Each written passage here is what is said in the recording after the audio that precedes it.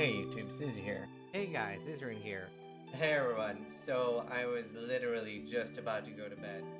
Hi, Zizaran here. Zizaran here with Zizaran here. Zizaran here with Zizaran here. Hi, Zizaran here. And welcome to my channel.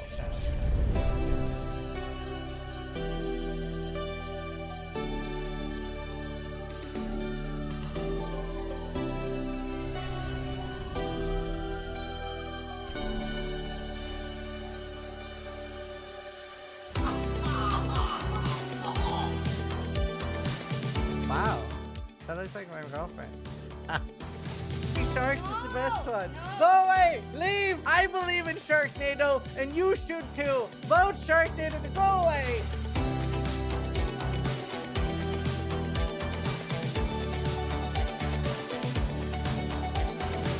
That says a lot.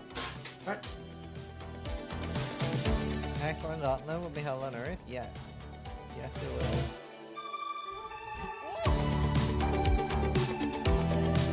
Oh my god! Nothing prepared me for that! So creative.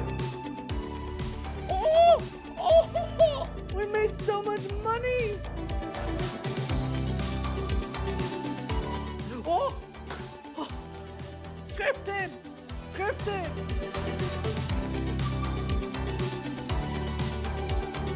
That's our card! That's our community card! We made this!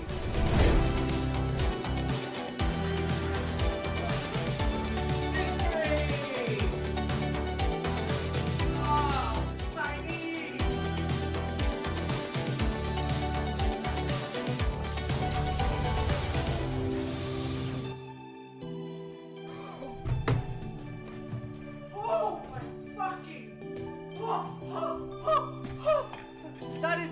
Oh my... This is the undisputed best axe in the game! For Duelist! For Banquet! Fucking Banquet! Holy... 3 hours and 22 minutes. It costs money on PlayStation 5. Just meant, is it worth me getting it? Even though any progress will be irrelevant when late comes out. Well, I'm assuming, do you mean, is it worth playing now a week before the reset? I mean, it's also, nothing you play now will be deleted. There will just be a new season that'll come out on Friday, which, like, if you want to play the new season, that'll have a fresh reset. But obviously, like, anything you learn now, assuming you don't drink yourself into a stupor, everything you learn, you will still have learned. So, yeah, it's worth playing now. And it's not like they're about to make PoE 2 free. Even like, let's say that it was going to be free on Friday. If you enjoy the game, you'd want to be spending at least 30 bucks anyway on stash tabs. So, it's a pretty safe bet to buy. So is this the first league of PoE 2? Yesn't? Like, it will be the first league of PoE 2, but it's like an early access league. So, not really. Like, yes and no, I guess? Like, yeah, no, yesn't.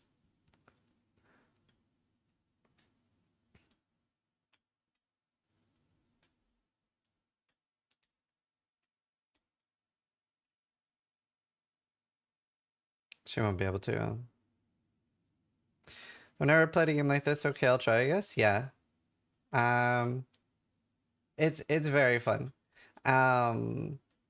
So the $30 basically gives you points that you can buy stash tabs with, and those work for both PoE 1 and 2. So even if you don't like PoE 2, you might like PoE 1. I have loads of help resources for both games, so we can help teach you. There will probably be something you enjoy, unless you just turn out that you don't like ARPGs as a whole, but it's always a risk, I guess, when buying games. As far as the $30 goes, it's a very good purchase. Nightix is firing Ziz's laser. I drank a stupendous amount of alcohol and never lost a minute of single memory. I have. I've had 2 or 3 times where I literally could not remember the night.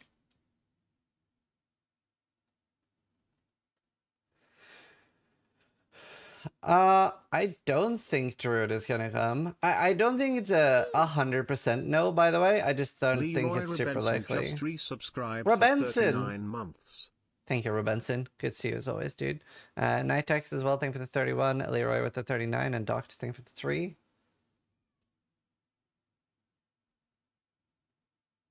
Oh, I think Luna's at my door. Expected to be much higher. Yeah, no, it's literally like 30 fun. Hi, baby. Yeah, you can be here. No, so like Path of Exile to play with literally $0. Like PoE1, right? You could play for $0.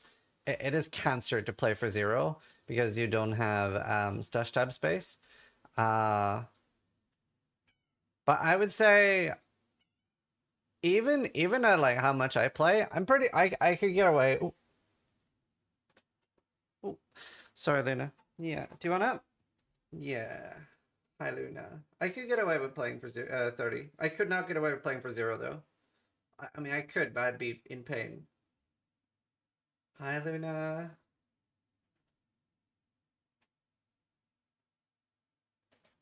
Do you mind my chest? Yeah.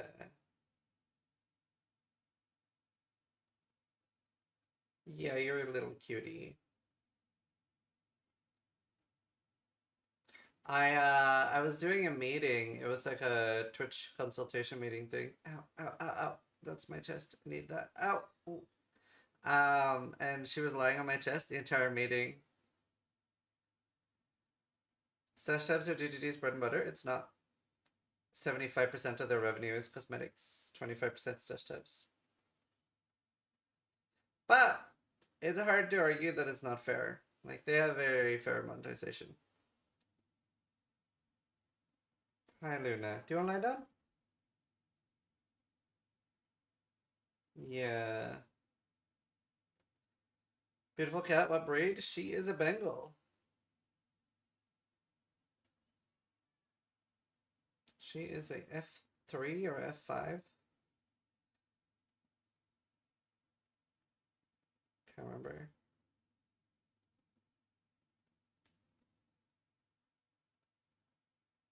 If they're gonna transfer MTXs into PoE2, I don't know. I care very little about that. It's fair but expensive? Wait, what? PoE2 is very cheap compared to most games, no? It's not for you. I don't know what it is, but it's not for you. Oh.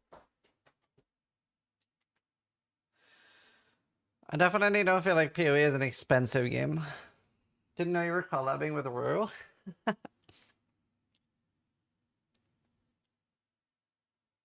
Oh my god. That'd be such a funny movie, like video. Make like a 10-minute video of just like Loki lying in that like basket and me just going like, so Rue, how long have you been streaming now? And then just like no reply, obviously, because it's a cat. But then I just keep asking like loads of different questions. Cosmetics are on the higher end. I agree that cosmetics are expensive, but I think that's my take on cosmetics that don't change the game is cosmetics should be as expensive as whatever makes them the most amount of revenue, because that allows the game to be as cheap as possible. That's my take on it, on cosmetics. Always has been. So like, let's say that they would make more money with cosmetics being 10 times more expensive and me not wanting to buy any, that's fine. But if they made more money overall, I think that would be a good thing.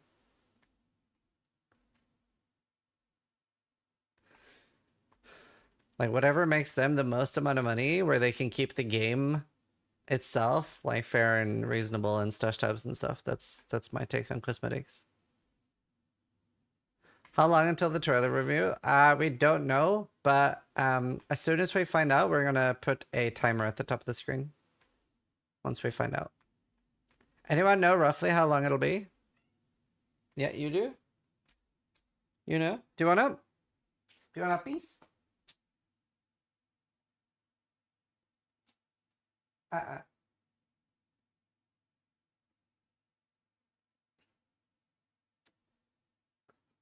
Don't you have Dida miners in PoE2? You do. You do have data miners. Do you think they will have supporter packs? Like, do you think they're gonna have new supporter packs for this? I wonder. Is that Biscoff behind you? It is. Well recognized.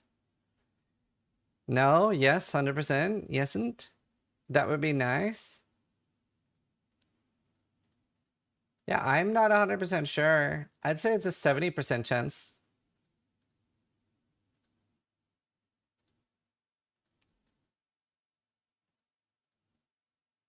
I would say 70% chance. It's going to bring my hype and people will buy. Yeah, they usually do. True. Trunt. Why would they not get more revenue? Yeah, I mean, you're right. They probably will. They probably will. Please bring some sort of crafting. So there's rumors of alterations. Do you think they will reset the economy? Do I think they're going to delete everything that you have so far, even though they've said 100% sure that they're never going to do that? No. Or are you asking, do I think the new season will have a fresh reset? Yeah, of course it will. Both of these are confirmed, by the way. They're not like a question mark. Luna, you're not allowed to be there. It's the one place you're not allowed to be. Nope.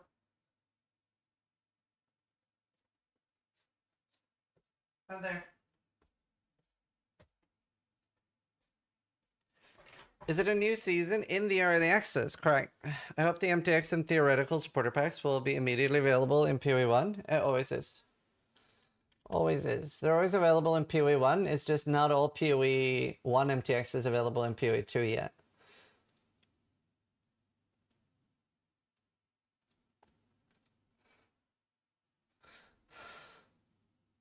I thought there was an economy reset. But didn't I just explain that to you? I'll bring out the notepad.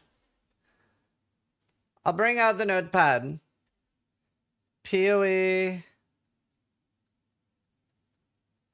2. Currently, we have standard and hardcore.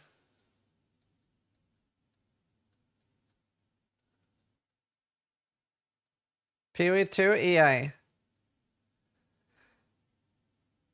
Right? This is PoE 2 EA, standard and hardcore. So now we're going to have... This is very loud for me. Now we're going to have Dawn of the Hunt. So let's say that's DOH. Right? Right?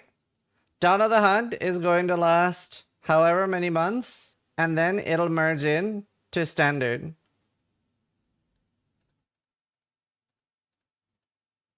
Sorry, I didn't mean to ruin my masterpiece. Get it? So let's say this lasts 3 months, right? This is forever.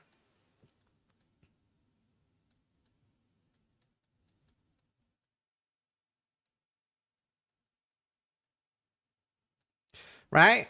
Now, what happens when PoE 2 releases?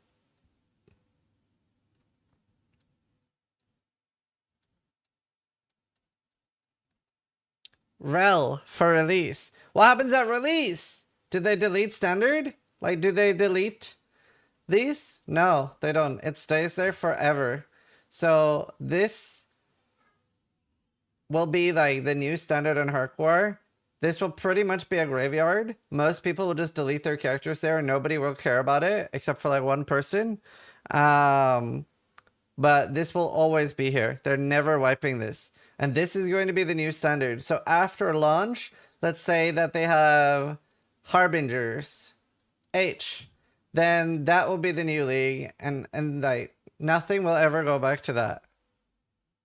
So this is going to be released standard and hardcore.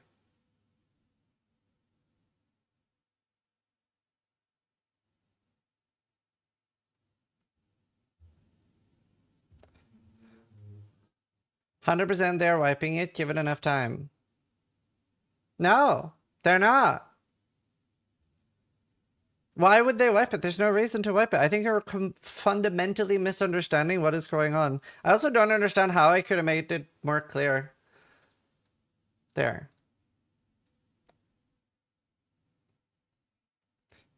So like this is just for early access. After early access, you can keep your characters there and you can log on 11 years from now and be like, back in my day, Astromantis was the best item in the game.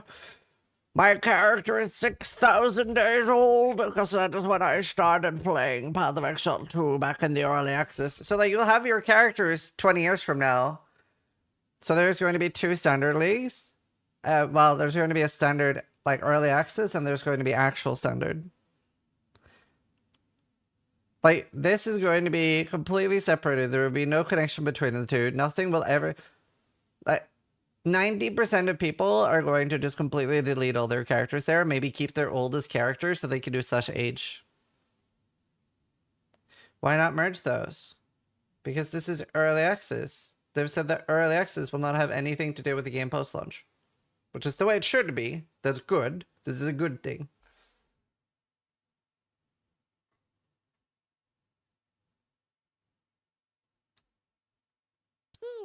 Chaos Respect, thank you for the 30 months. Chaos Respect just resubscribed for 30 months. They should rename EA Standard into Legacy, yeah. Who cares about the standard economy anyway? Like 3 people.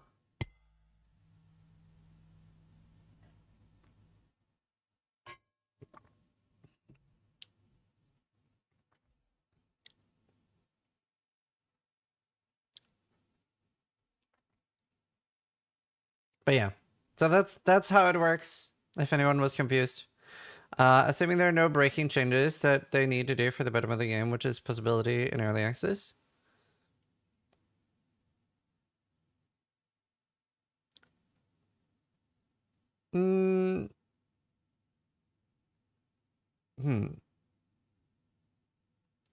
Okay, I mean, sure, never say never, but I feel like there's a less than 1% chance that they usually just have broken items there, right? Like, for example, in PoE 1, there used to be an item quantity gem. It's still there on standard. You can buy one. Like, they don't remove it just because it's not in the game anymore. So you can get that.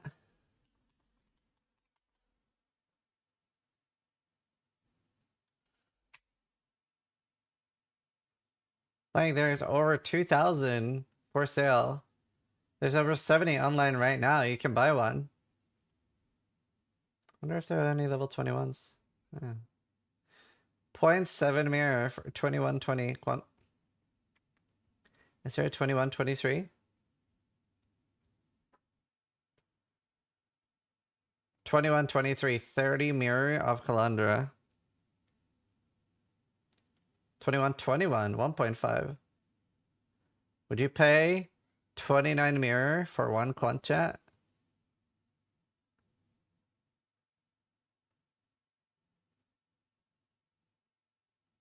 That's the only difference.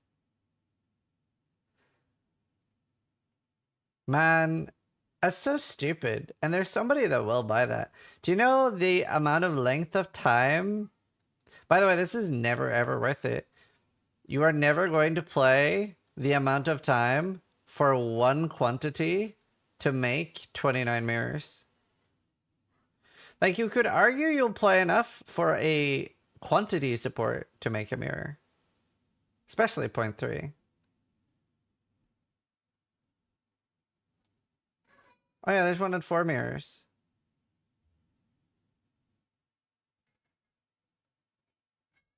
Crazy. It's about sending a message. True.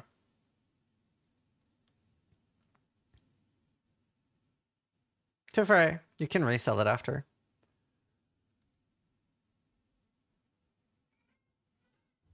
The 4 people that play Thunder, yeah. But yeah, I do really hate the terminology of a reset or economy reset, because what it does is it scares a lot of new players off with they think that they're losing their stuff. Whereas it's just a new branch is being created. Most people will play that because most of us do like the economy starting over, but you're not losing your current stuff.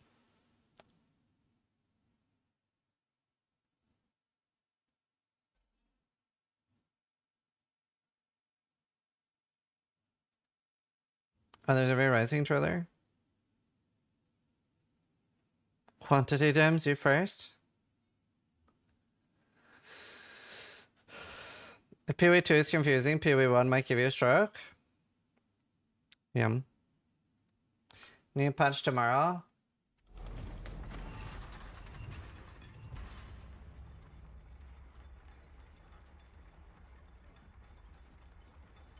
Three hours and 4 minutes. Peggy.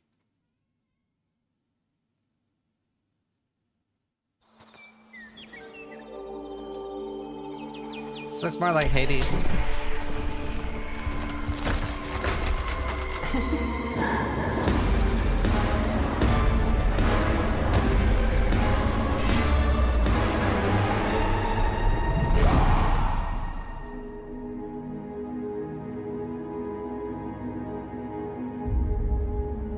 I mean, okay, that literally told me nothing. I'm almost guaranteed making a V-Rising server. Almost guaranteed making a server.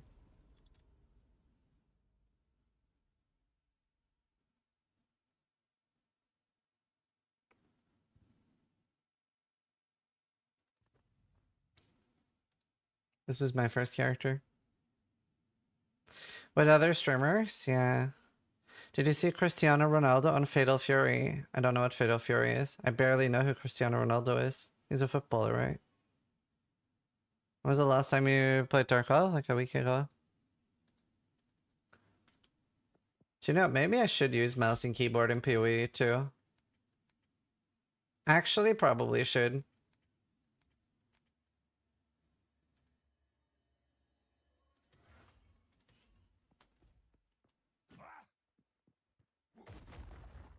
I probably should.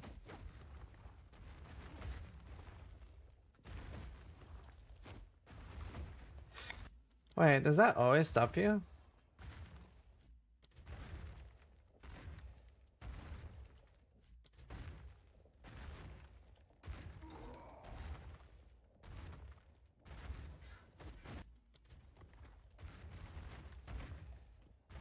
Oh, it does.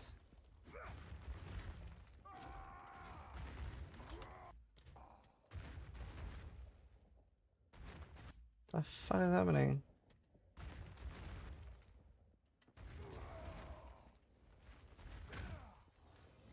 Yeah, I really should use mouse and keyboard. Why? Because it's going to get confusing for my brain to switch between the two of them.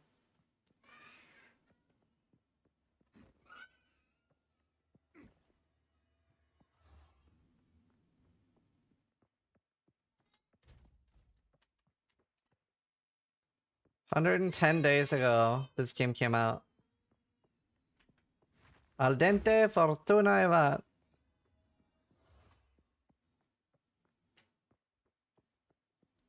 When do you think the next PoE1 content will end?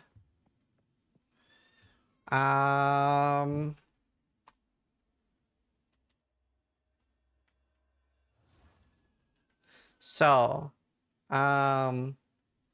we have PoE 2, 4th of April, last EPOD, 17th of April. When is No Rest for the Wicked?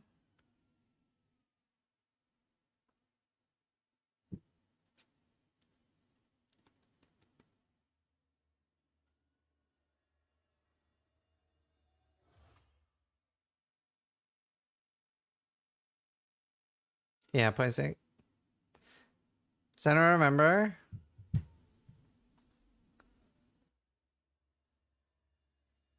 RPG timeline?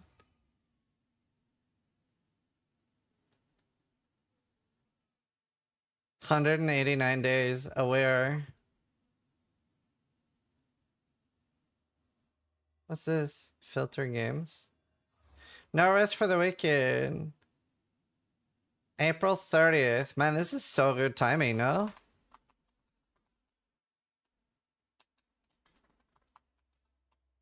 This is so good timing. And then... Wait, shit, when was V Rising?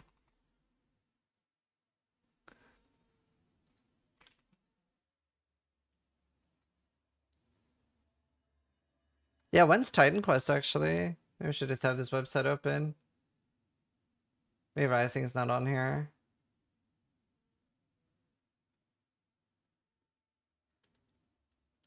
$28th? I don't necessarily need to instantaneously do a V Rising server, though. Titan Quest not announced yet.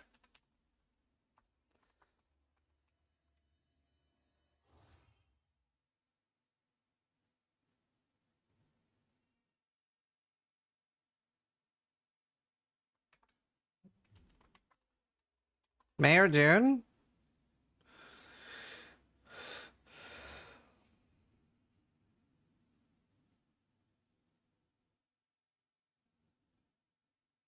I think it's very unlikely, May.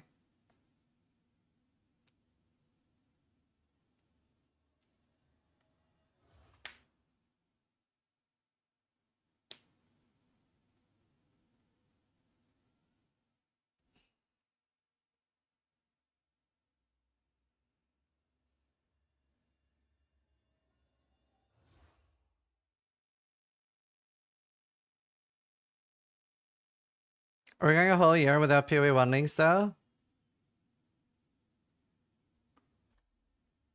I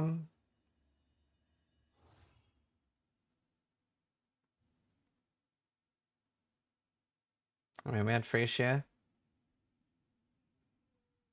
Honestly, personally, I don't know. I hope this is the case for a lot of other people. I got very satiated with Frisia, but I also, it made me realize how little PoE 1 needs for me to enjoy it.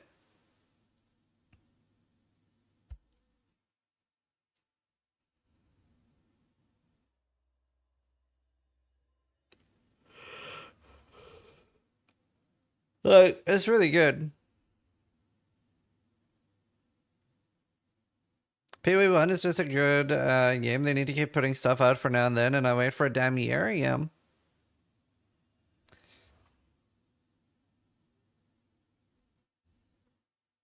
Kill Uber's first time in Frisia. Nice. They need to hire more people for both games? Maybe. Will they end Frisia to force players to test PoE 2? Probably. How long is left on Frisia? 28 days left. They might extend it again for the people that really like it. 4th of April. Okay. I hope they had predictive network option in PoE 2. I'm 95% sure it's hybrid right now.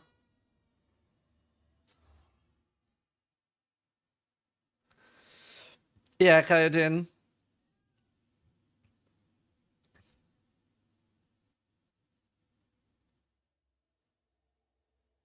But they have to test PoE 2 stuff somewhere. It's not like they can do it in PoE 2 because they cannot do drastic changes on an early access game or the audience gets mad. I don't think they were testing idols for PoE 2. What are you doing for 3 hours? Yapping.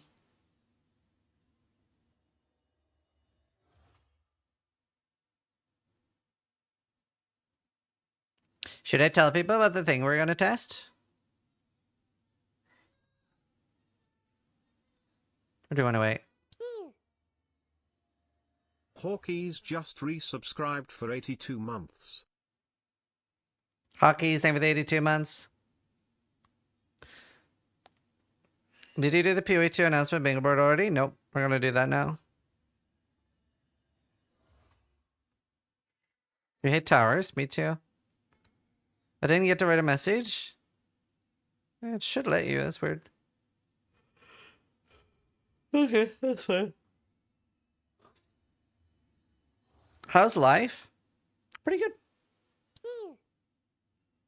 Bit stressful, but pretty Axel good. just resubscribed Actual, thank you for the 84 months. Po2 hype. New V Racing update. Thank you, Actual, thank you for the 84 months.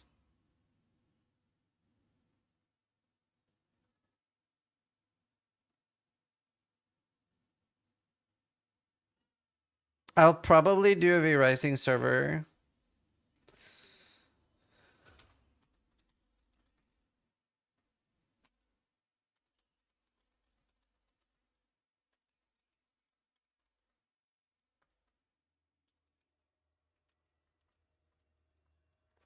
Yeah, I'm thinking about doing a V Rising server. It'll be either a solo or duo server.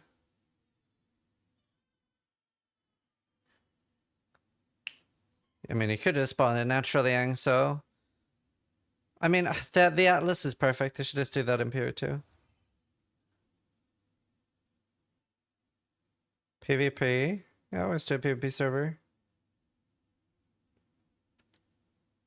I always do PvP.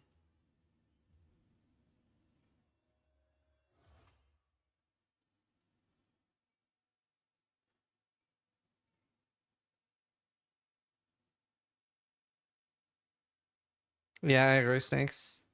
It is a bit weird. You know, the PvP. It'll be either a solo or a duo server.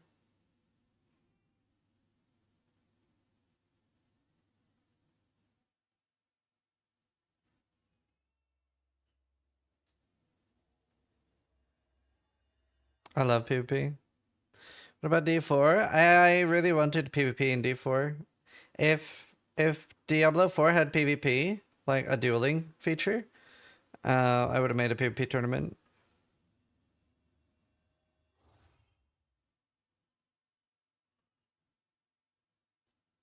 It's not been too bad to get in. Yeah, I would have made a hardcore one to the death.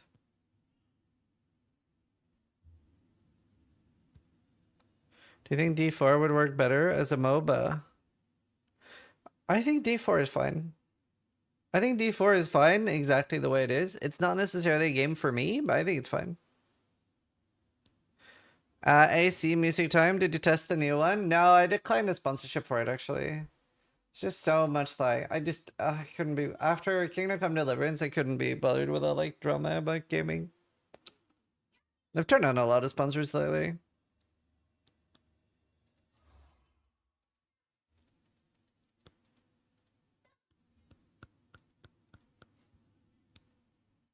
I did see their tweet though, that was funny as fuck.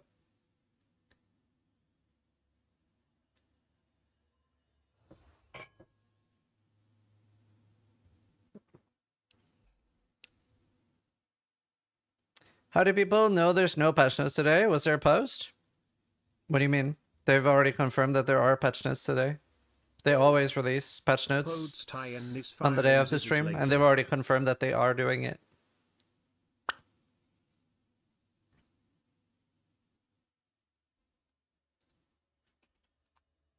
Huh?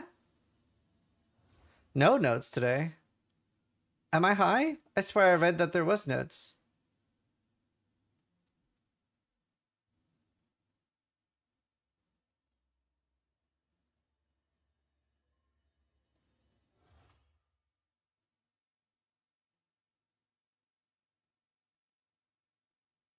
Wait, did they edit this? This initially said patch notes would be there, right?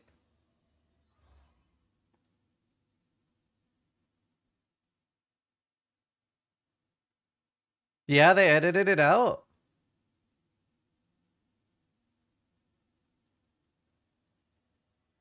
Wait, why? Oh, that's so sucky for streamers. Fucking kill me.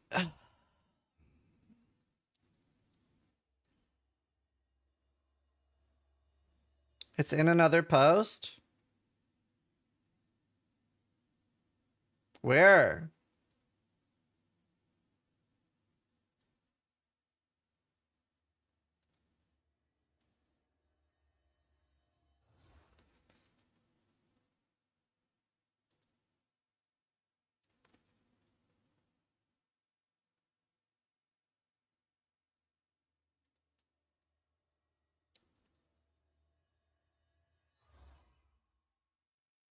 Tiny token. It was nice on launch when everybody was figuring shit out instead of having builds created. Yeah. That was fun. Yeah, there's a map tab.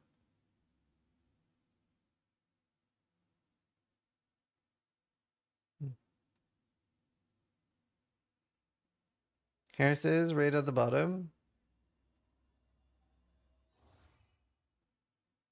Due to miscommunication, we incorrectly said we would post patch notes after live stream, but unfortunately, the point 2 patch notes will not be available until next week. Bitches.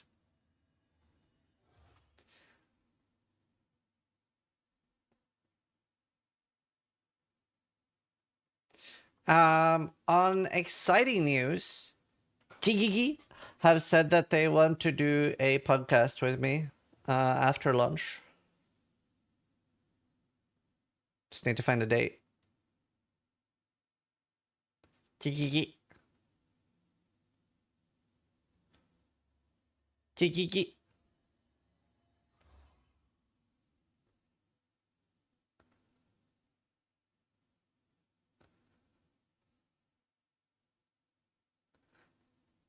That means they're confident the patch is going to satisfy people. No, it doesn't. It does not mean that. It means that they're confident there's going to be stuff to talk about after the launch.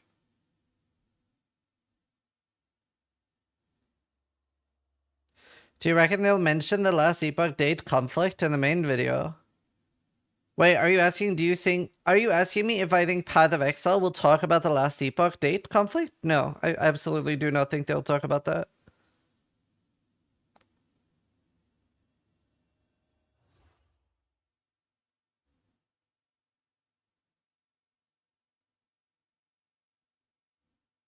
Will you ask about the reasoning after launch 2 days after last epoch? It's just gonna be like they didn't want to delay more. Unless you want me to be like, why do you hate last epoch? Are you mean?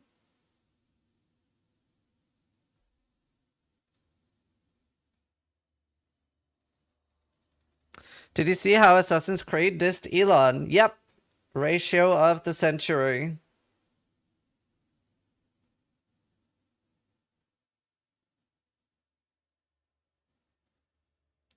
Why would anybody think that they would mention that? Yeah, I don't know.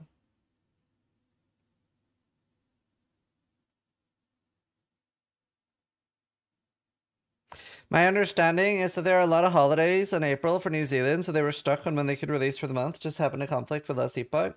That is the correct answer. Elon got, but Assassin's Creed Shadows isn't doing great either. Well, we only know their Steam numbers, right? We don't know their Ubisoft numbers. So it's just speculation.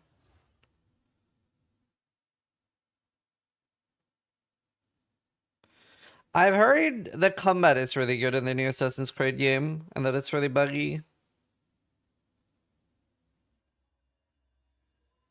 The stock didn't recover, so I guess they're not doing good. I have no idea. I don't really care. If it's something I care about, Ubisoft is very low on my care list.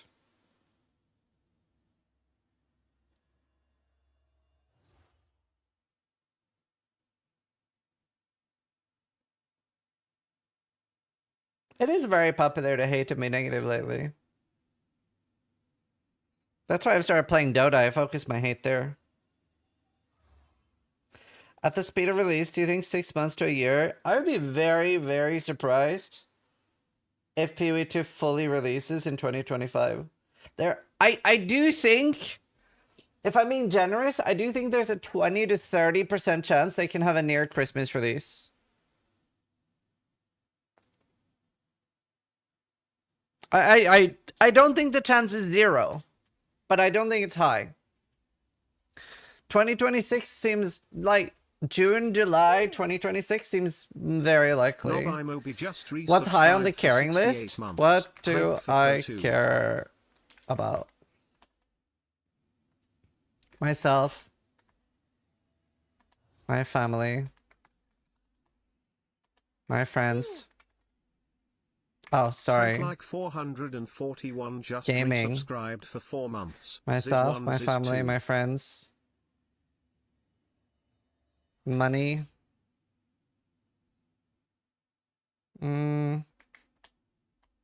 Integrity.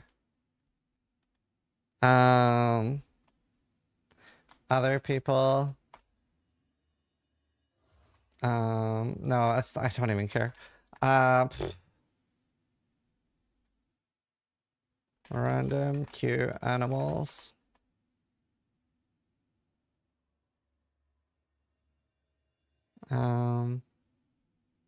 Chat.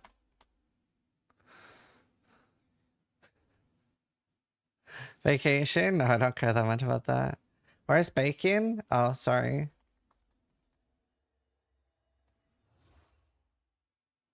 What else do I care about?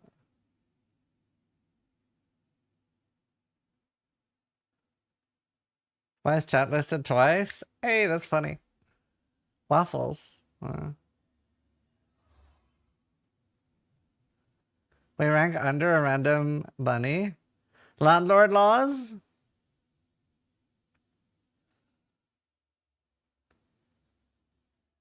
You'd already kill shot facet player? Wait, what's wrong with kill shot? You missed Krebs. Where's the cat family?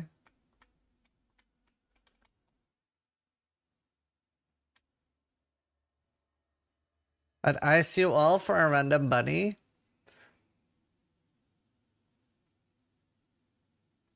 I don't know, that's all I care about.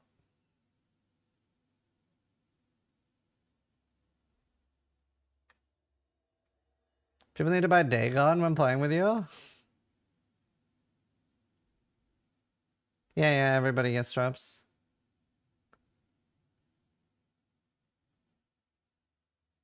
Sure, I'll always do podcasts. I will always do podcasts.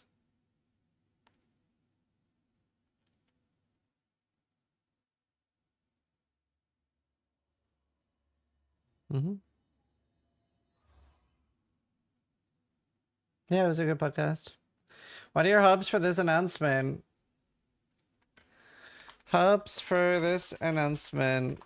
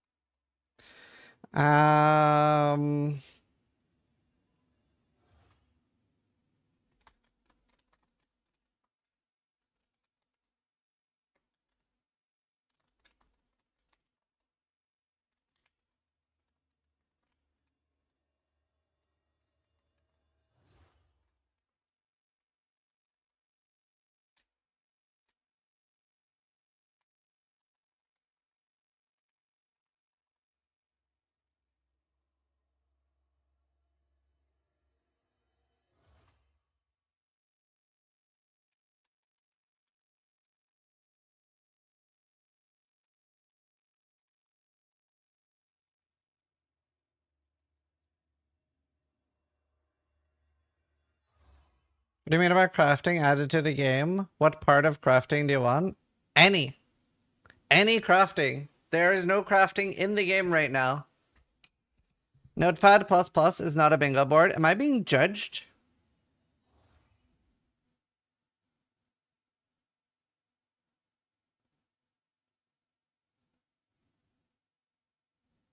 I would never judge you, PoE Dad.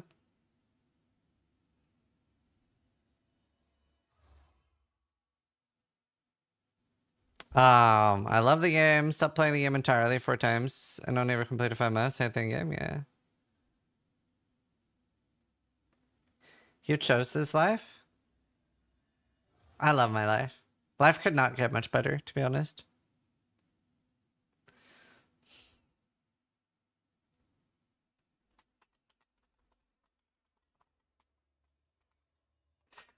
I don't understand. Why did they make Draenor so much worse? Am I the only one very confused by that?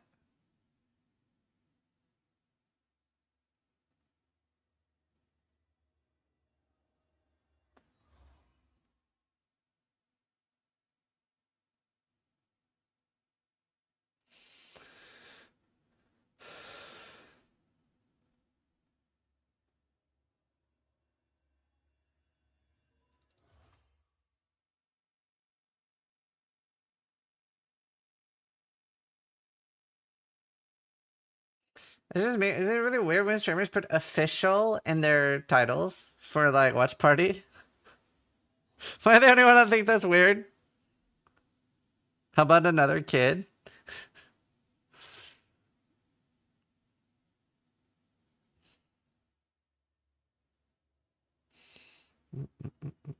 Who loves the streamers?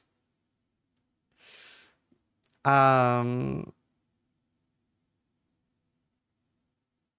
should put super official in mine. Lost hardcore character to drowning or blind, yeah. Mm.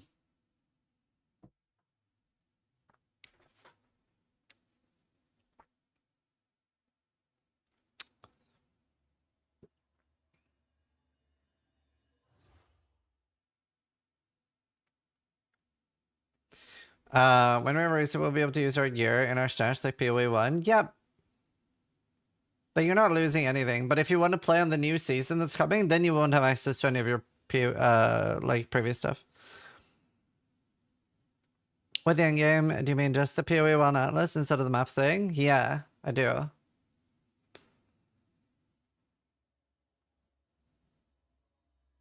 No, they've already said that they aren't testing idols for PoE 2. Also, idols are bad. And they gotta remember, right? They want PoE 2 to be more accessible to random people.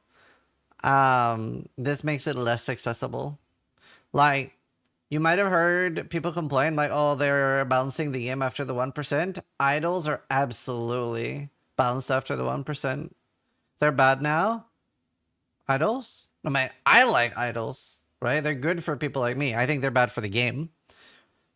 Like, it creates, like, so there's always going to be a gap between somebody that plays the game 20 hours a day, like me, or in Fubgun and Steel, etc., and somebody that has like 6 kids, 6 wives, 3 jobs, and gets to play 2 hours on a Tuesday, right? They're always gonna, like, the more casual you are, there's always gonna be a big gap. But idols exasperate that so hard. Harder than anything I've seen.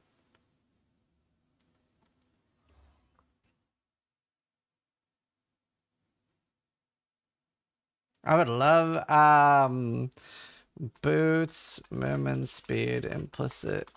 That'd be nice. Last epoch had idols as part of you gearing, yet we cry about them in PoE 1. Oh, I see. So they're completely different, right? They have the same name, but they're completely different things, right? That's like saying that you can't complain about boots in Path of Exile 2 because you have Fireball in Last Epoch.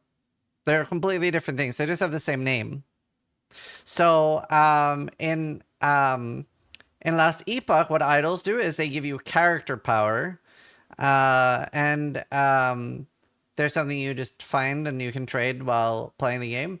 In Path of Exile 1, idols are how you access the endgame. So they're like completely different things. In PoE 1, they have nothing to do with character power. And the problem with it is that the good strategies become so expensive that it might cost, like, let's say it might cost 200 hours of your time to start getting it and playing it, and then you might get really, really rich really, really fast.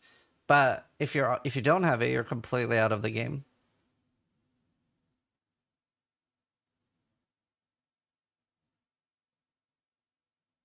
I really like your idea of group found, similar to Group Iron Man and OSRS. Yeah.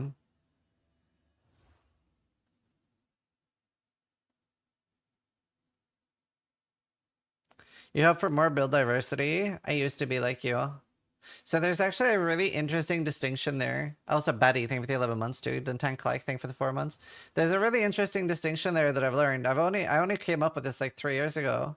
But there's a very big difference between build diversity and build viability. Build diversity is very unlikely to ever happen. Because no matter what, people gravitate towards content creators play. We see that in any game now. But what you want, which a lot of patches have had, is build viability. And the difference is You want to be able to go like, I can complete the game on any build. Prometheus project is But something firing will Ziz's always be laser. better. Prometheus, I didn't think for the subs. No, the drop doesn't work for another 2 hours and 30 minutes.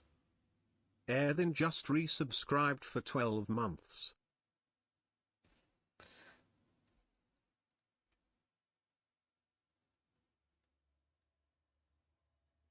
There.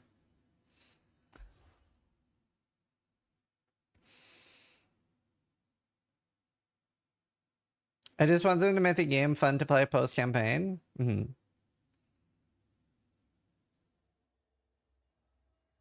Delve? We already have Delve in PoE2. Adding Delve would add so little.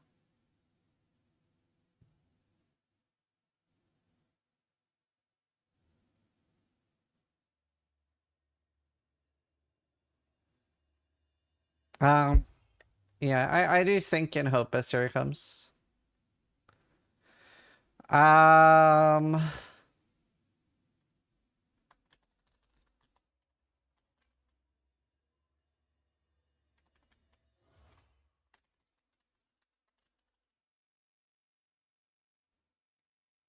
Where do we have Delve in PoE2? The entire endgame.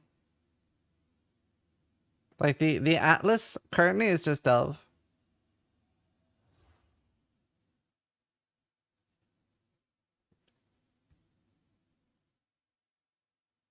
What other of these do you think will get added? I do think we see Blight. I don't think we see Blight now though. Do you think they will at least hint of the Druid? I don't know. Oh, Spectres are coming for sure now, right? That's definitely coming.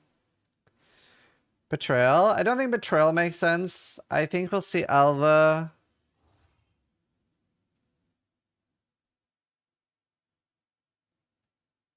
Heist. Do you think there will be a support build for Huntress? I don't know. Settlers. So Settlers is Act 4, right? I don't think they'll do Settlers as a league mechanic.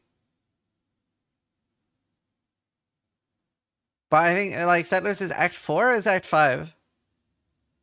Tota's kind of likely. I don't know if we'll get that now though. Well, maybe. No, actually, maybe. People dislike Tota so much. I liked it. Yeah, King's March is Act 4, mate.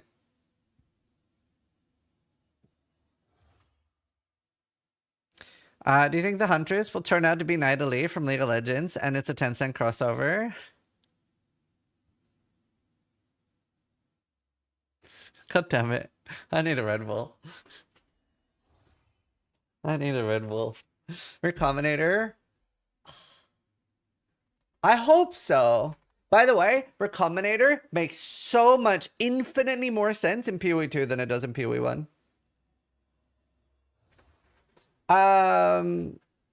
Also, apparently there's some like weird alteration leak, but it looks super Photoshop. I love Tota. Any Tota lovers in chat?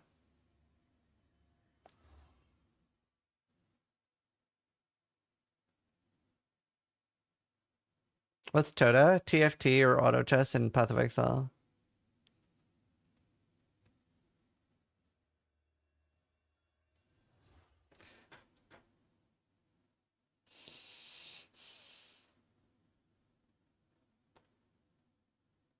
Greetings, Zizaran from Nairobi. Spidey, my cat, is also saying hi. Hello. I also prefer Toto. They have some solid jams. I'm so jealous you would like butterbeer.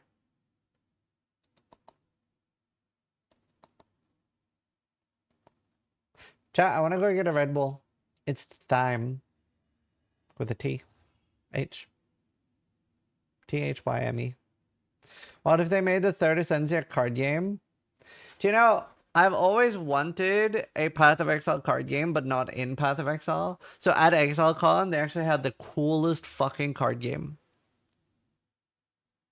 They have the coolest fucking card game. I wonder if I can show you it. ExileCon card game before I go get a Red Bull.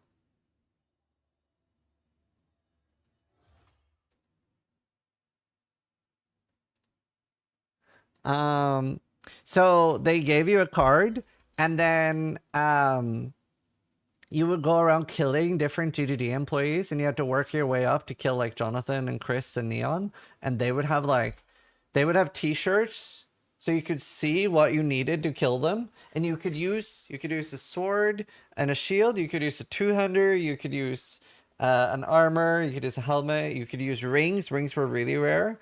I got really lucky and I got Astramentis, and I managed to kill a pretty high level boss early, and then I was a bit ahead of the curve.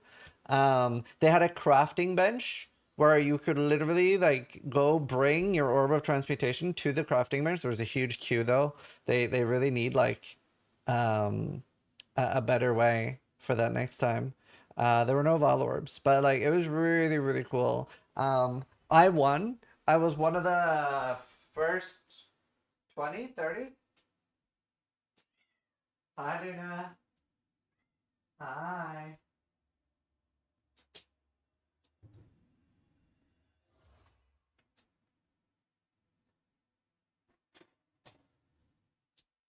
So the first people to kill Jonathan or Chris got a Mayor of Calandra pin. So like you could buy every pin, but you could not buy the Mayor of Calandra. This was only for the people that beat the game. And I managed to do it. And I managed to do it legit. I even refused handouts. I actually, like, how ethical is that? I refused handouts IRL.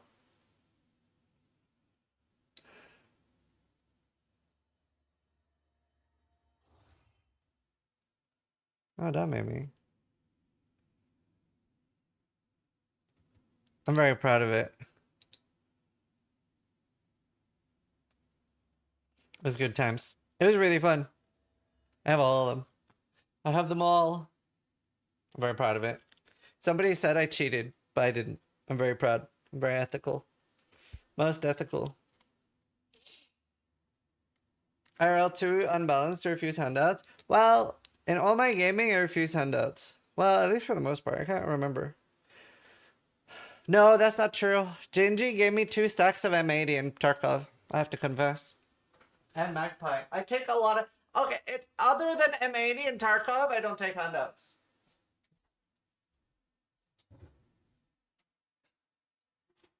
I refuse to use TCP, okay? It's garbage. There are exceptions for everything in life.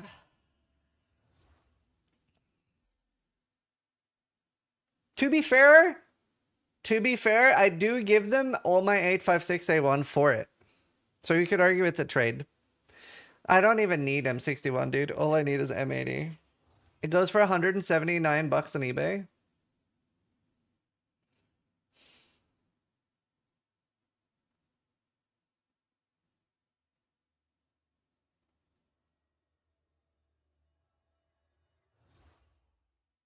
So this camera is tilted and it's driving me nuts.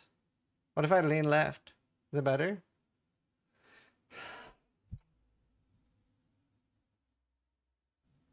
How's that?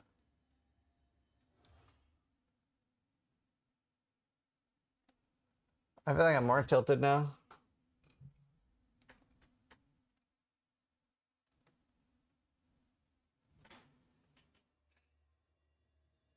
Now it looks very straight.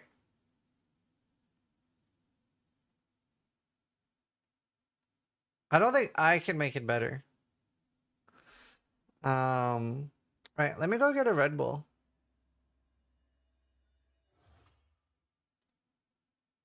Enjoy some ads while I'm gone. For those that are new here, I play ads when I go AFK. That way you don't get interrupted by ads for content.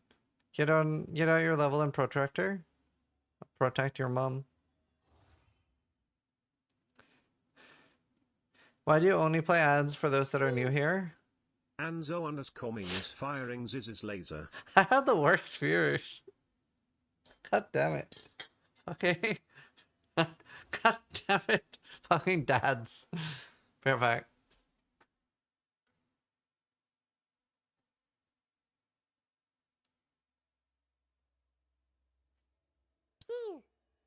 Fobson is firing Ziz's laser.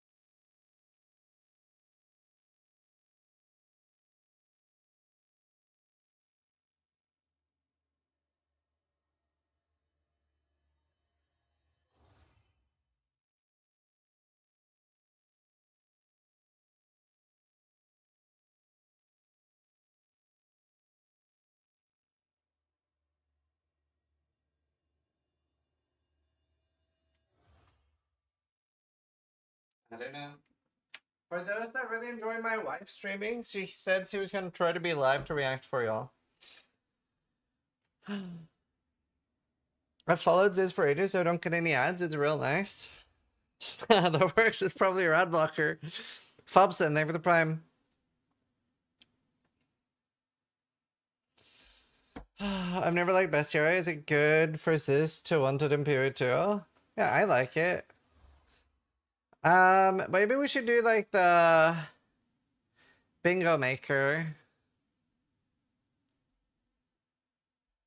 Do you think Abyss comes to PoE too? At some point, yeah. Bingo Baker.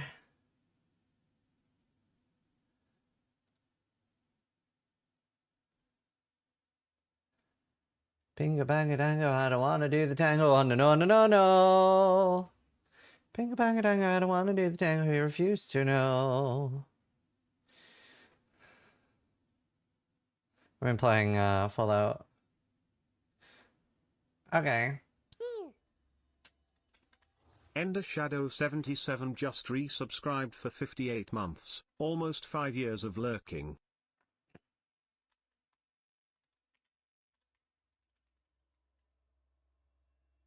It's a long time, Ender Shadow. Such a good book. You know what? I really like the movie too. Thanks so much, JT, for the resub.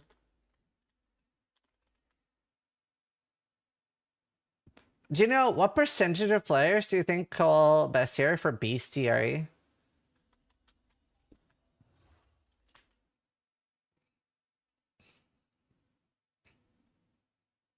Well, we already know all of this is coming.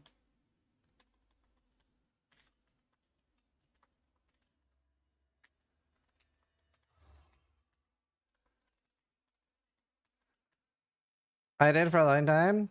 Daggers? I don't think daggers are super likely today.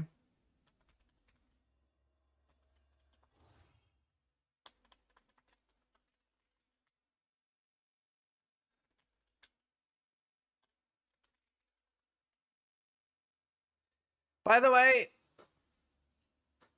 how many people would prefer this? That instead of killing every rare in a map, that the completion objective would be that you have to kill 80% of rares or the boss.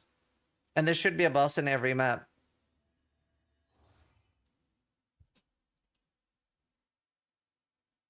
That's what I would do.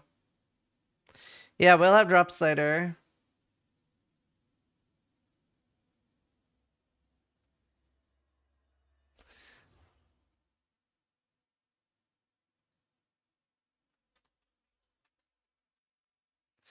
I'll put it in my title. I hate this. I hate that everybody have drops in their title already. I'll write drops soon. Do you know? I really hate content creators, chat. We are the worst. We are the worst of us. I hate it. It's so much about lying to people. I don't like lying to people. Trying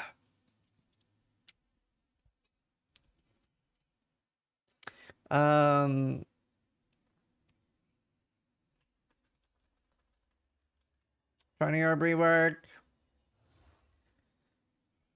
Boots, MS implicit.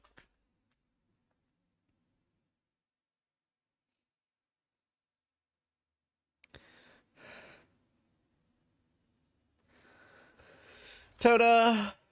Specters. King's March isn't coming until they add Act 4.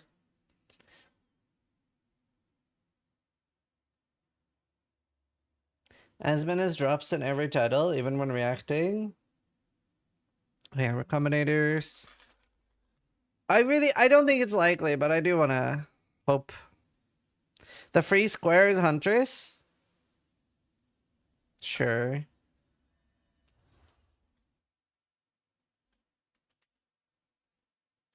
More story? Unlikely.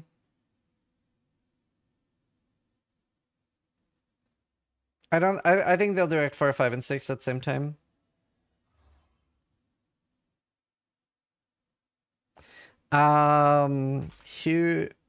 Everything nerfed. This should almost be free though, right? We know that's coming. That should be in the middle.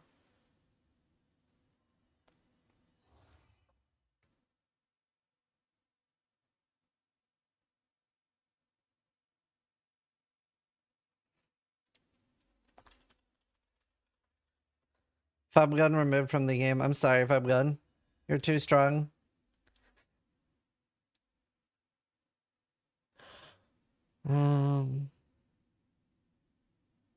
Yeah, they'll probably put in the puzzle books now.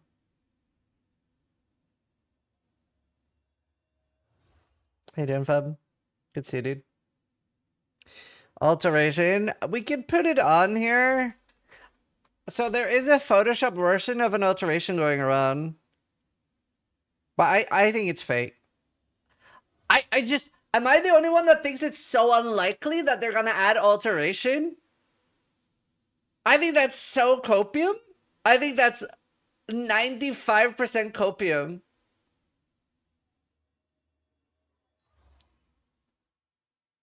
I think Druid is super copium too.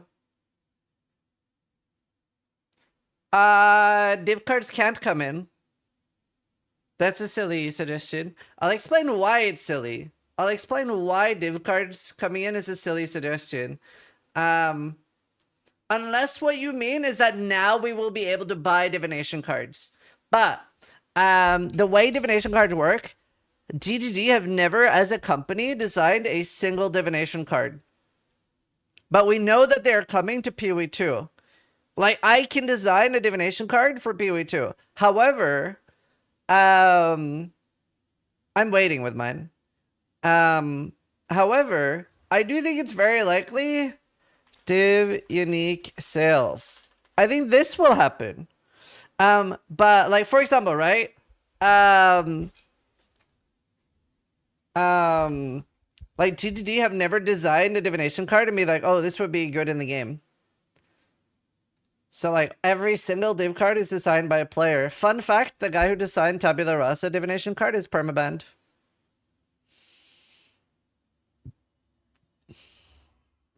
I found that very amusing. I was curious what he got banned for. For what? I don't know.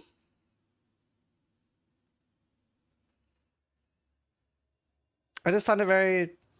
Who was it? I can't remember. It's just like people are... So I'll show you. People are attributed for their div cards when it's known on the wiki. However... the link is broken because it links to the old profile link. So this is broken. Like, it doesn't have the numbers. There's not that much you can actually get banned from PoE. Whenever I see someone is banned, I 99% of the time, my default is to just assume real money trading. More for rune slot armors? Yeah, maybe. It is almost always the time. Okay, chat, here's the spicy one. Delayed until 19th April. I'm just kidding. I'm not putting that evil into the world. I'm joking.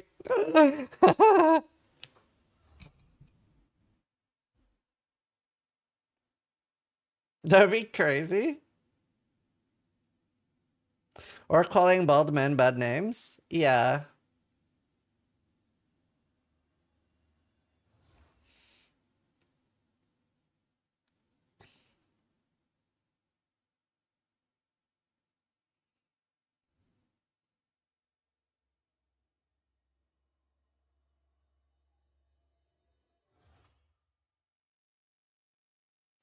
On Twitch, however, streamers get very upset if you say something bad.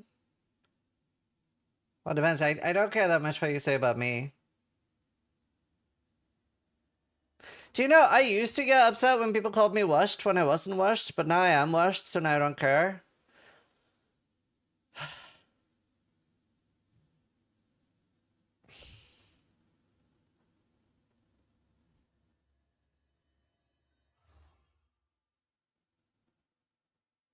Did you wash? Yeah.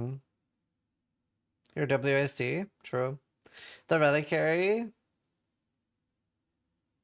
30 new uniques? Yeah, that's a good suggestion. Reliquary. Wait, we can already... The current supporter pack has that, right? That you can shove things in the Reliquary? What does that mean? Washed? Oh, that, like, you used to be a high-level player or, like, one of the best racers, and then you no longer are. Like, I used to win, like, nearly every race I participated in. Or at least a good amount. No, I don't. I'm bad now. A has-been. Past my prime.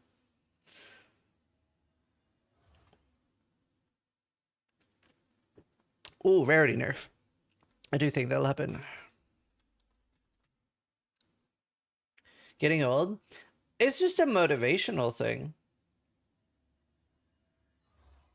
It's just a motivational thing. To be fair, though, normally what made me win all of it was people shitting on me.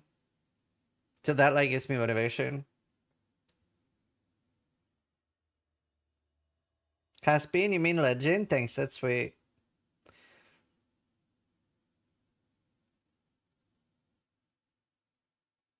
Elon meme? Ah, I doubt it. They're not gonna meet. They're too scared of Elon. Oh, charm rework, please. That would be nice. Crunkspline just resubscribed for 4 months. If the same people win every race, it stops being special. I do like color. Same people that win every race stops being special. Yeah. It definitely does get harder to play at the level I used to with, like, I don't even know if it's just like getting older and family and stuff. I think this is the banned humility account. Oh yeah, it is. He had one too many, chat. Wait, he's replied to my posts? How'd you find him? Zizaran's builds. What the fuck? Zarius010 is firing Ziz's laser. Yeah, she's a little cutie. I wonder what I got banned for. Scolding. Scalding hot? Will you take her then? Oh, yes. Just so she doesn't try to eat the scalding food. Do you think early access going free could happen? I don't. There's no reason for them to do it. It's also... It's really smart and fair monetization if you think about it. Because, like, they'll end up using those $30 on stash tabs anyway.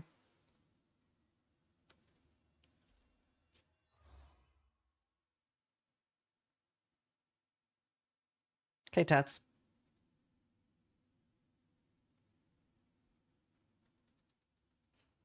How's the baby doing? All babies are good.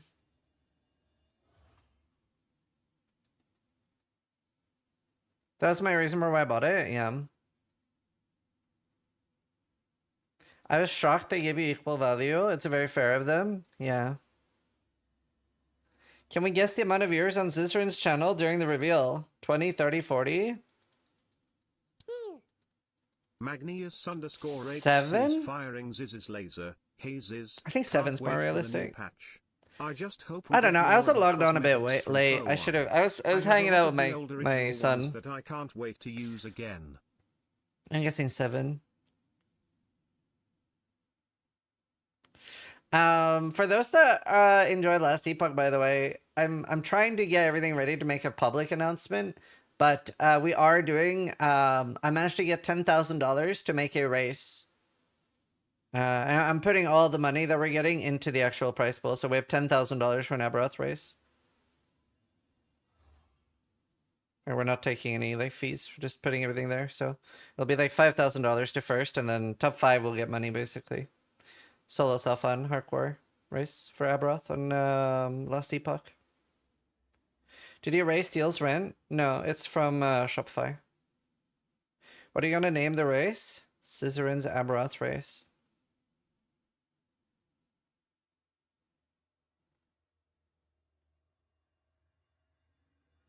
What do you think about trial nerfs or changes? I really like trial. I feel like Trial of the Sekima is the most perfectly made thing in PoE 2. I don't think there's anything bad with it. I think it's perfect. The only thing, if I wanted any changes in Trial of the Sekima, I would want slightly more rewards from the chest at the end that aren't jackpot, because it does feel very jackpot heavy. Ultimatum does need a rework. Ultimatum rework. I hate Ultimatum. Sekima chest buff. But like, in general, I would say Sekima is the most perfectly made thing. I think everything about it is good. It is very jackpot heavy though. Brian, thank you for the 4 months, man. Magnius, thank you for the 3 months. I could do without the one shot from the minigame. I like it. Mace rework. Like a mace nerf? Lab added. Druid? I think Druid's very unlikely. I think the thing is I think Druid's so unlikely. Android alien is firing. You know what? Maybe. Druid Copium. Maybe that's the last one. Well, I have Charm rework on here. This is a good bingo board, right? We don't need to make it bigger. We're getting Huntress today. That's why it's in the middle. It's the free one. Android, thank you for the 2 months, dude.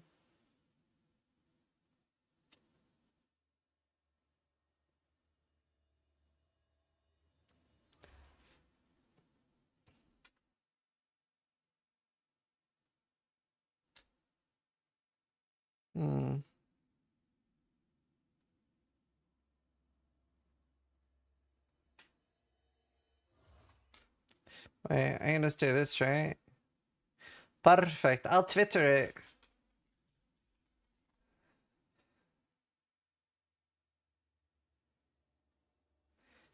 Here is my bingo board for today's.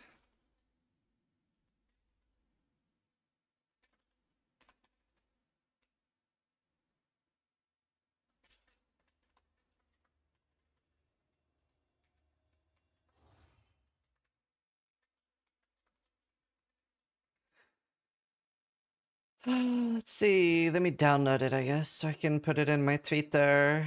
My Twitter.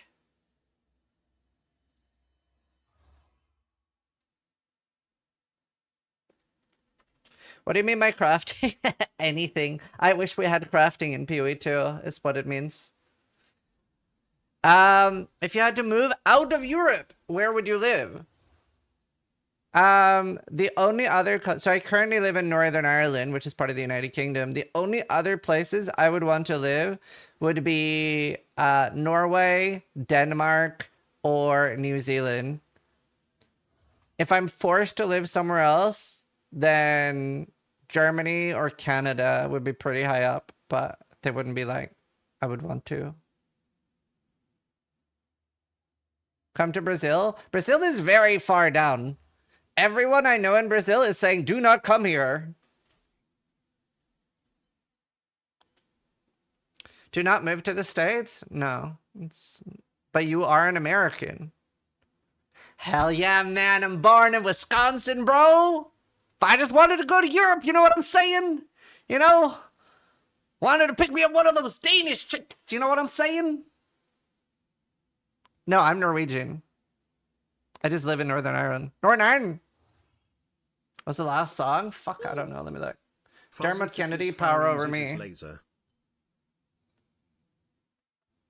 But I don't plan to move anywhere. Wisconsin is an odd choice for that accent. I'm not American, I don't know. I was just winging it. Much love from Oslo, thanks. But no, I'm not American. No, I would love to see that Paul Lafog with you at it. Hi, Starforge! I saw you were roasting someone.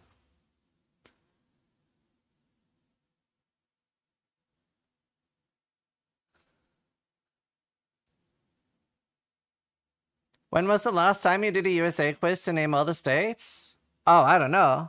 I forgot I used to do that. Why are you not American? Actually, it could have been. Both. I have a lot of ancestors in America that moved there. But I'm actually 100% Norwegian.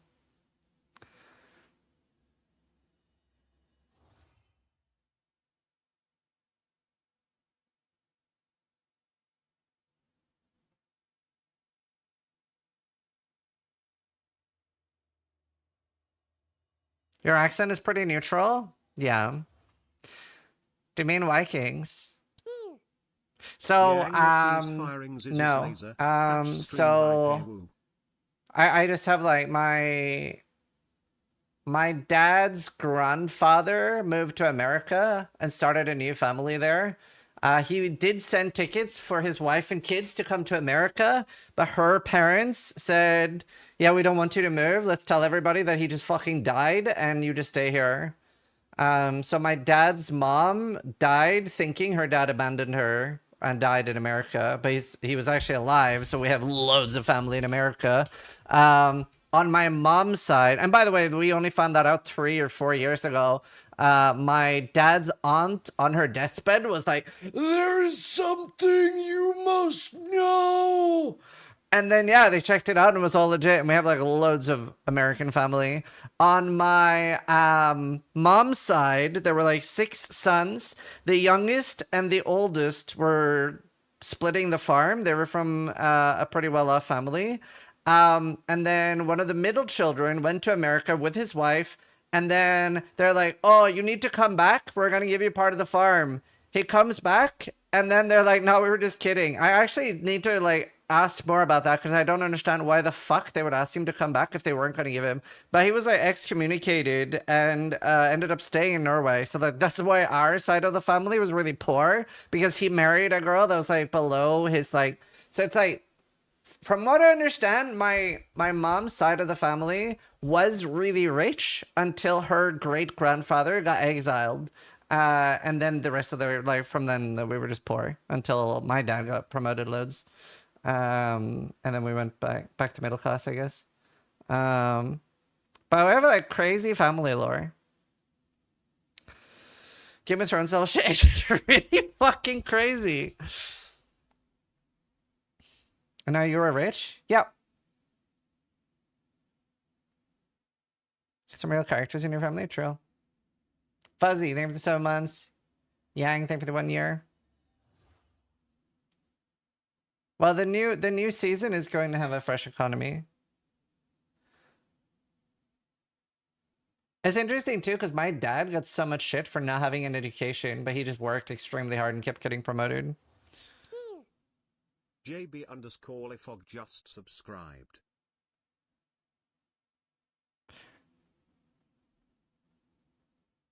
I remember I was so proud of my dad because he was like the 6th highest earner. So like in our newspapers in Norway, it'll say the top 10 highest earners in the town you live in the newspaper.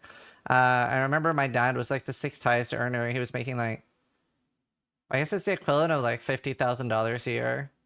This was in like, I don't know, he made like $50,000 a year. And I remember thinking like, that's so much money. That was in like 2000?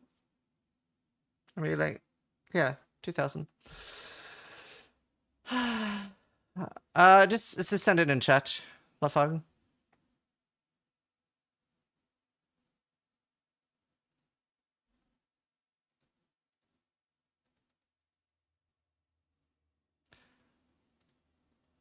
Thank you.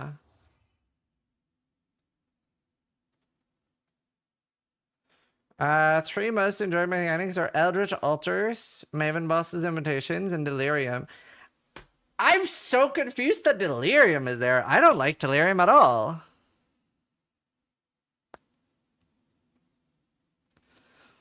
No, Mr. Hoster. That wouldn't work today. That would be a robber's top 10 hit list.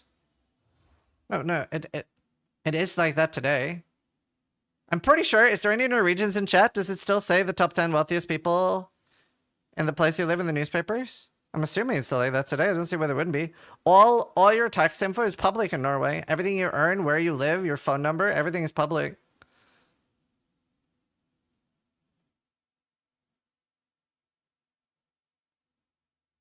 It's a thing in Finland too.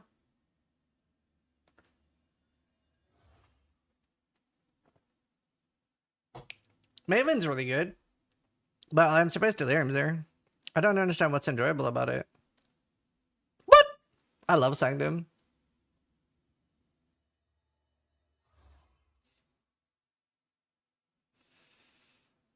Does it ever get abused? Not that I'm aware of, but I also left Norway when I was 18.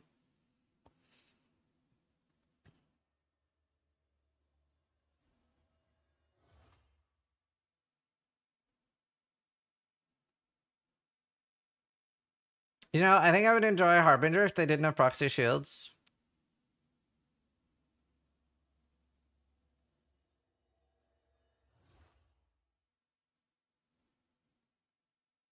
I love Sanctum. Breach is super enjoyable in my opinion. Breach is super fun. It's just a really good, fun, simple mechanic. I hate nearly every mechanic though. I'm different. I'm a hater. Wow, people really dislike Bestiary. Wait, but this is like mostly casual players voting. They barely play the game. Where's the 20k plus option? What is this, Paul?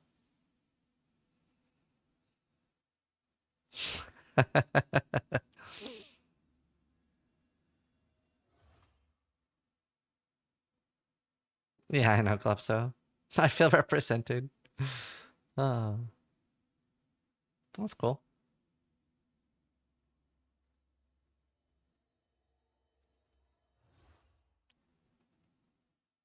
We're playing nothing. We're just yapping. We're a yapper stream.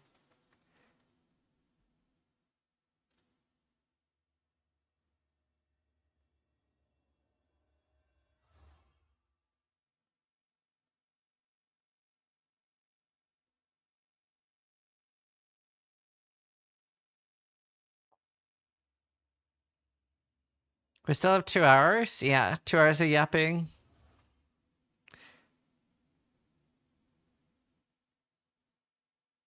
Hate streaming? Wait, I'm not hating. Oh, I am a hater, but I don't hate that much. Learn from Steel. Steel is a React streamer now. That's fair. So am I right now.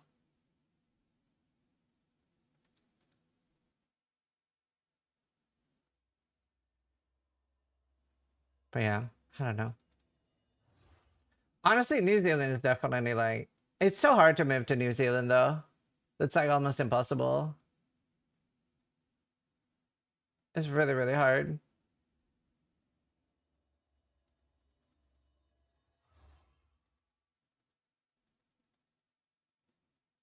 How is Germany to live in?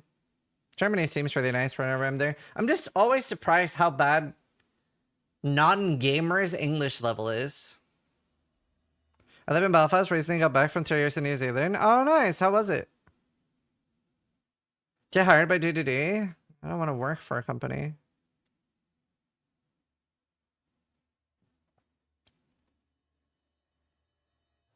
Hidden all the resources. I really like Berlin. Yeah, I know Zizaran.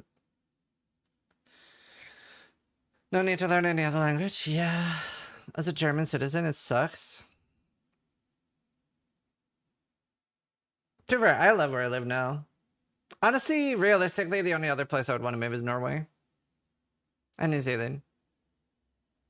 Nah, Norway, New Zealand, Denmark.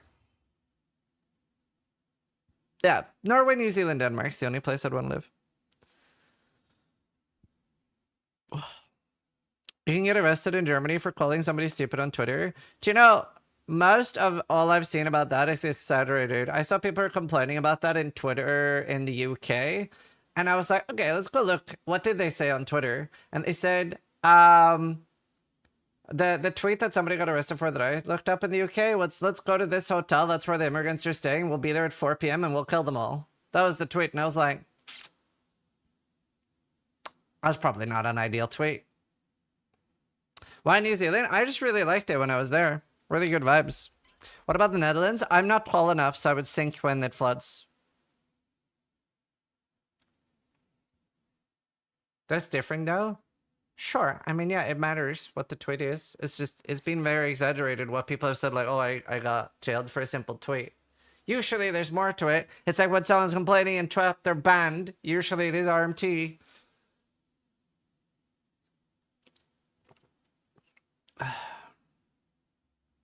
I don't work for Duty Mehmet. Sweden? No, I wouldn't want to move to Sweden.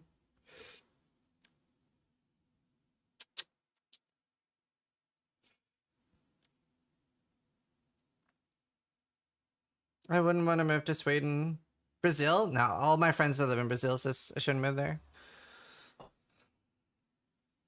Sweden is just a better Norway. Why though? I think it has worse takes on immigration. My take on immigration, like, it's really important to assimilate when you move somewhere. I think assimilation's super important with immigration. Like, if you flee from a country, but then you try to make the country you move to like the one you came from, you should go back home, in my opinion. Like, there's hopefully reasons for why you moved to the country that you moved to. Hopefully you think it's good. Like, assimilation's super important.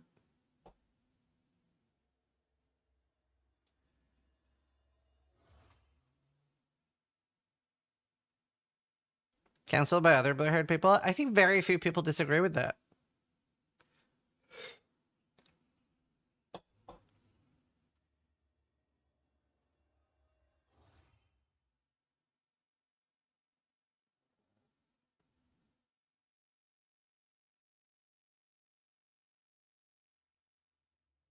What is Toda? It's a league mechanic from PoE1, basically, auto chess.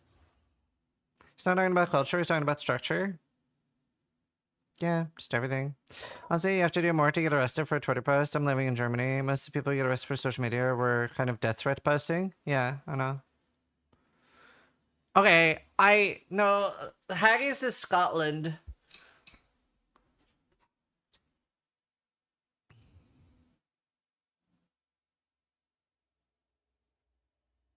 No, I didn't know that, Tulsit.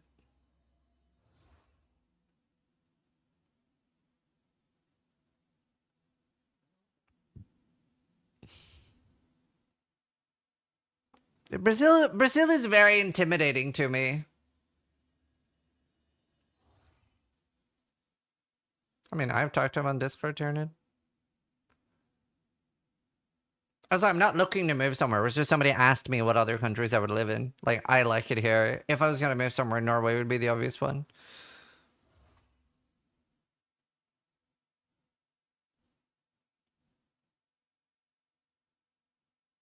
To be fair, I find most places unsafe, though. Like, most places are less safe than the ones I've lived in. Like, the UK, like, Northern Ireland and Norway are incredibly safe. Well, right now, not 30 years ago. You just need money to pay for your own security. It's average people who are in danger the most. You are not selling me on Brazil, Kaka. You are not selling me on Brazil. Texas is safe? Not relatively to the places I've been.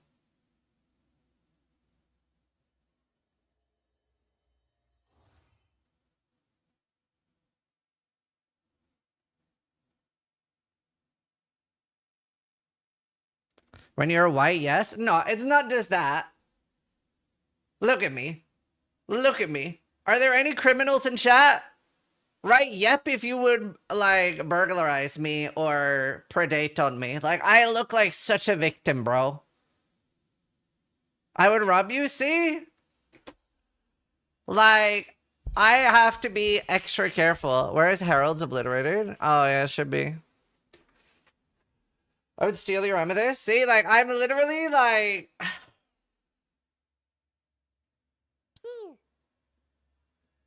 Supers 1's MA just I'm very subscribed robbable. for 87 months. Po2 high minus 100%. Supersize me, thank you for the 87 months. I want to tell you a story of when I think I was about to be mugged in New Zealand. So I will draw you. No way, I can show you on Google Maps. I can show you on Google Maps because I know exactly where it was. N1J36 TV just subscribed. Let me show you where it was. PTSD from almost being robbed? Well, there are probably a lot of like robbers in chat, so they can like give me the inside scoop on if my gut feeling was correct. Okay. Auckland. Where's the stupid tower? Aotearoa Square. Sky Tower. Here. So.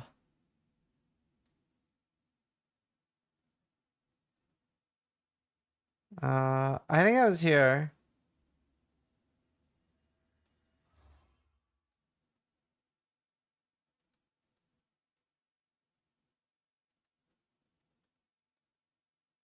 I think I was here.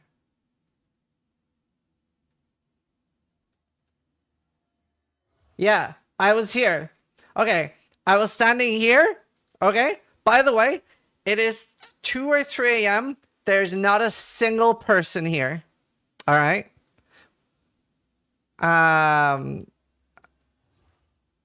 Not a single person here. I'm standing here and I'm trying to buzz into the Airbnb, right? 2 or 3 a.m. It's not a courthouse. The courthouse. Wait. Oh, maybe it's not here then. Okay, it's very, very similar. It might be one straight down. Fuck. Yeah, you're right. This is a courthouse. Is he here then? No. Oh, maybe it's rebuilt. Maybe it's here. But it was very similar. Is it here? It was very close to the Sky Tower. Wait, where's the Sky Tower go? It was either here, here, or here. Oh, man, it must be here then.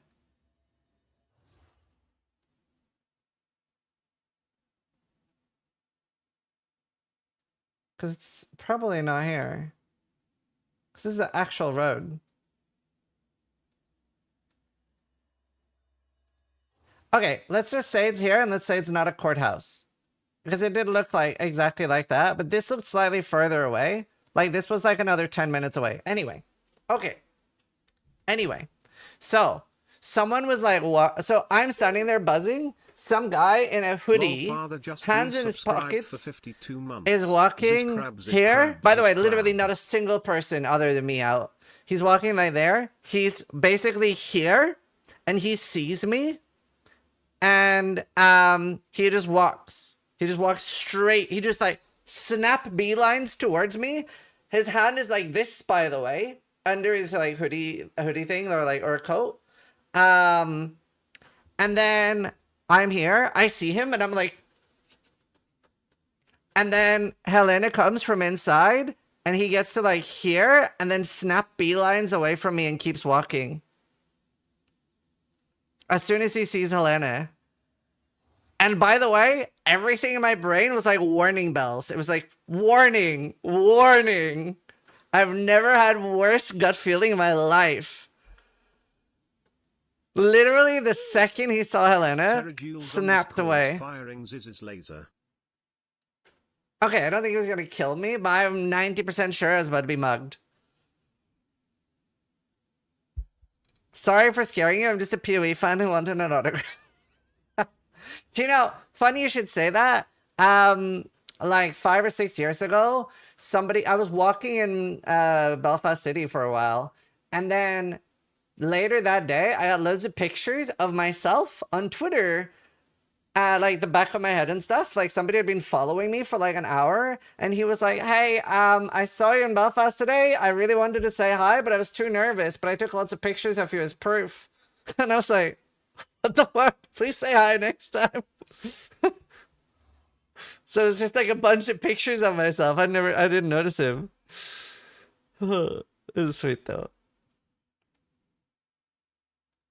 But yeah, I'm pretty sure I was about to be mugged. Pretty sure. That's super creepy. It's not that creepy because he didn't have any like nefarious. He was just shy. A log goblin. Like I've met a lot of people that were very nervous to meet me, which is fucking hilarious, but it is what it is.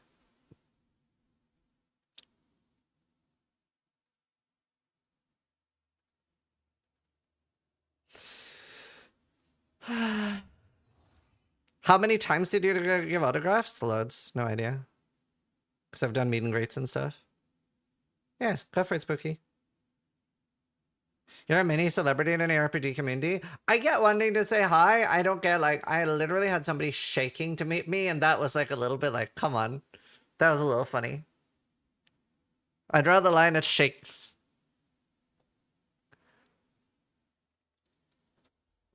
Yeah, I know he's here. Bestiary.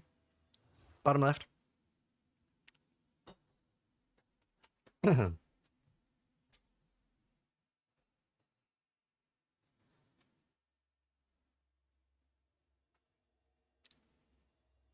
I did meet somebody in Belfast the other day. I was walking home and I was patting a cat.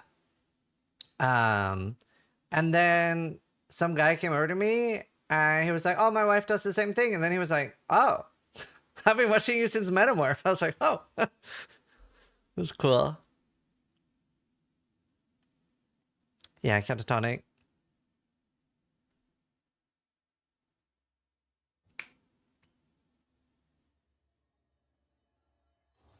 Sure, Jed.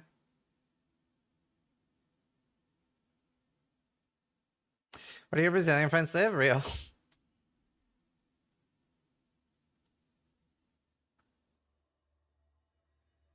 Oh, that is a nice one.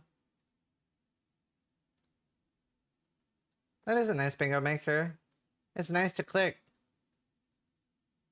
Nice. Good job. You made this? I made this.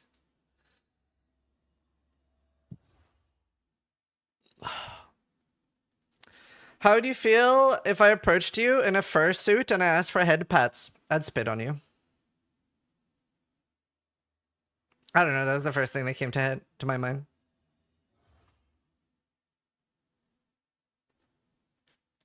Promise?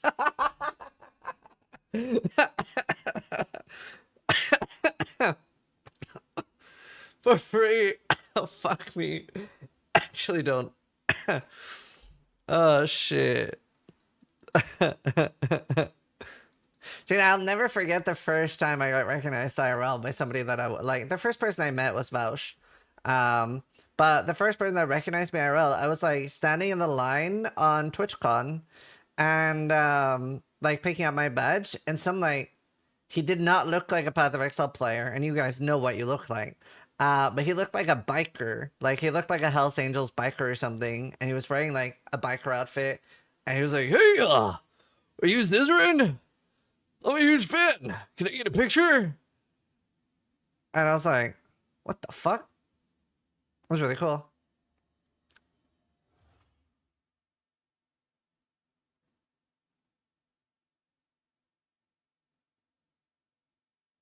You know he plays Flicker Strike? Did he spit on him? No. Who's the oldest person to approach you IRL? Probably like 50, 60. I remember I was at this like party once around TwitchCon. And there was a really, really cool casino table there. And it was like you weren't playing for money, you were just playing with fake chips. But they had like you could win like you didn't know this until you played, but the people that actually participated a bit got like a really cool chip. Which was really cool. And I was talking to this old dude there, and we just had like random conversations about life and random stuff. And you know how streamers are, right? Streamers are absolute clout goblins. So like a lot of people didn't want to talk to him because he wasn't a streamer. And it was so funny to me. Which, by the way, like, you have no idea. You probably, actually, some of you probably do, but, like, streamers are so cloud goblin-y. Like, if you aren't someone, nobody will talk to you. Before I, like, had my 505-hour stream, there were so many times streamers would just ignore me. But anyway, I talked to him just for, like, 30, 40 minutes, had a really good conversation, and most people just ignored him. But it was so funny. It's extra funny because he was the owner of the casino chain. And he was like, by the way, Ziz, I know you don't do gambling sponsors. I actually watched you for a long time. You were the only streamer here that would even talk to me. But if you ever change your mind, we'll hook you up big time. I was like, that's really cool. But like, yeah, obviously I don't do casino sponsors. But like, it's so funny to me because all of them they would have loved that type of sponsor, and it would have been like big money. Did any of them ever tell you, do you know who I am? No, I've yet to see anyone do that IRL.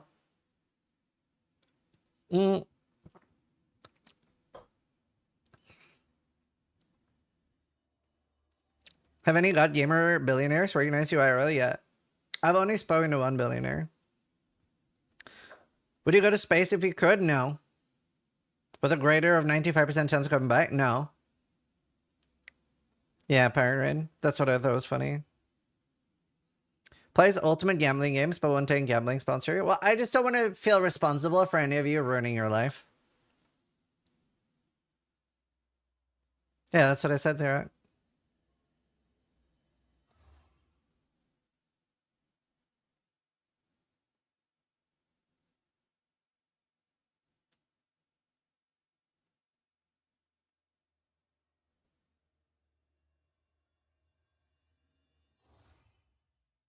That taking gambling is so based. I'm extremely careful with any like sponsorship I take that's related to like health related stuff or anyone's finances. Oh shit, I actually need to reply to a sponsorship today. Here, I'll run it by you guys another time. Let's go. So I've been offered a sponsor stream for Vinted. Is everyone okay with me taking that? Avid Golf for 86, thank you. Vinted. It's a resale platform.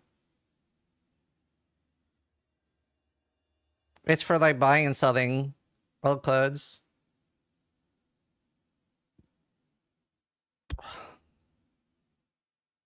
Scalper platform? No, it's for clothes, I think. But why though? They want to advertise.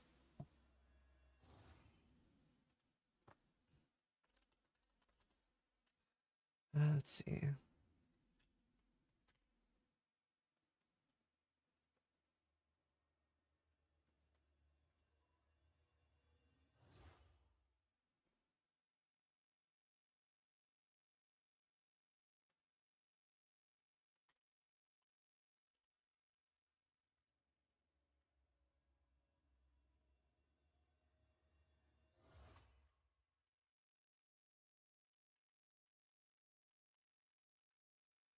Yeah, a lot of non-gamer people I don't know. Yeah, Helen anyway as well.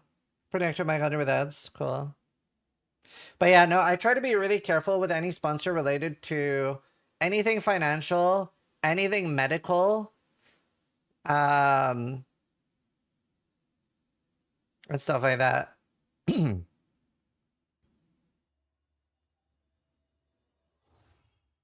What song is playing? Just ask me. This is Coven, Chase the Sun. I'll link it in chat for you.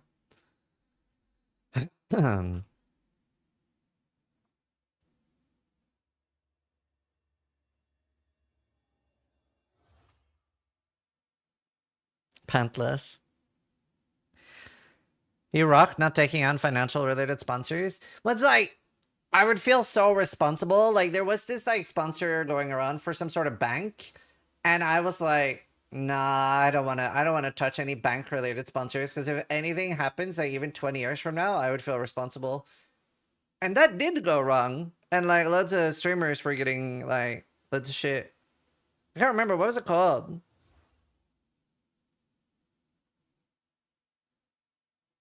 This hairstyle is sick. I mean, it's almost gone now. I'm getting rid of it tomorrow morning.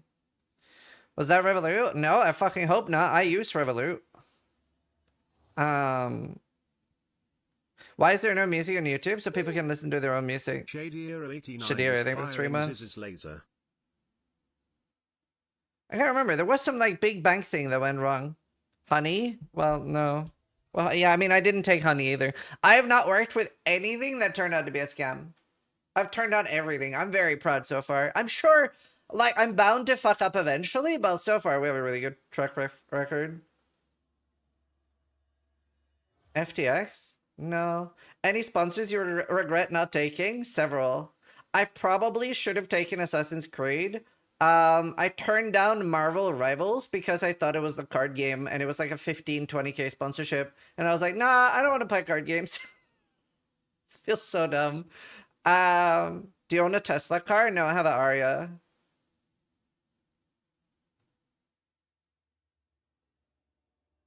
Yes, I was thinking Marvel Snap.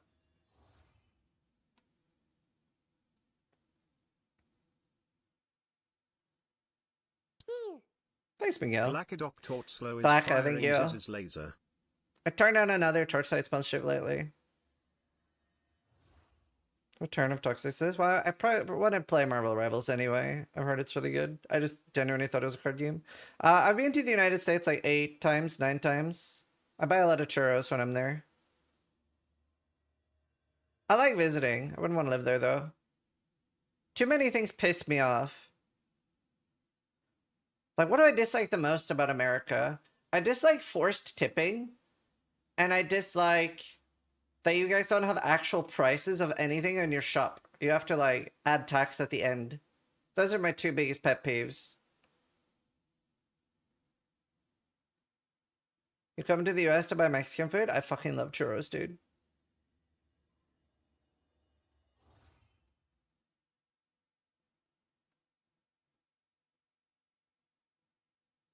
I mean, I tip when I'm in America because I don't want to fuck over the people who's depending on the money. I love Boojum. It's really good. I ate so much of it though that I'm kind of over it. With everything nerfed, do you think they'll slow down combat? I hope so.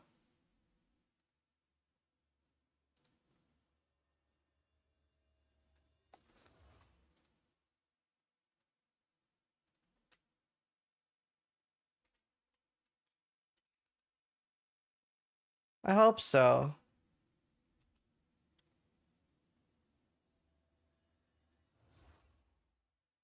Bunsen? I like Pablo's. But unless should be rarity nerf, looks like a typo. Oh. It should be. Oh, it's so easy to fix. They changed it. Are you gonna post a highlight video on YouTube with the new changes? Yes, sir.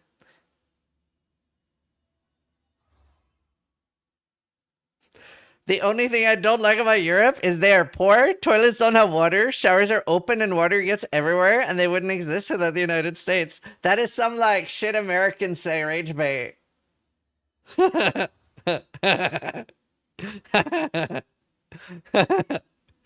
Showers are open? The fuck? Do you know? Oh, actually, you just reminded me. Do you know one thing that's infinitely better in Europe than America? Our toilets. Let me... Well, you know what? I can probably just Google this. American toilets. This will come as a shock to a lot of people. Oh, sorry. Toilet stalls. This is going to be hard to accept for a lot of Europeans. I'm not joking. This is unironically how their bathroom stalls are. Prismazinar It is resubscribed unironically for like 57 that. months. No joke. Why are there gaps? I don't know. I don't know. Here, let me show you European toilet stalls. I don't know. Here's European ones.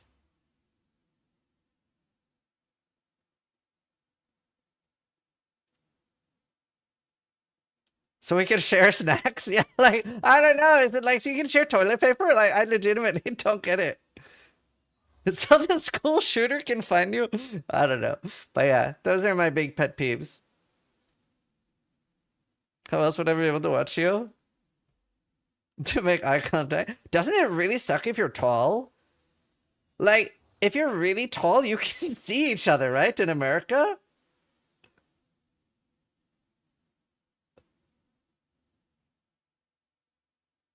By the way, am I the only one? I'm not a huge urinal fan.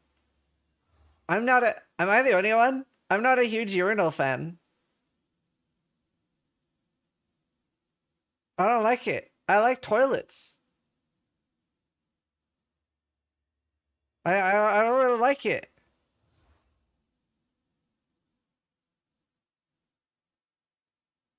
Do you sit when you pee? No, none of them just peeing. Look up Tros.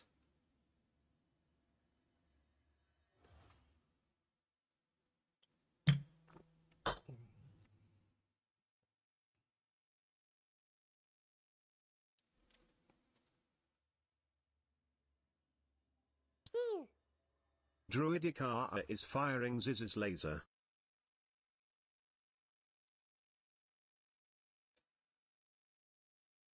I don't care. I just want to pee without having 20 eyes on me. Yeah. Yeah, I don't mind the urinal per se. I just like, I don't know. It's weird when people stare. Druidica, thank you for the 39 months.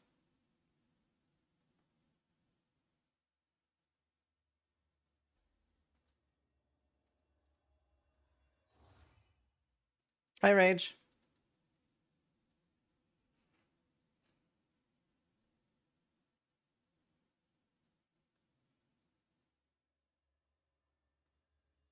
Nice dick, bro. I did unironically have somebody say that to me at a urinal at a club. It's really weird. People are so weird when they're drunk. Do you know what? I don't know if you have this in every country. Say yes, but also with country. If you have this, do you have like dudes in the bathroom that like either give you perfume or sell you perfume or like cologne and stuff? Like bathroom dudes that are like employed by the clubs? They're really weird. And I don't get it. Why? Yes, Canada. No, Norway. Yeah, I've never seen it in Scandinavia. Only in nicer places. But why? It makes me really uncomfortable.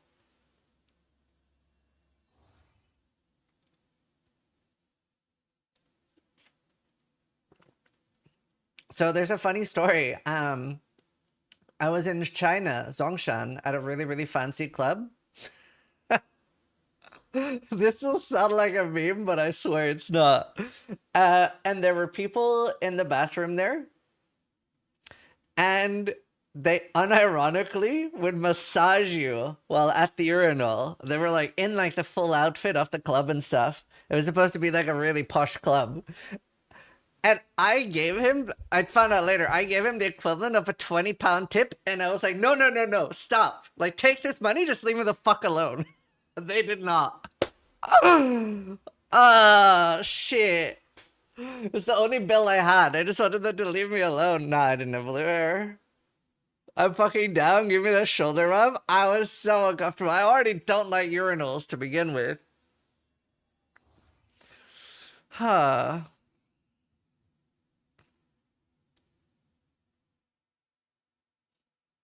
I was very uncomfortable. Happy ending. So I get massages a lot. I get massages a lot in Thailand. And every time I talk about that, people are like, happy ending, wink, wink. In Thailand, not even a singular time, not once have I ever been offered a happy ending. Me and Best, we go, so we're hanging out in Cologne while I'm waiting for my flight. And I'm like, oh, we have an hour and a half, 2 hours before I have to go to the train station. Let's get a massage, dude. So we look up and there's a massage place 10-minute walk from where we are. And we go in, and it looked pretty decent, right, Bust? It didn't look dodgy. And we go in there, and like I'm in my room, and the girl, she's like, huh? And I'm like, no, only feet. And she's like, only feet? No? And I'm like, no, just feet. And she was like, oh, okay. I had a really weird massage. I was very uncomfortable. That's terrible. What massage parlor? I can't remember. Missed opportunity?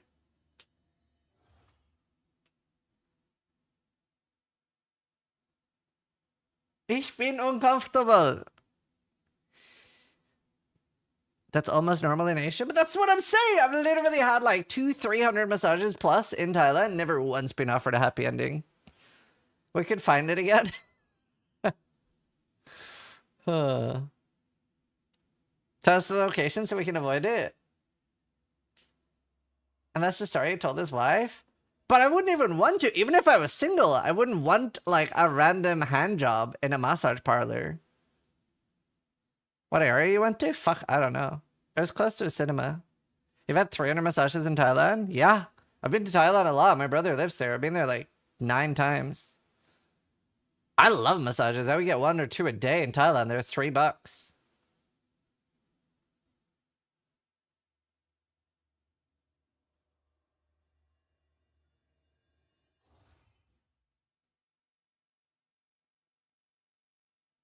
Okay, I probably haven't had 30 massages per trip, but I've had a lot. Okay, no, I'm exaggerating. I'm a storyteller. Yeah, also, I would definitely never, I don't want, no one can give me a better hand job than me.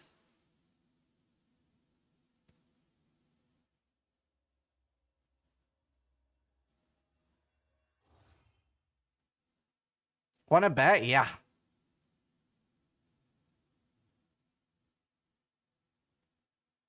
I'm an expert. What about your wife? Why would she be able to, like, give myself a better hand? She can do other things. I have so much practice. Cracks knuckles. My sponsorship with the Shopify Rebellion is about to go to a new level. It's also, think about how many times I've touched my mouse and keyboard, right? Like, these hands have a lot of practice, all right? I fingered a girl once. She died. Like, look. Also, like, even my hand, it's pre-bent for her pleasure. I got bitten by a more eel.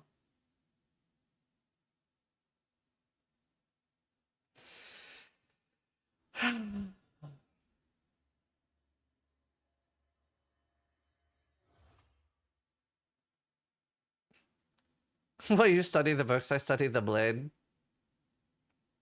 Morabites hurt? Well, it severed all my nerves. Do you have loads of scars on your hands? No, I have baby hands. I have the smoothest hands ever. To the point where sometimes when I shake hands with people, they will comment on what the fuck are those hands? Like, they're unnaturally smooth. They're unnaturally smooth. Just go to this website, bingoonlycades.com. That's a big scar. I had 36 stitches in my 2 fingers. And I had to take them out alone when I was 14. The hospitals in Norway wouldn't touch it. I came for PoE too. What are we talking about? Coming. No, I mean we're waiting. We're stalling and waiting for PoE too.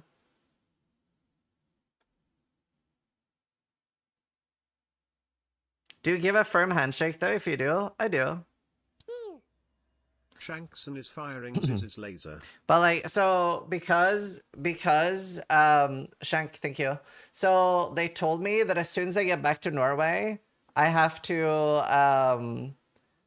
like go to hospital and they will put like a new bandage on and everything, and they'll help me remove the stitches. And every hospital in Norway, like first we went to a hospital in Askim and they were like, this is beyond our capability. You should go to Fredrikstad. So I go there and then they're like, this is beyond our capability. You should go to Oslo. And then we go to Oslo and they're like, this is beyond our capability. You should go to Fredrikstad. And I'm like, what? I was like 13, 14. what's your worst accident? This one. And then we were like so frustrated, like nowhere in Norway would really do it. Yeah, I'm Norwegian. And then I used a stitch ripper and like a mustache scissor and what do you call the thing that you make fun of people for small dicks using to masturbate? The tweezer. I used tweezers. And I removed all the stitches on my own in green soap when I was 14.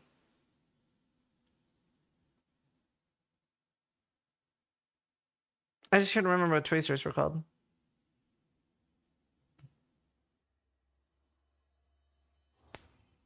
What's going on?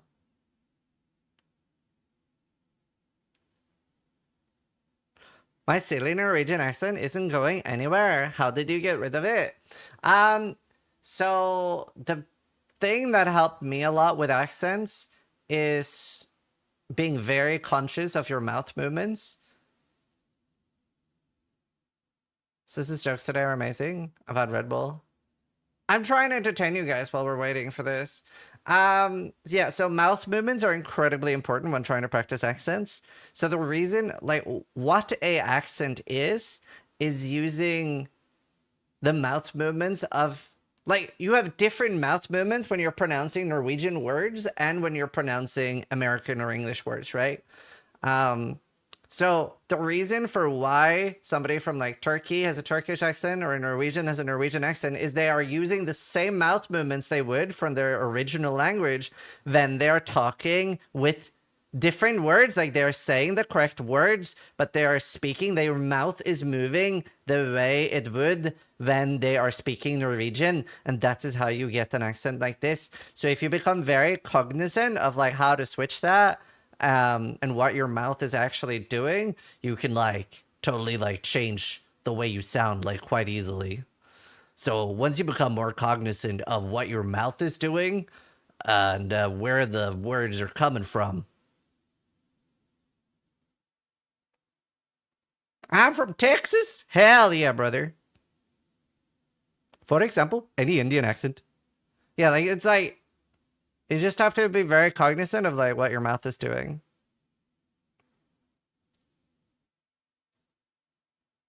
Do we get drops from watching your stream? Yes. Drops will be available in 1 hour, 17 minutes. I do...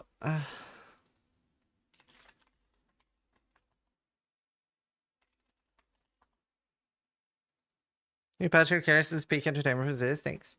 Can I explain how drops will work shortly? In 1 hour and 16 minutes if you watch my stream for... How long do you have to watch? Is it 2 hours?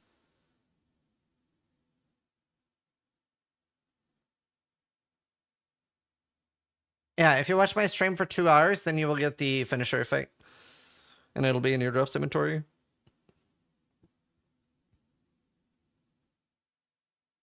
Oh, nice, Chan. That's awesome. We don't know how long it'll be. Damn, that was the quickest response I ever got on Twitch. I read my chat. Afrikaans was voted the second sexiest accent. Can you do that?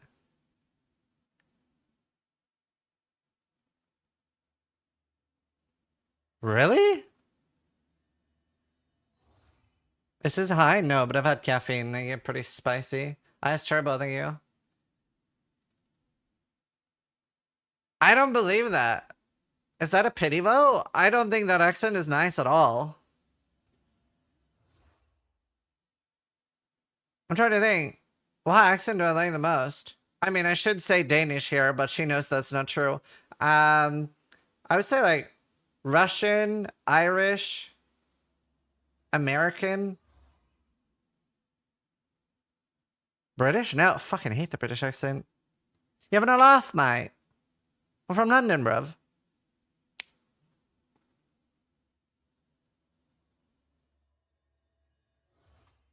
Russian sounds like shit. Yet. Australian? Do you know, anytime someone says Australian accent now, I just think of the like Chris Hemsworth clip where he's like, alright, yeah, love?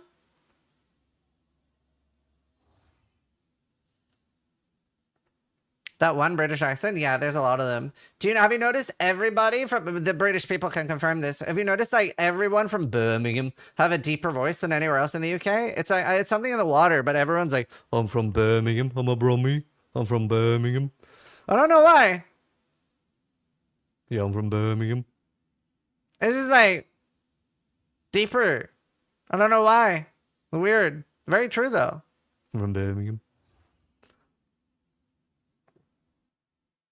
And like Liverpool is always a little higher. It's like, yeah, I'm from Liverpool.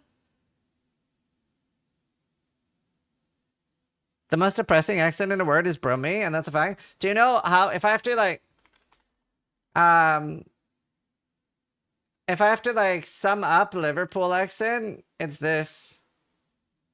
This is the sorry, not Liverpool, Birmingham. This is like if the Birmingham accent had a face.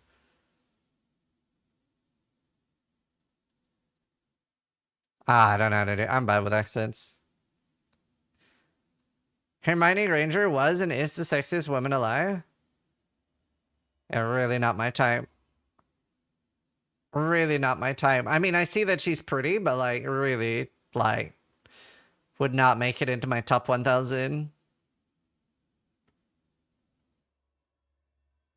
Where is this from? I'm from Norway.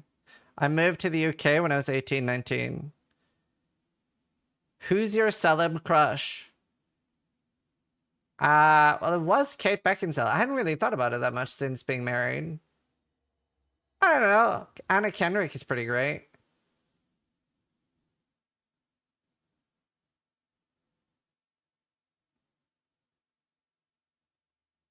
Oh, Chrissy Constanza.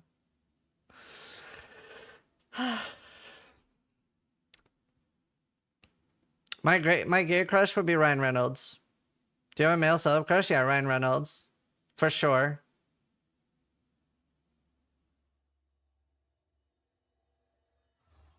Cara Delevingne? Nah. Henry Cavill?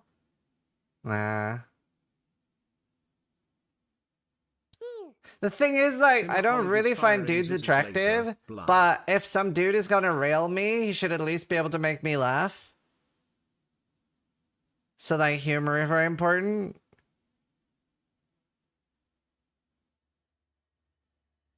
Who doesn't have a crush on Ryan, though?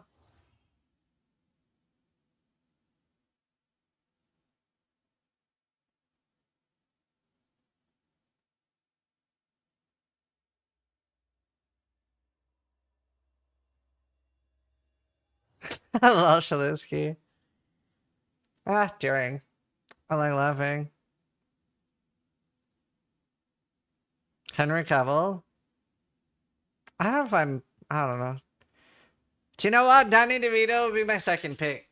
There was a really funny Reddit thread. It was asking, like, who is the hottest man of all time? And literally every reply in the thread was Danny DeVito. Every single reply was Danny DeVito. It was so good.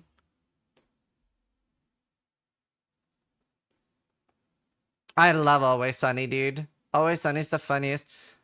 Oh yeah, I should start playing ads. I want to try to remind me. I want to play in the next hour. I want to play roughly 9 minutes of ads so that we have no ads for the next 3 hours.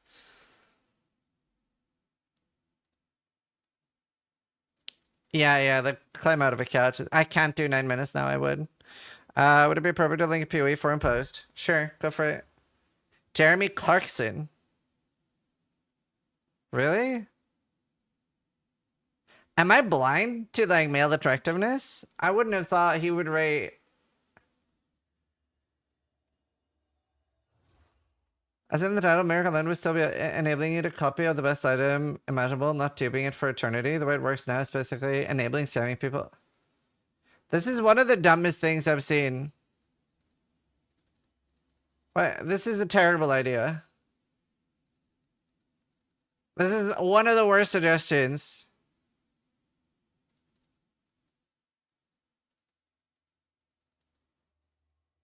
I mean, I hate TFT, but this is a terrible... Oh, sorry, I'm not showing it. It's basically saying put mirrored status on both items. So if you mirror an item, both become mirrored.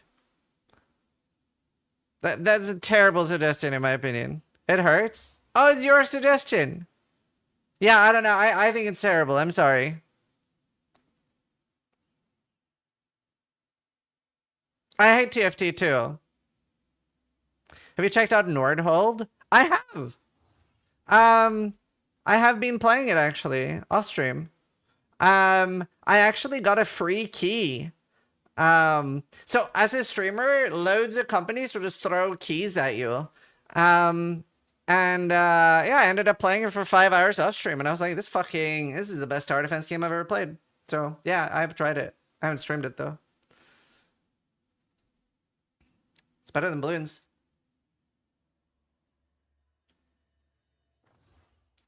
Really good tower defense game.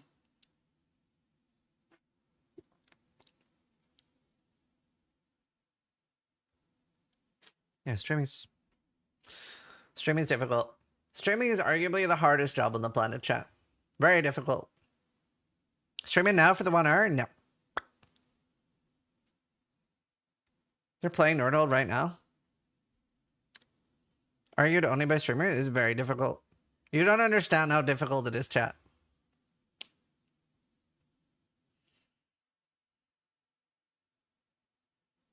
The fact that mirrors exist is bad for the economy. No, I don't think about a mirror and stuff. He has to put up with us, true. Mining is tougher? No. What would you rather do, chat? Would you rather work in a coal mine or play video games all day? See? Most people are going to pick the coal mine. Yeah, I have a lot of hours in RimWorld. Coal mine, see? It's hard, chat. It's hard out there. Do you know, whenever I say dumb shit like that, sometimes I think, should I have a laugh track? I love RimWorld. It's one of my favorite games to play off stream. Let the black lung pop. Fair enough, my bad. Just in case I was joking, this was a yoke. It was a yoke. I am not Schneerius.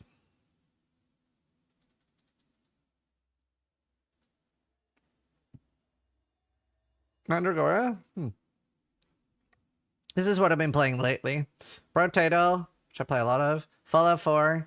Dota. I'm so sorry, I've been self-farming. Last Epoch. Raven's Watch. Raven's Watch is really cool. Repo. Dwarven Realms. Marvel. Oh, I haven't played that yet. I just downloaded it. Split Fiction. Game of the Year. Project Zomboid. Infection Free Zone. Jurassic World. Evolution. This was okay. 2 Point Museum. Very bad. Titan Quest. Good. PUBG. I'm very bad at it. Davigo. Fucking hilarious. And Rankin. This needs a lot of work. I fell into the Brotato hole. Brotato's so good. Don't say 2 Point is bad. No taste. I will play it more. I don't know. It's just a little annoying. You enjoying update 42? Yeah, I can't wait for it to have multiplayer. Do you like the new Dota 2 map? I'm indifferent. Was it annoying? I think I just weren't in a super, like, that type of game vibe. I haven't played Rivals yet. I just downloaded it. Have you played Soulstone? No. How many in Wilson? Have you tried FTL? Yeah. 77. Oh, nice Spyro. Now there's too much stuff, too much RNG based. Yeah, I don't know, I like it. Yeah, I'd probably like Death Must Die. Core Keeper? No, I want to play that at some point. Have you played... You mean you haven't played AC Shadows yet? No, I did get a sponsorship offer for that, which I should have probably taken. It was like 4,000 or something. It was just free money. I don't know. I wasn't in the mood to deal with like loads of people being like, oh, DEI. It's your second most played game. Probably Diablo 2. Then WoW, then Eve. Yeah, no rest for the wicked. I'm very excited for the update. I'd probably play Monster Hunter off stream, but yeah, I've played the other games.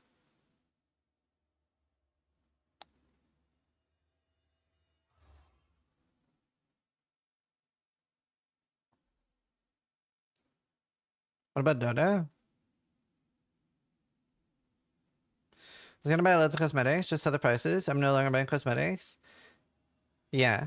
PoE has very expensive cosmetics. But then their actual monetization is really fair. But yeah. Your take on Hero Siege?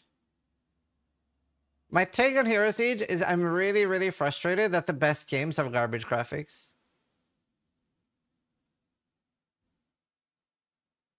Yeah, I only play rank. I'm unranked at the moment. I'm recalibrating.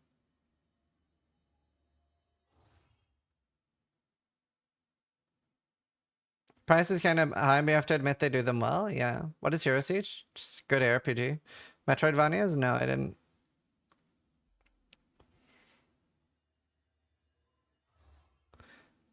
Yeah, I'm not a huge fan of that art style. I'm torn by Hero Siege because the CEO is a total piece of shit. Right. Yeah, I've heard that a lot.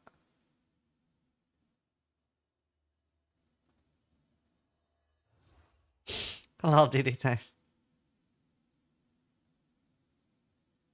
Will you play Kazan? I'm trying to avoid Atomfall and Kazan because I really hate that they did advanced access. I might pick it up on a sale in the future. Or I might cave when I'm bored, but currently I'm trying to avoid them.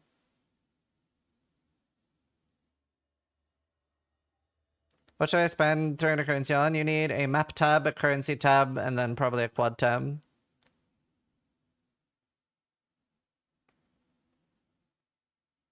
I saw 5 days peasant launch. Yeah. Sub with Prime for free. Thank you. I appreciate it. Firing Ziz's laser. Sub with Prime for free. Is Reaper a good time? If you have friends.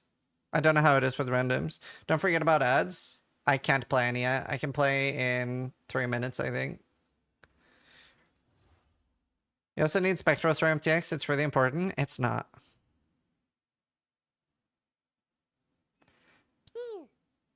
No, press Biden. Captain, thank you for the 20. Thank you for the 5 months. I almost said thank you for the 22 months.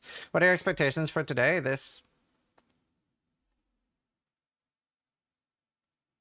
Ah! No! Come back! Will it re-bingo? Oh, it will. Did you see that Europe is regulating in-game currency obfuscation? No, because it is not a law, it is a guideline.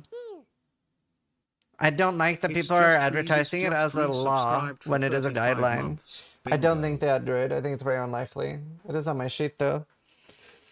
Captain, Tob, and Reese's, thank you so much for the subs, guys. Really appreciate it. Do you guys think that they will announce sub gift drops for lunch? Sierra with the 112 month resub. I love that you're still here. 12 months. POA2. Good see you, Sierra. 112 months.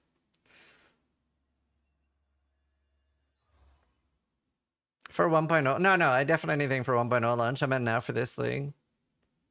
People were asking me if I'm doing another subathon soon. The answer is no. I don't really want a subathon to be something I do all the time. I want subathon to be something fairly rare, and I want it to be something people actually look forward to, and not me just like juicing money off my viewers. So I'm not going to do it very often. I will maybe do another one at lunch.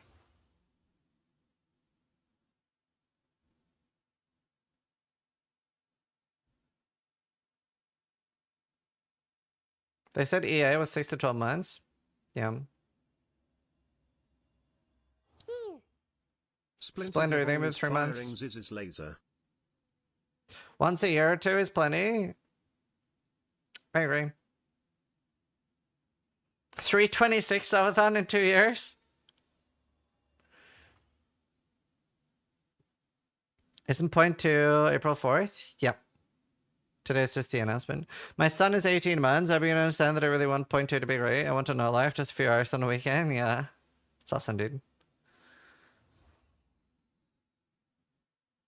If I chose a build for this thing, yeah. No, wait for Passionates, but I do want to play Huntress. Surely all of us are going to play Huntress, right?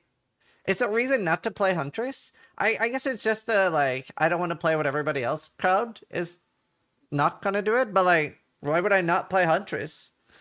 Like, it's early access. I don't care, like, everybody else is playing it.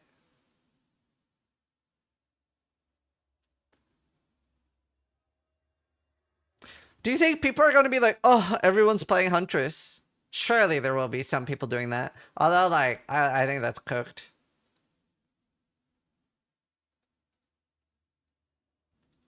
Do you think they'll buff live?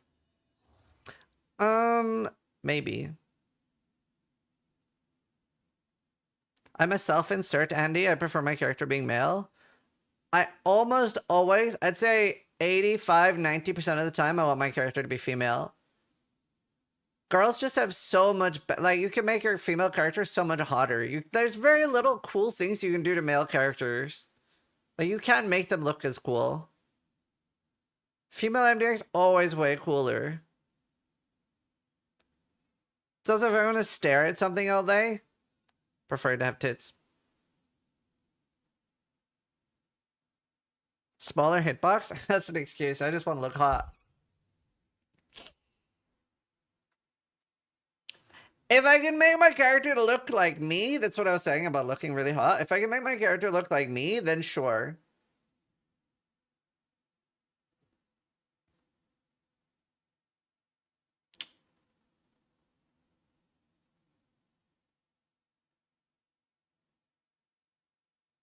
Okay, dude. What kind of drops are there going to be? A finisher effect? I personally, as a hardcore player, don't like finisher effects. Right. Can I play ads again? Okay, I can. I'm going to play ads again. For those that are wondering what I'm doing, I'm trying to play 9 minutes of ads this hour. Then we have no ads during the entire reveal stream. So I play 3 minutes on average, but I can basically save them up.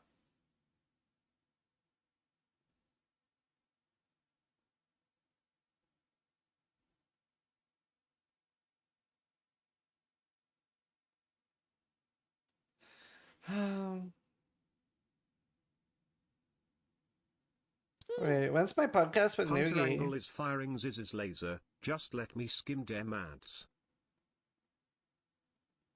Sunday, that's fine.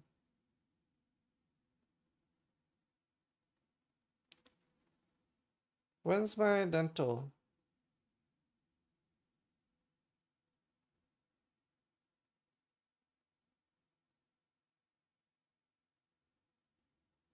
I was just 1 hour earlier. That's fine. That's better, arguably. You missed the new trial thing? No, that's Toda, bottom left. Do you as a streamer get the same monetary value of a Prime sub versus an actual paid one? Big Brother Mithrandir I just can't remember anymore. resubscribed for 44 months. Big Brother Would Mithrandir, you thanks for consider 44 doing months. a full recap of the second I league teas don't and think so announcements anymore. on I Max can't remember. Roll? There's not even a mega thread on Reddit. It's really lacking. Oof, yeah, maybe I should. Maybe I should. Not a bad idea. Hard to cover everything though. Scott, thank you for the 4 months. Skull just resubscribed for 4 months. Hi Ziz.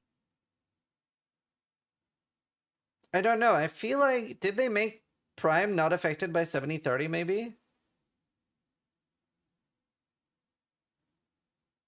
I can't remember, to be honest with you. I mean, I love when people use their Prime on me though. I hate it when people say, and like, use your Prime on your favorite streamer. I'm realistically not everybody's favorite streamer, but I'm present. I'm here right now, and that's what matters. Scala there for the 4 months. Anyway, we'll play another 3 minutes ads. I'm gonna go get a drink. Oh shit, I have food here. I forgot to eat. I'll be right back. I get a drink. Thanks, Archer. And I'm walking in Memphis.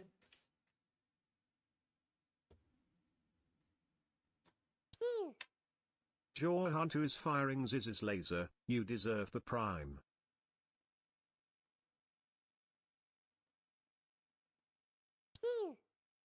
Progmentality is firing Ziz's laser. You convinced me to use my prime.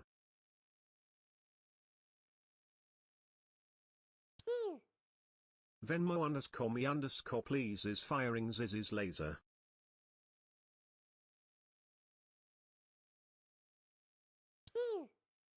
Jason of Indy is firing Ziz's laser.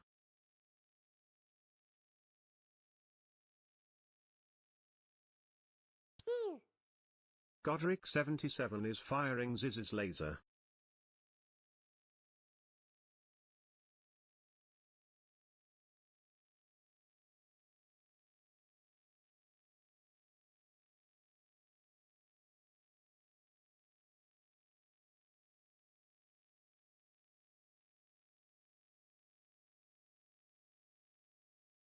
Ooh, look at that.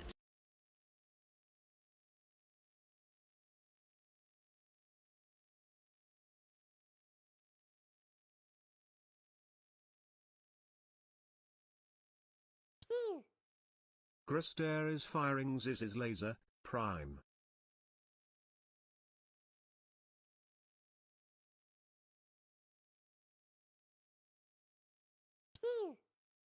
Bakakio is firing Ziz's laser.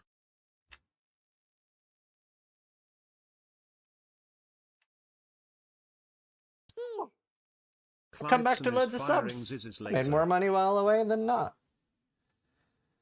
Hey, YouTube sub, Jimbo. Thank you. Thank you for the sub. Skal, thank you for the sub. Java Hunter, thank you for the 3 months. Prime Mentality, thank you for the 3 months. You convinced me to use my Prime, thank you. Venmo, Jason, Caldric, Bakayo, and Geestor, and Clydson, thank you for the Primes. And Jimbo, thank you for the YouTube sub. But did that on purposes? Do you know the best call to action I ever saw on this platform was by Miramus Devin is firing Nash. Ziz's laser. And I like don't he was watch like Twitch hardly ever, but he would love do your this like YouTube now and vids. again. He would be like, chat, right now there are Fortnite streamers with 10,000 subscribers. Funny is Let's firing combat Ziz's that. laser. Use your Twitch Prime Yo. today. And I was like, that's so smart. Clydson, Ramirez, Gani, Bcods, and Tuana, thank you so much for the Cuss is subs. firing Ziz's laser. How long until the using official my stream Prime on starts? my It'll probably present start streamer. in 40 minutes or so. For a new player, would you suggest spend 300 shop points on? I think I have a video covering stash tabs for PoE2, but it's basically currency tab, map tab, and then one quad tab. And then the other ones are like medium value. Edamon just subscribed. Yeah, Kyojin. Thanks, Jimin. Dark Emissary U is It already firing started? Ziz's laser.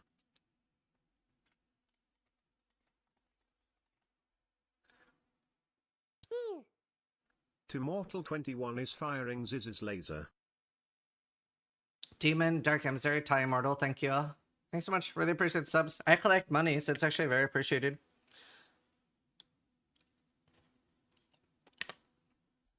Link to bingo.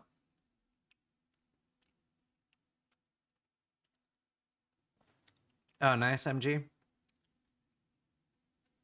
Zizaran's maps, true. Viral, we can probably remove the timer top screen.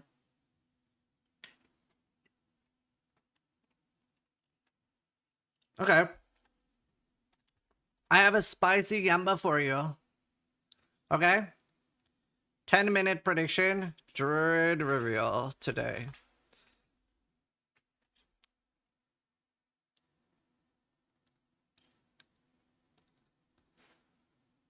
Spend all your money on a giant amethyst shrine? I already have my amethyst. Unladed charge is firing Ziz's laser. If they reveal it, but it's not in the patch, does it count?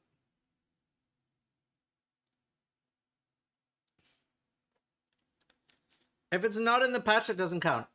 Well, no, it has to become in this patch. What about Shungai? So what is Shungai? Is Shungai the actual real thing? Shungai. It's a rare black stone made of it's just coal. It's just coal. It looks like obsidian. I put it around La Casa.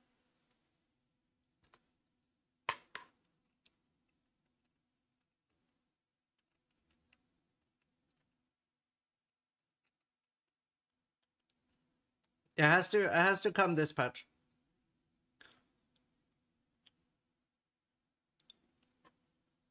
The Jedi music is hype. It is hype. Really look, Harry Potter. Aquila, thank you for the prime, man. 3 And is Lada, thank firing you. Ziz's laser.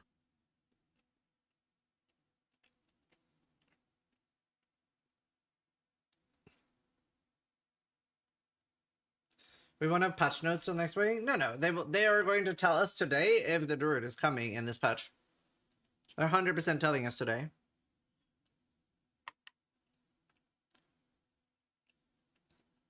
Thank you, Erika.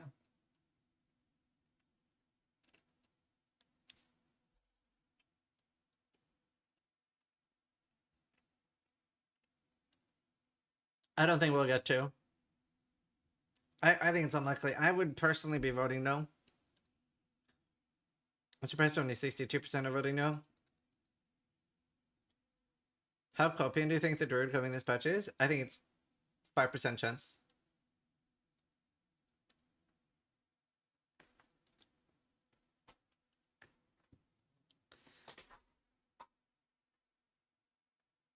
Very low chance.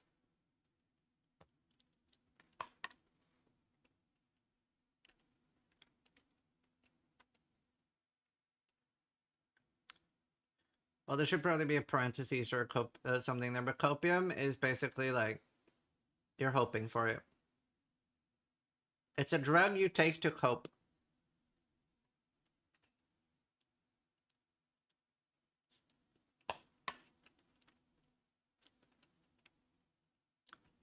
I have so much respect for you though, friend. You've always stayed true to what you wanted in PoE 1 and 2. Thanks. I mean, I'm sure I changed my opinion on some things, but... In short, you said PoE was perfect for people like you. What does that mean? Like no-lifers. Like people that want really complex games. Most games are wary of doing too much complexity because it can be off-putting for casual players and feel very overwhelming. But it's good to have games like that too.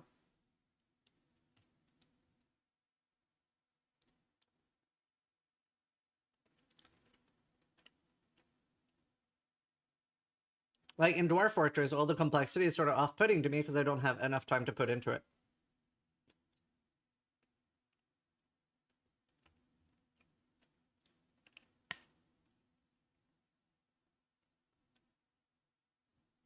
This game is for people who play D2 and 100 in math class. Yeah. Wasn't Evil 9 super complex? In my opinion, Evil 9 is more surface complex. It's not as complex as it seems, unless you go into, like, crafting.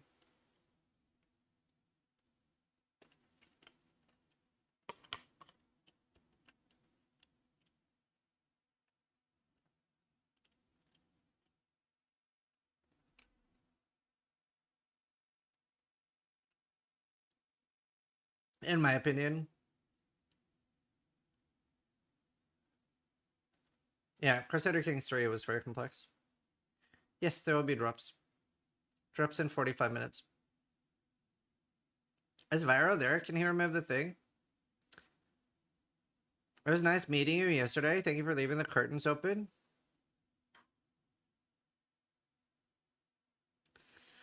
When will Path of Exile 2 be available for free? At launch, but if it helps, realistically, you are going to have to spend the equivalent of $30 anyway if you like the game for stash tabs. Like, playing it for free is actual cancer.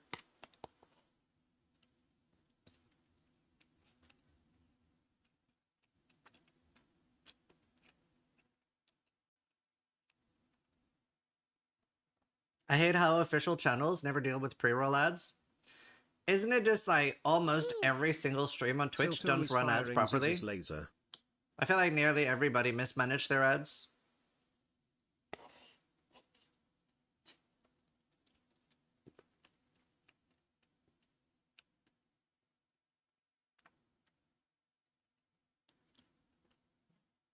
Like, I very, very rarely see streamers manage the ads the way I do. I get very few complaints about ads.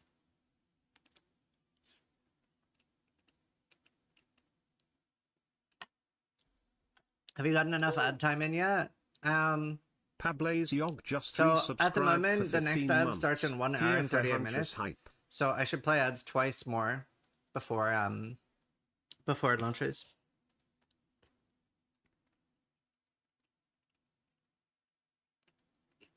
I didn't like Palatro.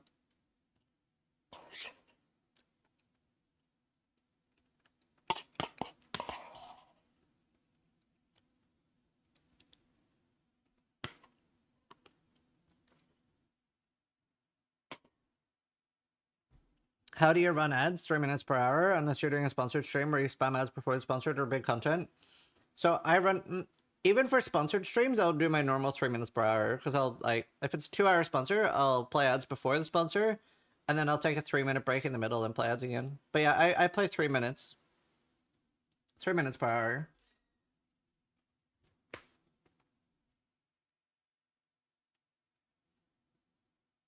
Hey, Samuel.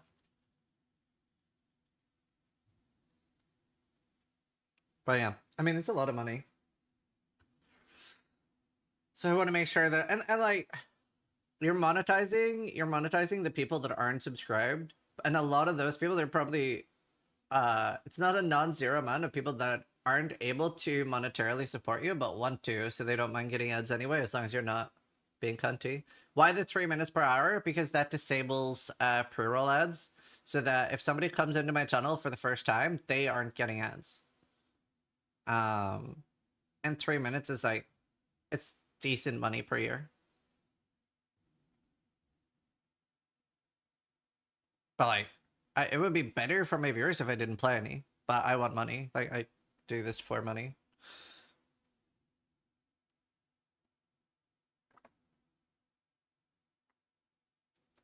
Yeah, next is. I still get ads joining your channel. You shouldn't.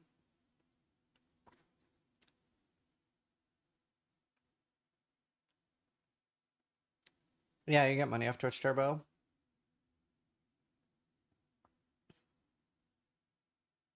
Yeah, PoE is free to try. It's more similar to buy to play. You need at least 30 bucks on PoE.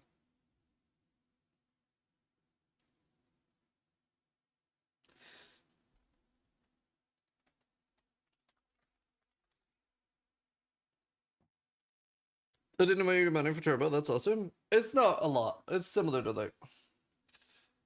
Is this an LGBT channel? Not particularly. We hate everybody here. This is a hater channel. It's the blue hair. Blue hair equals gay.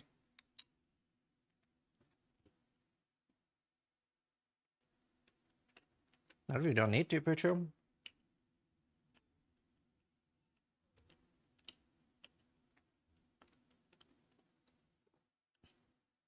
Thanks, Steven.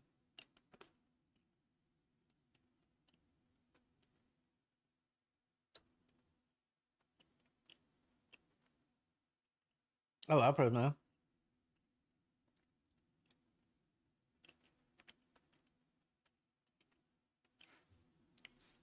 Last Epoch's so good. Any Last Epoch content pre-launch? I've been playing Last Epoch the last few days.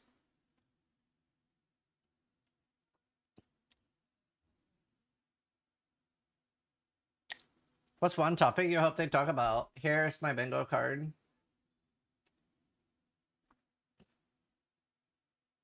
Blue hair equals streamer. True.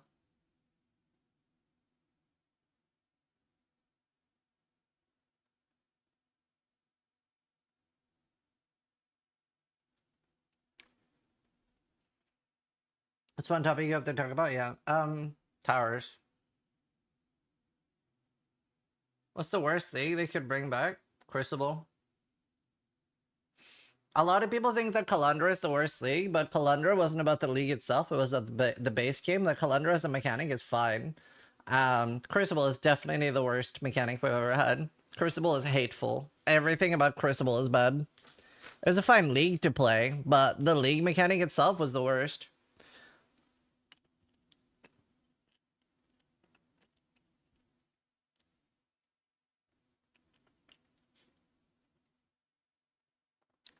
Exploded totems for fun? No. But that's not what we're talking about. We're talking about the way to interact with the mechanic. Like sitting still holding a button, spawning monsters was really bad.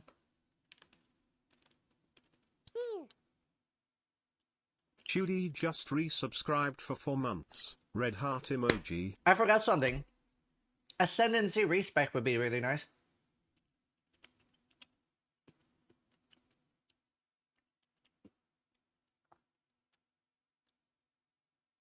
Do you know, I don't know why we lost that. I really hope they don't die on the hill. I really decide that it's 2 permanent choices.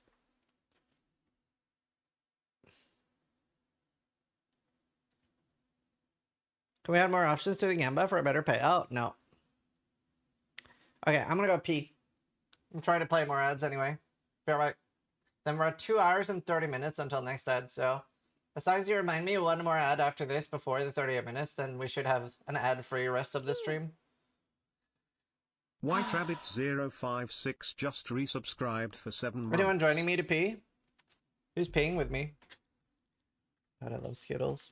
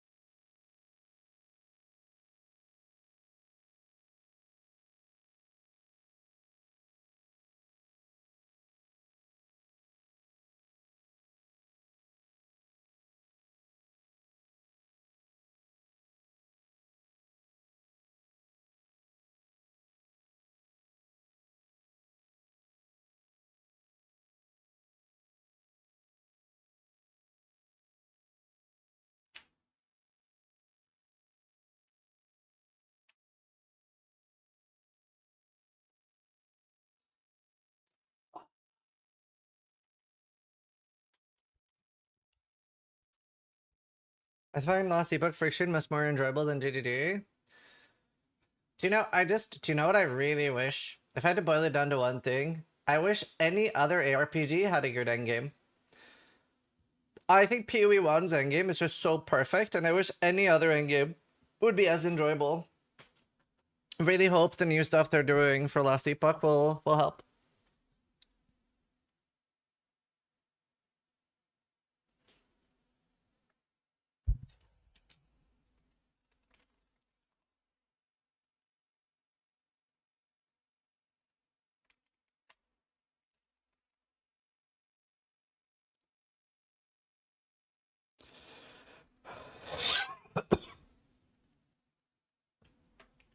How long do I have to watch for Twitch drops? 2 hours, and it starts in 36 minutes. You might have to refresh my stream. Hopefully Last Epoch cracked it. Hope so.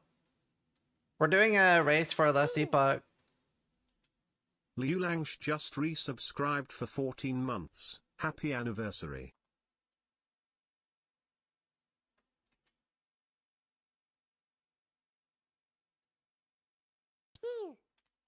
Ogie goes is firing Ziz's $10,000 for a Last Epoch race for lunch. I'll be live more than 2 hours anyway. We'll be yapping.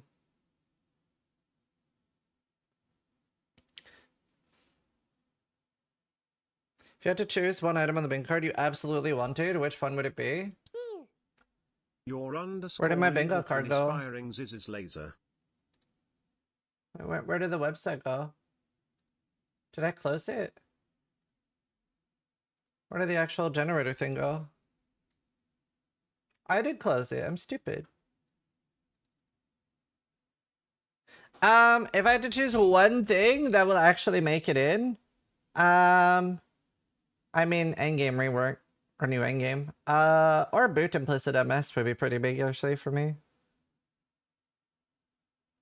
Probably boot implicit. Or recombinators. No, recombinators. I want recombinators. I want recombinators the most. Saving big on gift bundles. Wait, is this on my stream too? Are there ads below my stream now?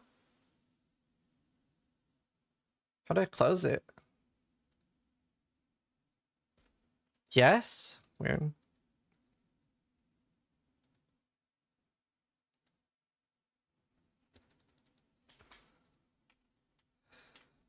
Weird.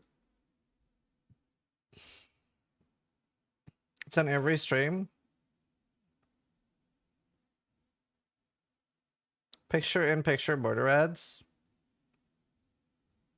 I love the way Last Epoch does boot MS. All boots have MS and you can get more from affixes. I prefer just implicit. I don't like it as an affix. So I've not played Last Epoch, but I'm a big RPG player. D2 will always remain OG. Can you maybe talk about how Last Epoch is different than PoE and D2? So my favorite thing about Last Epoch is the item chase. It is so incredibly well done, particularly with the legendary potential system. The way it does, if you have a unique item, and that has like 5 stats, right? Let's say that has 5 stats, and you can drop LP. And LP comes like 1, 2, 3, or 4. It's called legendary potential. It does come with 0 as well. But then you can merge that with a rare item, and if it has 4 LP, by the way, stats can have 4 items. Items can have 4 stats, so you can merge that with an exalted item, and if it has 4 LP, you literally get 9 stats on that unique. It takes the entire rare, puts it inside the unique. I found it again. Thank you though. So it's really, really cool. Obviously 4 LP is really rare. But 1 and 2 are pretty common. And then you try to get the stats that you want. But you end up creating like... Well, the helmet's hard to find. Yeah, they're random from the rare. Obviously 4, you just get the entire rare. So it's so fun. And what level is it? So this is something I really pushed for and helped them convince them. There's no level, like if you do this, let's say that you find a leveling unique, right? Like Firestarter's Torch has no level requirement to use. And you put like insane stats on that, the level requirement does not go up. And the reason why I push for that so much is then you can make really cool twink leveling uniques. Like really cool. It's super exciting. Can you help me get subtitles or captions for this live stream? I do want to do that, but I don't know how.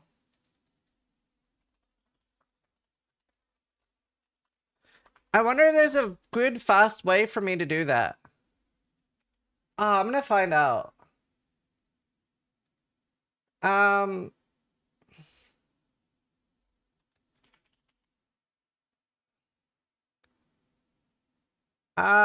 Maybe it's an extension. Subtitles. What would they be called? Captions? Subscribed for 7 months. Caption? Closed caption? Stream closed captioner? Would that do it? You must configure.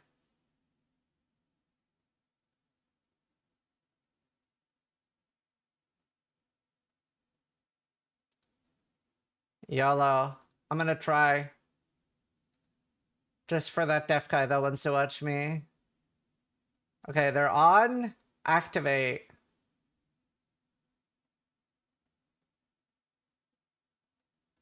Should I set it as overlay 1?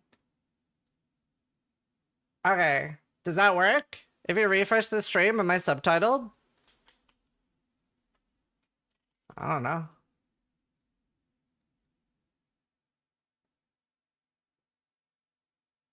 CC, hello. Does this work? Hello. Do I have to speak clearer and more eloquently now for this to be able to translate? I don't see anything. Settings. 616 just resubscribed for 66 months. Hi. Quick start instructions. Install the Twitch extension if you're streaming. Update your language in your caption settings. My extensions.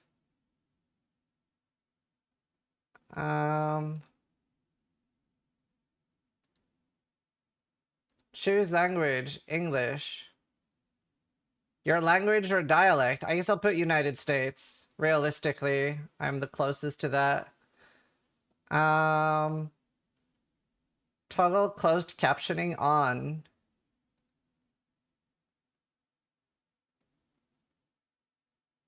Click to start closed captions. I don't see it starting though. Allow microphone permission if prompted. Install the Twitch extension. Done that.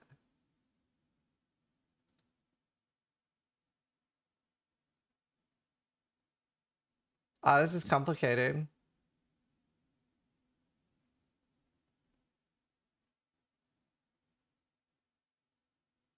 When you're ready, click start sending captions. Caption settings.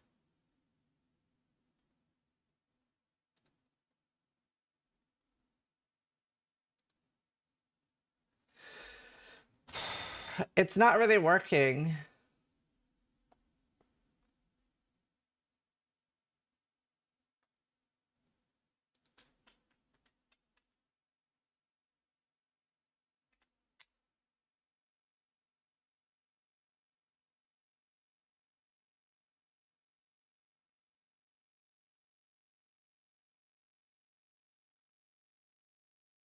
Oh, what about now? Oh, it might work through Chrome. Does it work? Holy shit. Deaf people can hear me now. Do I have to speak super clearly now? Works? Victory? So are you deaf? Are you completely deaf?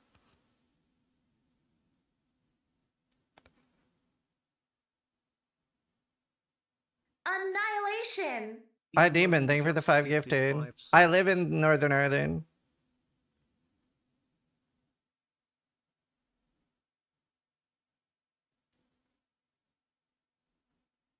I am deaf without hearing aids, so right now I got nuclear-powered hearing aids. Cool. Okay, I'm going to try closing the browser. I don't think I can.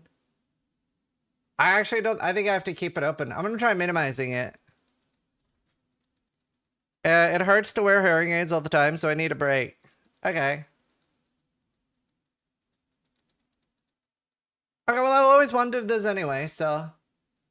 Good stuff. Hopefully it stays working. Thank you so much. I'm not deaf, but I have serious sensory responsiveness issues, so being able to read you while other noises are going on is awesome. Yeah, remember, if you don't like it, you can just turn it off on your end. That is pretty cool, though. Thank you for doing this.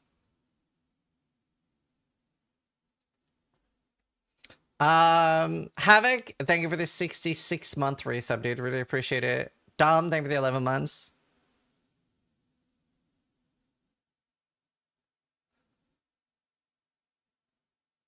Will we get drops from watching Zizaran stream? Yes. Except we have to turn it off every time we reload the stream? Oh, I'm sorry. Probably adding cosmetics, Cesar, too. This is my bingo. Imagine people that say you have an annoying voice now have the option to not listen to you. True. It's not on by default. Ah. Hear no more, thank you for the 30 months. Wonder if you guys messed up while playing a game? No, it's only from my microphone. It's only from my microphone. As a hearing person, I'm baffled by how well this works. Oh my god. Fuck, they're not here right now. I have these like... Fuck, where are they? I thought I had them here. I have these like, oh, what are they called? Shocks or something? Shocks. Open fit. I bought, here, I found them.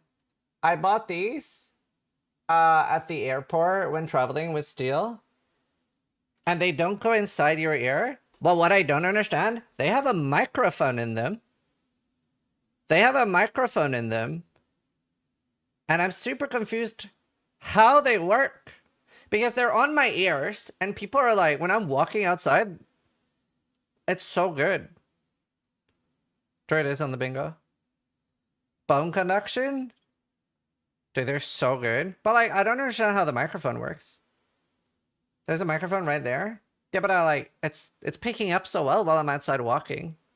They're bone conducting headphones. They're so good though. They're like the coolest. I love them. Because like, I have really dry skin in my ears, but they don't go inside my ears. So I love them. I actually love them. Like the toothbrush that lets you listen to music as you brush your teeth? That seems very wasted. Are you doing lightning strike builds similar to PoE 1? Oh, Lee starter builds. Yeah. Do you want to know a good def trick? Speakers face down on the floor and max that. Why? Like you feel the vibrations? So, you know, deaf people help me a lot actually. So I was having a conversation, like an important conversation. No, actually it wasn't important. It wasn't important. I had a non-important conversation and I was just sitting here like this. I was just sitting here like this talking, but I muted my microphone. I had a full conversation. And a deaf viewer transcribed the entire conversation with, I'd say, 90 to 95% accuracy. And he was like, hey, this is the conversation you just had. I'm not trying to be malicious. I just want to like point out that people can lip read. It's not just a thing from movies. So if you're ever saying something, you should be really careful with like things like your address. I would definitely be able to make that out, like be really careful. So that's why like I will cover my mouth whenever I'm saying anything important on the phone while muted. No, it was not sensitive info, but it could have been. It's not perfect, but I assure you it's better than nothing. So thank you for doing these crappy CCs. Do you know, I think it makes me speak slightly clearer because I'm more cognizant of the fact that I do have it on. I don't know how long that'll last. Maybe 10 minutes.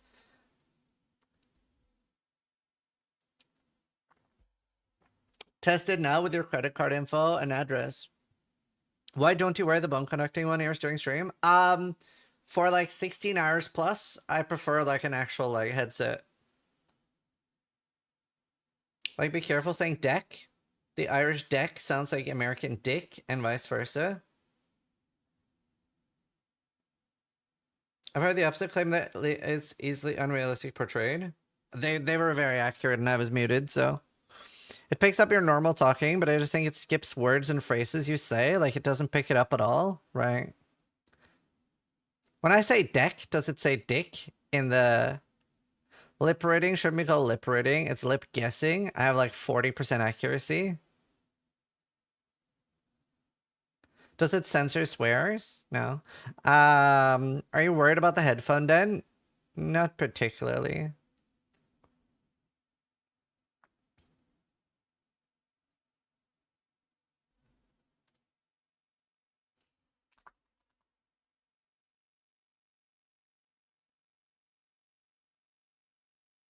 I'm the opposite. I prefer, yeah, that's fair. It didn't censor dick. That's fair.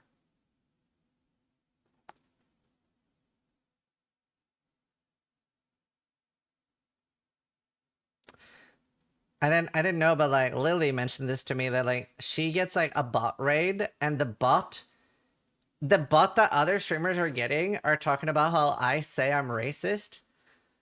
And there was a guy, I banned him, but he was like saying that I had said on stream that I love saying the N-word to my friends. And I was really confused. But somebody pointed out that he's mixing me with Destiny because I have blue hair. I wanted to DM him. I wanted to DM him and be like, you're mixing me with someone else. Not all blue-haired streamers are the same. I was gonna say, that's a Destiny meme. Yeah, but he's literally raiding other PoE streamers with like bot raids, like 20 to 50 bots. I saw that. He went into other people's streams as well. I know!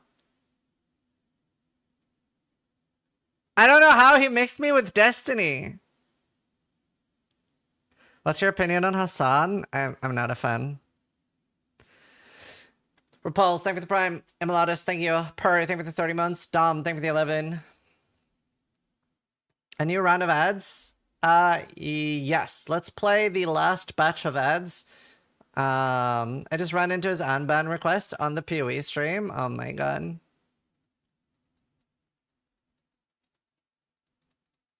Can you say a little more about the Shox headphones? I'm interested in them. I mean, they were like $100 and it's the best headset I've ever bought for like walking out and about and on airports. One downside with them though, I don't know if anyone else has them, but I found that when it's really loud, I have to push them a little bit closer to my ear. Like at an airport, if it's really loud in your environment, it's a bit shit, to be honest. What's your opinion of Destiny? So, I think he's been way too unhinged. Don't have like a big opinion on most people. Too unhinged. Cleo, Repulsed, Fleshy, Arm Rhino, thank you. Imam Rhino just resubscribed for 8 months.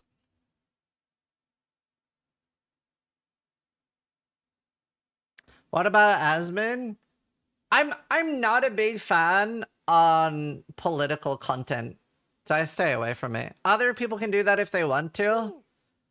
Chris 1G is firing. It's because I have very extreme political takes, so I don't really like hearing other people's.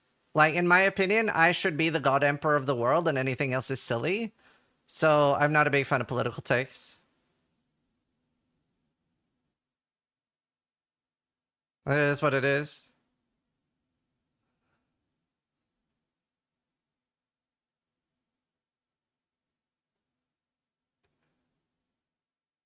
That's funny, Def.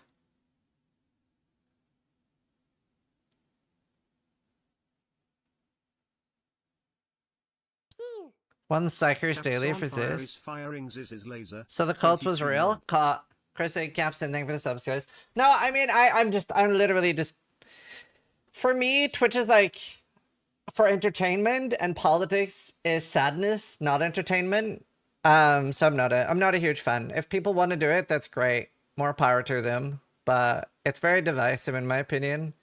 I have to care so much about something for me to talk about a serious topic.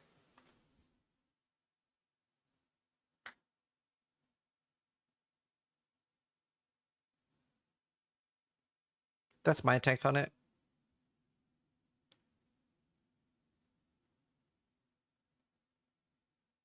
It's also...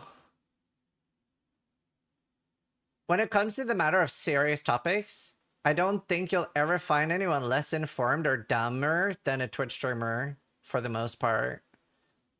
So I'm like very, very confused. Who are these people that care about a streamer's opinion on anything not game related?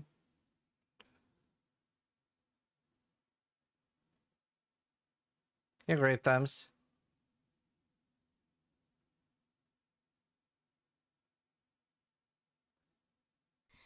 Like, I exist to hopefully make you exhale slightly more air than normal.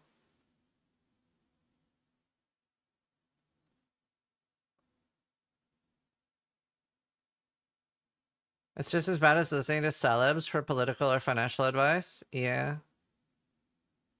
Even game-related opinion on games these days are the worst things we've seen. Yeah, fair. So, I don't know. That's my take. At the end of the day, people will watch what they want to watch. Right. I'm going to play my final batch of advertisements, chat. Final batch.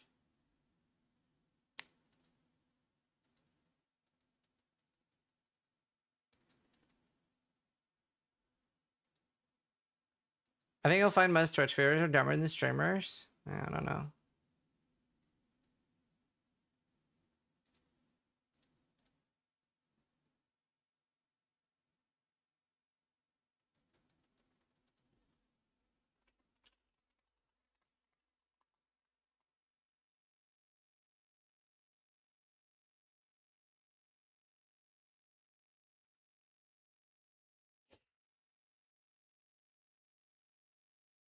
Yeah, here's the thing. Persecute Here's the Zero R thing. just Do you have resubscribed comments for about how 4 Zizaran months. says he says the N-word with all of his friends when no one else is around? Probably with Steel and all these other streamers he claims to be friends? In mystical I'm cases, not firing Destiny! Ziz's laser. All blue-haired streamers are not the same! God damn it!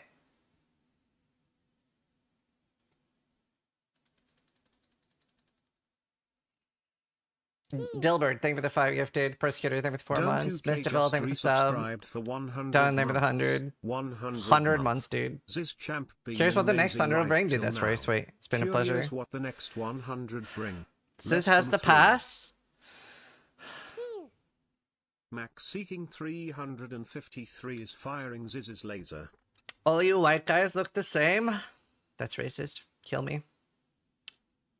COF versus MF and last book. True. Where's the bingo card? It's on my other screen. Sir_sweeper is firing Ziz's laser. Red heart emoji.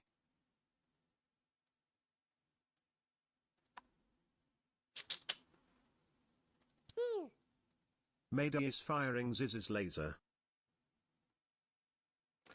Sir Sweeper, Max King, Madoid, Crenlash, thank you for the subs. Was that YouTube chat? Crenlash is firing Ziz's laser.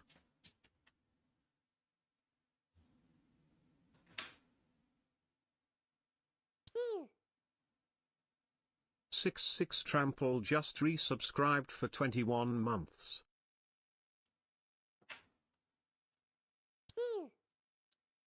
I wish that guy had DMs Bunny's open just so I could message him and be resubscribed for like, 69 I'm not months. Destiny. Nice. I'm getting rid of my blue hair tomorrow. Literally. I have a haircut tomorrow. Tomorrow I will not have blue hair anymore. Maybe that'll make me less racist.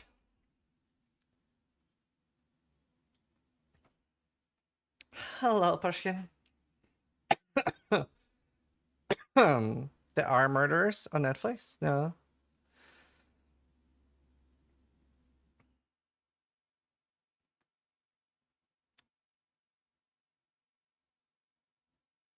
No more racist streamer?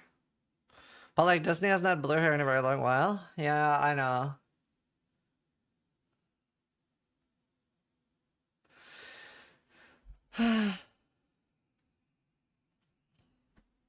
Is this easy on your end or mine? You can turn it off. It's just there was a deaf guy in chat that asked if I could enable it.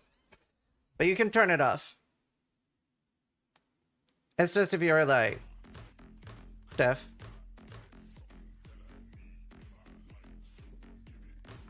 Neighbor gifting 6 months of tier 1 sub to I'm deaf, so what? Steve Niven is firing Ziz's laser. God Emperor. If you could eliminate a race within the year, which would it be and why? I think it would, for me, it would be the race to world first, since WoW sucks. N1K0_DK just resubscribed for 4 months. Steve, thank you. And Nico, thank you.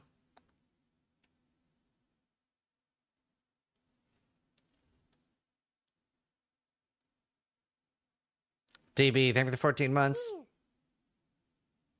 Man12 just resubscribed for 14 months. Let's go Sonic. You know what? I should show my favorite racist clip. Let's see if I can find it. The Duke just resubscribed for 49 months. Let me show you my favorite racist clip. It's actually really good. Big Angry Hobo just gifted Everybody 5 and subs. welcome.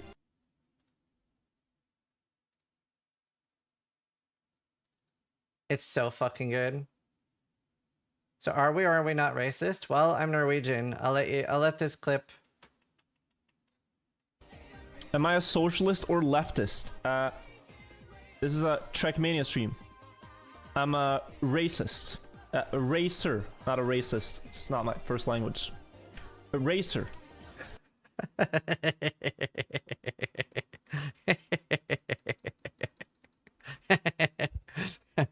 So good. DV, the Dukin, thank you, and Big Angry Hobo, thank you so much for the 5 gifted. He made a good recovery though. Caught. I'm a rapper, not a rapist. Did you do the last ads? Yeah. So now we have ads in 3 hours and 3 minutes. So we're good for a while now. We're good for a while now. Unless it takes 3 hours. It'll probably be maybe some ads during the Q&A, but that's fine. It'll be pre-rolls on after an hour though, so don't refresh the stream.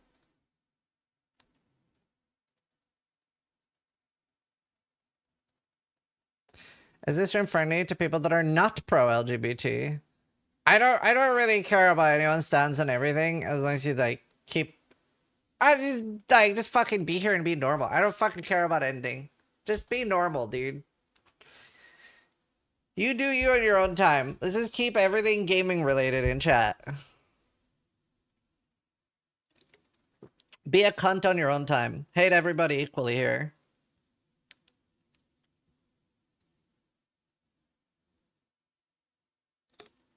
Is this global one? How many Norwegians are here? Grandiosa! Tino, I should like just start plutselig å snakke norsk and then back and forth mellom English and Norwegian. Og da er det bare de som snakker begge språkene som understand what I'm saying. Are you watch partying with Steel? No, we do that for Pee Wee 1.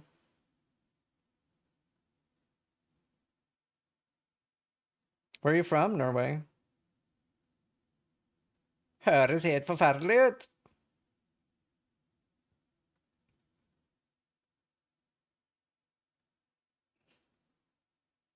I'm from Denmark. Kamel also. Grandiosa is awful, yeah.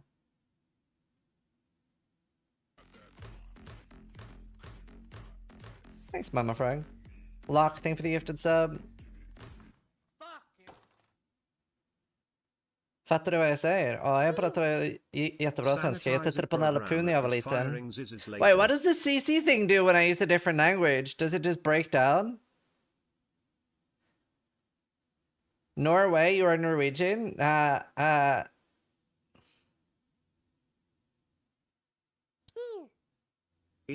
can we stop with like the weird discussions in chat? Gaming in chat, please. I don't care about your takes on anything.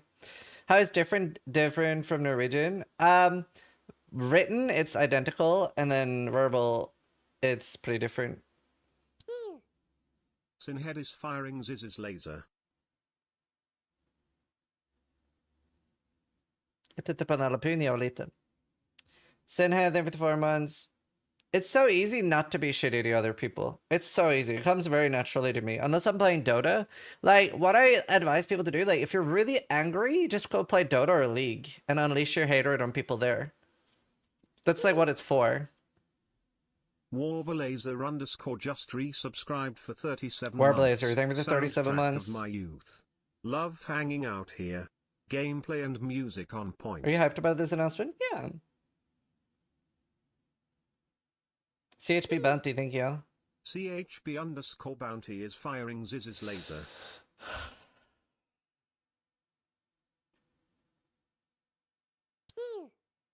Paper _ yeah, is yes, boy, firing Ziz's laser. Kiss boop.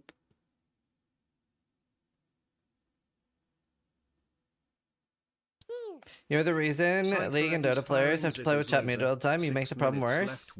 We have a Norwegian saying, all dritten på ett sted. All the shit in one place. It's a good saying, I like it. Paper, Cyphereg, Alvin, Sephiroth, and Sulan. Thank you guys so much for the subs, guys. I actually am collecting money at the moment. If you're wondering if it's for charity, I'm the charity. I'm collecting money for myself. So thank you for the money, I appreciate it. 1150 just resubscribed for 9 months. Highs is good at 1 AM from Thailand. So yeah, Mizu. Cubs is Winks is happy. Thank you. Sawadee firing Ziz's laser. Zulan, thank you. Jasoon, thank you. Dosh, thank you for the 5 gifted. It's for his 4th house. I don't have a 3rd house. I have 2. Subscribed for 41 months. I have my own house, and then I have my 2nd house that I'm renting out for Steel. Annihilation. Dosh 1 _ just the CC is fucked. It's saying something that you're not saying. Maybe I'm mumbling too much. Yes, the guillotine will be available for this stream.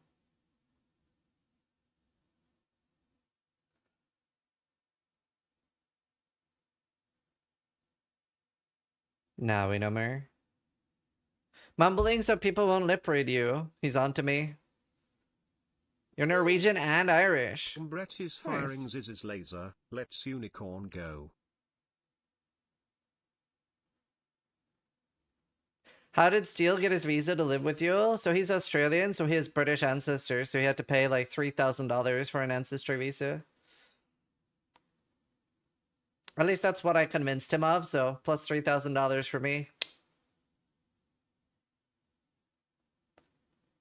He believed that I was a visa seller. Easiest money of my life.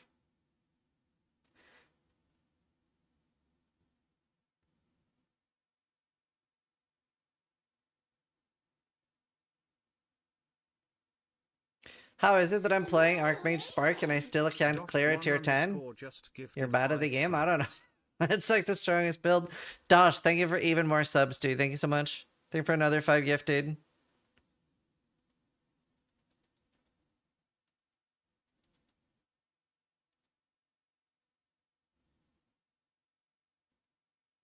Thank you so much, dude. Isn't he your wife? He's my second wife. And my child. And my brother.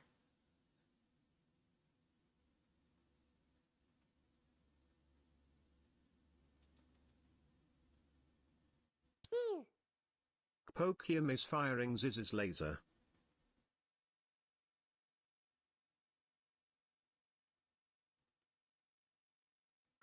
So you're his pimp? Oh my god, could I rent out Steel Mage? Would you buy? Also, I'm gonna turn off alerts. I'm gonna turn off alerts now, chat, so stop giving me money. Unless you don't care about the alerts. I just want, like... I think it's better when the stream is clean, right? No fucking alerts popping up. Oh, I'm almost in the wrong browser. I was about to cuck YouTube. Woo! Woo!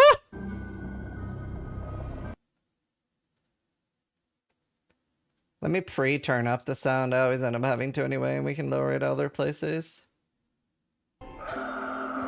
Perfect. What? I have 3 browsers. YouTube gets this one. What do you do? What is this browser? So, I split my audio, so on Firefox, YouTube doesn't hear what I'm listening to, and it doesn't go in the VOD. So, like, now, YouTube can hear this.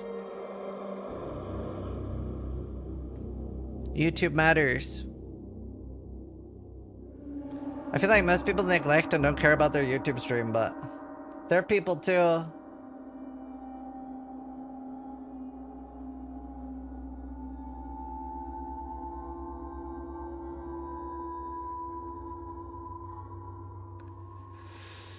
Debatable? Yeah. How do I get rid of the CC? You just click the button. There's a CC button to click.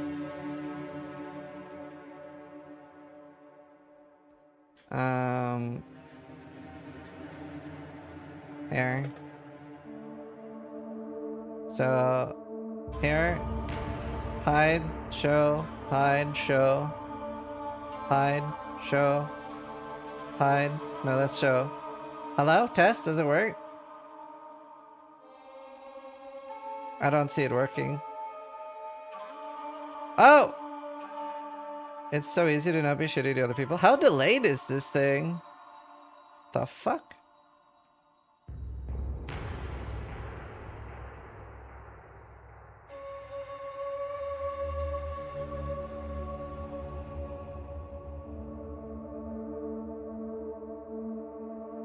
It seems very delayed. Right, here we go.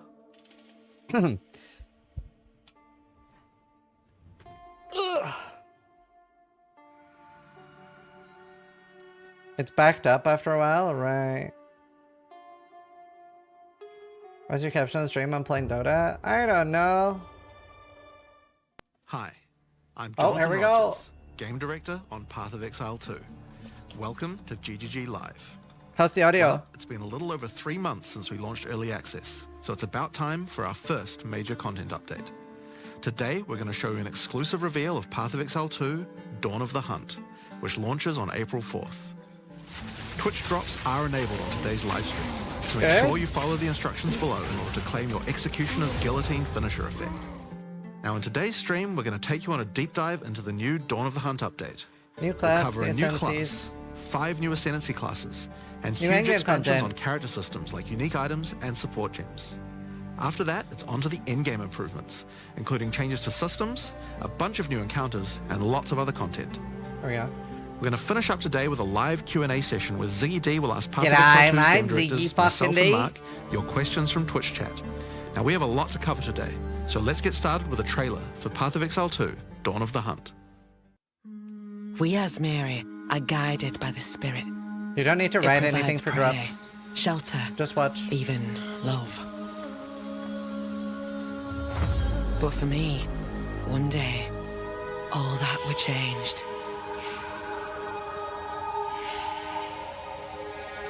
The Spirit, it showed me something You don't have to write anything, chat. forbidden.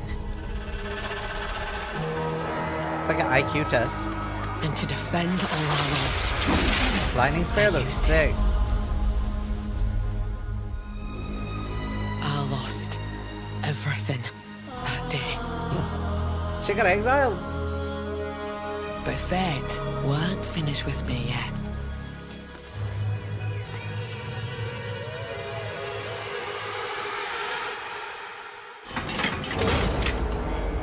I'll right the wrongs I've done.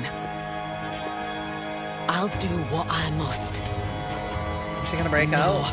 matter the cost. Oh shit! Oh shit! I will hear the Spirit once more. Once more.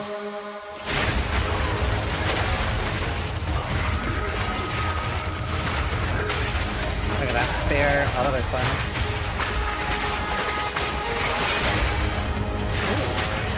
Poisons.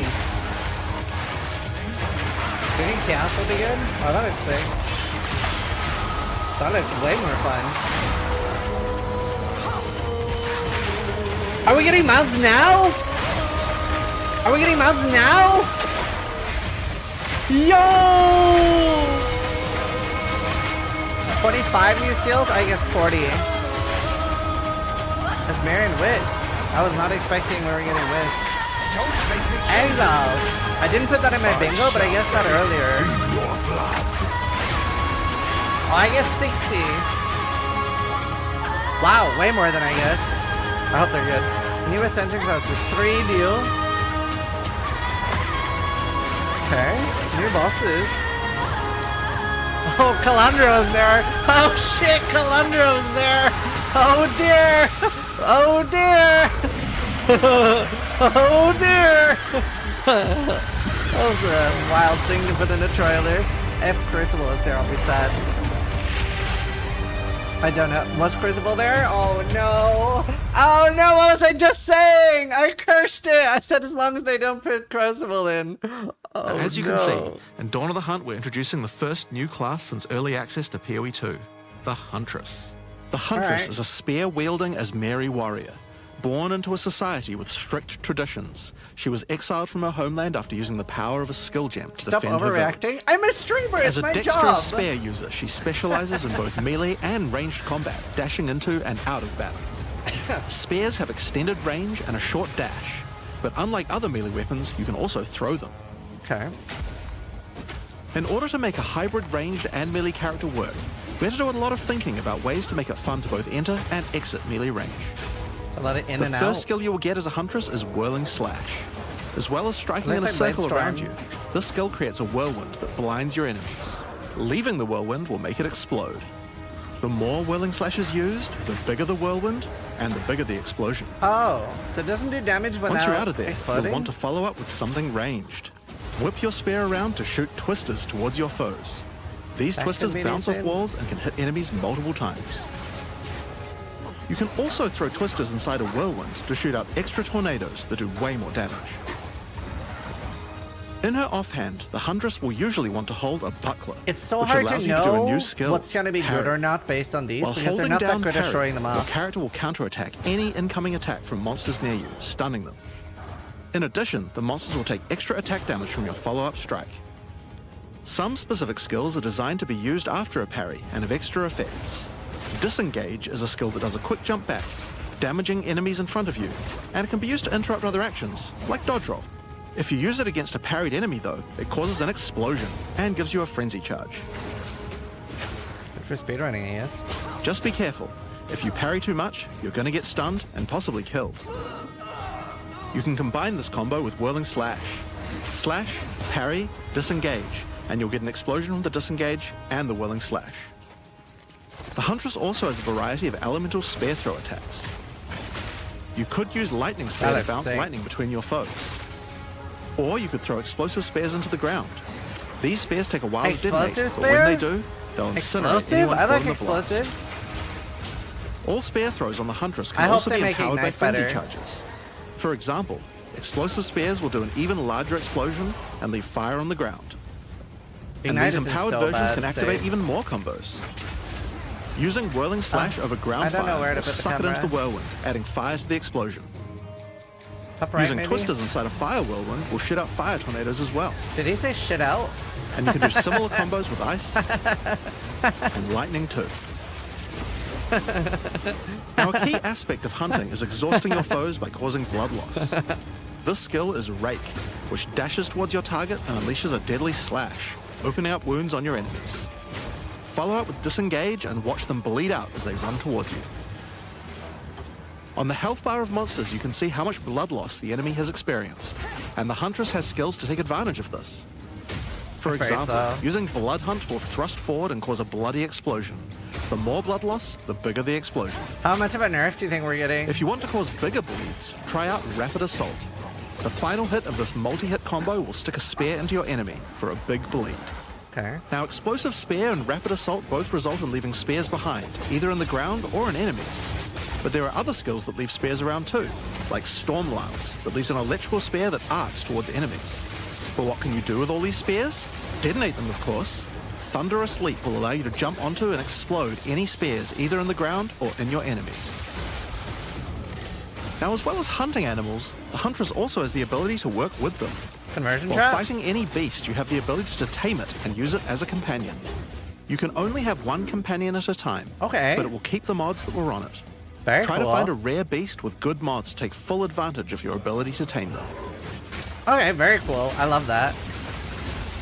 Can I fight other players? This is just the beginning of the Huntress. We've really tried to make the hybrid ranged and melee gameplay work for this class by having a huge amount of synergy between ranged and melee options. This looks good. There are 22 new skills available for the Huntress. By endgame, you'll be slinging hundreds of insanely powerful spears, sending forth spirit animals and summoning the might of Solaris from the sky. But we still haven't talked about ascendancy classes yet. What can the Huntress ascend into? Well, the first ascension class you could choose is the Ritualist. The Ritualist has embraced the darker side of his merry traditions by harnessing the power of animal sacrifice and plague. The Corrupted Life Force skill causes all enemies around you to grow volatile blood boils on their skin. When those enemies are slain, the boils will burst, spreading corrupted blood to all enemies around them. Did they do nothing? The Ritualist also excels in taking advantage of magical trinkets. The Unfurled Finger skill allows you to equip an additional ring on a finger around your neck. Huh? Taking Mystic Attunement increases the bonuses of all the rings and amulets you have equipped. Now, this is one of my favorites. As the Whispers Ask grants you a new skill, class. Ritual Wait, Ingenuity is Sacrifice. nerfed then, for sure. Use the skill on the corpses of slain rare monsters to absorb the power in their blood, to give you one of their modifiers for a short time. Specialize further into Ritualistic Sacrifice with As the Whispers Demand, which allows you to perform that skill on yourself instead of a corpse. Now, what Cut your happens own with hair, Calandra? sacrificing some of your own blood to empower yourself. The Amazon Ascension is for those looking to hunt more than just beasts. Okay. Trained as an elite guard to the most important Asmeri elders, the Amazon will use more traditional fighting techniques mastered to perfection. The Predatory Instinct skill will cause you to reveal weaknesses in the defenses of rare and unique enemies, causing you to deal more damage. You can see those weak spots represented on their life bars. Interesting. While using Elemental Infusion, any charges you consume will infuse your weapon with elemental power, causing any projectile attacks to explode on impact. Cool. Oh, that's the really critical cool. strike skill is as simple as it Sounds sounds. huge. It takes your excess The last accuracy one. and gives it to you as critical strike chance. Additionally, you have skills like Mystic Harvest, which allows your Those are really elemental cool damage to ascendancy reach points. life. and as Mary Brew to be able to use either flask to restore both life and mana. Huh. So those are the 2 new Wow. ascendancies for the Huntress. But those are not the only ascendancies in Dawn of the Hunt. We've added a new ascension class for 3 of the other existing classes too. First up, for our Swords. warriors out there, we have the Smith of Kitava. The warrior is a blacksmith in origin, taught by his father Renly. With this ascension, you can take your smithing skills to new heights by Is this gonna embracing be similar power to from the Forge Master, do you insatiable one think? himself, Kitava. Smiths of Kitava are master blacksmiths and have the ability to forge their weapon, quite literally. Using the Against the Anvil notable skill, you can enhance your weapon with fiery destruction before any battle. After doing so, your attacks will release explosions on hit for maximum devastation. I wonder how long it'll last. You can also use the power of Kitava to summon an animated copy of your weapon to fight alongside you. A great blacksmith can do more than just forging their weapon though. Their armor can be enhanced too. Now you might think this ascendancy class tree looks a little abnormal, and Wow. you're right. There's a lot of notable skills all disconnected at the bottom there. By taking this point here, which is free to assign, your character is unable to equip body armors with mods of any kind. So your body armor must be normal. Sounds like a downside, right? Except now in true blacksmith fashion, you get to craft your own body armor by taking those disconnected notables with your points. If you want your body armor to grant life, take this notable. If you want resistances, take this one. There's so many choices. Think of it like you're How many crafting do you your own get? body armor, just in a more literal sense. Now, let's move That's on to kinda those cool. who prefer the reassuring feel of a crossbow in their hands, the mercenary. Alongside the existing Ascension classes, the Gemling Legionnaire and the Witch Hunter, you can now play as the Tactician. It's a cool The idea. Tactician is a former Blackguard elite. Free from the duties of a Blackguard, he Wow, is that'd be able to cool. use his training to decimate the monsters of Rayclast and earn a healthy That's some income good doing player so. speed already. This training comes in the form of various skills like suppressing fire, which causes all projectiles to pin enemies. When combined with the right where we want them notable, your pin not only stops your enemies from moving, but stops them from performing actions too, similar to freeze. With a soldier's training, the Tactician also works well cooperatively. Using the whoever pays best notable, you can place multiple banners at once. I The hate Watch How We banners. Do It skill gives a portion of your weapon's damage to your allies as well. But if that isn't enough, you can also command your army of off-screen archers to unleash hell and carpet an entire area with arrows. Finally, Witch players will be Okay. able to join their legions by becoming undead themselves. In Dawn of the Hunt, we're introducing the Lich Ascension class. The Lich is a master of chaos and curses and could sacrifice her life to enhance her energy shield. The Crystalline Okay. Phylactery skill allows you to nominate a jewel in which to contain part of your soul, massively increasing its power. There's just one downside to splitting your soul this way though. If you have no energy shield, your mana costs will shoot up. Huh. The Necromantic Conduit skill causes you and allies in your presence to have unholy might, That's very cool. granting extra damage as chaos damage. Rupture the Soul makes enemies you curse Oh! explode with chaos damage when slain. Oh! I'm starting that. Dominion over Flesh allows you to apply an additional curse. My god. It's safe to say you'll be the true master of the occult by choosing the Lich class. So Dawn of the Hunt has the Huntress and 5 new Ascension classes, but it doesn't end there. Let's take a look at some of the new skills we've added. Okay. Now you may remember we've previously talked about the Raised Spectre skill. It's finally complete, and it will be Hey, made I available called in the it! upcoming expansion. It can be found in the occult skills on the skill gem crafting panel. Raised Spectre is a skill that allows you to trap the soul of almost any monster in the game, Okay. which you can then summon in the skill panel. Gazzy must be super happy. I love specters. Spectres cost spirit and will revive automatically if they die, but the spirit cost varies based on the power of the monster. You could summon an army of weaker monsters, or a few of the more powerful monsters. You can combine them with your existing skeleton minions, Oh, that is or sick. summon exclusively spectres.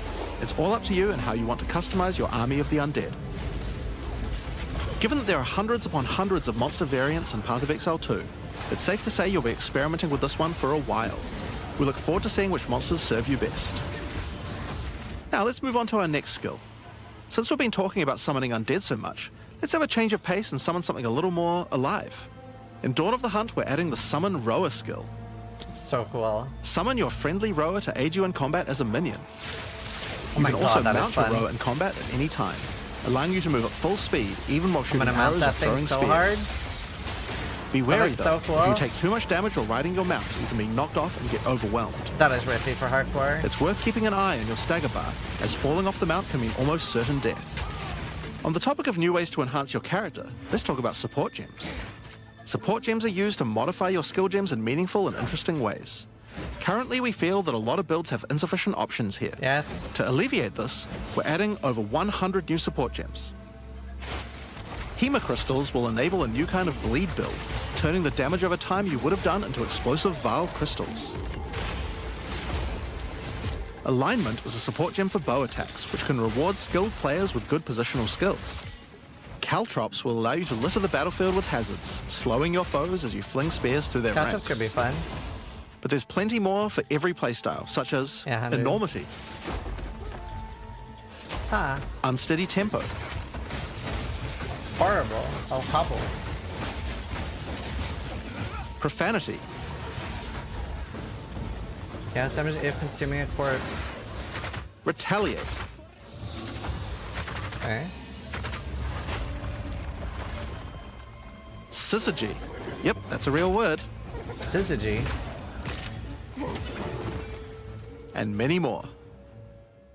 Now, we've talked about a new class, new ascendancy classes, new skills, and new support gems. But let's not forget about the core of a true action RPG, the items. To start with, let's talk about uniques. We're adding over 100 new unique Looks items. like Red Blade banner. This time, we've made sure to add uniques with a focus on mid and end-game tiers to make sure there are more exciting Scepter items looks to really cool. find Is that for Aegis? higher-level characters. Let's look at some examples. Embrace your inner devil with Chernobog's Pillar. It grants you a large amount of fire damage based on your block chance.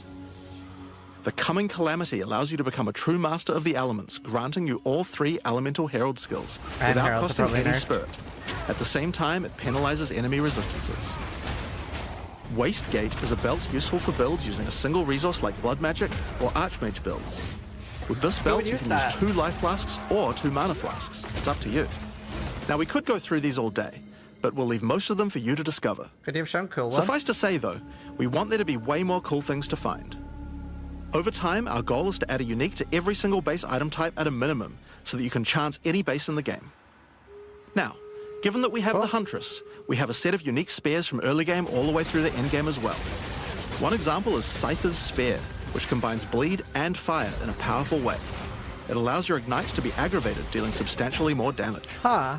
Wow, that We're is also cool. introducing a suite of unique bucklers with some interesting parry mechanics. Calgyra's Arc, for example, allows you to parry projectiles from any distance.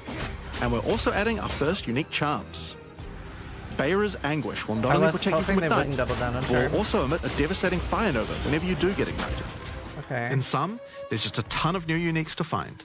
We can't wait to see the weird and broken builds that come out of it. Now, we also want to talk about crafting options. Yes, In each please. major update during early access, we'll be continuing to add and improve the options here. Hey, if I get We have various alterations, new I have a crafting bingo. tools that have been added as rewards to many of the different types of new content that we're adding. But for now, I just want to mention the changes to runes. Runes add commonly available mods, but since they only have one were tier, alterations flat there? damage mods tend to get outclassed by endgame. So we've changed runes to have multiple tiers, allowing you to get higher tier mods than before. Okay, cool. Our plan is to significantly expand the number of more specialized mods for crafting using socketables as we add new content over time. I didn't see alts And there. the first new set of those comes from what we're talking about next. In Dawn of the Hunt, we're adding Asmarian Wisps, which can be found throughout both the campaign and the endgame. The Asmari spirit they has do? made itself present in Rayclast, and it appears to be trying to warn, or maybe prepare us for the coming darkness. You will first encounter a manifestation of it in the Grellwood in Act 1. Great where you'll forest meet spirit! Delwyn, and Asmari Hunter, who is trying to find out what exactly is causing the spirit to behave this way. As you approach the wisp, it will flee, leading you past monsters. Patronus. Any monsters it comes into contact with are infused by it, making them more powerful. Each spirit is associated with a specific revered animal within Asmari culture. This one is a wisp of the Great Bear, and grants enemies extra life and stun. The wisp moves faster the closer you are, and as you move away, they slow down to wait for you. But if you get too far away for too long, they'll dissipate and return to the woods. As you continue to chase the wisp, it will find and possess a rare or unique monster, granting it a new powerful ability. Because this was a wisp of the Great Bear, this monster now also has increased life and stun, but on top of that, it will periodically summon a large spectral bear that slams with wild fury. If you're able to defeat this foe, you will be rewarded. For each monster that was infused and killed along the way, the rewards will be increased. Each wisp has its own mechanics. The Wisp of the Winter Owl is a primal wisp that causes enemies to deal extra cold damage, gain energy shield, and release wind vortices on death. That's scary. When infusing a monster, they will call down large tornadoes to protect their host. That looks like it's gonna kill us. The Wisp of the Wild Cat is a vivid wisp that causes affected monsters to deal more critical strikes and become more evasive. When it infuses a monster, it will summon a barrage of feline spirits that will attempt to tear you limb from limb. If you're lucky, you may even find sacred wisps that can do some pretty crazy things to the monsters they influence. This looks like death. Like the Wisp of the Cunning Fox, which turns normal monsters into magics, magic monsters into rares, and rare monsters into actual bosses. Oh, that's cool. But I feel like we're gonna... Asmerian Wisps can drop a new set of socketable items that allow you to craft a wide range of Crafted interesting blood. new mods onto your items. Rage on melee hit. Each one may only be used on a specific item slot. As mentioned, Very cool. the Asmerian Wisps can be encountered throughout the game, but there's also a new endgame map called the Asmeri Ranges, a mountain village where the Asmeri once lived, now overrun with corrupt monsters. This map always has multiple Asmerian Wisps in it, and familiar, yet not quite the same boss fight. Okay. Asmerian Wisps can also be further modified by the endgame Atlas tree as well, and by tablets. Okay. But I'm not going to be the one talking about those things. In order to cover all the new content in in-game, I'm going to hand things over to Mark. Hi. Hi, Mark. I'm Mark Roberts, Game Director on Path of Exile 2. There's a ton to talk about with the endgame today, so let's dig right in. Path of Let's Exile 2's crack early right access into it. began with a brand new endgame, and it was clear that it needed a lot of work. After absorbing your feedback, we're ready to make some epic changes. Okay. The first thing is, I see we towers. just need a lot more content. Yes. In Dawn of the Hunt, we have made sure to focus on increasing the sheer number of interesting and different encounters you will randomly stumble into as you explore the endgame. And the second goal is to smoothen the progression through maps and reduce the amount of annoying busy work. To start with, let's talk about the new interesting stuff to find. Yes. Well, the most Well. obvious thing to add are new maps. Yes. As well as and the make Asmeri current Ranges ones that better. Jonathan mentioned earlier, Dawn of the Hunt also contains 7 other new maps, all with their own custom encounters. Let's Looks start like with this arena. one. The Feral Megaliths map starts off in the wild Ezomite forests. As you progress through the forest, you will find mysterious rune-carved stones that, when touched, surge with energy. After activating all the stones, you can find a grand henge, where all the energy is coalescing. You can then start an encounter. The area darkens, a storm moves in, and a concentration of energy summons a dangerous boss. Oh, You must fight and defeat the boss to get its rewards. cool. Once you have defeated it, summon another. And another. And another. And another. Oh. You have 10 total waves of boss fights which get incrementally more difficult. If you manage to defeat them, you get full boss rewards, but also opportunities to get new runes. Very These cool. can only be obtained from this map. The Fractured Lake contains a surreal waterscape with fractured That's mirror-like beautiful. objects. As Do you you know move those around the rocks map, exist in the real life? terrain itself elevates from In below, Belfast. creating the ground you walk on. In this unique map, all the rare monsters are mirrored, so you're always fighting 2 of the same rare at the same time, which can prove quite difficult. If you manage to overcome that challenge and make it to the end of the map, you'll be presented with a broken mirror, a powerful altar-like object that contains an item within it. Wow. The item contained within is a new base type, either an amulet or a ring, that can be crafted to have additional prefixes or suffixes at the cost of the other. Crafted. Oh, man, The last well, unique I don't map have we'll any show today crafting. is one based around the essence mechanic. Okay. You enter a crystalline cavern, This is and you will cool. find a powerful map boss imprisoned in the center. It is surrounded by many rare monsters, also imprisoned in essences. By freeing and defeating the rare monsters, the essence they held will be upgraded to a greater essence and be added to the imprisoned map boss. How brave are you? How many essences will you add to the boss? Oh, that sounds Overdo rippy it, as fuck. and you might lose everything. Underdo it, and you might regret it. It's your choice. Ah, shit. Speaking of essences, alongside visual 07 for improvements, hardcore? you're now able to apply Varlorbs to corrupt the essences with a range of unpredictable outcomes. Cool. It That's a could better use increase than the number Remnant. of essences, reroll all the essences to the same type, or even upgrade the essences to greater essences. Nice. What if they're already greater essences? Well, it can upgrade those too. We have 4 new corrupted essences. Essence of Hysteria, Oh. Delirium, Horror, and Insanity. Very cool. Each corrupted essence has its own interesting combat mechanics. For example, the essence of Insanity causes you to question even your own mind, as monsters split into shadowy clones, and you must locate the real one before a devastating icy explosion freezes everything around it. Each of these has their own crafting outcomes. The essence of Insanity can be applied to a belt. It adds a mod that will ensure the next Vaal Orb used on the belt will guarantee adding 2 enchantments. Wow. Fascinating. It's worth noting all the essences in the unique map can also be corrupted too, if you're willing to risk it. It's worth noting we have Oh, also shit. added 10 extra Atlas passive points you can earn by completing 5 different unique maps. Okay. Now, new maps are just the beginning.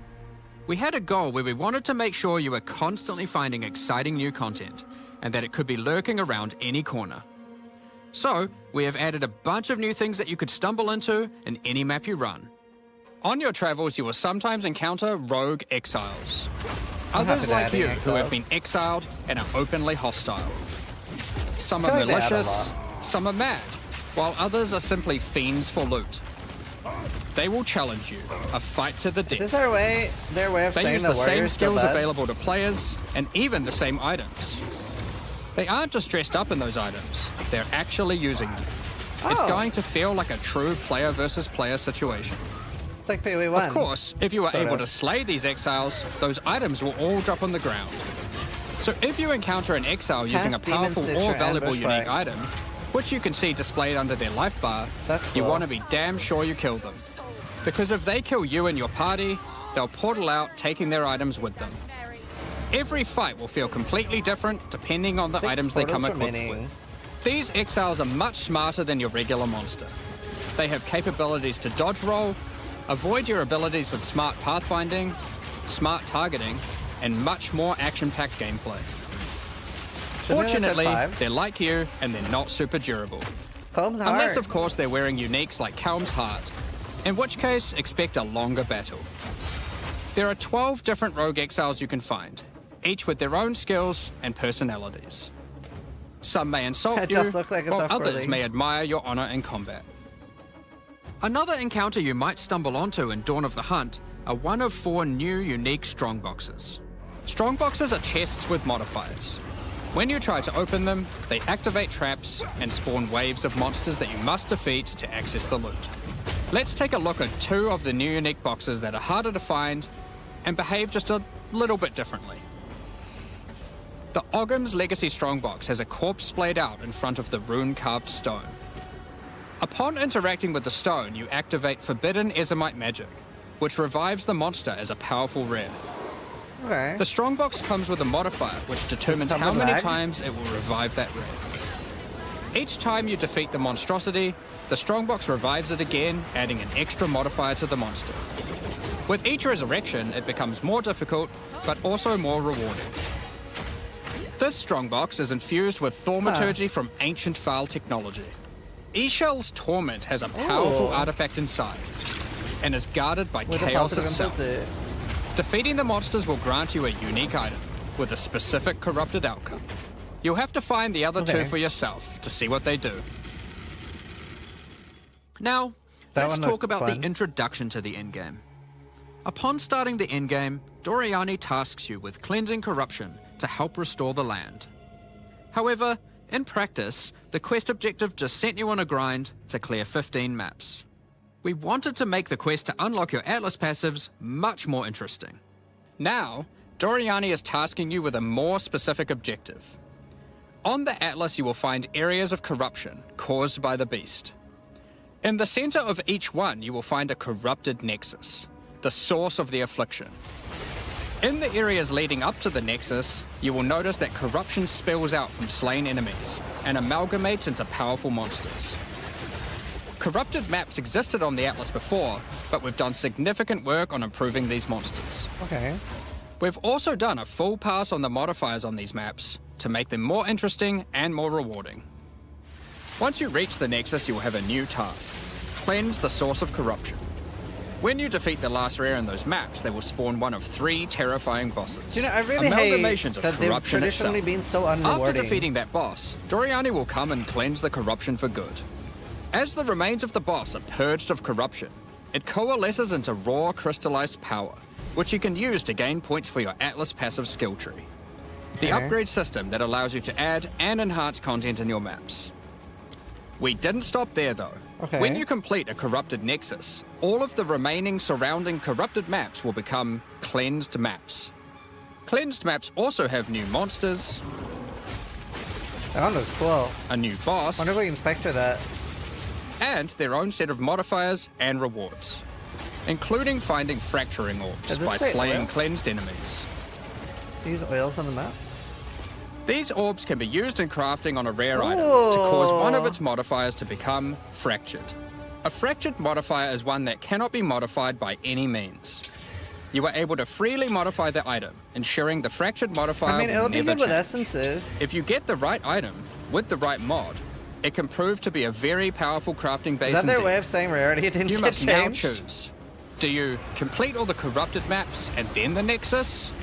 Or maybe you beeline to the Nexus, complete it, and do all the remaining maps cleansed.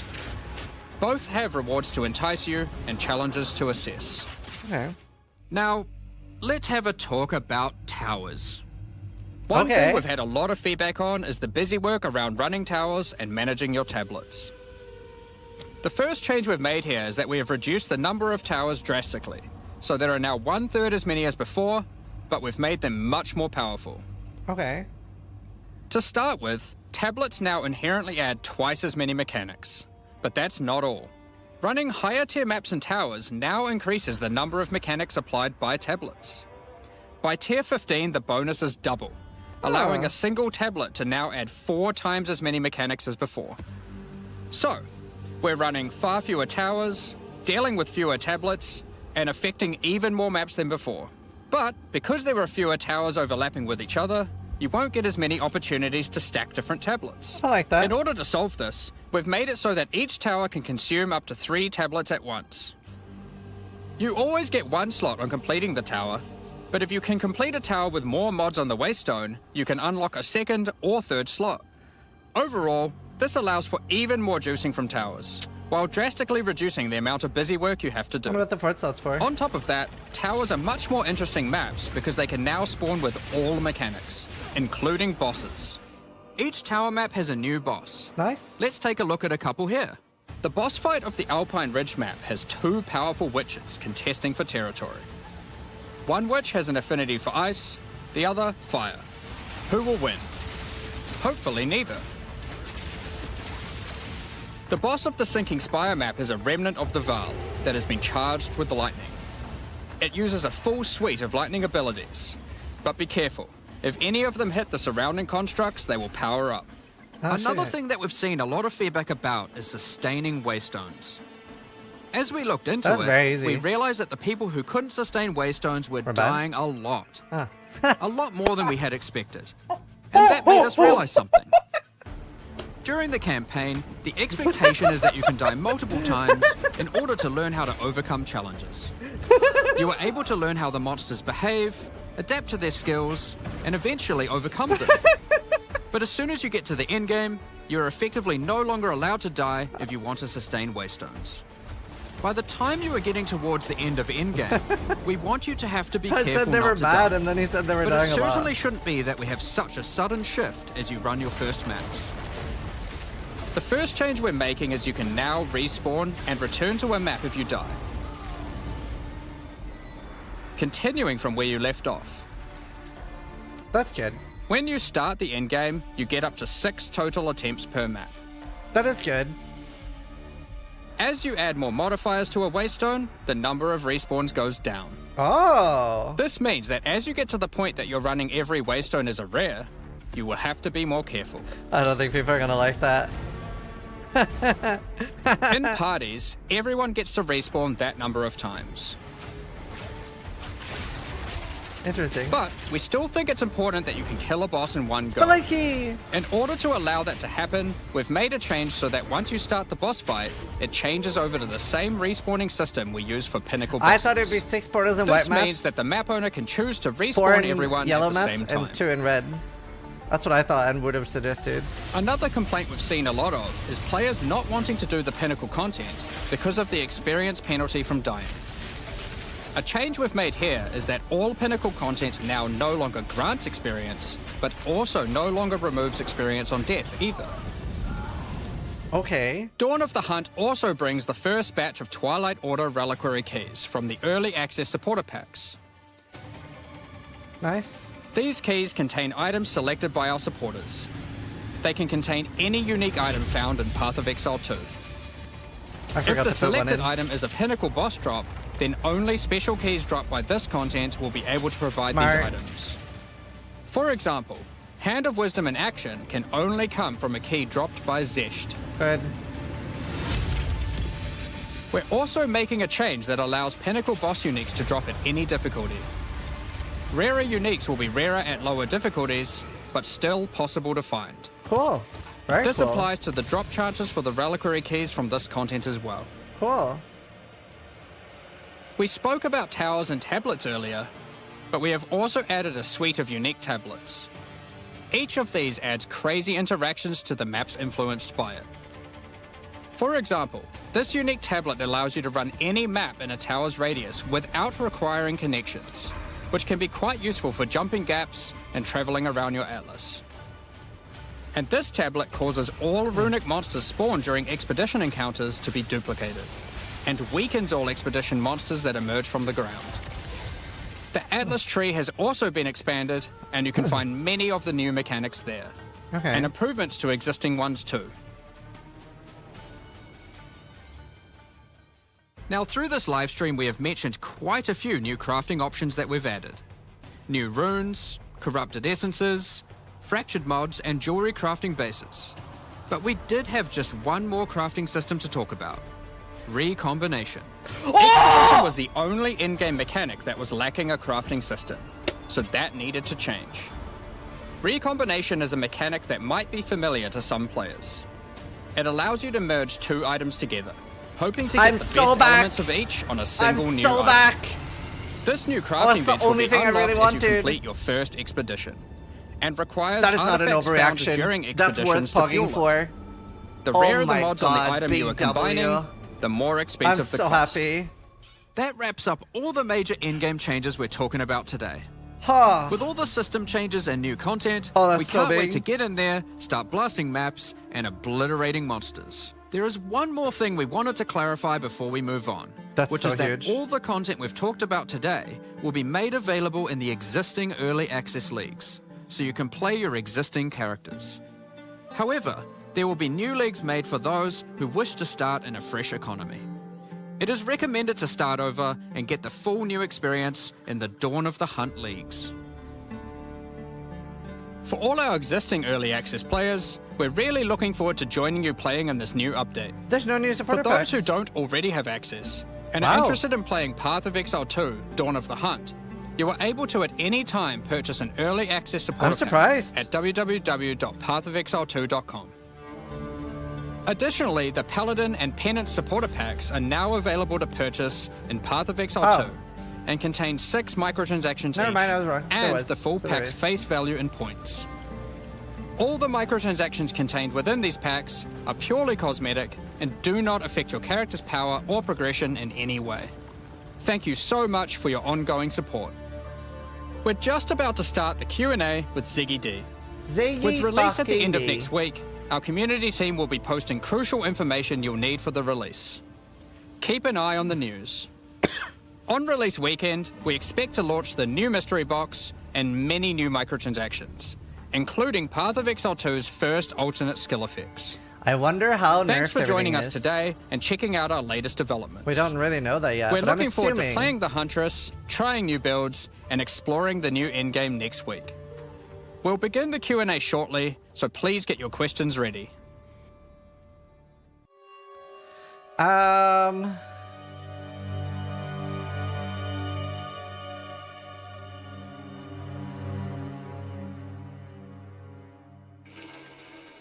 Where's Chris? He retired.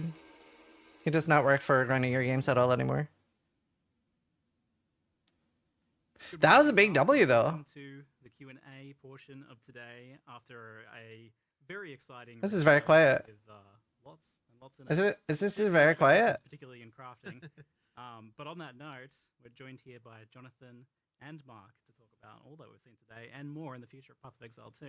And is everyone saying it's quiet? Volume. Okay, it's not me then. Yes, that's right. That's right. Yes. They have no volume. Actually, last night had a bit of. Also, quick thing for like the YouTube video because we're gonna upload that. Honestly, for me, that looks really, really exciting. Like, especially with the recombinators. I'm very happy. Hope you enjoyed watching on YouTube. Try to die less than I do. Give a bit more control to the player over how recombination works, and we also kind of weren't really happy about the fact that recombinators is something that like kind of matters a lot for really, really ultra in-game players. But it wasn't something that was really mattering a lot for like the people who effectively got access to the feature. Pay up? Oh yeah, well. So we've actually changed it now so that the way it works is that no you pick which mods you want on the. No, I did not bingo.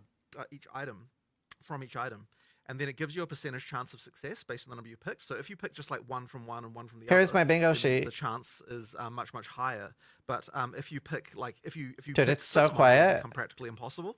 So effectively, does this help you? Like the more you're wanting to design the item, the less of a chance of actually having success. So that means that if you just want to get like a mod, if you want to get an item with like these two mods that I found it might off the blast ground, your ears when they fix it. Relatively easy. If you want to there get is an no item which has, alteration. all of them, then very hard. So we think that's a much better design because it means you can kind of use the recombinators actually become something that you can use even from a relatively. I didn't see from alteration. the first point you get them, but there's still this kind of in-game like like for perfect stuff you might still be able to do it with more. It is kind of balanced though, so that like if you pick literally all 6, then it's going to be like incredibly low to the point of like don't even try that. But like 4 mods might be a good thing to sort of be striving for, that kind of thing, and then exalt the other 2, that kind of stuff. So we can't yeah, listen that's kind if you of, talk over them. the Then watch the fucking stream. So hopefully that'll be. Don't watch by my the stream time, if you don't want me 02 comes out. talking, you idiot. We've kind of Holy got a plan for doing that.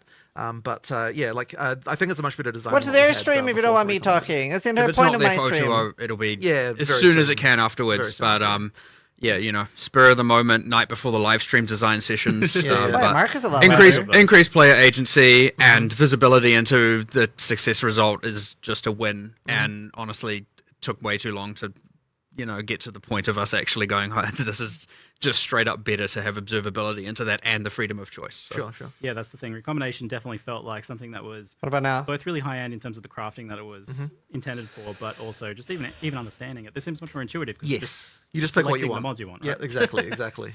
So it does sound like it's a little bit of a nerf for the very high end of crafting, though. Like it might end up being, but I'm not like it sort of depends on how the numbers come out. Like because we only just designed this, we need to still work out like exactly how the numbers end up looking.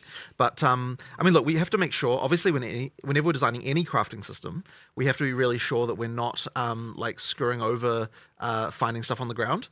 So you have to sort of have that balance, and that's so that kind of informs everything we do with crafting usually. One difference here, though, of course, is if the success chance fails, both items are destroyed as opposed to always keeping one. Yeah. So okay.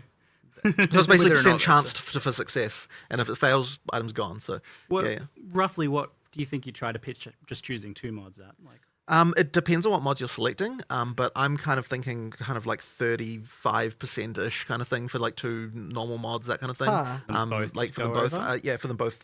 For if you pick 2, and then but we'll it kind of depends. Again, it kind of depends. We'll see how higher tier mods are rare. And yeah, exactly. So it sort of it also the other thing is it's going to now have a fixed cost, so it's not going to. Oh, okay.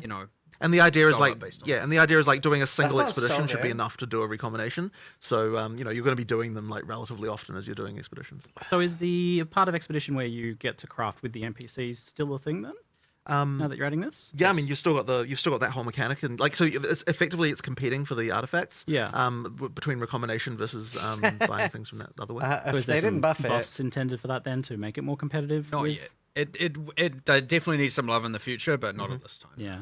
It seems like the systems can kind of go hand in hand, where one is giving you items that you can then potentially recombinate. That is also true. You can use the ingredients of one in the other, or the outcome of one as an ingredient in another, Cool. We'll talk more about crafting a little bit later on for sure, because there was a lot announced there, which I'm quite excited about. Definitely exceeded my predictions for what you'd be adding in terms of crafting. But firstly, though, just a quick clarification on the league. So there's not going to be a wipe for the new players joining us. Right. If you were playing on a character, you can still keep playing on a character. But a lot of long-term Path of Exile players know the importance of playing on a fresh start, and that's also really important for you guys as well. For sure, yeah. I mean, basically, if we don't have like any character that's come from before, you're just not gonna because the balance is so different and because so many things have changed. There's like no point in even listening to feedback for someone who's playing in the old league. Like it really has to be that you're doing the fresh start, and we're sort of seeing how things go in the new economy. So like we were really sort of it was kind of an interesting decision about whether or not we should make it so that all the content is exclusive, or rather like what amount of content would be exclusive to the league versus not. And the issue that we had is that so I mean like a league means something in Path of Exile. In order for something to rise to the level of a league, it needs like a certain amount of features.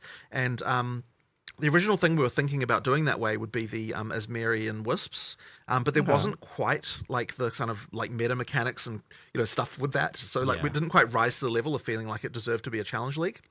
And at the same time, we've also got a lot of new players playing Path of Exile 2 who never played Path of Exile before. So we were a little bit we kind of were deciding like, okay, should we make them exclusive or not? We sort of decided, you know what, for this one we're not going to. And then I'm surprised what we'll they probably didn't. try and do is for the next league that we do, we'll actually make it a proper challenge league with like its own exclusive mechanic and so on. Okay. But yeah, it's a little bit funny because like in early access is a bit of a different situation with different, and so yeah, we'll sort of see how this goes anyway. But certainly I would encourage everyone just like start again on a new character. I think, you'll have a much better time because, obviously if there's structural changes to the passive tree. It's like if you log in with your old character, you're going to have like, your tree's going to get reset. You have to do stuff. There's things like there that is a new that are season. going to happen that mean that, and also just balance changes, right? Like huge numbers of them. So you're going to have a better time playing from the start. That's it. And speaking of the Huntress then, so we saw our initial Huntress quite some time ago now and had some hands-on time with it and things, but I certainly, having played that before and played It's it standard. now It recently, always stays. It's never the going away. Huntress has changed quite a lot. Yeah. So I think people are what just was not the, understanding. how hard was it to get it ready for release? What was kind of the key? Like there there? is a new season. It's funny because class design is one of those things where every time you add something, it can make you reevaluate everything else, which is why it's so hard to predict like how long a class will take. So like it changed a lot since the last time we had we were showing Huntress. And honestly, like, it's like while there are some skills that you will still see, like it just plays completely different. And I mean, whenever we're looking at like how we're going to design something like this, it really comes down to like what is it's the special about the character class. Like how can we double down on that to make sure it feels different? So with the Huntress, you've obviously got spears as a base type. The key difference between a spear and any other weapon type is that you can both use them at melee and you can also use them at range. You can throw them. And so because of that, we really were just really trying to incentivize everything possible so that you use both of those things. And, action RPG players, they generally speaking, the balance can often be such that you only really want to do one thing and do that one thing well. So trying to incentivize the kind of ranged and melee is, quite a thing. And I mean, the way we do it effectively is try to make sure that like there are combo chains where, a ranged thing can combo with something that's melee and a melee thing can combo with something that's ranged, and then also give you good abilities to move between the two states. That's actually really good. And so that kind of means that you end up with a very agile character, like you're constantly moving like backwards and forwards and kind of moving around. And I would say that given that it's the Dex character, I just hope that they've like done the nerfs they want to do. It feels the most agile of all of the melee character classes. That's been a really good one. But I mean, look, there are. In terms of changes, I mean, look, there are just changes all the time. Like the frenzy charge thing was like relatively late in development. Like there's like quite a lot of things going on that just can blend in with the pictures. field kept on evolving. And another big one, of course, was parry, which I honestly was very skeptical of working. And Mark, Mark was the one who saved it. Honestly, like I was like, you know what? There was like 3 times I think where I was like, you know what? I don't think it's going to work. And then you were like, okay, I think we're gonna save this. I was like, give me a week. Yeah, exactly. And it works completely differently for most games, because in most games, obviously, with parrying, the way that works is that you have to time the like to push the block button at exactly the right time, but that's just something that just wouldn't work in our combat system because you're often packs of monsters. It's just like you don't really have the ability to read combat in that way in our game. And at the same time, we need to make something where there's going to be there'll be a new season with a new if economy. a single monster in a pack hits you, you need to be able to respond to that with something that's going to you need to be able to respond in a way where you don't just then immediately get hit by a bunch of other stuff. Yes. So having it so that the parry, like it always parries, but it's then taking advantage of what the parry does to the monster by following up with something that's going to give you like, an explosion or something like that to kind of deal with the pack. That's something that sort of allows that counter gameplay to work in our game.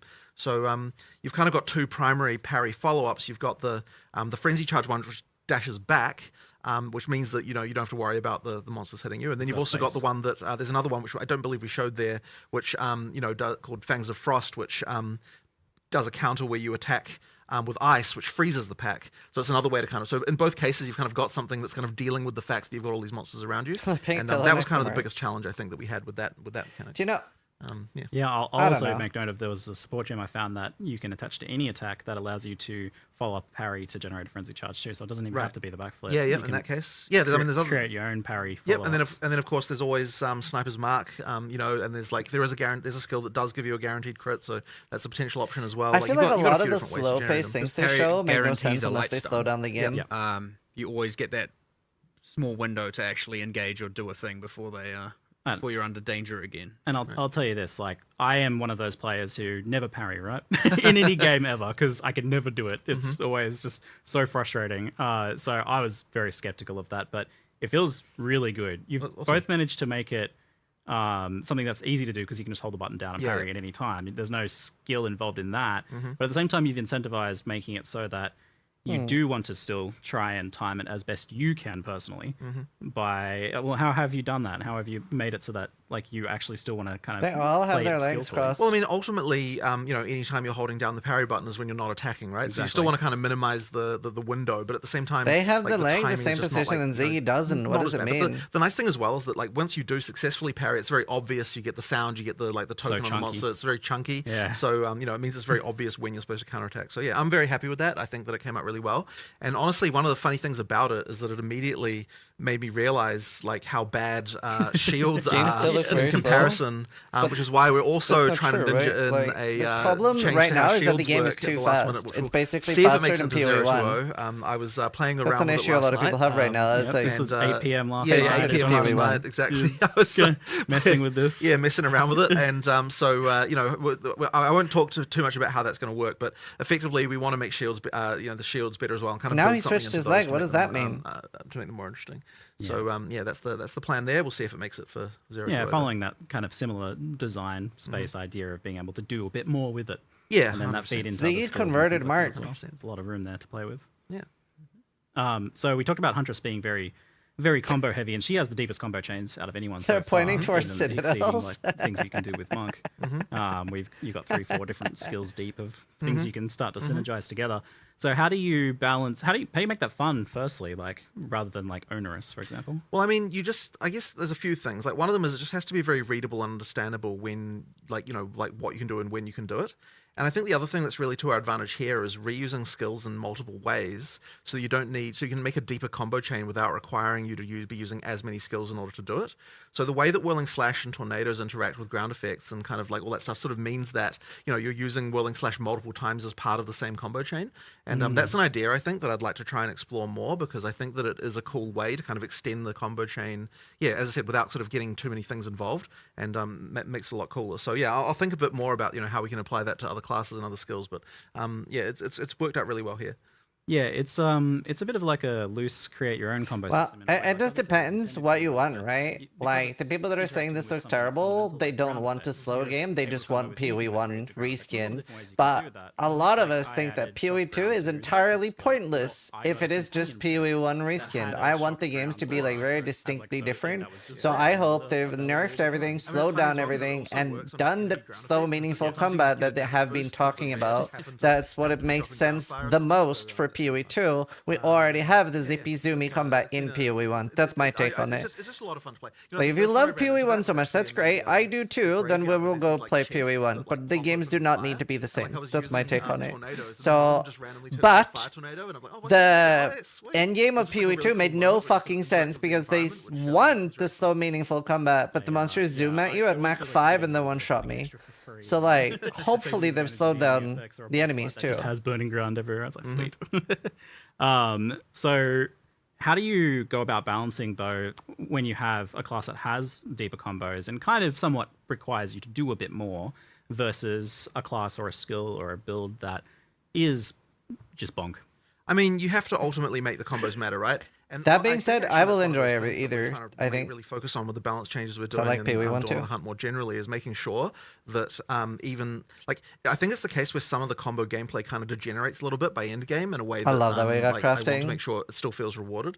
And so we were sort of doing various checks you know, like recently about, you know, like as a random example, right? Like so on the mercenary, we found that doing you know, but when you get to end game, doing armor break, sorry, what's it called? The armor piercing that causes armor break, followed with high velocity rounds, is just worse than just using high velocity rounds.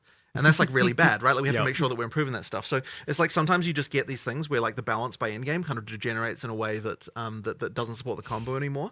And so we have to make sure that when we're looking at buffing things, that we're like making sure that when we're doing it, it's to support the fact that using more things is actually a good thing.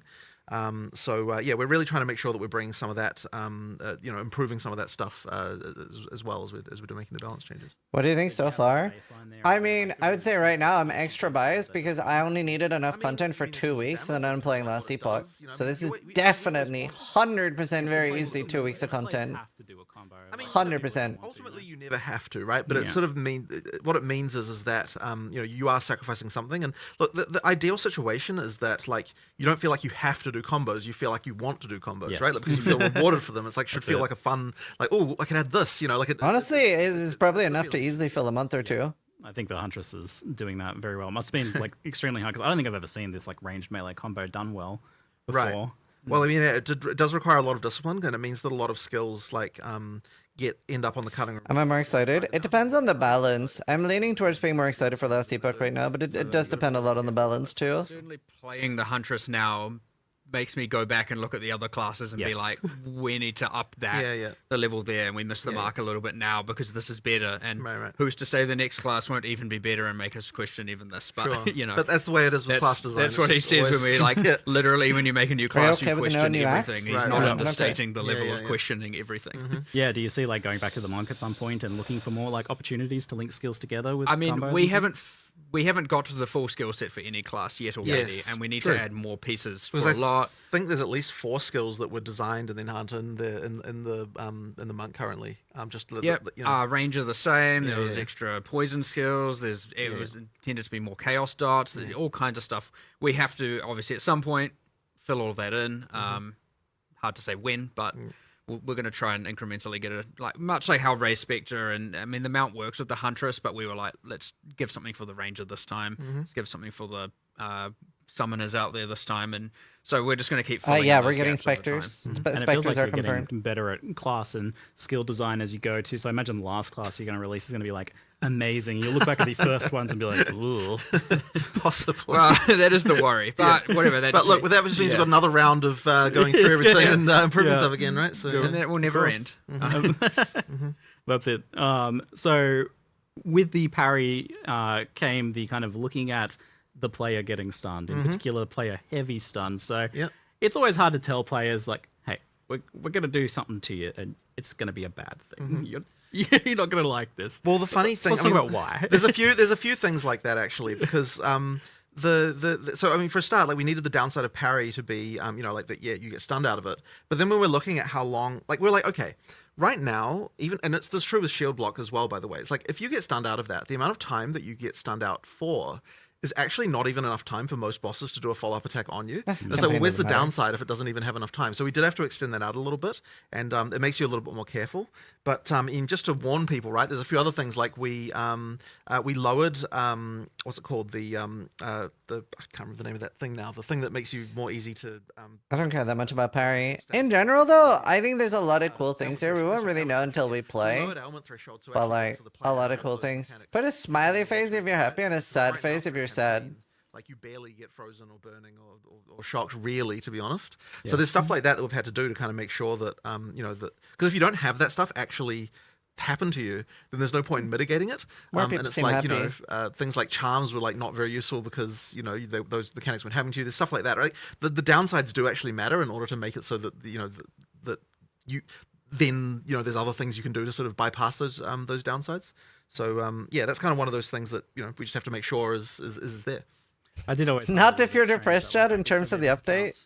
The number of times I was frozen in the campaign on one finger. For sure. For sure. But it's always by those vile ghosts.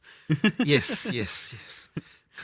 So expect a little bit more, a little bit more danger from the stun. I definitely died a couple times to getting heavy stun. Yeah, it can happen. So that's mostly occurring if you're like doing bad blocking or parrying. But can it also occur just from like taking a really big hit or something? Nope. At least we've discussed that. We've gone through a whole bunch of different should certain boss abilities heavy stun you, and if you speak into enough stun threshold, it like demotes it to a light stun, and if that, there's all kinds of multi-hour discussions we've had, and we haven't really come to anything conclusive there. But it's only from mount, raise shield, and parry, and of which at least for all I've of sent them, them you a can see few your stagger questions. bar filling up. It's worth noting things like evasion apply to... I asked about ascendancy when you're respec parrying, and if this is a nerf we patch. turn off your evasion from taking damage because the block does, Yeah. right? And otherwise you'd be like, I'm going to parry it. Oh, I evaded it. It didn't parry. Yeah. But you can evade the stagger build-up, so you don't take the damage anyway, just So the before evasion anyone still misunderstands works. that. The evasion still works. Yeah. Okay. So high evasion will mean you can parry for longer. There's a bunch of parry stuff on the tree, including damage affecting the debuff, the duration of the debuff, so you get to benefit for it longer. Reducing stagger is all over the place for both mount and so in the dex section of the tree. So yeah, you can mitigate. I mean, my expectation is probably you'll get some in-game builds that are just like, I can parry forever and there's no real consequence. So not every skill can be parried, of course. It otherwise follows the slam rules. If it's a slam from above or below, you can't parry it. Much to your frustration for some things. I mean, there are a few things where I've got disagreements about what looks like it's parryable, but... my hopeful there was when it's contentious, people would bring it up and would change it, right? Sure. So, like, if it's on the line, it's meant to be blockable. Like, if it isn't clear. And there was no way with hundreds of monsters and many dozens of bosses that we weren't going to miss some things, so... So you mentioned this a little bit earlier, but action RPGs kind of naturally pull you towards one damage type, one skill, one specific thing, and optimizing as much as possible, because otherwise you're just making a bad build a lot of the time. But I noticed Huntress has a bit of everything. She's got bleed, she's got all the elements, she's got physical. The only thing she doesn't have is like chaos, but there's kind of poison on the tree right there. So how do you like promote this? Oh, we have spares like now. all of this different stuff together. Are you supposed to only Did we get kind of be swords? relegated to using 2 or 3 skills, or are these supposed to come together? And how do you manage that? Well, there's a few things. So one of them is that we provide a lot of combos with the expectation that you'll probably be focusing around like a few specific things rather than necessarily using the whole tree. So like there's that. The other thing as well is just making sure that in the passive tree there's sort of options that go across both. So the Huntress's passive tree has quite a lot of things like extra melee damage if you've done a ranged attack recently, and then it's got things like bonuses against blinded enemies because while you're in a whirling slash there's so it's sort of stuff like that where we're trying to carefully think like, well, how can we come up with something that's interesting and buffs everything that you might want to be doing, that kind of synergizes with the stuff that that Huntress can do. But it is honestly hard because like many categories of things only matter for one thing part of a combo. So it's just like trying to come up with categories that can somehow span all of them in different ways. And ideally, we can achieve that. But it is pretty hard. Generally, you're going to become more niche or more selective because again, even mixing elemental and bleed is just probably often going to result. You in probably wouldn't do both elemental and bleed. You'd probably choose one or the other. Yeah. But that's why we kind of try to make sure that, like, so you've got sort of linkages between them, though, right? Because it's like, for example, the thunderous leap detonates the spears that you do from the bleed thing. So it's like kind of like the idea there is to like it changes how that skill then has a use in the combo with the other one. So even if that skill itself isn't doing a lot of damage, it's triggering something that's taking advantage of all the damage bonuses you got for the for your bleed stuff. So that's kind of like the idea, is just to link all that stuff in a bit so that you can use the non I'm just a bit tired. like directly, synergistic things in a kind of more synergistic way. Yeah, that's if you didn't see that from the earlier trailer, it's you spear them with a bunch of spears and then jump on them and explodes them for bleed. Amazing. So, but yeah, that's using their portal changes, which by the way I don't think are good, but I think it's a step in the right direction. If you have blue maps, you have 6 portals. I mean, there's always Yellow maps, like rare maps, or 4 mods on the maps, you have 2 portals, and if you have 6 mods, then 1 portal, something like that. Ideal, in my opinion, would be white maps 6 portals, yellow maps 4 portals, and red maps 2 portals. That would be my ideal suggestion. Yeah, I mean, so that's it. When we look at a new class, we typically call it Huntress is spears, but kind of not really. It's a signature weapon, but absolutely nothing in the Ascendancies prescribes spears. Exactly. So effectively, we take great pains to make sure that the Ascendancies never mentions weapon types, that there's that they're always generalized. So for example, the infusion mechanic in the Amazon, it just says projectiles, it doesn't say spears, and the reason it does that is so that you could make an Amazon who is a bow user, and that's all fine. So it's effectively open-ended. It's open-ended, and honestly, I know that Mark does. Hi, Mark. It makes the constraint a lot harder for how to design an Ascendancy class when you have to think about it that way, for sure. Oh, it'd be much easier to just put a bunch of cool spear stuff in there, but now only really. I mean, it was similar to the original PoE 1 Saboteur. It called out traps and mines, and so if you're a trap and mine character, what are you doing? Well, you could do something else, but no one else is playing that thing. Right. It isn't. It is easier to design. It is certainly less flexible and open as to what people can play in the different combinations and all that. So how much do you have to consider the different weapons and the skills and how they interact together when you're originally designing them, or is there just literally so many possible combinations you're just the players will take care of that for us? I mean, I think it is relatively impossible to come up with everything, but certainly we have to consider, is this going to be broken with anything else in particular? And there just has to be certain rules for things about, how easy is it to apply this debuff, how easy it is to consume this debuff. And even then, it's we often make mistakes and have issues. I mean... When he says relatively impossible, it is actually impossible. Actually, yes. But... I tweeted about the portals. But even just looking at the balance pass we're doing at the moment, right? I mean, there's hundreds of things that that we still. I tweeted this. I mean, there's things that we could never honestly understand all of the different broken things that could possibly exist, and so it's it really does depend a lot on on seeing reports on what people are doing on some level, right? But then I think that what will happen over time is obviously the game's still relatively new.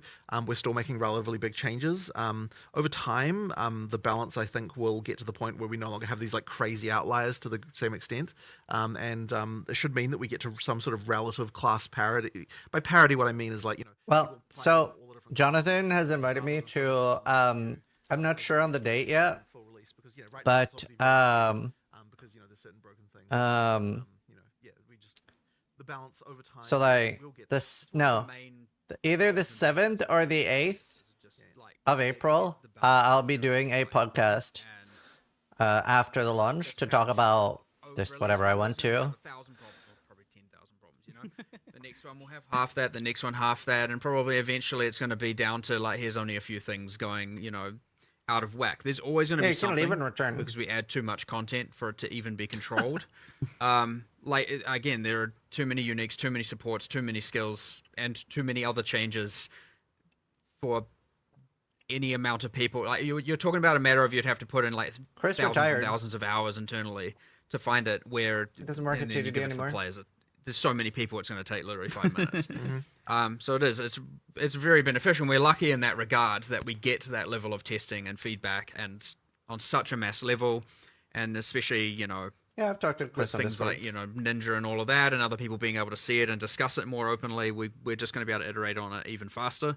But yeah, every single patch you're going to see a pretty substantial change in what's going to happen here. Yeah. Thanks for making the broken builds. And well, 100%. I mean, you mentioned support gems. It's over 100 support gems added just this patch. It's the companion mechanic looks very fun. So many, and with you doing a different weapon for each of the 16 classes. Yeah, there's going to be a lot by the time we're done. But there kind of has to be, right? Because that's what you made it. You made this system that you need so many supports to support. You because do. otherwise it's not going to work. Like especially with this one support system, it's like, what have you guys done? Well, I mean, look, this is why we have recommendations, and hopefully we can improve those as well, and continue to get that better. There's certainly room for the complexity to get a little bit out of control here. So the recommenders are going to become more and more important. Right. So we need to make sure those are very much right. For sure. You must be looking to players even to find some of those recommendations down the line as well. In some cases. What stuff is popularly getting But used. the thing with the recommendations, though, is that they can't really take into account what you've already got on the gem. So the recommendations have to be just sort of generally good, but not really take into account combos. That kind of means they're a bit more simple. Like the recommendations are going to be more simple than what you'd otherwise be doing if you're not following them. Feels like at some point you're going to need some sort of nested recommendation system. It's like, well, I'm kind of doing bleed stuff, so you go to the sub menu for bleed recommendations. I'm less certain about that because I kind of don't want to get into the just tuned in WRL. Pretty mixed. I would say it's a W. As long as they've nerfed a lot and slowed down the game, I think it's a big W. Oh. There's a lot that are only in there that are never recommended, right? At this point, there are, yes, there are. It's going to be an interesting challenge you guys have set yourselves to make enough supports there. So another thing that you managed to challenge that you set yourselves, and I always wonder, like, why did you do this to yourselves, was Spectres. So originally those were planned to be in for launch, but obviously Spectres are a whole can of worms. It's, hey, let's just give players access to every monster. Also, we've made so many new monsters. Yeah. We're talking about all the broken. There's going to be some broken in there. Do you know what? And there's going to be some stuff we have to change. Also, can he ask about Temporalis? But I mean, I hate effectively, Temporalis as an item. What the time between early access and this was like, okay, let's actually attempt at least. Look what to do a balance Temporalis pass lets you do. of this, and like see if there's anything that's going to be a problem, and then adjust numbers. Yeah, but now you've got to account all those support gems. Look how dumb Temporalis is. Yes, well, this is an interesting thing, isn't it? The support gems work. The support gems work on them, and like what the hell's that going to do? Yeah, like it's impossible to completely know. But yeah, like look, I mean, there's probably definitely some some dark secrets lying in what kind of Spectre mixed with support gems are going to do. And monsters have skills now. It's not like PoE1 where it's like just a bunch of zombies just doing default attack. Why is it in the game? Everything pretty much has a skill now at this point. So, but the great thing about it is we got to leverage all that work again for the beast taming as well. So and of course the difference there is that you also get the mods from the thing that you tamed. Than PoE1, it's so faster. that's going to be auras, ground effects. Yeah, exactly. Spawn death explosions. No, you've got a whole nother ruckus of potential interactions. So we'll see what happens there. We've done nice specific player versions of those things for which specifically when you tame the beast, so that they're not sitting there spamming skills on your hideout and all of that. Good. Yes. So, but also, like, there actually are player versions of the mods that Res can get, like, so that we can balance them if we need to. Yeah. Because some of that stuff would be ridiculous if you had it yourself. So basically, we still have it so it mostly works the same way, but there will just be numbers tweaked to the player versions, and the same works as well for the what do you call it? The ritual sacrifice. Headhunter and stuff like that. So player versions of the monster mods for that. Yeah, this new attention to these things is going to benefit like the pre-existing stuff like Headhunter and that as well. Yeah, that's insane. There's a new Spectre uniques. Probably should let people discover it. There's a new unique charm that possesses you with a random Asmeri spirit as well, and so you get the daemons and the stats, and those technically also have player versions too, but actually not to necessarily make things worse, to make things better, because monsters are balanced to fight player life and monster life, not in the same universe. You don't need to write anything for Grub's actually, chat. what we've done is all the things you steal that are monsters and monster skills, like the explosions and the summoning bears and all that, we've actually specifically balanced them way up to be more effective against monster. So when you steal them, they're much more powerful, actually. Just so they're not just tickling monsters and doing 1% of their life kind of thing. Last epoch is amazing. It was mentioned in chat, actually, the whole like Asmeri modifiers and things on stuff that wouldn't transfer over with the companion system, surely. No. That would be a little bit too far, perhaps a bit unhinged. We actually had to, because this is certainly a benefit. Once you have tamed the beast, it is not tradable. And people might immediately be like, oh, so that's sad. Well, the issue is, and as much as you might want some of that, I'm sure you don't want to be carrying around a whole bunch of tame beasts in your inventory all the time. So that every single time you find a good rare, all of a sudden you have to go and... Because it would mean that finding a rare would become a thing. Yes, exactly. It's actually like this annoying, in order to make the most money, I have to be constantly thinking about and carrying around tame beasts. But then we also made it so that as soon as you activate a beast, then no one who comes into the instance after that is allowed to tame it. Can't do any, so you can't TFT it's like a whole there's a lot of thinking about that stuff in order to make it so that it's a sad thing to have lost, but it is like no, I'm not. Yeah, I'm not. I didn't even think about that. The needing for cheat sheets and guides exactly, and stuff. Right. And so you have to be really careful. You have to be so careful. This week. And the thing is it's like we design this thing and then think, trading beasts is going to be fun, but then you realize that the horrific reality actually of what it will turn into. It's like, but at least we're thinking about that kind of thing. Like with more experience that we have now early, so that we don't sort of run into those problems. Exactly. Yes, we have. Yeah. I'm glad we've learned from past issues with that sort of trading. Yeah. Fantastic. So, talking about some of the other new skills, we had the addition of the rower, which was teased quite some time ago, I think. Yes. But you've got it in and working now, and it looks like it's moving around pretty good. Yes. It's obviously... you've got like a big downside. If you get knocked off at heavy stun and stuff, you can't use melee from it, so it's for ranged attacks. Yeah. But it does seem like one of those things that it's going to be like everyone's going to use or no one's going to use because it's a clear speed machine. It is a concern. I mean, look, my ideal situation is that you're using it sometimes and not using it other times. Like, if you're using it like during clear, I think it will, you will definitely want to. But we want to just make sure that we've got sort of fun things like that, and like it's just a cool fantasy. Like there's stuff like that I just want to get in, and it's like look, if it doesn't work later, if we have to nerf it, I mean, sure, I suppose, but I want something like that to exist. We believe that it is balanced as much as we can. You sound very convinced. It's balanced. As I said earlier, you can probably get builds that get to the point of parrying indefinitely. So you can. That means theory you can probably get to the point of riding a rower indefinitely. Sure, right? sure. Again, enough evasion and enough stagger speaking into and all of that. Yeah. Well, fundamental question actually. Like, what's its move speed based on? Its own move speed? The move speed is just your move speed. Like but it's without the penalty. But what you don't get is the penalty for when you attack. Yeah. That's the thing. But it's funny though, because like even though it doesn't have a move speed bonus, it feels like you're motoring when you're using it, just because of the fact you don't get that downside anymore. Like you feel like the fastest thing on the planet. It is when you're doing it. There are other like more mechanical benefits, like it's considered a companion, which is a kind of subclass of minion that we've added, where you can only have one of each one companion base is a keystone for another, but you can only have one of each type.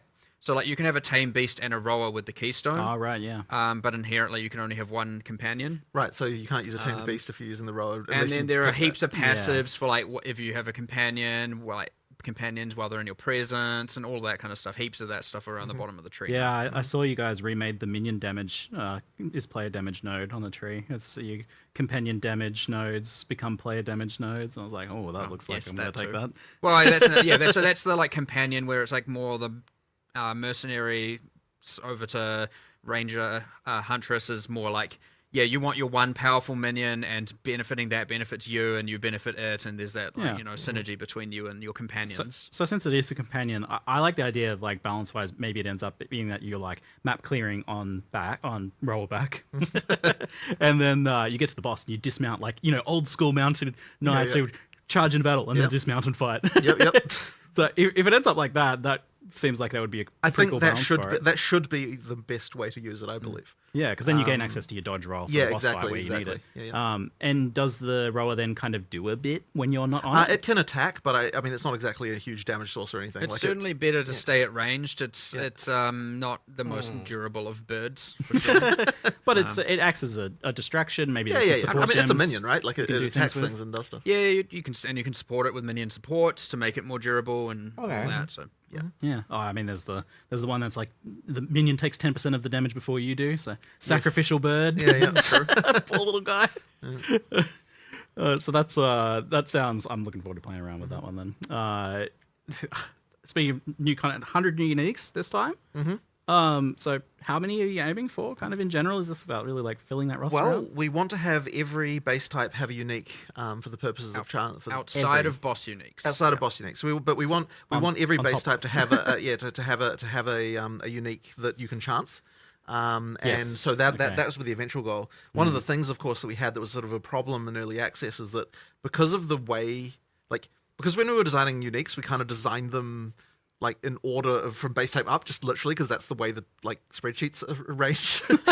It's like we ended up with all the low level uniques first, kind of before the high ones, and it was kind of we didn't see that mistake coming. Like it was kind of stupid because we thought we'd get through them all, right? We were like, okay, we'll get all the uniques, and so we designed them all. It's like, okay, we'll start working on the art, just go down the list. So then we're like, oh crap, now we don't have very many in-game uniques. This time we're like, okay, we really need to make sure that in-game uniques are a thing. There's way more of them. So the focus really is on making sure there's lots of cool stuff to find. Lots of really chase things that you can get. It's not. So you discovered the sort order changing in the spreadsheet. It does help. Effectively, you should. This should be a lot better, and like there's lots of cool stuff there. I've sent loads of suggestions of things to ask. 100 now, 100 later, 100 next. Just keep going until kind of honestly, we never really stop making uniques. Like especially anyone familiar with Path of Exile 1's history, is every single expansion since the dawn of time has had new uniques added to it. So there's a lot there, and there's going to be a lot here eventually as well. I don't love the unique then let's design. talk about the idea of like players seeing a unique and be like, 1x, that's not very good. What do you guys want uniques to be in Path of Exile 2? Like, how powerful should they be? What should they be aiming to do? Great question. How should they affect the rares in that slot? I mean, it's always a tension because we want rares to still matter. Like, we don't want just your character to be just only full of uniques. So it really is like the role can evolve. So at the start of the game, they're really supposed to be more about that. The earlier game uniques are supposed to do two things. One of them is when you find them, they should be powerful for a little while. Yeah. But then also they have a some kind of combo thing that you might be able to do with them at end game. But we don't always know exactly what that might be. Like, I mean, we've got sort of ideas, obviously, but it's like we don't necessarily design them to say, okay, this unique definitely has like an in-game build that's going to be like. Please contact me before advertising on my channel. Kind of putting in things where, later on, some other mechanic might come along or something might happen, and then people find an interesting interaction, and that's when the unique kind of comes into its own. And I mean, that's the same as like Magic card design philosophy, that kind of stuff. You just put in like kind of weird stuff and sort of, maybe you find something. But obviously it can mean that like, when people see a new unique, they might they dismiss it. But then one day they might also be paying vast amounts for it if it becomes a meta build. So, but I feel like a game has to have that stuff in it in order to feel like there's lots of interesting ways to experiment, because like, it's like the feeling of being the first person to discover some new interaction is an amazing thing, and then when people see something that like feels smart, and it's like, if we don't have uniques that just take chances and do weird shit, we'll never have that kind of stuff happen. When we're designing a unique, we don't think about what's the value going to be. We're not even coming out of it going like, this is going to be really expensive, or this is going to be really cheap. Well, in some cases, well, you knew what you were doing with that Herald unique. It's more of the charm and but that's the thing. Are you aiming for the honestly, there's someone said the other day, they're like, it probably costs way less this way. They're smart. It's not smart if they get sued. I agree for the most part, but not every unique should fill that role. Some should just be clearly, this is powerful, I want it for sure. It is going to be on my build. Chase. And others are like, what can I do with this now? And then others are just like, we don't know if anyone's going to do anything with this, throw it in. And sometimes it doesn't get anything happen with it for 3 years. But we don't know that necessarily. It's like, let's just take an experiment and throw it in there and let the players figure that out. Yeah, I feel like you're with a lot of these uniques, you're designing a question. You're just like, I'm going to put something that's a little weird. Maybe someone will figure that out. Well, I think as Rishi called it, it's a puzzle piece, right? Yeah. It's just a piece in the puzzle. You put it there, and maybe someone will complete the puzzle or half of it. Maybe not. And then others where it's just like, yeah, this is powerful. Like, I mean, there are definitely some chase uniques in this. In this, 100%. Like, oh, definitely. So on chase uniques, then we've obviously had some like pretty crazy ones so far. Where do they want to be in terms of like how hard they are to get for players? Because at that point, you do need to consider like how So expensive they end up being. it's really tricky. So whenever we're looking, so if there's a unique that's broken, I guess there's two responses, right? One of them is make it rare enough that you only get the brokenness after the point when you're at the point where you're supposed to get that, right? Yeah. Which is to say, like, you know, post pinnacle boss type, You win. like level of character Yes. development, right? And then the other response would be nerf the actual unique, and it honestly is a case by case. Like, you know, so I think that like Temporalis, for example, actually got nerfed in both ways. The actual unique was nerfed a little bit, I believe, although I don't believe it's maybe as much as what players might expect. But then also you've got okay, whatever. But also we have made that one rarer. It's still pretty crazy. Oh, it's in the still right- crazy for sure, yes. for sure. But the thing is like you want to chase stuff, right? So therefore you don't want to just go nerfing everything into the ground the moment that it's good.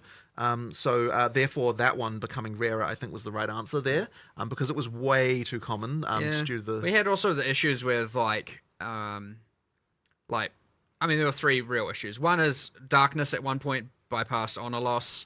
So all of a sudden a no-hit run, it wasn't a no-hit run. You had I don't get it. Why is donating subs bad? Apologize if the answer is obvious. I just don't see it. So it's not about subs being bad. I also don't have a problem with exit lag. I have a problem with a massive company like working with a Twitch streamer, especially at the size of like 12,000 viewers. Like literally at the size of 12,000 viewers, you'd be looking at $5,000 to $10,000 to sponsor for a month. They're effectively bypassing that, paying $500 or $300 or whatever, even less if they're doing it from a cheaper country, just to like advertise without my consent. and then there's just like, well, it also was just too common, the relic that yielded it. I mean, the expectation was that, because this is a hard challenge, most of the time when people try, they will fail. But the reality is once you get the ability to do it, you just trade for that thing and get it every time. Yeah. So that's kind of meant that the rarity kind of didn't work. Imagine some big corporation putting a sticker to advertise their company on your car. Like, again, for the PoE 1 players comparison, like, it was far more common than Original Sin. It's very disrespectful. Which was the same role in PoE 1's version of the Sanctum, just to give us some sort of comparison. It's just much easier to actually reliably do it. And it shouldn't have been that much more common. Right. Yeah, gotcha. So crafting really surprised me. You guys announced, I thought we'd maybe get like one little thing, maybe you'd do something with essences or something, but we've got essences coming out a lot more, it looks like. Because you're violent, you can so greater essences are going to be much easier to get. One thing we didn't mention in the video is that like omens are way more common, because I believe you mentioned there's an omen in every. They should have mentioned that. Common, I think. Yeah, than every thing. So they've got something like that. Like we certainly knew that we needed to do more with what crafting stuff, and so we're kind of like, well, let's just make sure we're at least adding 3 or 4 things, like new things to. And, every ritual I don't have a problem with will now exit lag. I have have a problem with what at they least did. one omen in the window. Amazing. So you can know upon finishing a ritual, you're like, what is the omen I'm going to get, and hope it's a good one. And love it. Maybe most often it's not, but But yeah, the greater essences, obviously, the Varlorb thing makes it much more common. There's more sources of them with the map and everything like that. So that'll Every be happening ritual more. having one omen is and then, of huge. course, there's the improvements to things like the runes. We've got higher level mods that you can get from them. There's you think like every a ton more reroll? runes? There's like, like, I mean, we just wanted to expand the set, and having the kind of like the niche mods that you can get and craft onto things, like it just needed more options. And it's sort of interesting because like some all people the same say, way oh, now. you don't have crafting in PoE 2 because we don't have a crafting bench. But it's like we actually have a huge number of crafting options, and the crafting being good kind of comes down to like how many of these kind of weird systems are there and how they can interact. But we just have to be really careful because you don't want to get to the point where ground items no longer matter.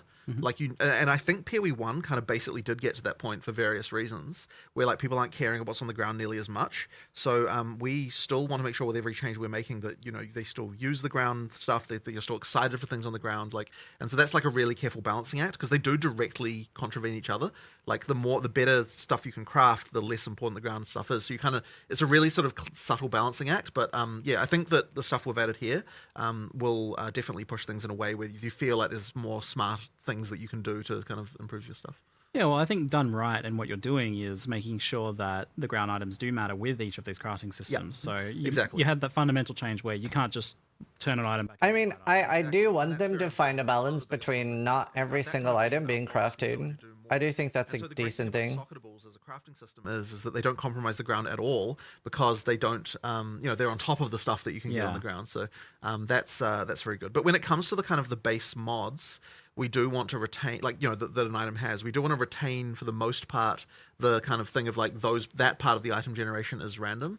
It's just that, it's just that on top of that, you get the more deterministic things that you can add in addition to. And then when you do it that way, it works really well. So socketables work really well as a crafting system for that reason.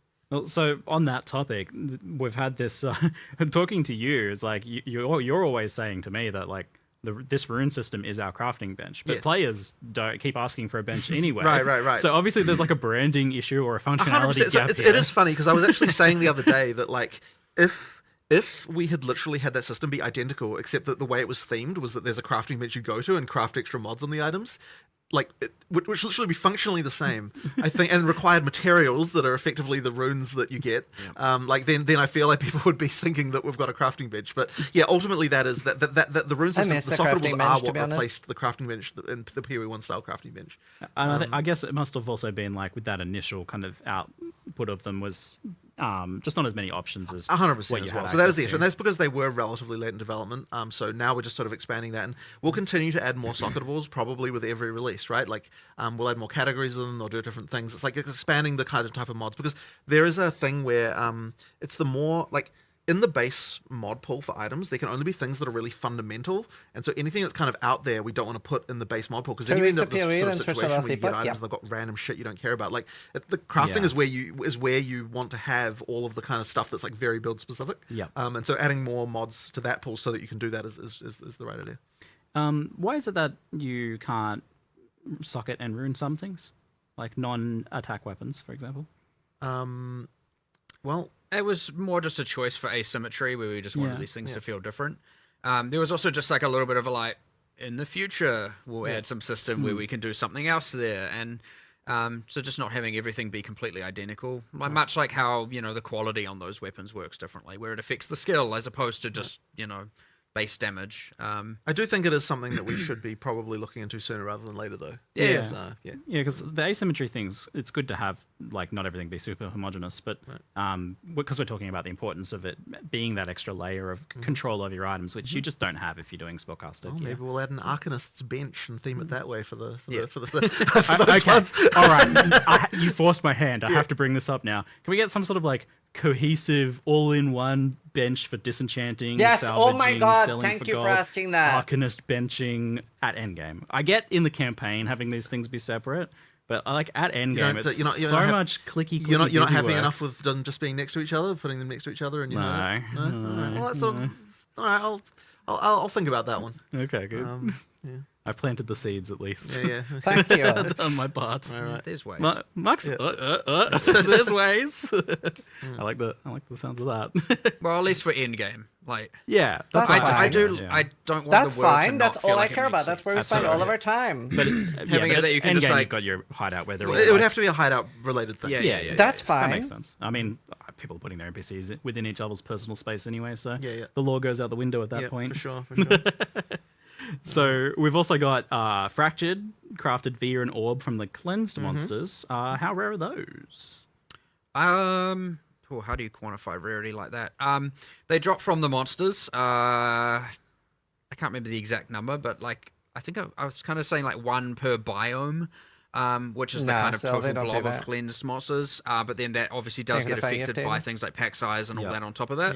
So is that like 5 maps or something? Well, it depends on how many of them you kill as corrupted.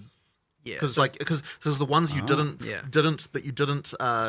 cleanse while you were getting to the Nexus, those are the ones that then become cleansed. So you kind of have to choose, like when you go into a biome, am I going to beeline straight for the Nexus and then cleanse everything, or am I going to just fight them all as corrupted to get the rewards from that? So you're kind of choosing one reward or the other based on what you decide to run. Okay, so you can kind of leave the Nexus for last if you want to. Yes, if you want to use it to try and get more fractured orbs. Well, it's the other way around. Do Nexus first, then it cleanses all the maps, and then now you can get the most chance at fractured orbs, or you can fight them corrupted before going to the Nexus if you want to get the rewards that the corrupted maps have. And we have like for example, the corrupted bosses have their own uniques now. Yeah, so you're gonna want there's a bunch of new modifiers and how they. So there's like random corrupted strongbox kind of things and all of that stuff. So you kind of really are like, I'm going to, have a look at the mods. I like this. I'm going to do this, then this, then this, then the Nexus, and then I'm going to do the rest cleansed. Does the cleansed boss have its own uniques as well? Not yet. Not yet. Okay. It does have It guarantees a fractured orb though as well. Oh, okay. Oh, So you can get the boss. So and you'll display if you hover over the map and it Guarantees? says, like, contains I can't remember his name. Then you run it and kill it, you will get a fractured orb. So That's at least you will huge. know that will drop one. Yeah. So with the fractured orbs being That's away huge. That's fracturing, way obviously more super generous than I was powerful for expecting. crafting. Are there any fractured items dropping pre-fractured? I quite liked that. I think we went with no in the end. Yeah, we not were going to do currently. it, but then we decided not to. But we might do it later. Yeah, so an extra add-on. Is there a particular reason for it or thought process for that? There just That's kind of wasn't anything huge. that really fit. Fracture orb is guaranteed from the cleanse that buffs. Exactly, I think. At some point, you'll want some new thing to Yeah, go in probably. that. Like this feels Personally, right I there. would rather just drop more orbs, honestly, and let people choose how they want to use them. I like it Nice. from the perspective of dropped items matter. Like when you're Yeah, seeing but a rare, they kind and of then already you're like, do. "Ooh." They kind of do here anyway because they do, like because you use because it. you need that Yeah. as the thing of the fracture. makes So it's sense. kind of not necessary, I think. Yeah. There's other little subtle things, like for example, the cleansed monsters within cleansed maps can't drop equipment as a little thing. So they have much higher. Obviously, they're dropping things more like waystones, tablets, currency. They don't get to drop any of the armor or anything. So they're more like currency sources. Is like an interesting Yeah, subtle thing. if you want more currency, then play cleansed maps. You know, So we're gonna have a lot more essences, a lot more omens, potentially the ability to get fractured, recombination with the We can drop new, fractured more items, accessible right? Low and mid-tier design recombination. 4.0. Or can we? This is yes, recombination's certainly undergone some changes. Okay. This is a huge leap forwards compared to 0.1's. I didn't pay crafting. attention. That's why I asked. So was it just about that you had to establish that really like humble baseline for crafting so that No, you I could then wasn't go listening, crazy? that's why I asked. Honestly, I mean, look, on some level, it can just be, like you need an economy. You need to see how things evolve. We just don't want to do too much at once. I mean, although this may seem like quite a lot. I mean, It does, yeah. but the thing is like, but in terms of the initial system, it's like if we'd have had all that at the start, I think that we wouldn't have been like, we'll put it this way: it is hard to take the stuff away, so that's why we have to be a little bit. Sure, the careful ingenuity as is we do nerfed. this. Yeah, I guess you needed to kind of assess the fundamental things like the no scours, the no Yeah, 100%, bolts, and stuff like 100%. that as well, because then you can have a better idea of how to build off that, which I'm super excited for. Crafting. But of course, and if actual you know crafting. us, like more, there'll be more. There's always going to be more. Oh yeah. so. Oh, you gotta have a new craft for every Essences league, done right? in. That's how it is these days. Oh, yes. I expect a crafting system for every league. Thank Yep, you. something like that. That's somewhat Questions are actually not our today. intention, so. yeah. I love it. Perfect. So let's Right, talk more about good Endgame questions. then, because Yes. had some humble origins as well with the initial implementation of PoE 2's Endgame. Obviously trying some new things, being a bit experimental, not necessarily just wanting to copy PoE 1's Endgame. But how far of your vision was 0.1's Endgame? Was it what you want? I would say that the main problem that we had is there wasn't enough overlapping axes of randomness, as we call them, where effectively you need to have it so that when you go into a map, there's just chances for random shit occurring, and then that random shit like might happen alongside some other random shit, and then now the thing together is like a new scenario. So I mean, effectively, Random like shit squared. yeah, exactly, right. So let's like if you look at what we actually added here in terms of like encounters, We if have you a will, whatever wasteland that tab. means to you, like we've added kind of more than 40, probably something approaching 50 encounters, and that's if you count things like each rogue exile is a separate one, and each like I closed spirits my of one, bingo things like sheet. that, right? So those are the things. But the big difference between the ones we had before and the ones we have now is that most of these ones can overlap with other things. So you have a situation where you've got the Asmeri wisp that like happens to infect the unique boss of the area, and then that leads to a combat situation that you haven't had to deal with before, or then like you've got some essence thing that like or like oh crap that like this other wisp like caused the thing to turn into a boss that then it's just like it's all that stuff combining, or like what happens when this goes with a with a unique strongbox, and it's like all that combining stuff, and that's what leads to the situation where you've got an exponential explosion of like possible combat situations, and then sometimes you just run into stuff that you've never seen before because of that, because of this combined in some interesting way. And that's something that definitely PoE 1 has got very well, because it's got so many of these things that have been added over time, and it's also something that we took care to make sure that each league specifically did. So what PoE 2 lacked was, I think, that. And so that will mean, I think, that the end game is overall just much more engaging. Now, obviously, we're going to be adding more content and, more of the other stuff. But fundamentally, it's like it was specifically more of that type of stuff that we needed to do.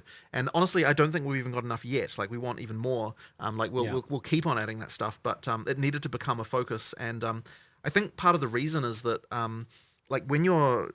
like when we're first working on the end game, it's like we need to come up with the big ticket items, right? Like what are the the league things and like the maps, and we need to come up with all that stuff. And so it's the little detaily kind of things that kind of a little bit require a bit more like time and stuff to work on, even though they're actually like relatively efficient to make. Like we can make a lot of them when we do actually sit down and design them, because they're like making a new strongbox. Like sure, it's work, but it doesn't take like that long, if you know what I mean. But it is.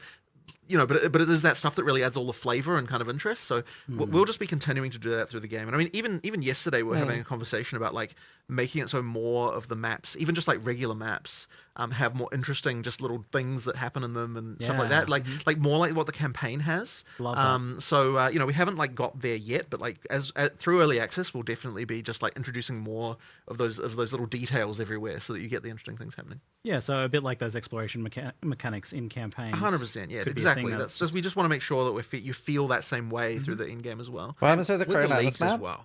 No idea. Like, there's really only so much randomness that can occur within a breach in a map, and so they will end up feeling ultra repetitive. Whereas, and again, in PoE1, you had the boss that could spawn occasionally. You had 5 different factions, things like that. And it is very much our intention to expand on all the leagues, to have way more random things occurring, mini bosses spawning. Whatever else, I have a whole set. I don't want to spoil them all yet because that's a whole later thing. But definitely want to expand on all that. Even Expedition only has the one boss. It had 4 in the predecessor. Like we need to get back to having all of that depth and all of combat and all of those mechanics, and it'll help hugely, while also making sure we're adding new ones, of course. But what we definitely have learned is that our minimum standard for new ones is going to it should include all of these things from the get-go. Right. Otherwise, we're just signing ourselves up for like, here's 1,000 things we need to improve. It'd be nice to actually get some of them finished. So that's going to be a goal going forward for sure. But I think it's like it is where our type of design shines, because like adding content is no longer a process of like, we work on a thing and then the players get to play, like it gets into a situation where like adding content has more value than just the content itself. Can you just shut up while the voice in the video is explaining things? It's extremely rude. No. Go watch the actual official live stream if you don't want any commentary. Just leave my stream. It's very simple. Like basically it'll feel like it's ramping up in terms of interest as we add more content, rather than just feeling like you're just continuing like rather than every league feeling like you just add the same amount. It'll feel like it gets even bigger each time. Yeah, like when you add Asmeri As a YouTube viewer, that's not just about adding that. It interacts with all the other things that already exist that it can go ahead and affect. So that's tackling one of the, ultimately I think the biggest things is just that like the core that makes sense. mapping of running an empty map was boring, and that's never what you want to be, obviously. So like some of the issues there, I guess, as well, that were exacerbated by that problem was the fact that the maps were so big and that there were so many of them. Obviously, that's getting a lot better with the maps themselves becoming much more interesting. Single-digit IQ. But it seems like this corruption and cleansing mechanic is breaking up and giving you something to progress through as you move towards the next tower or next boss or next other mechanic. I mean, I guess there's always something on your screen that you're pushing towards, it looks like. Well, we want to try and honestly, I don't even think we're even quite there yet. Like, we really want to make it so that you feel like there's lots of quests, as it were, in endgame. Like, not necessarily directly in the form of like, here is a quest objective, but like that you sort of have this feeling of like, there's like different stuff that you're like that you feel like, there's a thing, like exactly right. You need to ideally, like, every time you do one of those, it's like there's another one just on the horizon that you're thinking about. So if we can achieve that, then I like we'll the tower succeed. change. But it'll need to keep adding stuff, right? Like, just more and more things, because obviously you need to have enough just core there to be able to like the tower change is infinitely better than anything I thought they were gonna do. Massively better.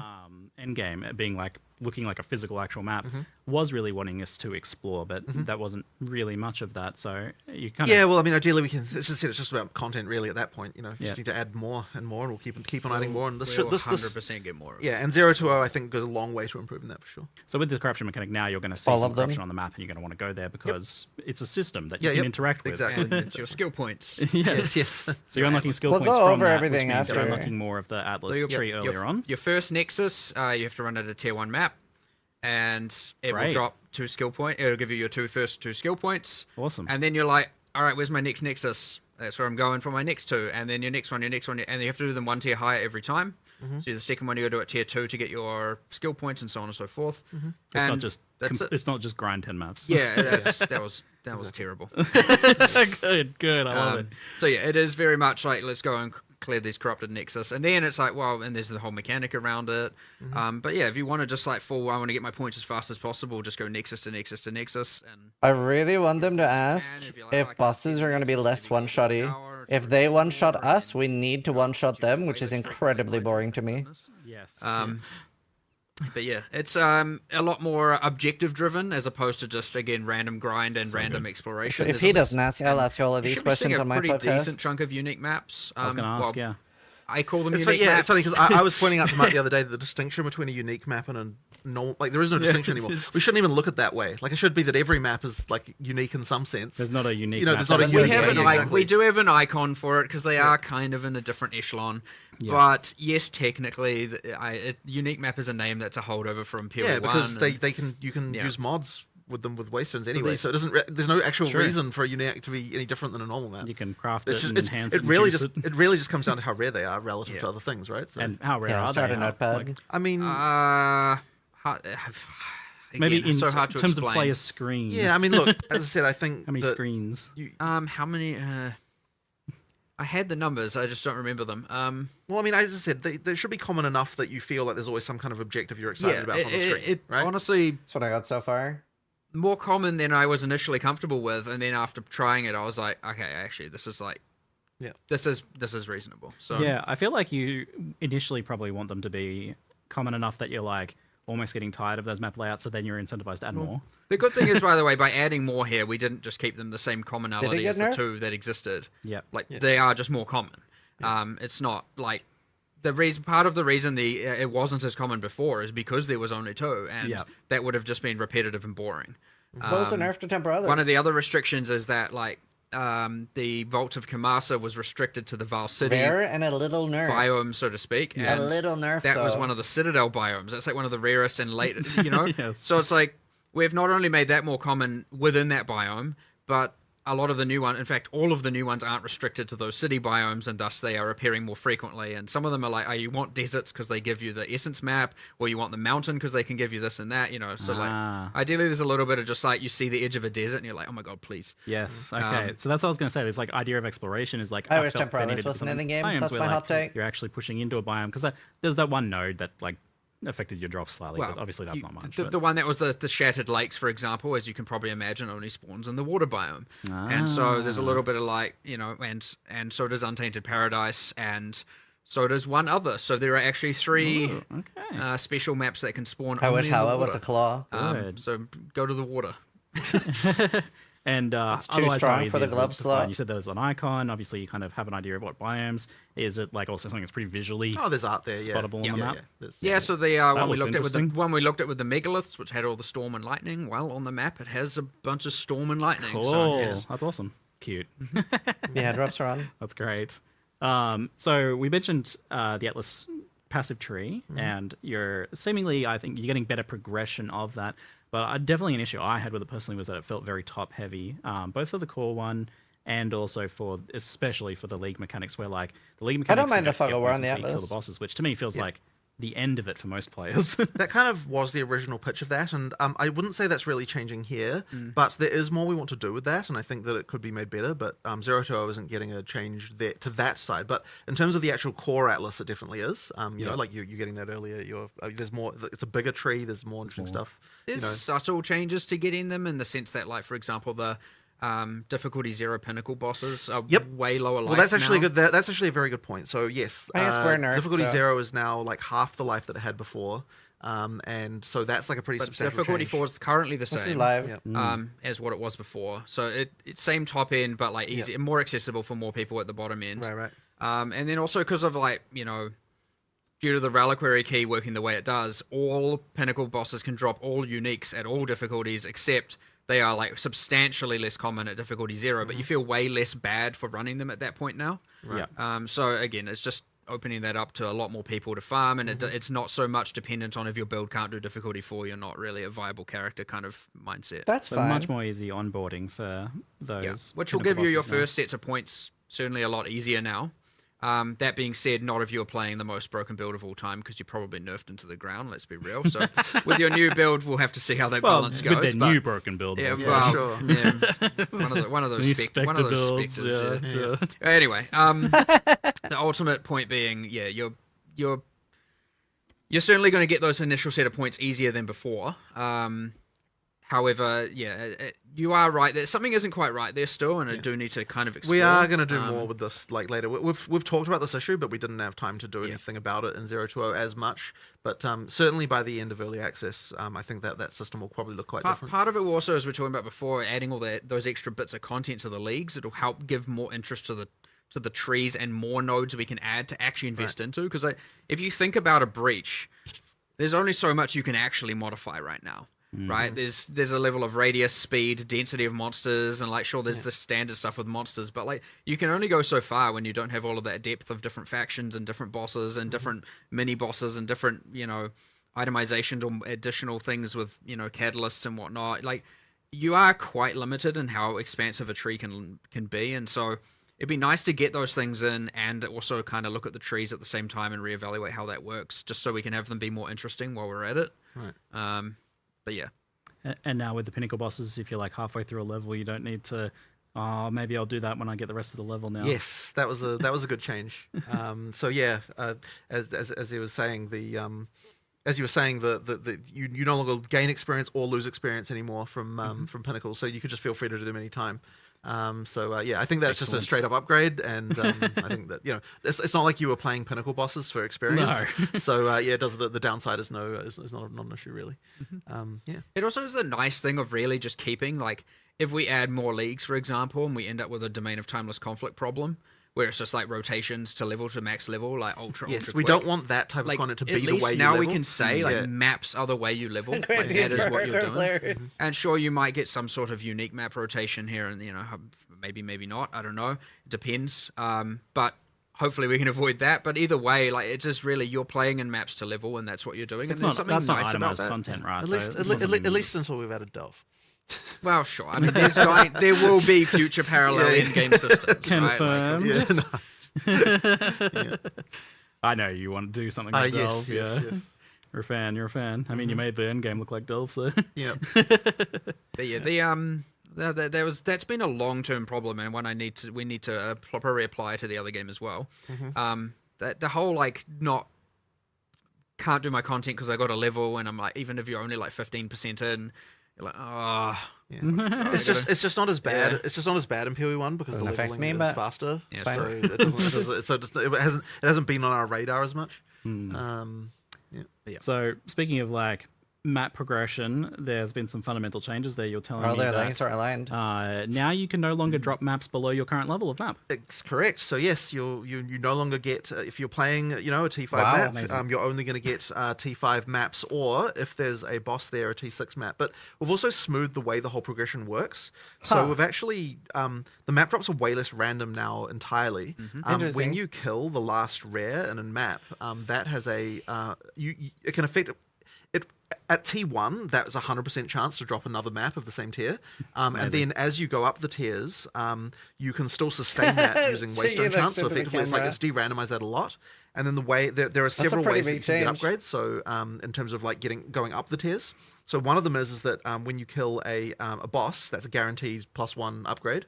Then of course you can still cube them up, 3-to-1 recipe to go up a level, or you can run it corrupted. And if you're running a corrupted map, then because it drops the same tier, that's like a sort of guaranteed. When I say corrupted, I mean the one that Varlorb corrupting up +1. That lets you do the run them the same level as well. So you've kind of got those three options, but it's much more intentional now. It's like if you're going up maps, it's like you're deciding, okay, this is a thing I am doing. You don't just kind of have that like it doesn't just happen. So it's kind of supposed to make the jump like.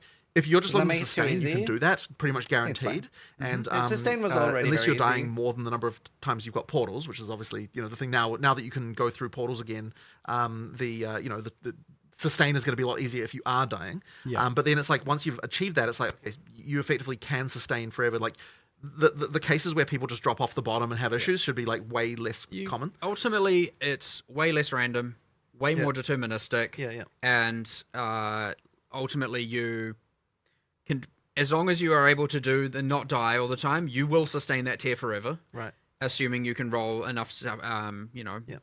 that high enough mod count.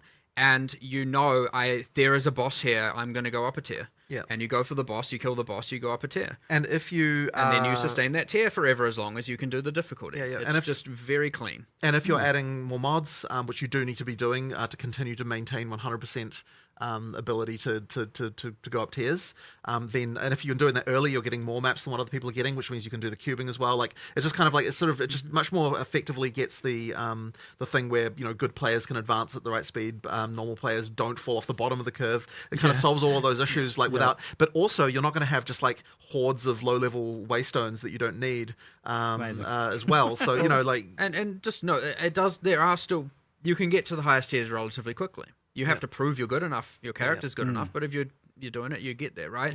It's pretty quick, and you can take it at your own leisure as well, and that's completely fine. So it's not like, oh, we've made it way longer to get to tier 15. Like, none of that is really the case. It's just that before you could luck into getting to tier 15 quickly, with some level of, biasing the luck, of course. Or you could just be like, what the heck, I'm like constantly running out and having a really bad time. Right. And so now it's just way, way more like do low level maps predictable to get more. Honestly, it probably has way more of an impact on the sustain problem, which we didn't really, which we talked about, which is the respawning. I would argue this thing has like way, way, way more impact on map sustain than the respawning. We literally got nothing but Rogue Exiles. I mean, obviously if they're paired, then they relate. You need both because what do you mean? Because the guarantee. What is wrong with gamers today? If you were just dying, you would never get it. So the respawning is necessary in order to make it so that that's going to happen.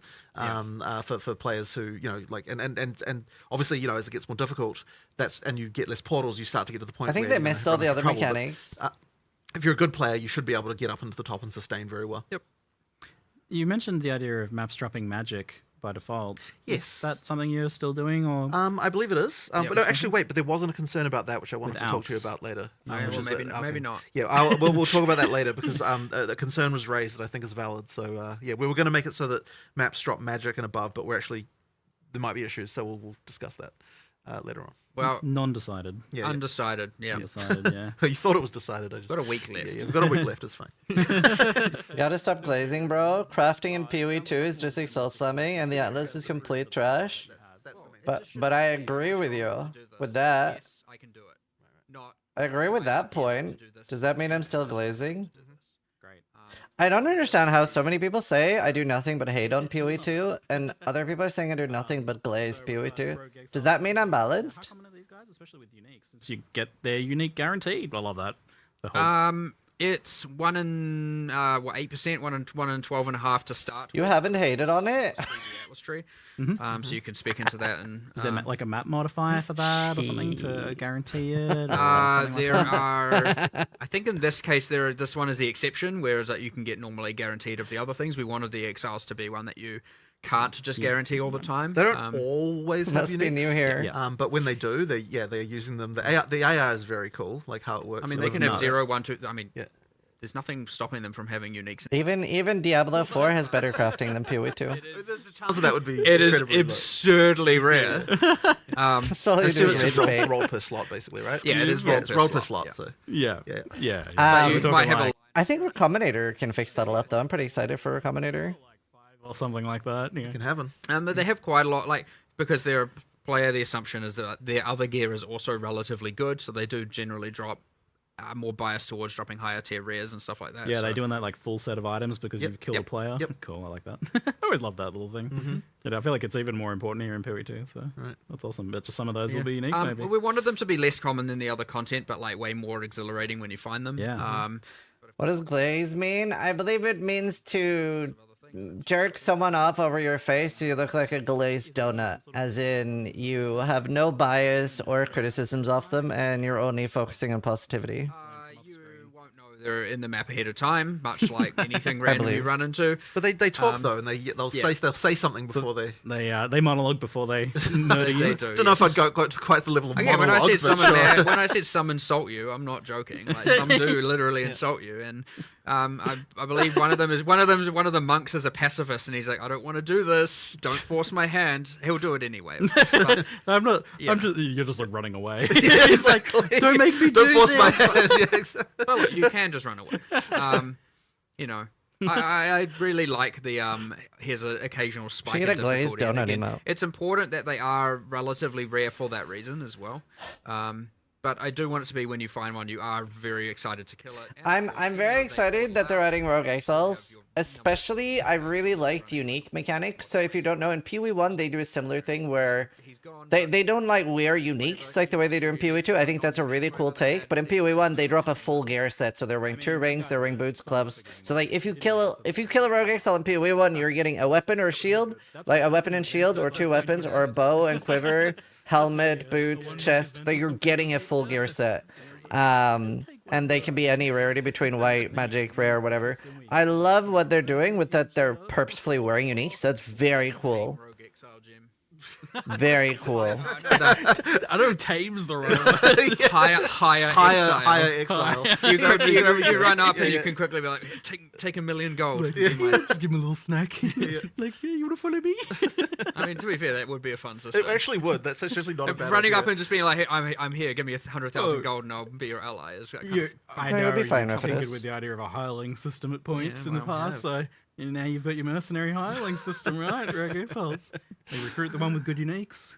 We'll see. We'll see. Going down a little bit of a rabbit hole here. Yeah. So we did have some League mechanics come over from Path of Exile 1, 2, Path of Exile 2. You're going to be looking to port more over? Are you going to No, be I can't doing spec uniques. some unique ones that we haven't seen before? I mean, we're definitely going to be doing more unique ones that are, that are just completely different outside of what we've done in PoE 1. Absolutely. But I mean, I think that Tanechi. sort of the hope in the long term is that each, as we kind of get, past the end of early access and as we're sort of, just going out, that each time we do something, we're both adding. In Trade League, it makes any unique in Exile wears worth this? As well, kind of like as another additional kind of like, here's another fun thing. So that's probably sort of what I imagine will happen. But it kind of really is case by case. Like some things we don't want to bring back, some things we do. You know, like and my opinion can change on a dime as well. Like if someone suggests like a new way to interpret something, then I might be like, oh, actually that is great. So it honestly, people assume that we have a full plan of literally everything, but it's like in reality, it's like it's very much responsive to like what's happening and like the actual plan relates to the things that like are definitely happening, right? You're talking acts, you're talking classes, you're talking like all that stuff is like definitely like that's happening. It takes a long time to produce. It sort of happens in the background. You've got outsources, armies of people kind of working on that stuff, and then all the kind of like more incidentally stuff is very much like, oh, let's do something cool, let's just make this, why do we do this, and we don't have a I don't have a plan for the next 12 strong boxes. It's just just come up with an idea and like that's cool. Just a fun little project for a designer to work on. How do you feel like some of the ones that were, I felt somewhat definitively part of Exile 1 in terms of clear speed, like Breach, for example, have settled into PoE 2? Do you feel like they're in a good spot, or were they a good idea to bring over to the game? Look, I think Breach is. I mean, look, Breach is fun, right? I certainly wouldn't want to remove it. I don't know about there's probably been some balance changes. I mean, it was spawning too many. It has. Yeah, let's just say that without a doubt. It's much better now to PoE 2 standards. Yeah. It's currently on PoE 2, it's just too out of control. It just needs to chill. Right. There was a little bit of an assumption made where it was just like, well, you'll get overwhelmed by monsters and it's more a matter of survive as long as you can. And then, of course, because you get self-propagating herald builds that are just literally can kill anything. Which, by the in way, every heralds direction. don't self-propagate anymore. Oh, just get that out of the way. Right. Herald destroyed. Kind of distorted the league balance in a Good. way where it's like we have to make some changes. So yes, like it's coming down a bit. I think we saw that one coming. Yeah, well, 100%. I mean, look, there's a lot of things that people will say they saw coming, but it certainly does end up being the case that like the patch notes are. So by the way, we aren't releasing them at the end of this live stream. We're going to be releasing them next week, but they are going to feel like a bit of a nerf fest for sure because there's a lot of things that needed to get. Let's talk balance. All right. My Settle in here. expectations and anticipations are that this first one is going to be an absolute wrecking ball of chaos and carnage, and see where things land. Then maybe over time it'll become a sledgehammer, and then like a fine carpenter hammer. Sure, that definitely should be the case. As I said earlier, it's like 10,000 things will change this time. 5,000 things will change next time. Then hopefully we can halve it every single time. People should really be going in with the expectation that like nothing they knew about how the game was balanced before is the same. Just forget everything you know. Like, exactly. So basically we'll that kind of just means that like everyone who's finding builds like do it again. Like you are going to find more shit that is like outrageously broken again, but it is not going to be the same shit that was broken before. Good. Attribute stacking, get out of here. Good. So I mean, it's the hope is though that yes, you're right. It'll stabilize to the point, and it will take time, but we will get to the point where we no longer have things that everything Jung played easy to become outrageous with.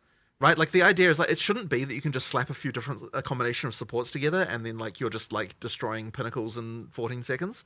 Like it should be that. 14's a long time. Yeah, okay, sure. But you mean 14? That sounds like terrible. That's not even on PoE. Yeah, no, but that's what I'm saying is with no items, right? But anyway, so the point is that like the first time you fight a pinnacle, it should be a bit of a fight. But then of course you do get back to the ability after when kind of like continuing to expand, like continue to develop your character post pinnacle to the point of being able to annihilate them in seconds. Yeah. But it's just like that has to be earned. It can't just be that like just a combination of supports that you can get trivially will do that. Or like a common unique, and then that's it. Yeah, exactly, right? Yeah. So, but it can be. But once again, if you get Temporalis, it's like, well, now, like now you've got some shit going on. But it really has to be that there is an economic factor involved in becoming ridiculous. Yes. And so it's when that's not the case that we have a problem that we need to hit shit with a big giant balance sledgehammer. Yeah. So originally I was going to come in and like ask about all the specific things, but we can just assume that like it's not going to be chaos. So I like the idea instead of focusing on kind of like your core. What are you aiming for? What are your goals? What are your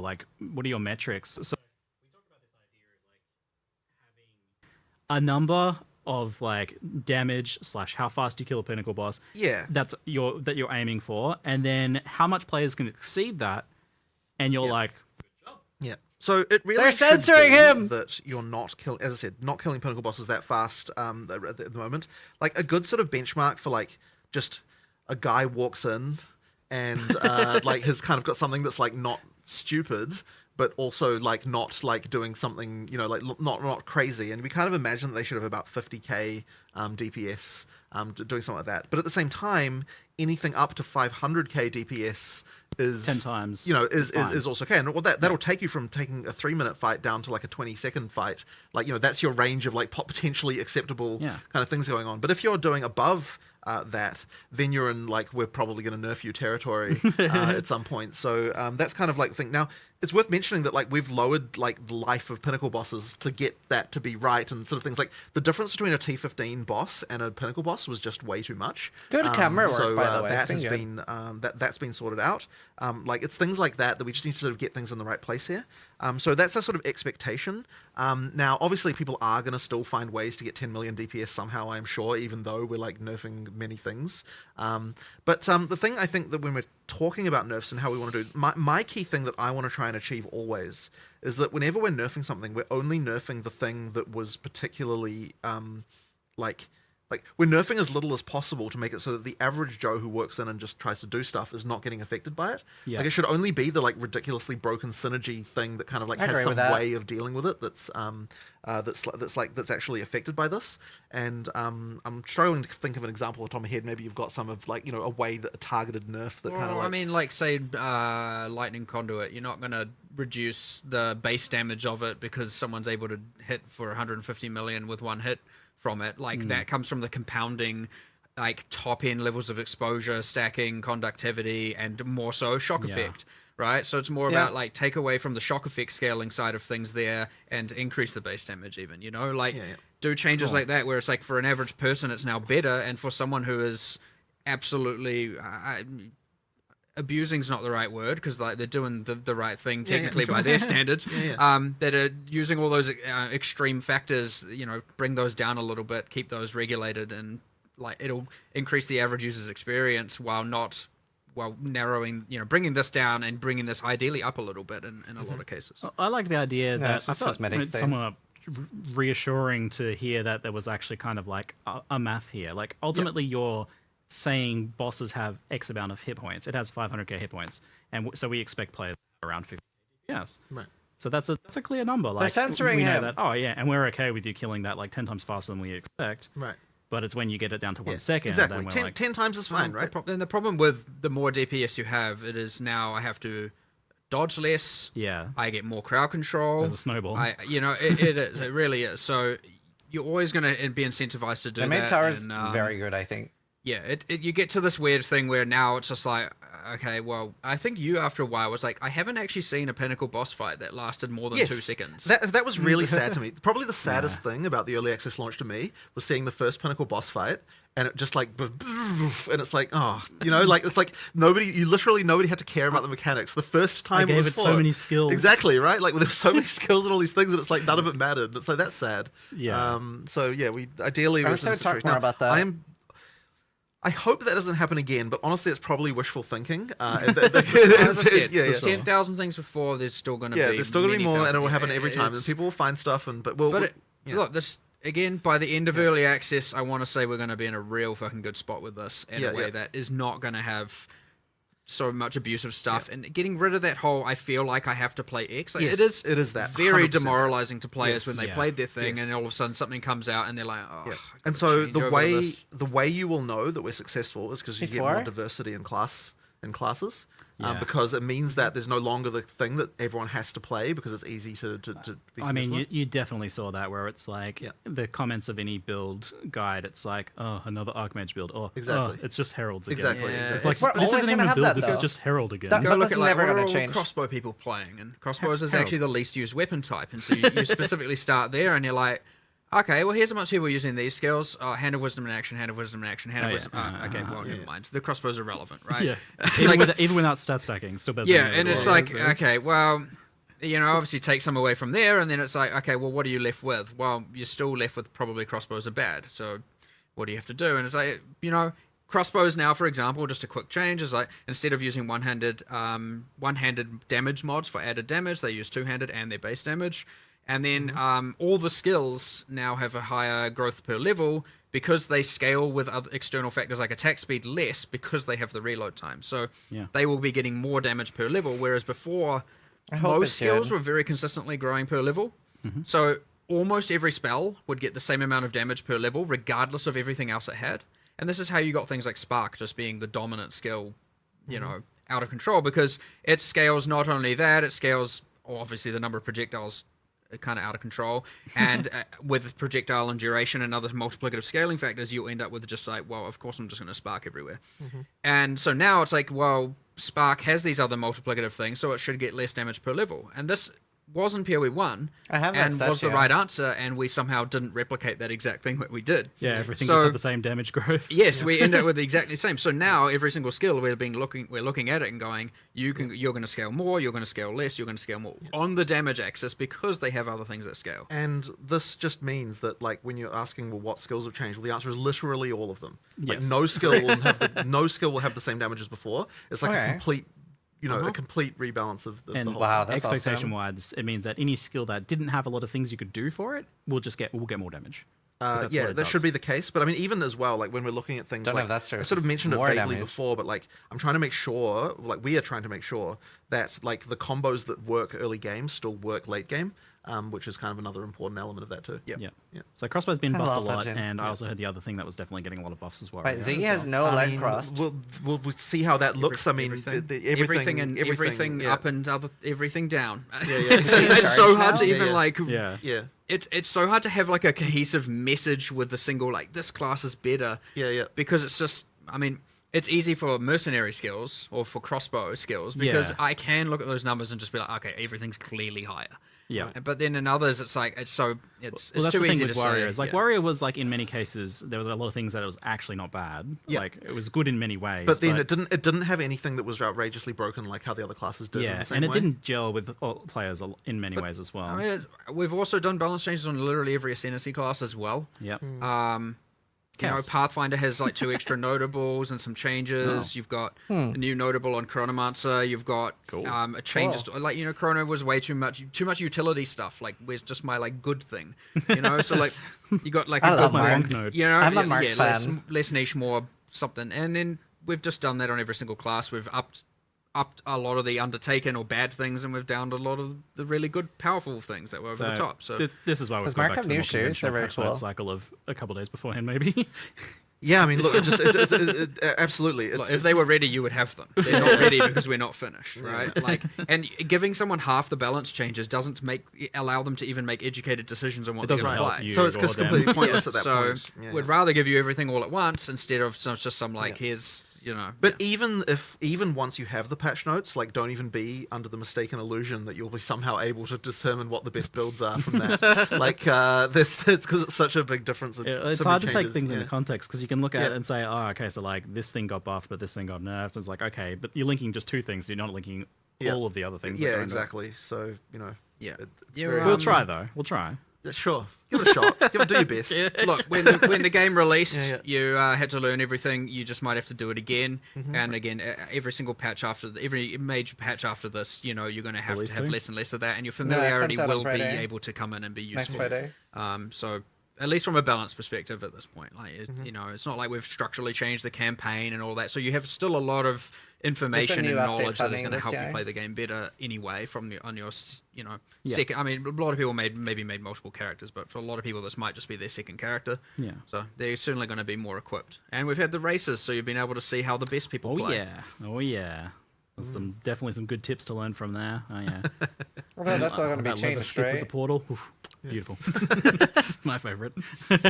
On the slightly bigger picture as well, like life and armor versus energy shields. Are you happy with kind of where either of those are at, or what do you kind of hope to achieve with them? Energy shields certainly. I mean, primarily due to Grim Feast. And like mana stacking being a little bit out of control that's been too strong on more the inside of defense for sure. Expect some pretty drastic changes there.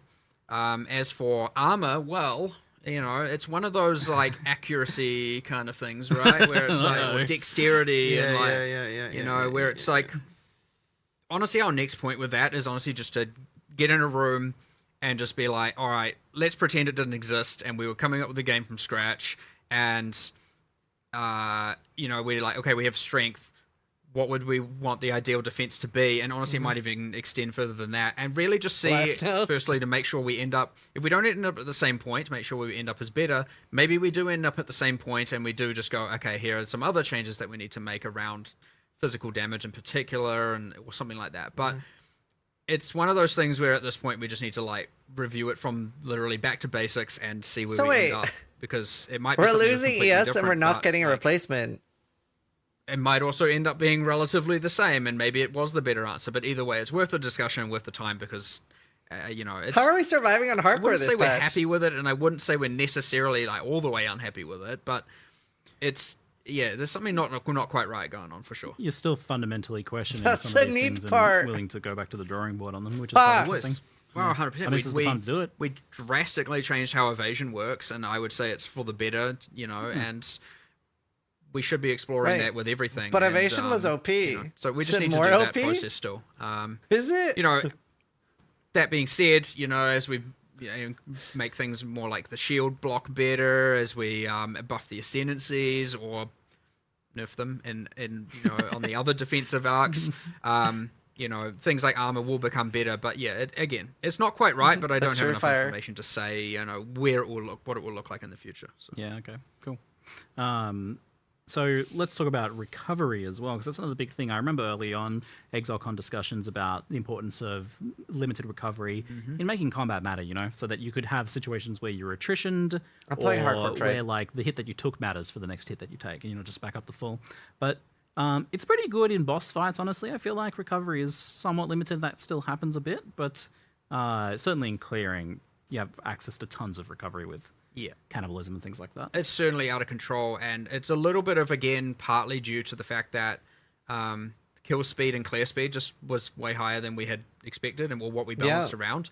And because if we were balancing around what people are currently doing with the upper echelons of builds, you'd have to have effectively every average player and average build just could be completely, it would be useless for them. Now, there are ways around that, of course, but part of it is like a lot of the recovery mechanics, like if you're talking about things like on kill and based on damage dealt, it is a rich get richer problem. And so yes, there are cases that are problematic, and then there are just characters that are too strong. And there's a little bit of both going on. I wouldn't say we've targeted any recovery specifically here, really. Okay. Like, that's not been a main goal. I'm not going to say that there aren't little bits changed here and there, but it's Also, more most people about, finish their drops now, Tats. we've really made sure to just... It's kind of hard to say exactly what we've done because, again, this is probably a thing we're going to have to look at next time because there are so many changes that it is hard to even, like, understand how this is going to fit into Once all the of that. dust clears, you might be able to see how the recovery is looking. 100%. Like, Make more we're at the changes. point where we do need a little bit of like, all right, we need another round of testing for this because, Yeah. you know, and again, I'm going to stress it is actually impossible for the amount of changes for us internally to be able to be certain or test all of this. Yeah, but the vision is still that idea of like more stricter recovery. I have a QA with them a less few days powerful after recovery lunch, like than the what- 7th or the 8th. Well, it shouldn't certainly be like here's one little piece and now it's fully solved, right? Like having heaps of recovery should be something you can achieve, but it should require a decent amount of investment or high tier item itemization, right? Like for sure That's a it good should summary. be possible. It just shouldn't be trivial. Yeah. So, and on that note, then, for like vision, what's your vision of what Path of Exile 2 is supposed to be? Because I think some people are still like unsure about. Yeah. Is it supposed to be just kind of good question? More like Path of Exile 1, a faster game, or is it supposed to be a slower game, a much more different Great thing? question. Like, this is a hard thing to communicate, Yeah, but it's still it gets asked a lot, and I feel like people are still a bit unsure. It's funny though because like once again it's not I don't view it as just a pure speed question. It's about like is the combat engaging and fun? Yeah. And also are you getting to But the is point it? where you never get to engage with bosses? Like if you're never if the first time you fight a boss you just destroy it without seeing any of its mechanics, then that's a problem. And it doesn't really say anything about the pace of combat. Like if you look at some of the But the if they Hunter stuff one-shot we've got there, us, like, we it's have to do incredibly that. fast paced when it comes to like dashing around Yeah. and stuff, but you still have to engage with things, and that's the key element for us. So you know, like obviously players want to get ridiculously powerful, and we still want to let them get ridiculously Like, powerful. don't let It the just boss has to be one-shot us, earned. then we has to won't be, one-shot you know, it. like after a certain point, and like after you like once you have finished your character, once you've sort of done everything, then yeah, you should be just like, you know, like crazy and like beyond the point of all reason.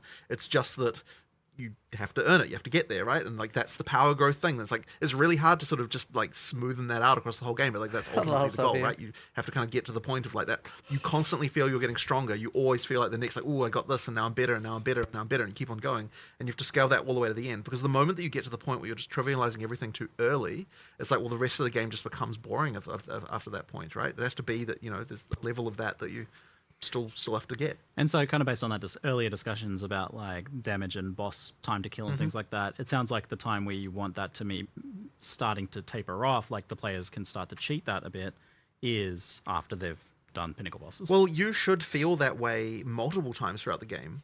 But then later you still then get to a new level of challenge that You still find requires you something to engage again. Like if we're doing our job correctly, it's like you reach a point of feeling like you're a god, and then you're like, oh shit, but there's new god-like shit above me that then makes me have to then Now do I have to find the uber gods. exactly right. So you have to keep on with that train. And it's actually really hard to take you back from feeling like, oh, I'm all powerful back down to like I'm feeling, you know. And so you have to kind of get that in there as you go want that out. Dragon Ball anime arc. Yeah, for sure, right? You know, there's always a new level of Super Saiyan after the previous one. Exactly, right? That's what you have to be able to do. And so, yeah, it's just smoothly taking you up that power level curve, you know, all the way to the end. Yeah, so I think like when it comes down to things like movement speed when clearing, it's about like if you're able to just ignore everything because you're moving so fast. Yeah, exactly. If you're able to ignore everything, then you obviously you will move really fast. If you're not able to ignore everything, suddenly your clear speed is like not as big of a thing. So long as there are still things that are challenging you, as long as you reach the next tier and like everything's harder again, then you're good. I feel like a point of the difficulty here between the communication of this with you guys and some of people in the community is that I feel like you're not really looking at it in terms of PoE 1 versus 2. You're just trying to answer that question specifically. Yeah. So it's not really about like it being like PoE 1 or 2. Exactly, right? It's just about making the combat good. It's either the combat is fun or it isn't. Yeah. Yeah. And there's a sort of spectrum of stuff there. This but is I would my say neutral face. You want to be able to engage with the boss. You want to be able to fight its mechanics and do its skills, and you want to feel like you can overcome those over time and get better. And you want to engage with monsters, and you want. And yeah, there's probably some people who are like, no, I don't. I want to just press a button and loot drops on the ground, and I don't have to look or do anything. And well, so that's an interesting point. Is there's this let's say the quote unquote mythical average build is are they able to switch their brain off and watch Netflix on a second monitor? only if they're doing like maps 3 levels under what they should be doing or something, or should that be able to happen at kind of like where they're once at you're at your tier of godhood. Yeah, but I actually want to address that because, like, okay, so I'm watching. Well, okay, right now I'm watching Deep Space Nine, funnily enough, but you know, I'm watching Deep Space Nine as I'm playing, as I'm testing the game, right? It's like you develop a muscle memory, and that muscle memory can include using multiple skills and doing like multiple things, and that's still to me more engaging than just holding down a button, you know? So you're saying this like watching things on the secondary thing isn't about the game being easy; it's just a skill issue. You need to get I wouldn't say that. I'm just saying that your muscle memory can develop from more than just using a single skill. You just, you know, like and we've always sort of said that there's this thing like, okay, sometimes you pause the show, right? Sometimes that happens because you come to a thing that's like this is an update to the classic, you know, second monitor. I love how this friggin' watching something on the second screen has become such a fundamental part it's just, of the the community's just grabbed it and it's become a thing forever. But it's been updated now. Like this is the update. You want them to have to pause sometimes. It was a philosophy set for a different Because I feel like I've said that 10 years ago about how like sometimes you get the spike in difficulty. It'll like, haunt you forever. You know, like now you have to do this. Yeah, I guess that turns into pause the video at this point. But yeah, but no, look, if I play this way as well, right? Like it's not like I'm, you know, like once you get to a certain point, it's like, you know, obviously you're going to want to, you know, the music, you've heard it lots of times, you know, like you want to have something else going on. That's fine. But I still think that there needs to be the ability to have. You know, to have something engaging from time to time that you have to deal with. So yeah. It's always been a bit of a silly thing because you've got so much element of choose your own difficulty in Path of Exile, right? Like exactly. Do harder maps, do easy maps. But I mean, but look, people always want to choose the hardest stuff, right? So therefore, that's what they're judging it against. That's true. And so that's why you do need a level of economic gating to make it so that, like, you know, you can't go too far. I really like my Portal idea. You know, without having to prove the economic stuff on some level, so that you can. Yeah, you're dying and losing the map. Exactly, you're dying and losing the map. That we have to think. Like all that map sustain stuff is so tricky for that reason. Like getting that exactly right. No, they haven't talked about Chris. Like some big advancements in that regards. So I've got some kind of random tail questions here. Are you planning in the future on, I don't think it's probably happening this time around, but on changing campaign pacing at all? Like, I feel like some of the zones are probably a bit too large and a bit too empty. I mean, that's more about adding more stuff to them than it is about making them smaller. Yeah. Like, there's still a lot more events in campaign that we haven't added yet that still need doing. There's like big lists of, you know, things that we never got time to do. So we'll keep on getting to those. The argument there, which I do believe in, is an area should be able to be large if it has enough interesting things. The frequency of interesting things is high or consistent. I mean, the size of an area is completely right. Like imagine there were no load screens, you just walked from place to place. Like you wouldn't be thinking about area size exactly. It's just, is the density of interest enough?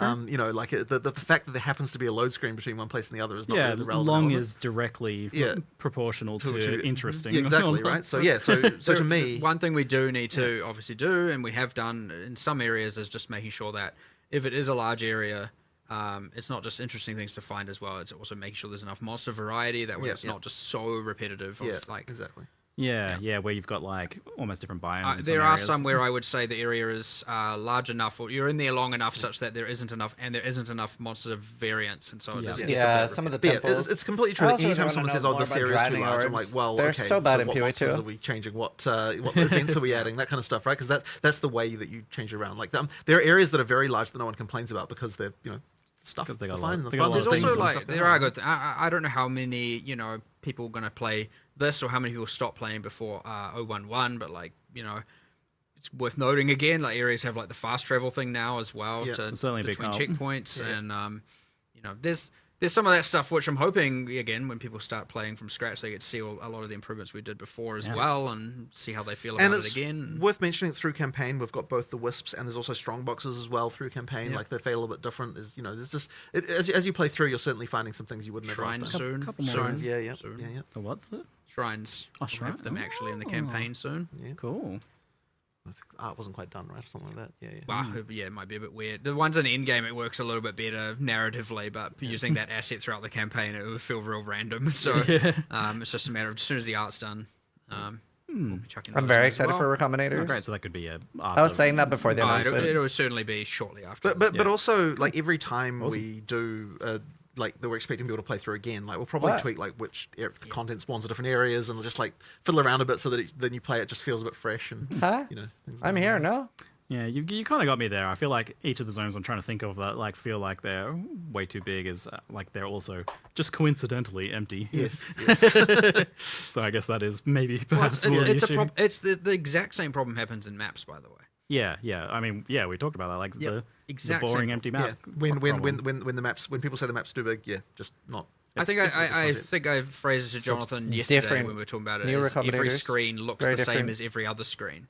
It wouldn't matter where I'm standing in the map; it would look. I think the map you were talking about was Step. Like we were looking at Step and being like, okay, well, what's actually like? It's a big square. Yeah. And there's nothing going on in it. And even if there was stuff going on, I mean, like it's funny because like it took us a little while to one portal if you die. of, like what needed to change there. Because I'm sort of saying like, okay, well, you know. Like you can still loot. You can use 6 do you portals find to loot. cold plains you and can't D2 die. as to be a boring area because it's ultimately kind of similar. But the answer is, well, there's buildings sometimes, and you get like, you know, there's just like there's just a little more going on in that way. So like we need to make sure that maps feel that way too when we're doing them. There has been a few pervasive crashes and issues like that. Oh god, yes. Well, I'll tell you what, the entire engine team have basically been entirely focused on that for 3 months, and it's been horrible because so I mean. It's kind of a long story, and I don't know if I should go into all of it, but ultimately, the issue is that on NVIDIA cards, the remaining issue at least, is that on NVIDIA cards, if you're using a driver that's bigger than, I think, 560 point something, like basically after that point, the game crashes, and if you install an older driver than that, it doesn't. If the crash happens in the driver, in the GPU, NVIDIA is just like not really much help, you know, like, and so it's like just trying to nail down what even caused it. It's just so hard when it's like, and the thing that sucks about it is like it won't reproduce on anywhere except production and alpha, and like the moment you look at it, like we can't reproduce it anymore, and yet for some people it happens all the time, and it's just like it's so horrible. And like, you know, what we've done, we actually come up with a somewhat ridiculous idea that was now implementing, which we're going into 020 with, by the way, which is that, and this will seem stupid, but like, how about we just don't crash? Which you tell me about this. Yeah, exactly. So basically, what we do is what we're now changing it to is that if the GPU driver crashes, what we do is we create a new device and then upload all the textures to that. The game is paused while this is happening, and then it unpauses, and then the game keeps going. And so that is what we're doing to solve the crash. And it's like it's kind of ridiculous that this has to be the solution, because like it's just mysteriously in the NVIDIA driver we have like, and we have tried to find a workaround for this. It is just like so difficult. So that in 020 that's what will happen. So while we're here, like, do the players have a workworkaround? Like. Well, you can install the driver earlier than. Sure. What about the Vulkan? Does that matter? Yes. But no, not entirely. It does still happen in Vulkan, but it's a bit unclear about that particular thing, about whether or not that's less. But I figured it might be. It is in the driver, but I mean, yeah, like if you install an older driver, it will go away. So all of this time, when people have been saying the classic armchair developer meme, it was like, why don't you just add a bit of code that says if crash equals false? Yeah, well, you know, something like that. Works. Basically do the engineering to allow us to just recreate the entire like GPU context, and then there you go, and then don't crash, and that is actually the solution we're now doing with. But it's like the thing is, the other one that sucked though was that stupid damn full system freeze, because I'll tell you what, if the entire system freezes, there is just nothing you can do to find out what the hell caused it, because like, you know, there's no like report. Crash report, there's no logging, there's no literally nothing, right? And it's like that happened that happened when the Windows November H2 update shipped, and then things just started mysteriously freezing. And my God, that was hard to track down. And you know, you ask Microsoft about it, and they're like, "Oh, we'll look into it," and it's like nothing happens. You know, it's like Jesus Christ, guys! Like, you know, like it's so annoying. I can feel your frustration. Yes, is palpable. It's incredibly frustrating because it's like we want nothing better than to fix this shit. So that one was fixed. Like, there was some spin-lock implementation that like. I don't have any understanding of why it causes this to happen, but we tweaked it a bit and now it doesn't happen anymore. And it's like there's no rational reason why this should cause the operating system to freeze. And it's like there's not even a good answer at the end. There's not even like, here's what was wrong. It's just like this random particular sequence of operations being done causes your entire system to freeze for no reason after this Windows update. No actual it's like, well, cool. You know, like what do you do about that? Like it's just terrible. And so yeah, that one sucked. But basically now, I mean, it's funny because we've fixed so many crashes that weren't the crash. So like general stability, apart from that crash, is incredibly good now. 99% down, maybe probably 99.99%. And it's like the thing is we'll fix a crash and we'll be like, oh, maybe this is the crash, and then it fixes like 2% of crashes, and you're like, well, that wasn't the crash, but at least it looks good to fix, right? Like, you know, it's so annoying.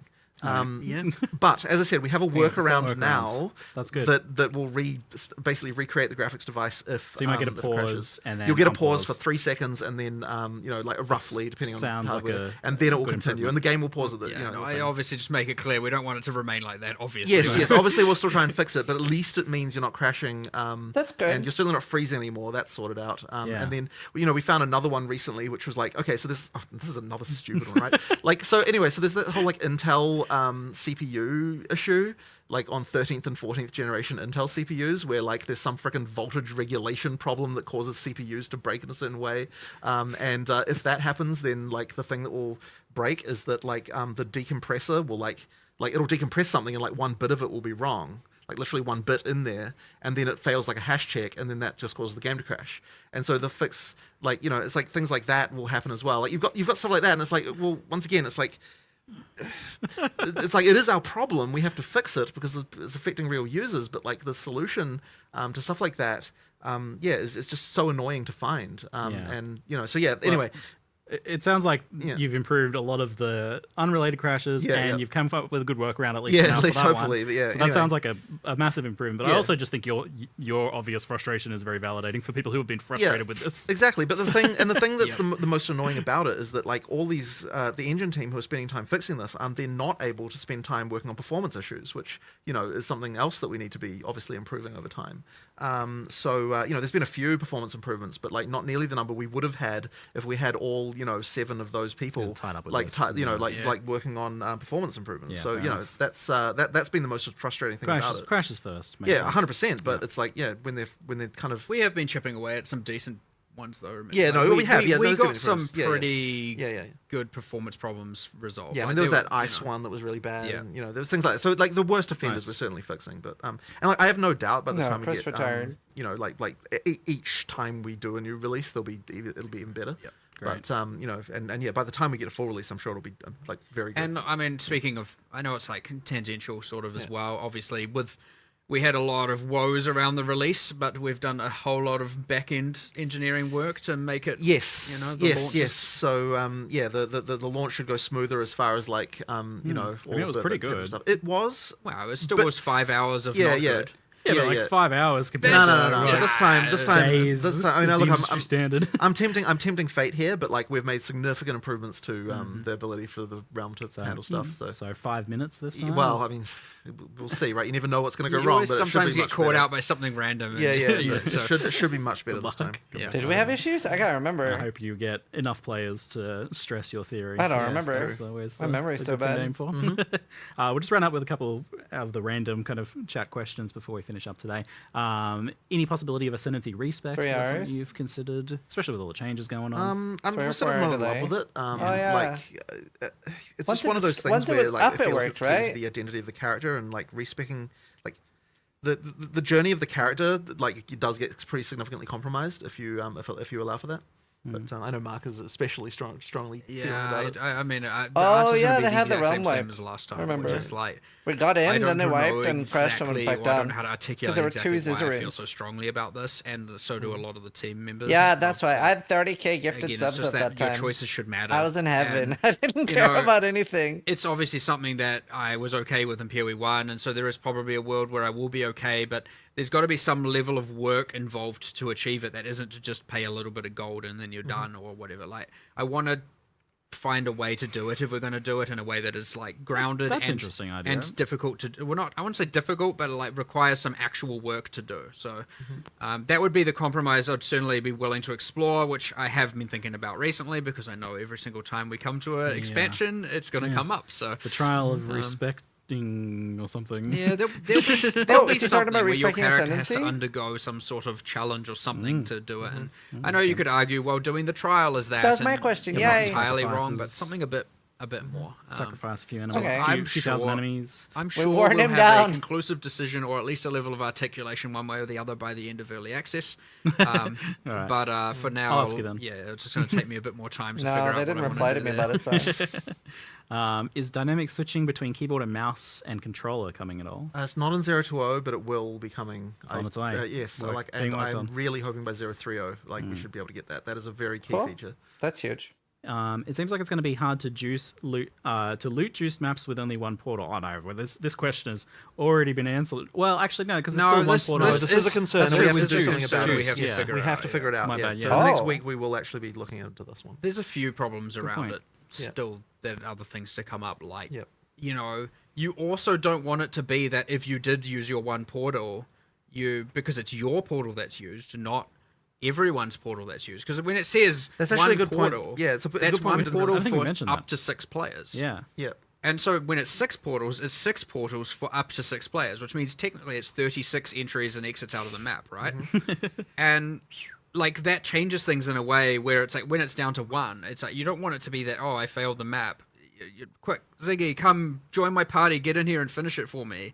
You know, you don't want to kind of have that style of play happening. So there are still some things we need to figure out with this because it's going to promote some what I would probably classify as degenerate behavior, as well as the fact that, yeah, you're probably like, oh, my inventory's full, zone out. Oh, what the? Okay, sweet. And sure, you can add a warning, but I don't know if even restricting it to just one inventory of loot like that is good, right? I would personally prefer that it's one death, not one, entry. So there's some stuff we need to figure out, but again, Jonathan and I need to talk about that and actually solve that. So That's interesting, yeah, because the death seems like the important part. So as long as there's not like a way to cheat it, it seems like almost like you'd want to allow people to come and go as don't they need to please write until anything they for die, me. right? Yep, which is a potential solution. Yeah. But again, can't Something say to- for sure. But yeah, 100%. That person is right for bringing that up, and that is it a is real on our issue. radar for this coming week to have, or weekend as well, to have a solution Damn. for. Yeah. So with this new league not having a specific like league mechanic, is it still a challenge league? Does it still have challenges? It's actually No, I there's didn't think there's no so. achievements or challenges Yeah, yet. yeah, yeah. I'm pretty these sure is- we weren't going to do that for a little bit yet. These but there's Yeah. not really, maybe later in early access, but for now, not really. Yeah. We're just trying to keep it more about Make the the game game. and the mechanics and less about, Make the game first. the achievements. And the achievements will certainly, an achievement system and stuff like that will certainly be there with the full release, and we'll reintegrate all of that at the time. Is there any plans for Stash Tab Bertini. expansions? Like, for example, Happy rune birthday. storage? Oh, Especially with 100%. more runes? Right now, I'm There's a actually lot of trying good, to yeah. at least add the affinity without adding a custom tab. Oh, Those good. 2 things appeared from the implementation standpoint, so Yeah. I want to try and divorce them so we can have affinities without we it. Oh, Happy yeah. birthday, wanted dude. to get those in this patch, but unfortunately they just Yeah. didn't quite make it. Yeah, so yeah, I mean, it's actually quite likely to come in sometime, It's- like in a point release after, Oh. like Yeah. like within the 020. As soon as the patch is Okay. out Yeah, and yeah. stable and we're Yeah, on yeah, top yeah. of things, it's going to be like, all right, we need to get all those like UX or quality of life yeah. things that we blatantly missed out on. Yeah, yeah. Yeah, I think For that- example, like being able to add bookmarks to your atlas and Yep, write that's, the name. that is one That that is we, something we we are- designed some stuff for it. We just haven't Yeah, got it yet. cool. I want to say it's like 80% implemented right now. Yeah, yeah. So So we- it'll be soon as we can. We'll get that in there. All right, that is excellent. And on that note, we'll wrap things up today. Thank you so much, Jonathan. Thank you Wait, so much, I had Mark. like 6 Thank more you very much for questions. And thank everyone Love for it. watching. Thanks for having me here. Great time. Thank you very much, Okay. everyone. And I'm Ziggy D, and thanks for watching. G'day, mate. Bye. And if we upload this to YouTube, this was me watching the Q&A. Oh, shit. Okay. I mean, the Q&A this time wasn't as interesting as I hoped. I want to make like a full video about like what's changing. I want to go pee. Mark says, get good. That show is so funny. If you only have 1 portal per map, trading will feel horrible. They should just go with my idea. They should just go with my idea. I don't mind that you finish your map before trading, though. I don't know why that's so contentious. Maybe it's a software thing. They should, like, if you didn't hear my idea, it was 6 portals for white maps, 4 portals for yellow maps, and 2 portals for red maps. That's my idea. That's way better than the current stuff, in my opinion.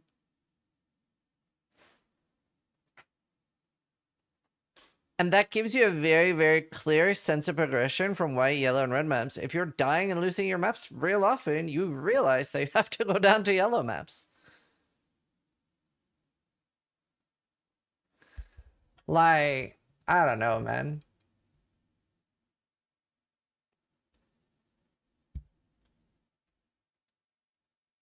I think that's a good middle ground. No, we're not getting patch notes today.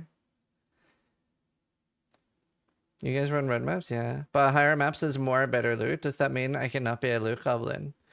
Well, so the way they're doing it at the moment, it's, in my opinion, worse. I think most people think it's worse. It's, if you have 6 stats or 4 stats on your map, you have 1 portal, even in white maps. So if you actually, like, alchemy your map, you basically have 1 portal. We're not getting patch notes today.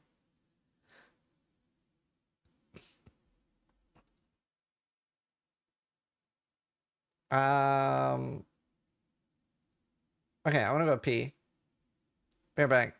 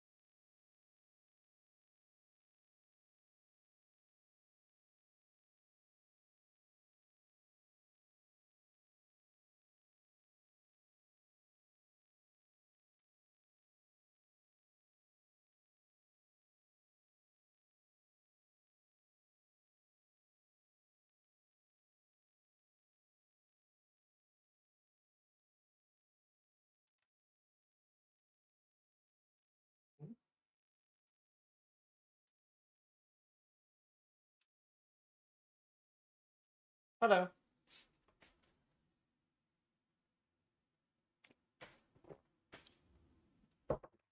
All right.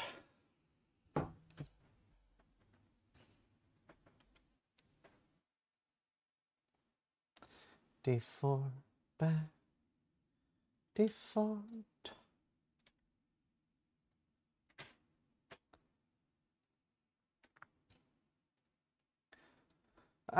Okay.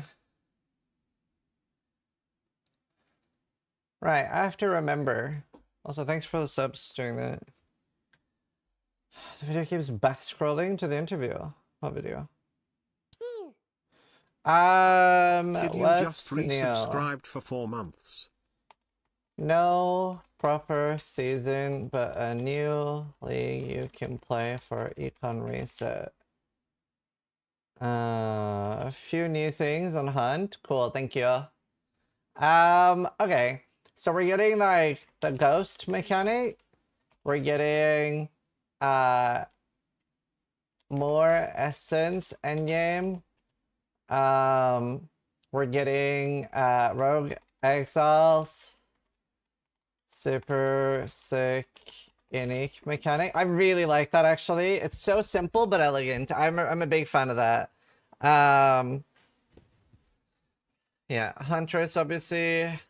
Huntress, Spectres, lots of new skills and support. What more content were we getting?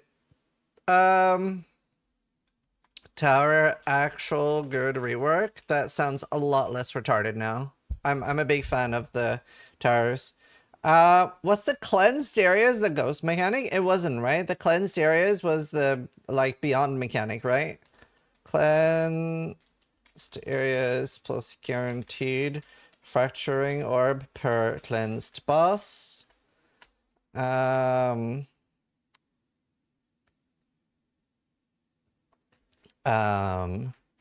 Ritual guaranteed omen per ritual.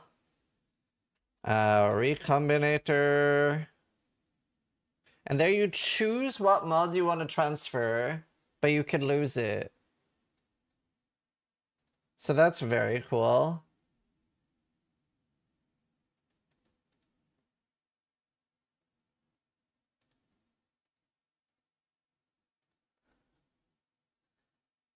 Hit and run, savage counterattack. Harness the tame beasts. I do want to know, how is this different than a Spectre? Like, how does it cost a lot less? Maybe it doesn't cost any spirit. Mike, thank you for the 5 gifted. Just gifted 5 subs. It's less evil. The tactician, the lich. The lich looked sick. Maybe it's limited per map. I feel like it disappears after the map. It keeps its modifiers. It's limited to 1. Yeah, I don't think it disappears per map. Jucardi just resubscribed I wonder how OP for Soul Leader will be 46 then. months. Only beasts? Yeah, it still looked interesting though. Loyalty, cadence, rip, and tier. Support melee attacks. Killing blows with supported skills on bleeding enemies. Create a blood remnant. Cause killing blows. Total chance to occur twice. Rep and tier. Loyalty and cadence. Cadence. More attack speed each time you use them, but will become unusable if used too frequently. Haha. Kinda cool. So like you could burst with one skill and then another.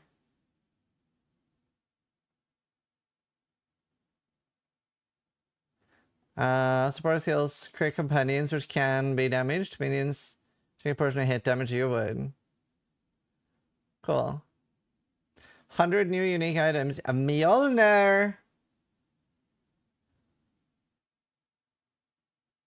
Level 18 lightning spell on melee hit.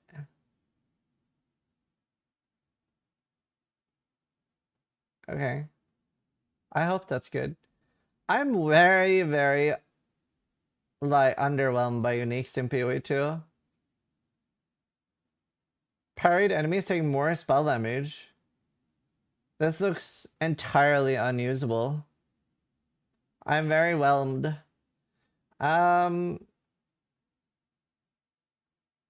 This looks insane, except for the base and everything else. This is literally a 1-stat item. This is like really, really cool, but it's a 1-stat item. I hate their entire unique design. I hate almost everything about it. I hate almost everything about their unique design. I designed the PoE items. I know, and they've said on podcasts, like, I know their design. Their design philosophy is like, the special thing on the item needs to be special enough that you don't need to pad it with other stats. Well, they aren't. Very few are. I really dislike uniques in PoE 2. It's my least favorite thing, which sucks, because I'm the unique guy. I love uniques. They're so cool, but they suck in PoE 2. Like, you have some really, really cool ones, like Ingenuity and stuff. Like, I don't think Astromentus is particularly cool, even though it's like, it's fine, it's a valuable one, but it's not particularly cool or interesting. Ingenuity, really cool and interesting. Like, this, entirely unusable. The thing is, like, I wouldn't even use this over a rare. Like, I think that's my issue. Like, even bad uniques in PoE 1, I would use over a rare. I'm not saying that they're not best in slot. They're not always interesting. But on day 1, I will use them over a rare. Whereas the majority of PoE 2 uniques, hopefully this is changing with the new ones coming, but the majority of PoE 2 uniques, it is only better if I don't even have an item in that slot. If I have any usable rare, I don't know, it doesn't compete for the slot at all. I'm really frustrated with uniques. So, like, Mjolnir and Xerxes, like, I don't know. This is literally one slot. And I think a big part of the problem, too, is that they're not using any of the new... Well, this might be new. But, like, they're not using any of the expert bases. It's all the, like, baseline bases, which is a little bit frustrating. It's a level 5 shield. Yeah, but at level 5, I don't even know if I would use this over a rare, is my issue with it. I mean, 70 mana early is not bad, but like, that's a lot of my frustration with it.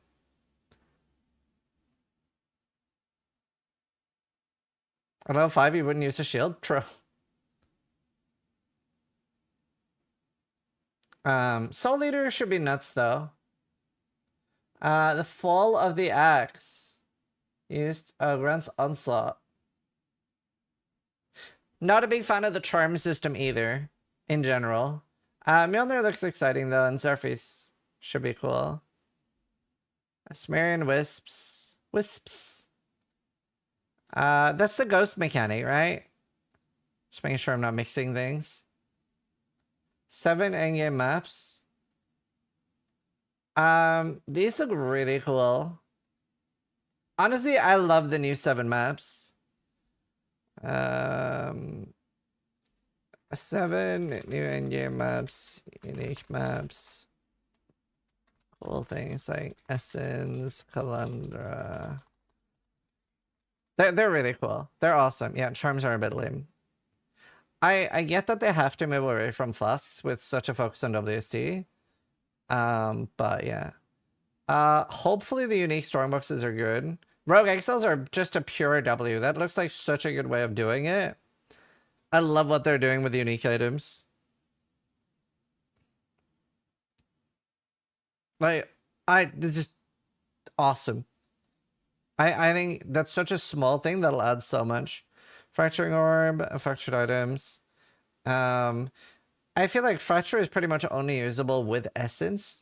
It's gonna suck to kill spam an item, so like you have to use Essence, but that'll make it really good. So we'll have way more powerful gear. By the way, I'm definitely playing Hardcore Trade. I'm not seeing much that like... I really like Determinism if I'm going to play SSF, and there's not much Determinism. Are you more excited about Last Epoch or PoE 2? Probably Last Epoch. I am excited about PoE 2 too, though. I'm excited about both. April's going to be a banger month.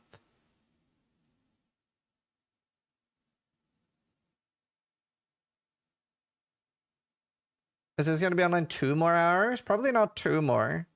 I'll make sure to host another PoE streamer when I end, though. And you can, like, do between both streams, so it's fine. Don't worry about it. You'll get your drop. I struggle with PoE 2 hardcore, knowing when I'm strong enough. Yeah. But I'm excited for both. No rest for the wicked, end of April, too. Yeah.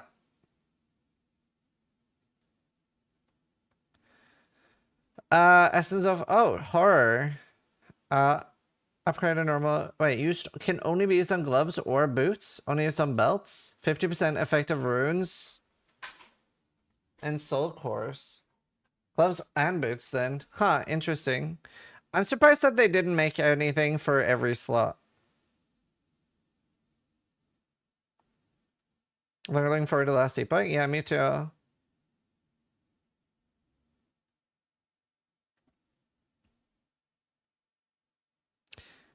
The press kit has all the new Sensi. Okay.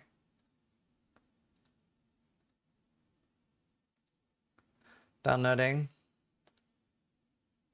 A lot of exciting things though. But like at the end of the day, a lot of it comes down to how will it feel to play. You know? Like how will it feel to play is very important. At the end of the day.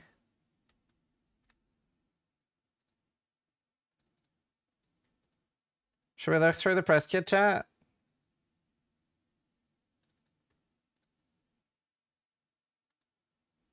Love the hair. It's going away tomorrow. It's going away tomorrow. No more blue. Brother, can I not left click, right click? Are you kidding me? Windows, why are you so dog shit?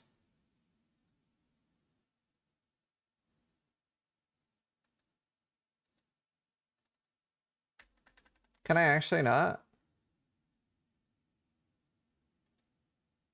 Is there no like...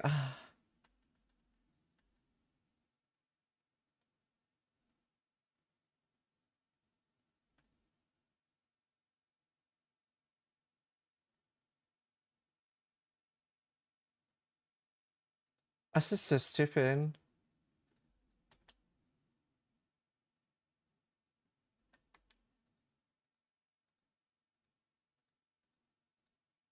Okay, you know what? I'm opening all of them. Oh, your internet security settings blocked one of our files. Do you want to open them anyway? YOLO.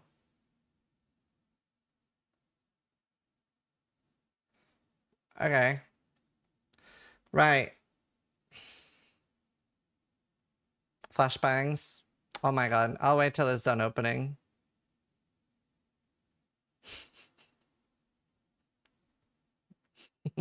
Get down! Get down, Mr. President! Get down again! And the arrow keys are not working. That's what I was tilting at. Alright. That looks cool. Wastegate. Wastegate looks wasted. Am I crazy? I don't see myself using this. Am I nuts? Like, I just, like, question mark, literally 1C. Looks garbage to me. Dual unique life flask? Pathfinder can use it. I would still rather not have it. Also, one charm slot. If this should be based on item level. Augury's not that bad. Myra's worse. Byra's anguish. Ignite enemies in presence as though dealing fire damage. Eh. Scythe's spear. Aggravating any bleeding enemy aggravates all ignites. I mean, that is kind of cool. But it's such a leveling item that it seems kind of useless to me.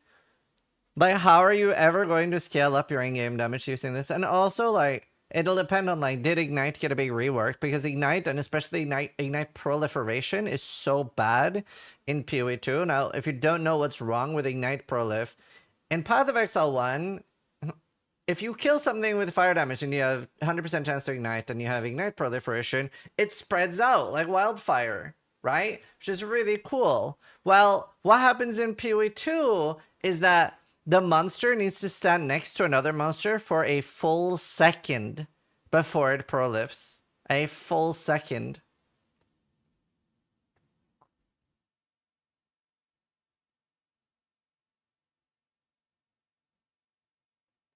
Isn't it 2? Shit, it might be 2. It might be 2. You might be right. I just remember it was terrible and unplayable. So that sucks. Chernobog's Pillar, very low inherent block chance. If this was 40, the damage is substantial though, but you're just better off with two-handers. Music's a little loud. I will turn it down for you. The Coming Calamity, Herald of Ash, Ice, and Thunder, and I'm guessing these scale depending on where you find it. It doesn't really have anything else, and I'm guessing it doesn't give you this for free. So, like, this is still gonna cost. It is free? They said it takes no spirit. Oh, okay. I didn't pay attention to that. Thank you. Okay, I mean, maybe usable then. Might be interesting enough. Pinned enemies cannot perform actions. Pin build up, defend, maximum evade, defend with 200% armor. 100% armor as extra ailment and stun threshold. Well, from evasion and armor. Supporting fire. Totems have 30% more skill speed. Totems only use skills when you fire an attack projectile. Oh. Oh, that's kind of annoying. It's like the support skill. Projectile damage builds pin. Increased spirit. Persistent buffs have 50% less restoration. Allies in your presence gain added attack damage equal to 25%. Oh, wow. Interesting. Oh, that's interesting. That's very interesting. Especially for playing with friends. Like a ballista build, playing with friends.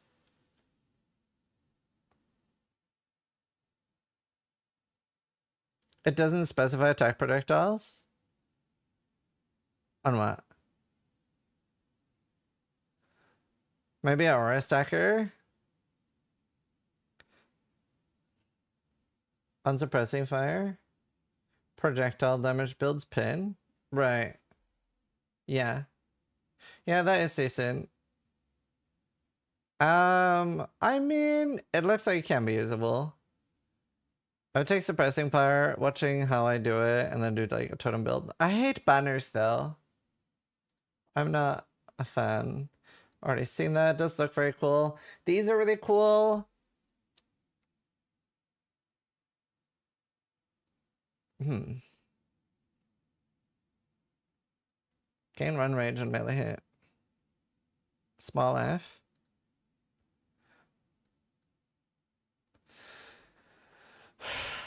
Okay. Can only this passive skill is free to allocate. Okay. So 1, 2, 3, 4. So I guess you would take 2 then on most builds, but you can take more. What's this one? Modifiers to fire resist. Also grants cold and lightning resist. Oh. Modifier. Oh. Oh, that looks amazing.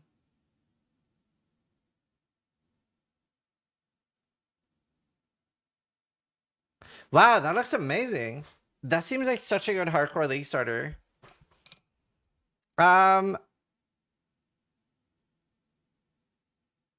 Man, I might league start that. +5 max stress. Wow.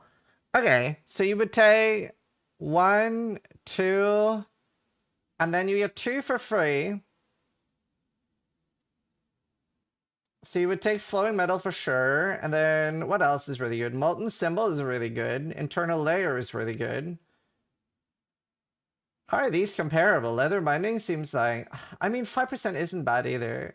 Man, honestly, no, you know what? It is kind of hard to get regen. Support straps. Kind of nuts for some builds. 15% does seem a little bit low. Oh, yeah, I'm in the way. I mean, I'll be hearing this.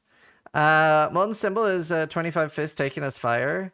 Internal layer is 50% reduced crit damage. Take in. These should be good early, I guess.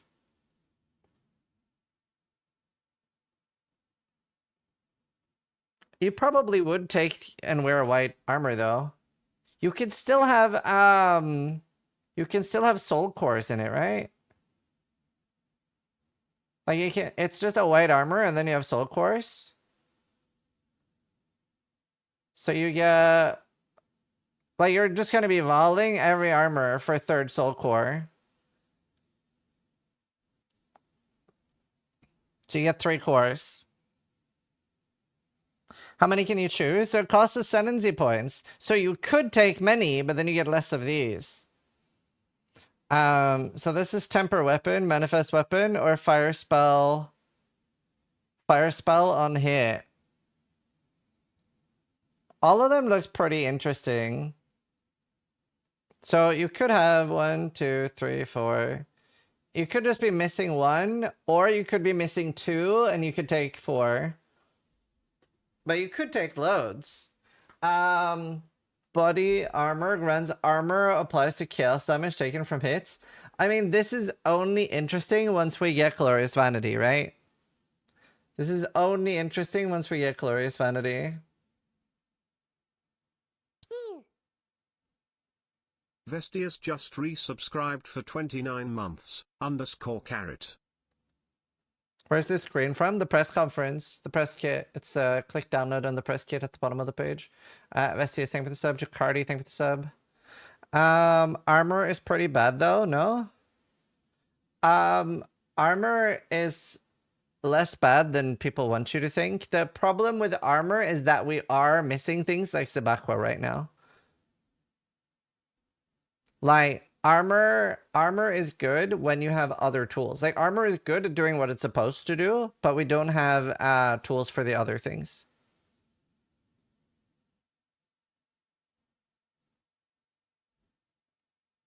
Like, armor is good against white monsters, but it does nothing against big hits right now, and we don't have a good way to mitigate big hits like endurance charges, fortifying, that kind of stuff anymore. If something needs something else to be good, it isn't good. No, that's not a good thing. That's a good thing in ARPGs. Not everything should not be a one-stop shop for fixing anything. It's always good to combine things. It's an ARPG. And it works really good in PoE 1. Like in PoE 1, armor is excellent.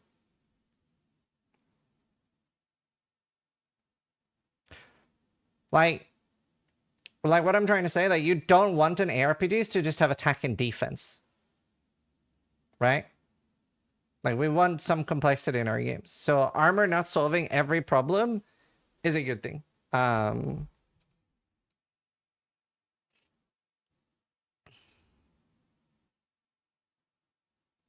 Let's see. Honestly, like, manifest weapon. That does look really cool. Fire spell and hit. I wonder how they interact.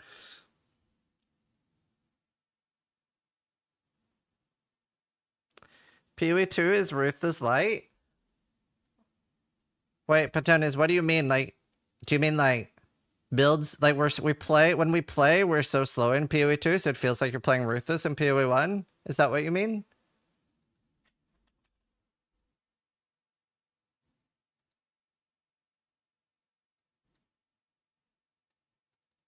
This is a PoE 2 build that you can play. Just show it.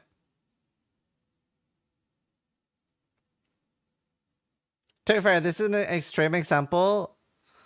This is an extreme example with Temporalis, but even with Spark, you can be pretty fucking fast. And like, there are several like, well, I would say monk build, but it's not really a monk build, but like, there are several quarterstaff builds that are faster than Path of Exile 1.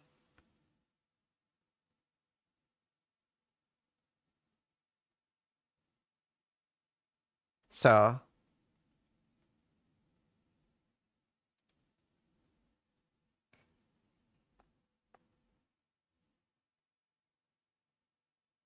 yeah, tough sin. Hopefully, most of us No, crafting and the other stuff. Sure. I'll agree with you with that. I mean, we don't have any crafting. It sucks. I hope we get crafting. Fool, man, honestly, this looks like a really good hardcore starter, don't you think? Yeah, they said they've nerfed Temporalis. They don't say how much, though. I wish they just removed it.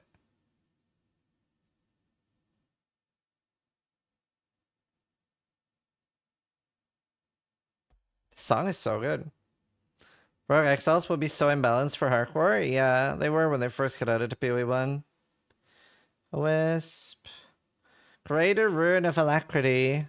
8% increased skill speed. That's so cool. Greater Rune of Nobility. Reduce effect of shock. Attacks with this weapon. Exposure. Meta skills gain 10% energy. 1 to 10 lightning thorn damage. The Greater Rune is 1 to 10. What? The fuck?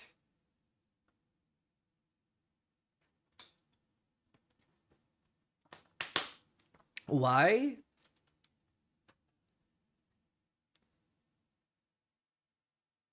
I have no idea how Calandra's touch works with that. Greater Rune of Leadership. 10 fists is extra lightning. That was pretty strong. Not that we use martial weapons much. Okay. Also, am I the only one when seeing this? I was like, oh god, am I gonna have to do this every fucking map? And like, how often am I gonna have to do this? That's the first thing that went through my head. Like, I do want slower gameplay, but I don't want clunky gameplay.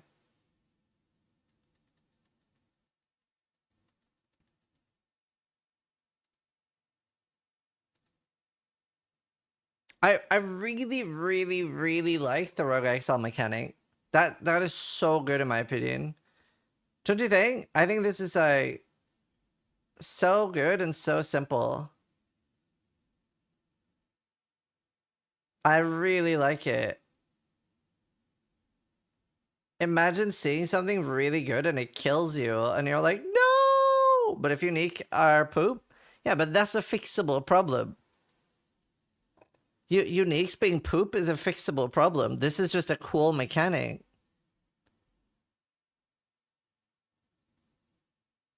This is so cool. It's such a cool idea. I wish we get this in PoE1.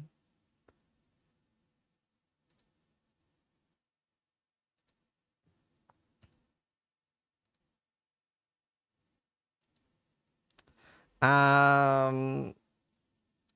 25% increased bonuses gained from rings and amulets. Yeah, that is nuts. There's no way Ingenuity is not buffed, right?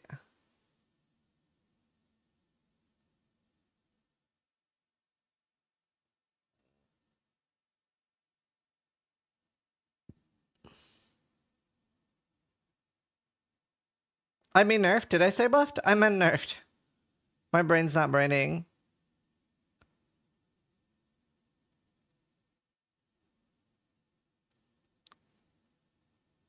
That's crazy, though. Oh, that's so cool. Do you see that? You have to take a penalty. Do you want to reduce spirit, Elirez, or mana? I mean, nearly everybody's gonna take Elirez. Nearly everyone is gonna take Elirez. It's like, detrimental to your build? Detrimental to your build? Does nothing. This is like... Did you see the skit of like, there was like a comedy skit of a guy asking would you rather questions, but he didn't understand the concept. It was just like some YouTuber thing, but it was like, so would you rather get $1 million or die?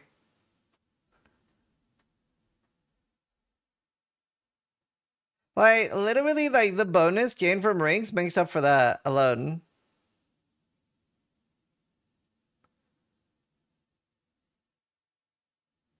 To be fair, let's like... Maybe they'll make this like minus 150 instead.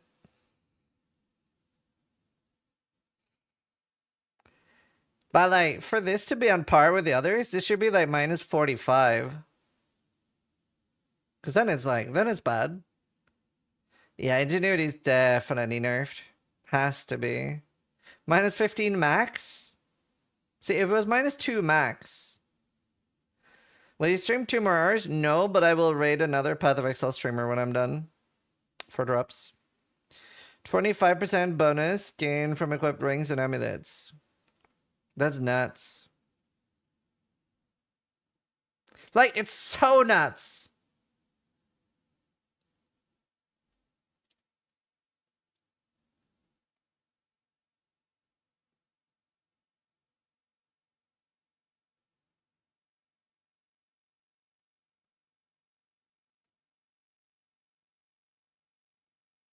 Wait, what do you mean, Martini?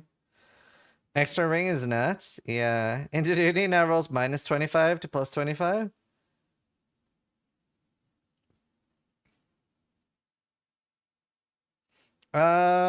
Let's see. What's the other ones?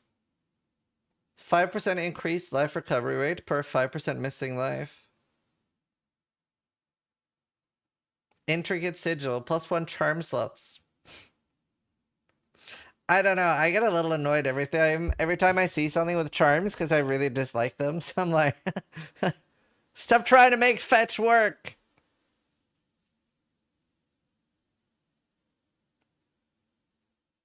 Can instead consume 25% of mana to trigger charms with insufficient charges.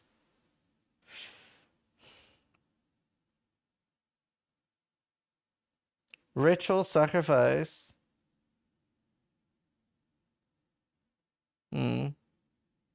Blood boil.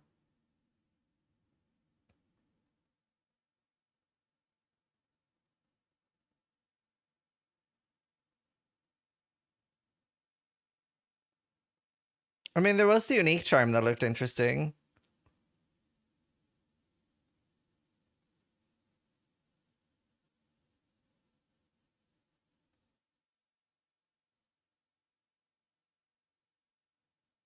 Like with the unique charm stuff might be interesting.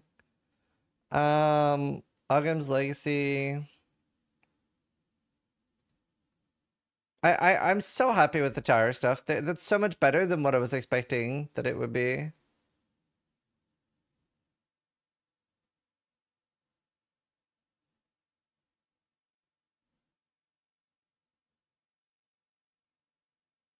Like so much better.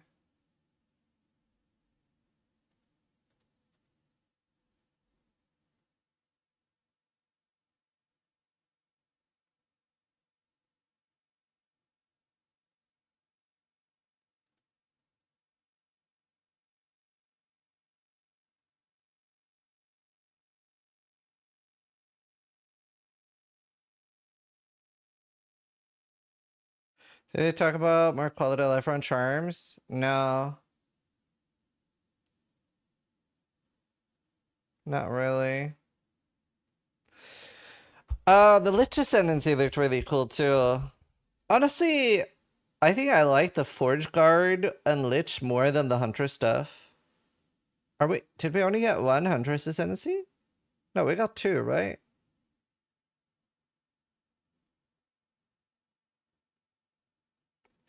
What was the other one? Oh, the Amazon. That was the other one. I'm on at 75% of the drop. I think it's only when you have the tab active now, someone said earlier. Adorned with rare jewels. Right. Crystalline Phylactery. Can socket 1 non-unique basic jewel. 100% increased effect. That is very cool. Your life cannot change while you have Energy Shield. 10% of damage taken bypasses Energy Shield. So you can't be CI. If you be hybrid. Regenerate mana equal to 6% of life per second. Oh, but your life cannot change while you have Energy Shield. So you can't have CI.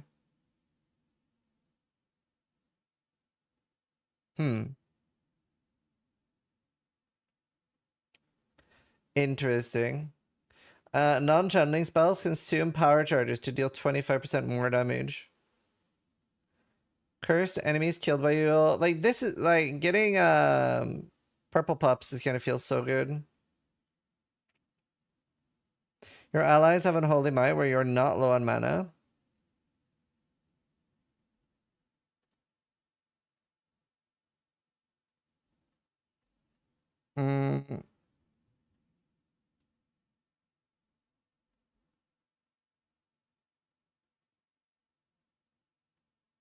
Yeah, 33 is pretty high. Unholy Might. Non-channeling costs additional 3% of max EOS. 30% more damage. Does not interrupt recharge. You can apply +1 curse. +1 curse, but it comes at the cost of losing 5% mana per second from the node before.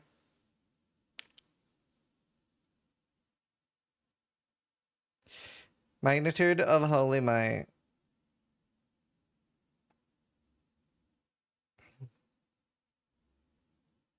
What the fuck?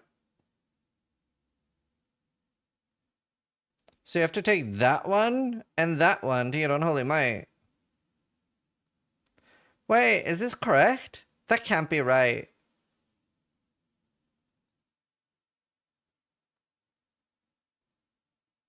That must be swap. That makes no fucking sense.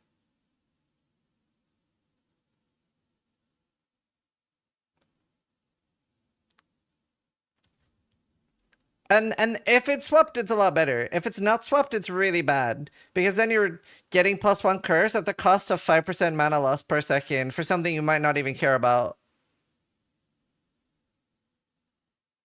It makes way more sense if it's swapped. Also, what about the image? Rupture the Soul looks correctly. But that looks more like Blackened Heart. And this looks more like Dominion over Flesh. So I think they're just swapped. Because that's a person. And that is a heart or something being hit by lightning. So I think they're switched at the bottom. I can ask.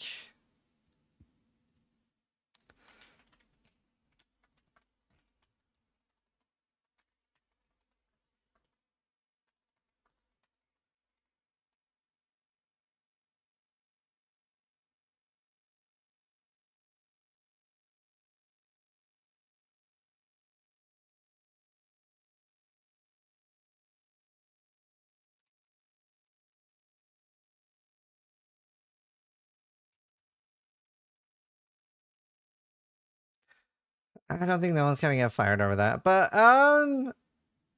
honestly, really cool Ascendancy. It does look a little bit gear-based, though. I don't think I'd want to start this. I don't think I'd want to start this. Zoom in on the images. Yeah. Yeah, for sure. Look, that's a heart.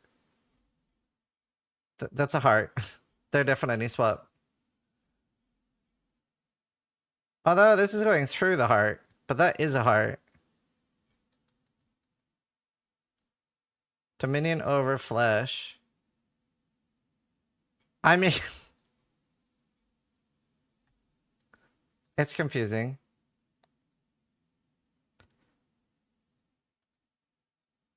Amazon Ritualist. Corrupted Blood deals 2% of slain enemies max life as physical damage.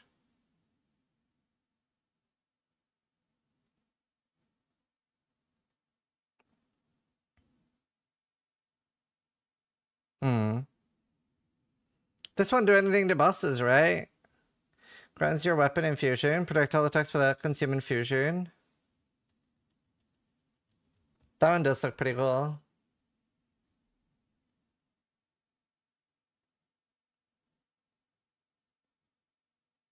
To grant needs modifier. Like Headhunter?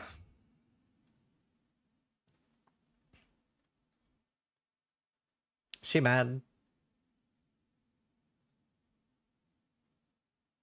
This one was cool. Wait. Can we add waystone? Or sorry, can we add sockets to a corrupted item? Because if we can't, then it's really bad.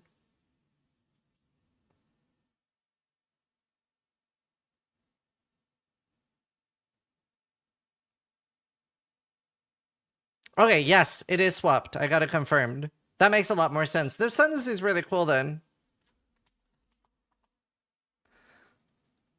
Map objectives, yeah. That is pretty cool. How did you confirm? I messaged them on Discord. Don't you want the mud range reroll most of the time corrupted uniques anyway for the high rolls? Yes, but like you want sockets on the item. It doesn't matter if the item's really good if it doesn't have sockets. This is effectively only good for the ones where you don't care about sockets. And you can't quality it.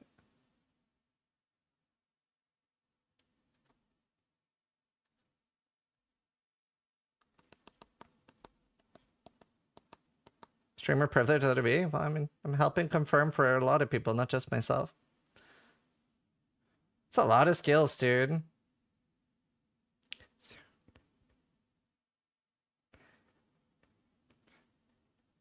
It'll be live on Friday. She looks pretty cool.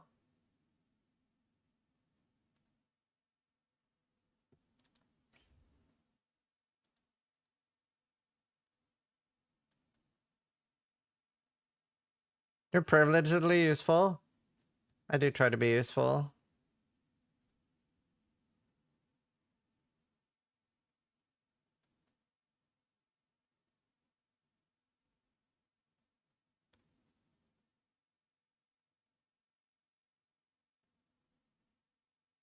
So, if we want to, we can farm all the maps and kill the corrupted stuff, or we could just go like tink tink and then cleanse everything, and then everything loses the corruption, right?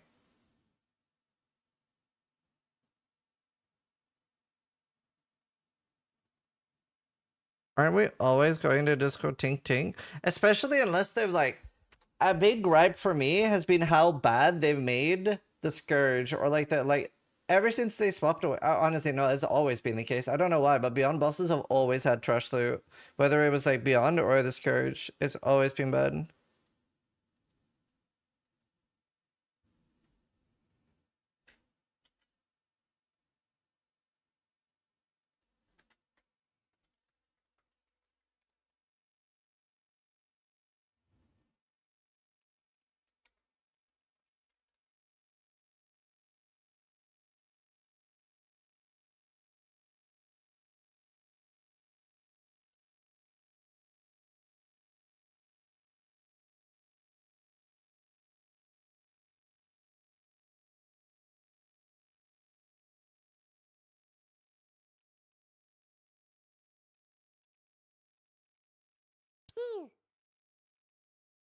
Yazili click just resubscribed for 81 months.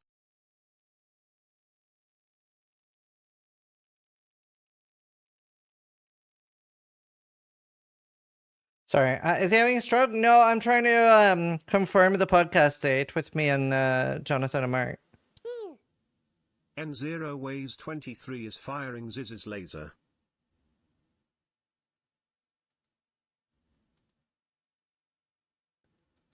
Sorry, cool. Did we see what a cleanse replacement had for stats? No equipment rub. Oh, no, I don't think so. Pay data and the like? Yeah, they showed the, can't remember the name, but like the guy with 4 legs.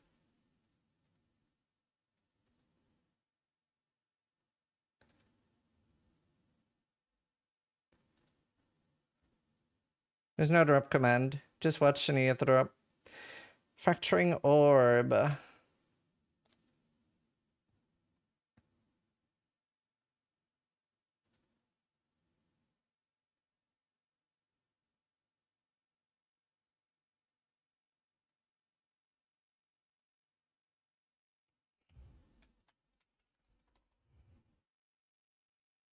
Is Lich forced to take the fucking jewel node? I think so. I think it's the entire point, yeah. No, there's no alteration. I want that at me? Yeah. It didn't look forced, it is optional? Oh, okay. Do you lose the +1 to map when you cleanse it? Yes, you do. I guess that's the benefit of not cleansing. I was a little surprised that there were no modifier implicit. Sorry, explicit. Modifier explicit. Am I the only one? Like -1 prefix +1 suffix is...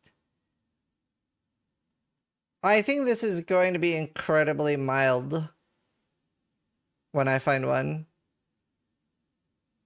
I really would want like 25% modifier explicit. Like I love that about the heist shit.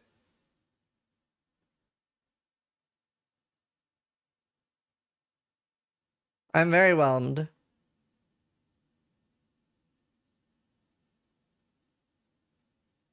You know, I really like the mirrored items from PoE1. I actually think they're very cool. I dislike the charm system a lot too. I'm right there with you. This made me think of Princess Mononoke. Great forest spirit!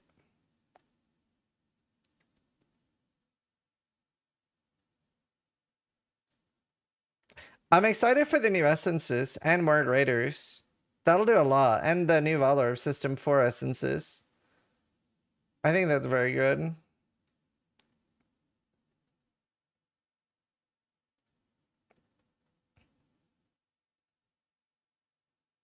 Yeah, so like it's beyond bosses like that. But like these drop nothing. They will drop fracturing orbs now.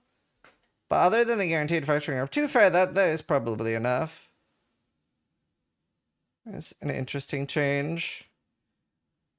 Infinite projectile parry range. Katash.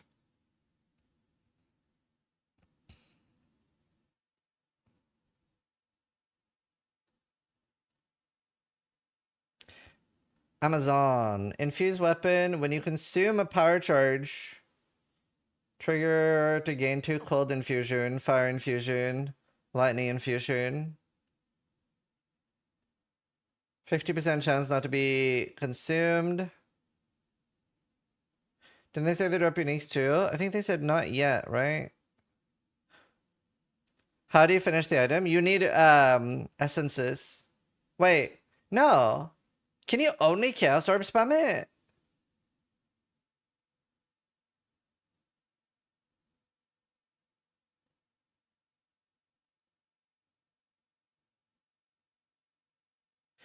I lived in a reality where you could use greater essences, but you can't, because they won't be blue. I lived in a reality where essences work differently. Fracturing orbs are really boring then. Essence, then greater essence, then chaos. No, you can't do that, because you can only fracture it when it has 4 stats. So you can't... It doesn't matter if you null it. It doesn't change the... It doesn't become blue at any point. That's only in PoE 1 that you can force an item to be blue.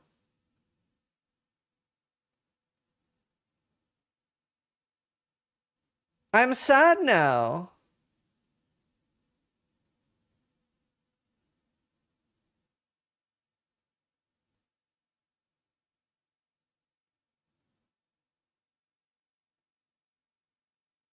Could you recall my fracture under blue?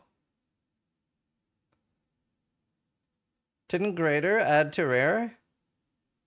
Correct. Greater takes from a blue to a rare, but you cannot make a fracture blue. We're not sure if fracturing is required for yet. Well, other than the fact that it says on the orb. And said in the video. We don't know if we can recall multiple fractures. Hopefully not, though. You cannot annul a fracture to blue? Correct.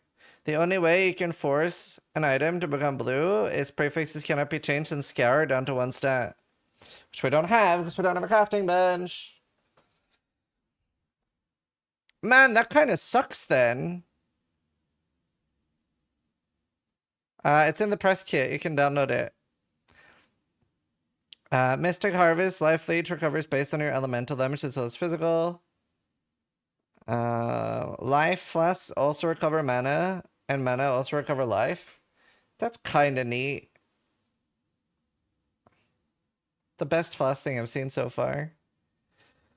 Evasion rating from helmet, gloves, and boots is doubled. From body armor is halved? Yeah, just go to the bottom of the expansion website and click download. You can chaos spam. Like, you would chaos spam a +3 amulet with +3, yeah, +3 fracture and then chaos spam. That's what it's for. It's just for chaos spam.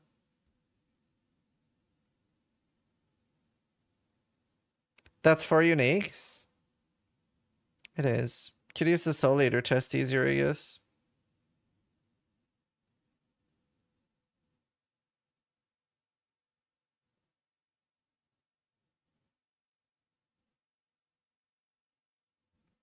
Chaos spam make forever dog shit again.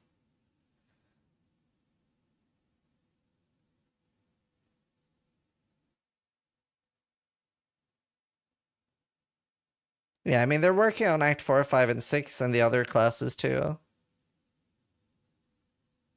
It's not bad for 3 months.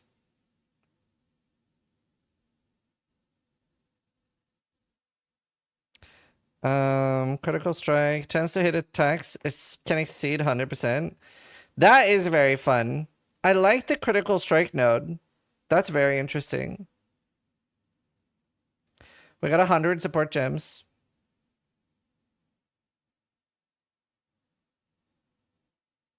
$100 new support gems.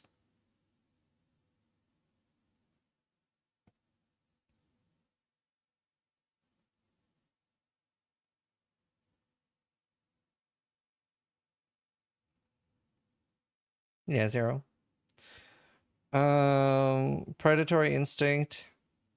It's basically 25% more damage.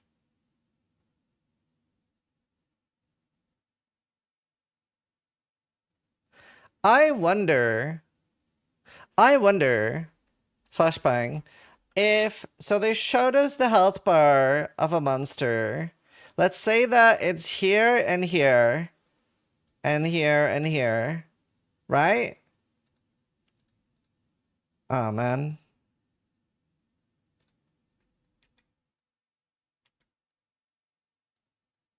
We had a leak. There. Oh, goddammit. Okay. Let's say... I see it. Okay. Containment successful. So let's say that these two are the weaknesses. If I do a Hammer of the Gods here, do you think that entire hit will get the damage bonus? Or do you think it'll get a damage bonus for 1% of its health and then it does not? Like, do you think it is just 25% more damage? Or if you use it effectively, is it 50%? So you can actually be smart with it. Do you think it's smart or dumb? Hopefully it's the first option. Because then you get one shot from here.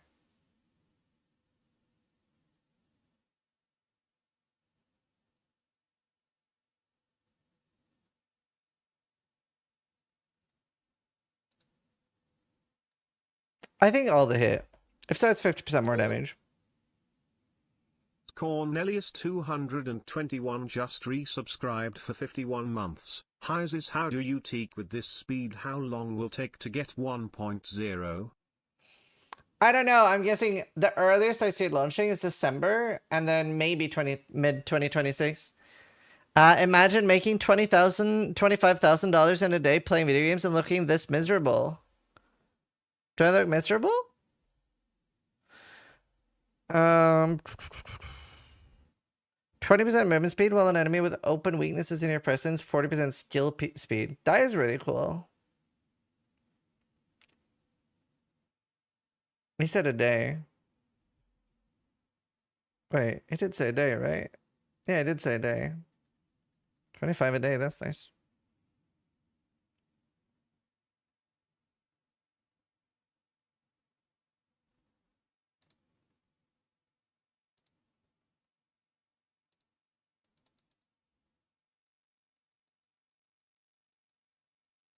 Nine to 5 drain face.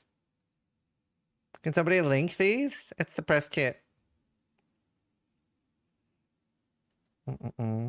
It's just, this is resting miserability face. I'm not trying to look miserable.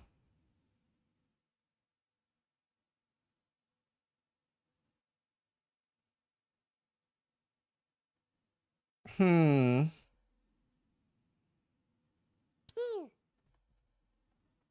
Goats just resubscribed for 15 months. I am thinking, what was the Forge class called again? I either want to start Amazon or the Forge class.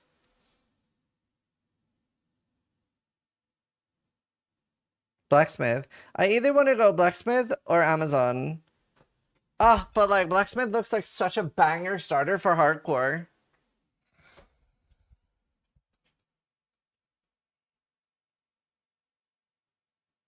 So this is just Norwegian. Not his fault he looks a little glum. Sorry, I forgot Americans are used to smiling all the time. I'll smile to make people more comfortable. I'm gonna play Huntress. What do you think is better for a starter? Amazon or Ritualist? I'm not sure.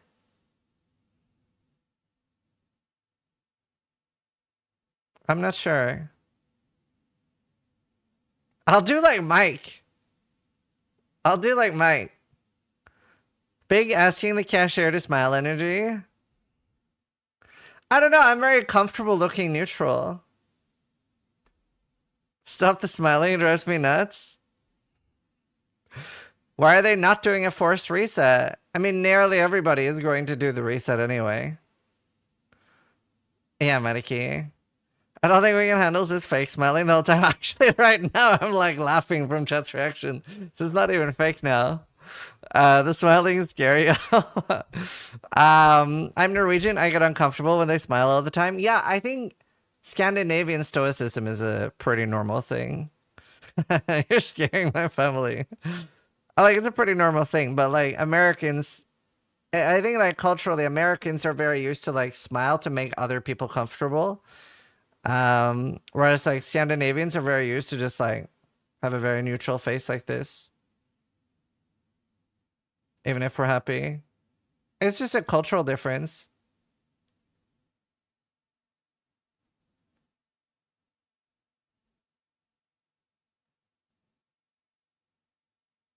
Says I live in a cave, please. And we're right. Do they smile when they deport you? Oh, well, no one can deport me if I don't go to America. I wouldn't want to. In Germany, it's the same. Yeah.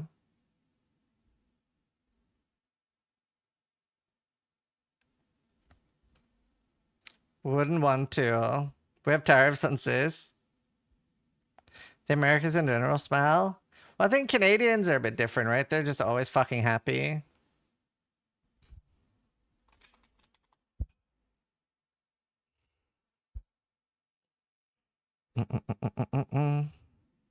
This feels like you should smile more combo. Yeah.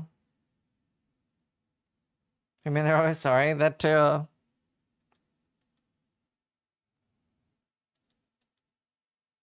Even when I'm fuming, that's funny. We're always polite, not happy. I smile harder when I'm angry. No, it'll be a post-launch interview. It'll be the 8th. It'll be the 8th, most likely.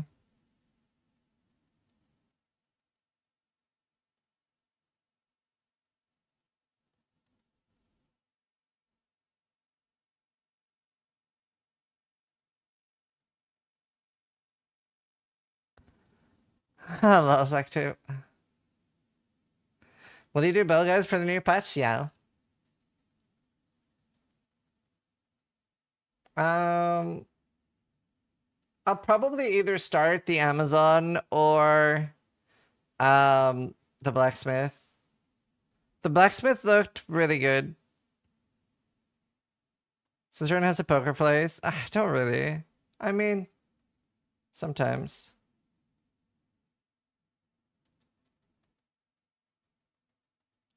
Could you ask Jonathan if he would prefer to be alone in the forest with a bear or a man? I don't understand. Why is that question being asked so much lately?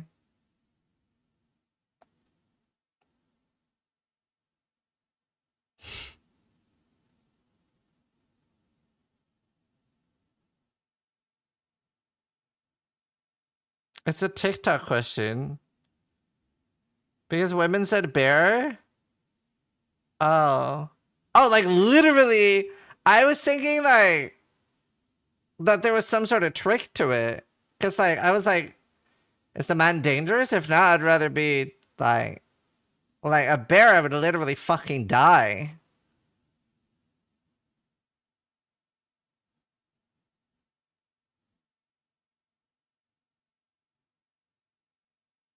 Apparently people are picking the bear more and more. Do you know, that would be a good game show. Mr. Beast should do that. He should ask people, would you rather be in the forest with a bear or a man? And then it should be like, okay, that's awesome. That's what we're doing. We're taking you there now, and we will release a bear in the forest. You could have had this guy instead, could have been in the forest with you, but we're putting a bear in there with you now, and then good luck. That would be a really good game show. I would watch that. I would watch that.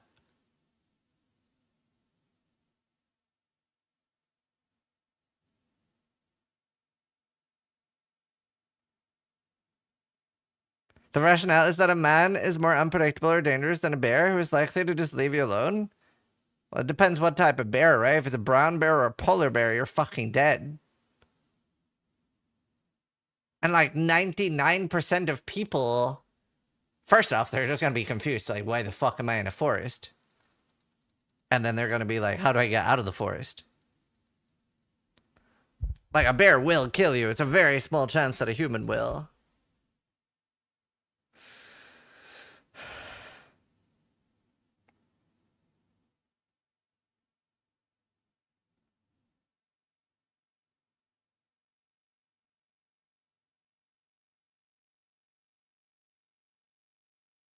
Hello, Brittany. Ask your wife? Okay. Are you here? Would you rather be alone in the forest with a man or a bear?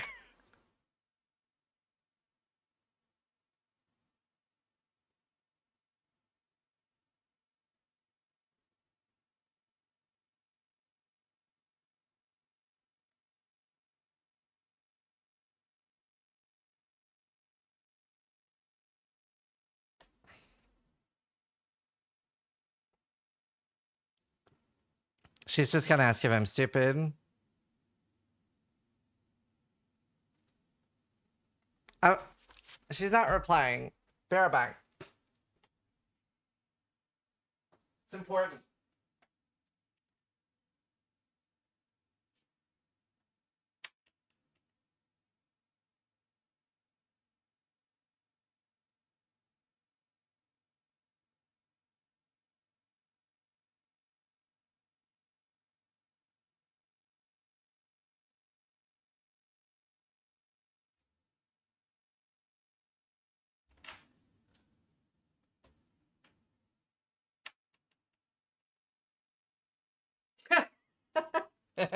She said, so stupid, man, of course.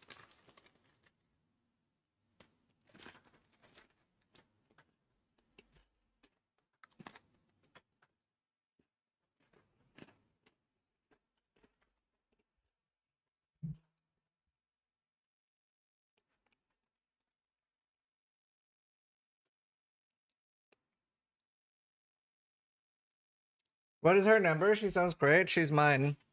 I found her. Leave her alone.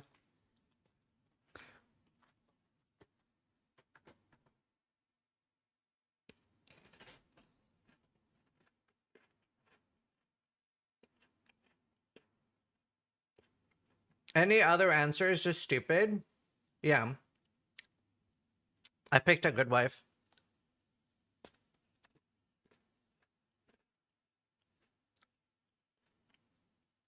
I feel like even if it was between 10 men and 1 bear, the bear should never win. Yo, Yazilic, like, thank you for the 81 months. Yeah. It's Biskov.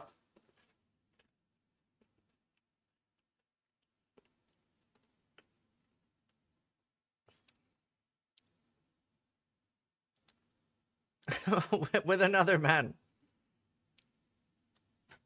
Would Ziz rather his wife is in the woods with another man or a bear? I mean, she's Danish. First off, she could kill most men these days.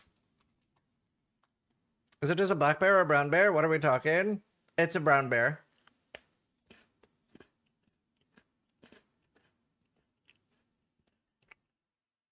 Nobody has AR-15s here. No one has guns here. It's really nice. I don't know anyone that knows anyone that has a gun.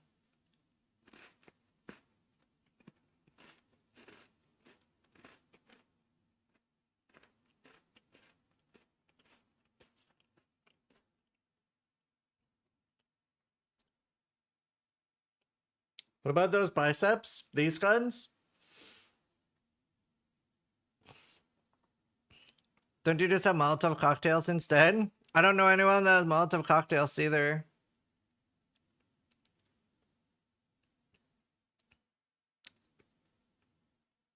Those are not lethal? No. Danish and Norwegian, same thing. Yeah, pretty much. Meanwhile, I know at least 10 people with gun safes in the USA and I don't even live in the South.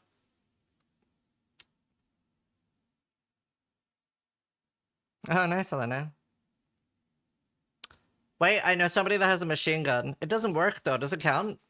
Like it's like a it's like an old machine gun, but it's like broken. It doesn't work.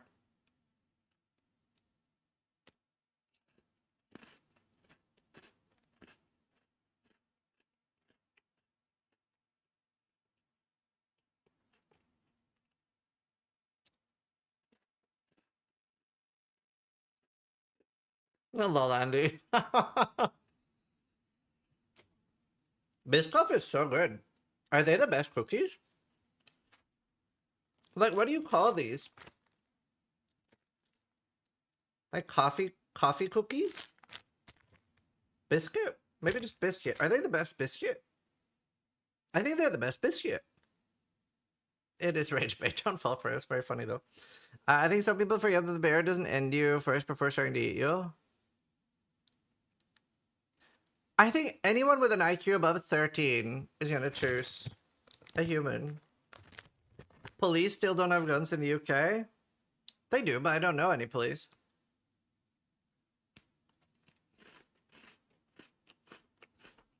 I've seen guns on police here.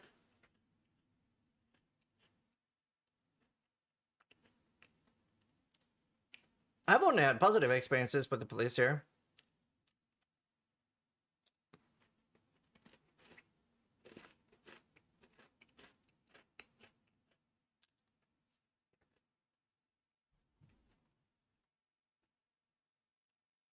Rest of the UK, it's rarer, right? Like, I feel like anytime I see like a very big anti-police sentiment, I just assume they're American because it's a lot different over there. Everyone I know in the UK don't have a problem with police. Like, I really do feel in the UK that they're protect and serve.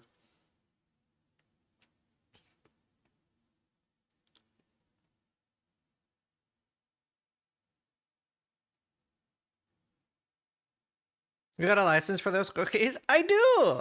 No, actually, I don't have a license.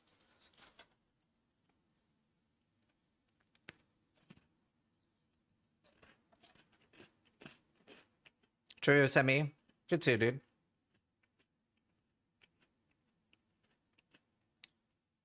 Never heard of hippie bashing being a thing in England? No, but I also don't live in England.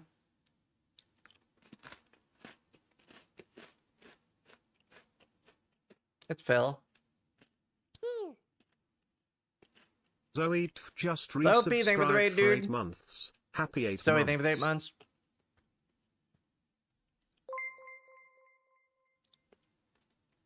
Helena just sent me a picture on Discord and saying these are better than Biscoff.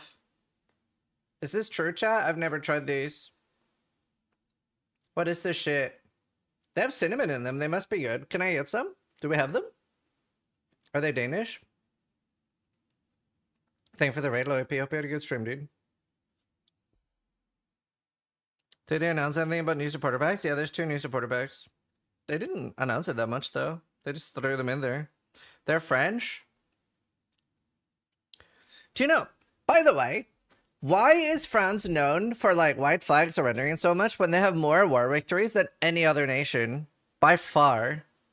I didn't get that.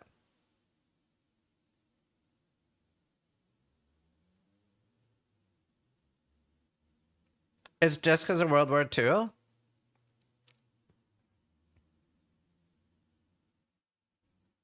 Skip school?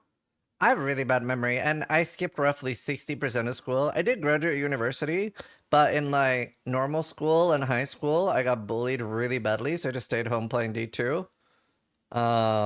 So 16 onwards, I attended majority of my school. But prior to 16, I skipped roughly 60%. Just got bullied a lot.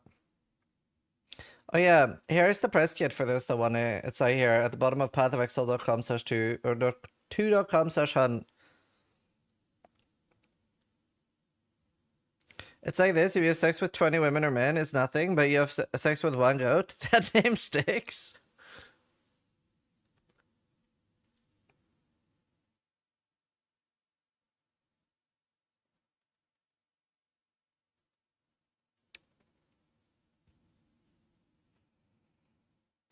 That's fair. I was just curious. I didn't have very high expectations from this patch, so I'm not like over the moon happy with anything except for combinators, but I'm like very happy with towers, very happy with the recombinators. Fracturing is incredibly meh because we have nothing to really craft with it. The rogue exiles are very cool. Would you remove towers after this? Well, I want to play with them. I don't know, Sip. Maybe it only mirrors the one ring and not your amulet ring.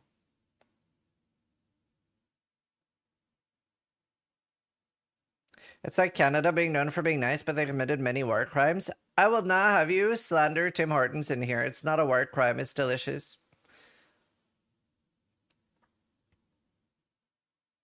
Fractures seem like they'll be very common though. Yes, but it ends up being a Chaos Orb thing. Which, like, Chaos Orbs are already so sought after. We don't really have, like, Exalted Orbs are worthless. Nothing here added an Exalted Orb sink, and Exalted Orbs are worthless. They are completely worthless.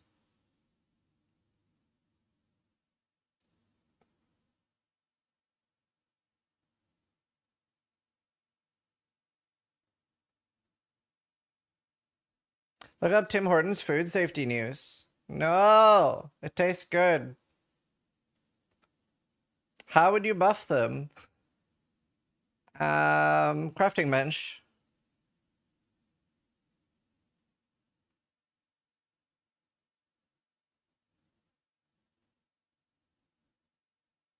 Does that say boobies?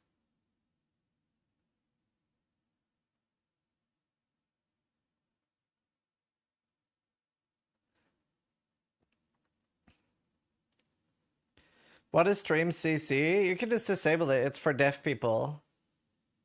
Just click on it and it goes away. It's just a deaf guy was in chat asking if I could enable captions. It's closed captions.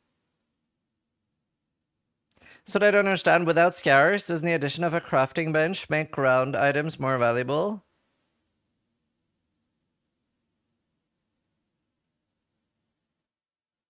Yeah. Do you know what? A scour, not even alterations, but a scour would be really good right now. Because with scour, fracturing is more better too. Because if you scour a fractured item, it would turn blue And you could use essences on it now. Will I still get drops? Yeah, I'll be raiding a Path of Exile streamer when I stop too.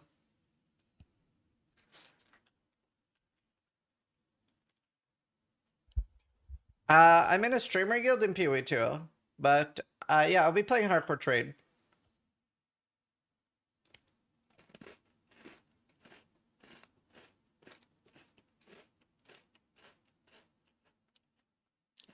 Romans being more common will help.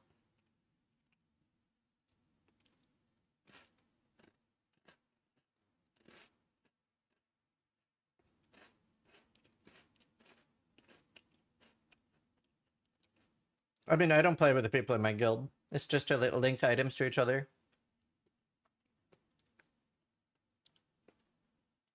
Well, it's like 8 days, right?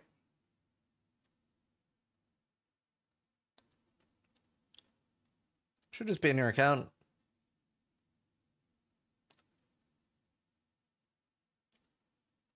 Wait, is this Andy guy still rage baiting people? Here, I'm just gonna ban him.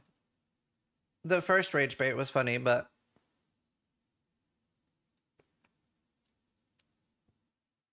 there's no swords yet. I was hoping there'd be swords though.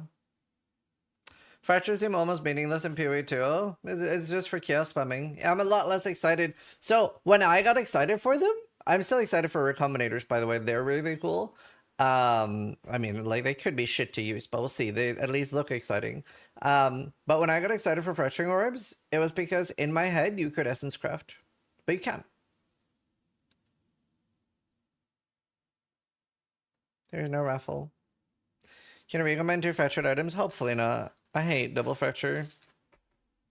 See you later, Jin.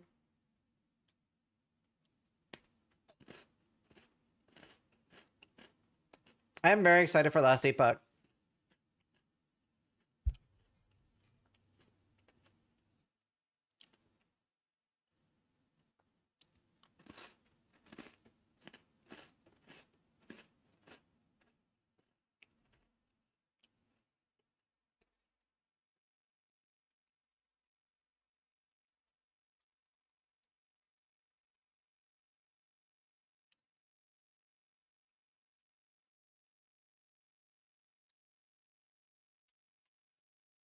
How many of those things can you eat? Oh, I could eat a full package, but I'm not going to. What was the highlight for you? Recombinators. Recombinators make so much more sense. You banned somebody and then said no sword. Oh, not mud swords. The boss rush map, that did look very cool.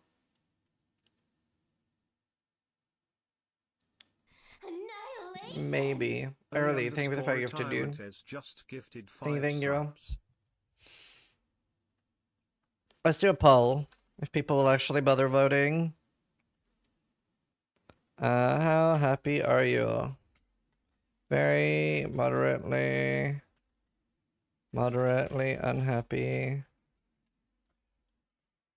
Very unhappy. Okay, you have 5 up. It's basically 75%, 50%. No. 70. Whatever. You get the idea. You have 5 minutes. How happy are you? Well, with the fucking patch, obviously. I don't care how happy you are IRL. Or about PoE. I don't care about how happy you are in general.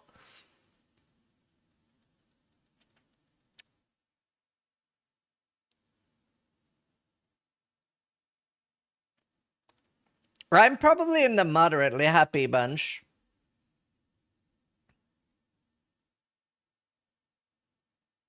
If you're happy and you know it, cast your vote. If you're happy and you know it, cast your vote. If you're happy and you know it, and you really want to show it. If you're happy and you know it, cast your vote. I want to change my response to very unhappy after that.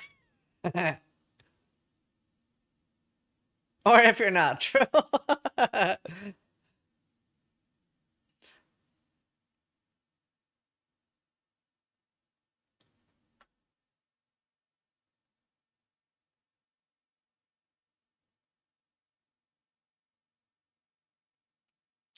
So it seems like there are very few people that are like, everything is dog shit, everything sucks. It seems like at the very least, people are like, fuck it, I'll give it a go and see if I'm having fun or not.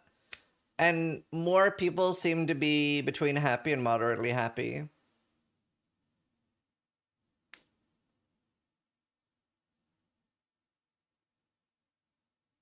I mean, both middle options are sort of indifference.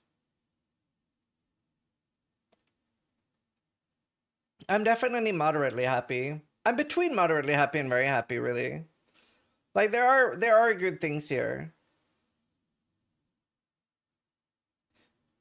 There are cool things here. But there was nothing that was like, holy fuck, I literally cannot stop thinking about this. Do you know what I mean? There was nothing that was like, oh my fucking god, I literally want to play right now. But I am happy about it. I am excited about it. But like I said, there was nothing like, I need to play right now. Give me the game right now.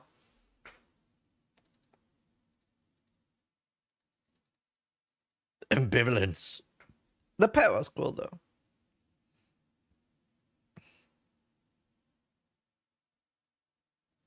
Damn, Siri.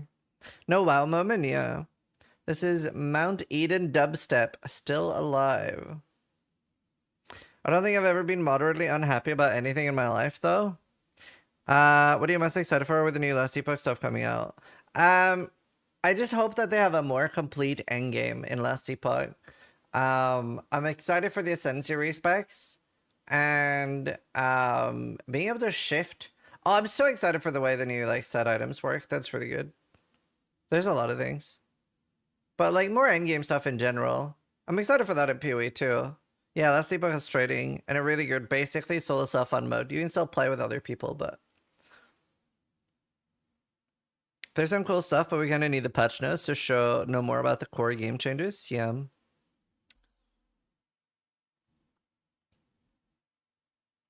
Was there anything else that was really new here?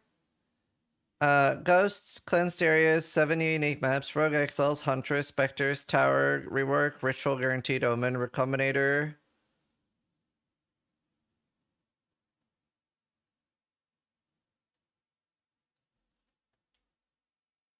This will be so much more exciting when uniques are better. Would be very happy if they nerf the rarity. Yeah, I'm not a big fan of rarity affecting currency personally.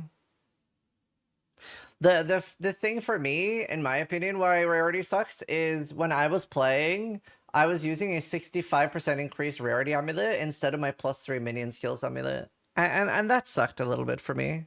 I really didn't like that.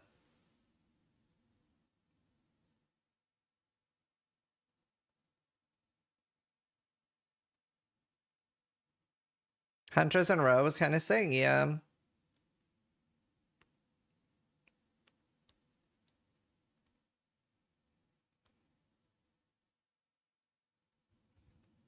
Hello, Fariel. Yeah, there's an ES nerf coming. It also just looks really rippy. No storage, no axes. Honestly, just Spears is a little meh. Ingenuity is very strong. Grim Feast is getting nerfed. I have not looked if I got it in-game.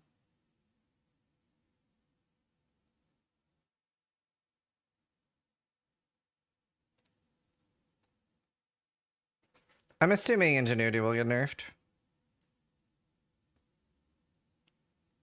Do we know if Ingenuity... We don't know.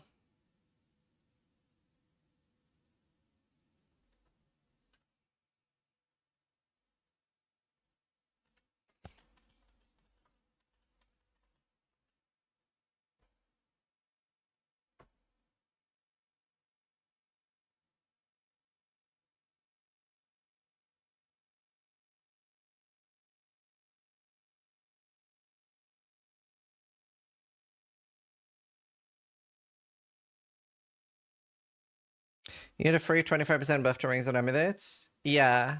I mean, that alone is nuts. Ring is so strong, too.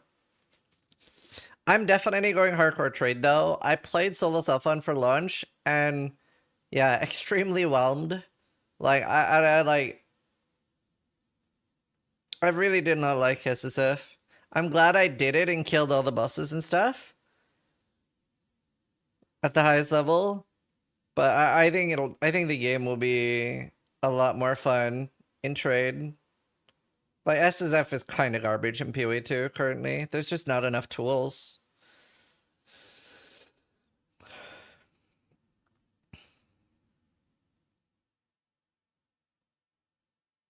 I'm still playing hardcore. Tank, there for the 4 months. Tank 2 just resubscribed for 4 months. I wonder if Exiles will be farmable. I mean, it won't be farmable the same way as PoE 1. Song's kind of based. Little sad about no roadmap or timeline. SC2 Savage is firing Ziz's laser. A little sad about no roadmap, timeline. They wanted to exit EA in 2025, but with this tempo I highly doubt that. I'll ask him about Apparently it. they didn't want to risk killing hype by announcing a delay of 1.0 already, but I am sure it is coming. Skeptical. Other than that, I thought it was moderately good. I have a lot of things I want to ask about. I'm getting an interview on the 8th. I have a lot of things I want to ask about. They usually let me ask whatever I want. I have some questions. I'm more excited for Last Teapot. Really good PoE patch though. I'm excited for both. I think I'm also more excited. I think part of what makes me more excited for Last Teapot is that it's been so long Captain since an Buster update. just resubscribed You know, for like 75 months. what's the something makes the heart grow fonder? Distance? Like, it's just been so long since we had an update, so I'm excited to go hard on it again. I'm very excited for Heartseeker. Time makes the heart grow fonder. But Scar, thank you for the 75 months. Super doing well.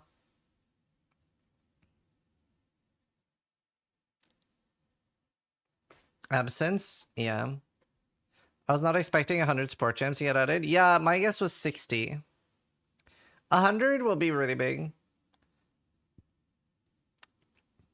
Did you see the Idols as Atlas Cluster Duel pitch on Reddit for PoE 1? Opinion? I think whoever wants Idols in any form of the game hates casual players. They're good for people like me, but we don't need the help. I literally think anyone who suggests idols should stay in the game in any way, shape, or form hates casual players.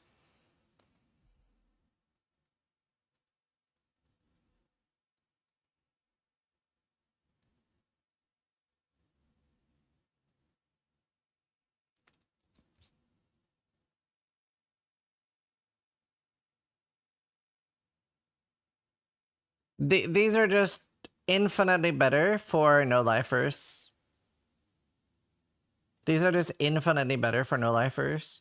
Because, like, what effectively is going to happen is I am going to have a perfect one, and I will probably buy it early because we figure out the meta really fast, right? Because it's our job to play the game. So I'll get something that's, let's say I get something perfect for 2 divines, and then you'll be like, Sis, what strategy are you doing? And I'll be like, okay, I'm doing this strategy. It's really, really good. You'll look up to buy it, and it'll be like 80. And you'll be like, well, I can't afford that. So I'll be running with something super awesome. And then you'll have like, well, it gives me 6% pack size. So that's cool, I guess. And then you're watching like people who play the game for work literally like have like a different, we're playing a different game. And that sucks. I don't think that's a good thing. I don't think there's a reason to make that difference bigger than it already is, in my opinion.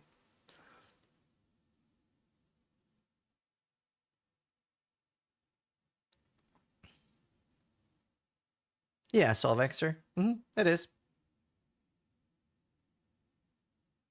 But I think there's a very big difference in casual power, character power being or not being character friendly, and literally like how you can farm That's what's so perfect about the Atlas tree, in my opinion. Like, if you see a streamer farming something, you should be able to replicate that at least to like 90-95% percentile.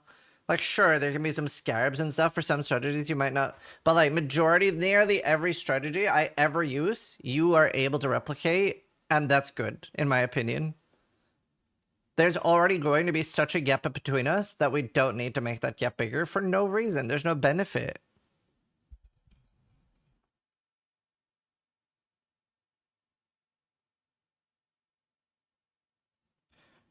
You can buy idols aren't going to get and are expensive for little payoff. They're insane payoff. They're absolutely bonkers. Right? Like, you were literally farming 100 divines per map with the most strong combo, right? Like, it is completely nuts. People were literally leaving multi-divine items not out of their filter.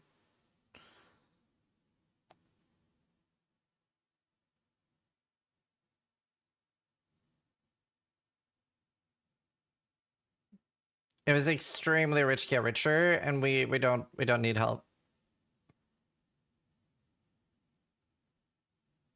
Yeah, Rico. I think Chaos Orb will increase in value for sure. Chaos Orbs will be really expensive. It'll probably be like 20 exalts per Chaos Orb, maybe more. I mean, exalts are worth this. I'll be trying to get rid of my exalted orbs all the time. I'll just be trading them away. I love Rotini. Yeah, I did that. All diviners, really fun.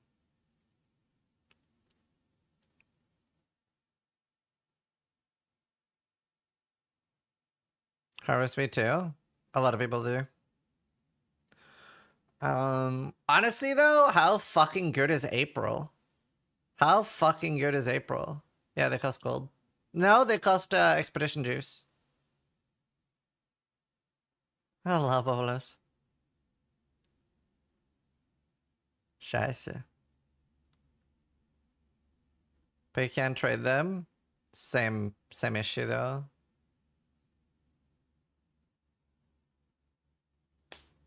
Dude, we have did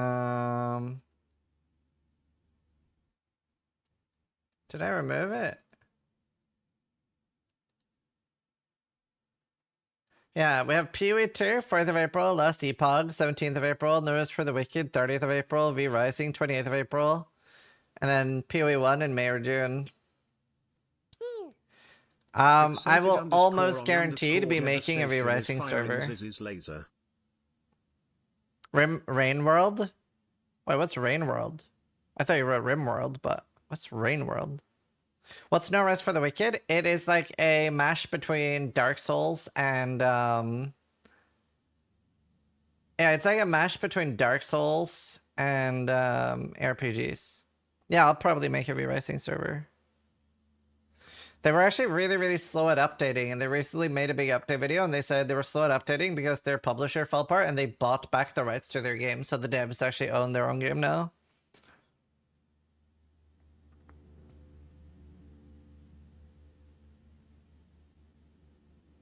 But yeah, it's very fun. I'll be playing it. It's good if you like bad games. Which one? Rain World?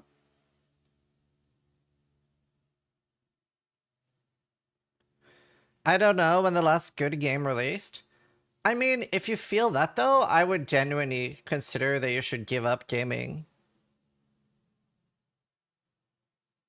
Because it probably isn't for you anymore. Like, if you're that deep into Doomer, probably gaming isn't for you anymore. Like, you've probably grown out of gaming. And I think that's fine, but there are like so insanely many good games, right? Like, maybe like take up fishing or flying a drone or something. Like, it literally just might be like that you've changed and you don't enjoy gaming anymore. Or like take a break. Because it's not good to feel like that. You should enjoy what you do, right?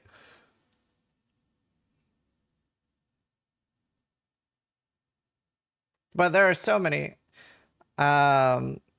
Not when the devs are this bad, but there's so many amazing games coming out. So many games that people love. So it is definitely a youth problem. There are really games for everybody now. Yeah, Raki. Like, I genuinely believe that, like, a lot of the problem for why people are so frustrated with games is because they're not necessarily trying to chase, like, that feeling. They were trying to chase that part of their life when they felt really good. That's why, like, nothing's ever going to be able to beat, like, when I first played WoW when I was 16 with my friends, like, I was so much younger, and like, nothing's ever going to beat that feeling for me. So, like, if you can't feel like you're finding any game fun, probably take a break for a while. Like, there are so many games out there, genuinely.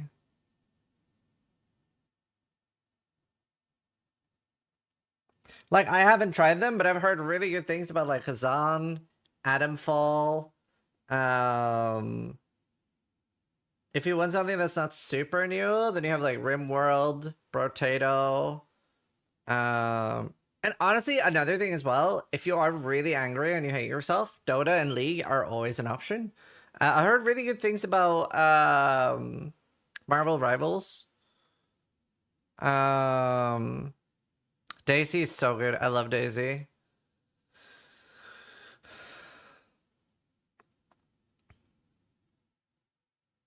I didn't know you played Goblin. Split Fiction is literally the game of the year. If you have a friend to play with, maybe make someone in chat your friend. Split Fiction is literally a breath of fresh air.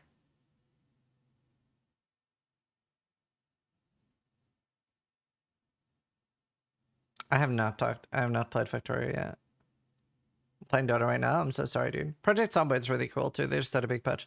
But there are a lot of games that are good. And obviously, like, April is fucking, for ARPG players, nuts. PoE 2, Last Epoch, No Rest for the Wicked, and V-Rising in 1 month. That is fucking insane. Oh yeah, Stalker. I heard good things about Stalker. My time sync is Star Trek Fleet Command. Is that the mobile game? If so, they offered me a sponsorship, but I just automatically decline everything that's mobile. Are you saying Split Fiction beats Kingdom Come Deliverance 2? Split Fiction, by the way, Kingdom Come Deliverance 2, I give it like a 8 or something, but like, yeah, it shits on it.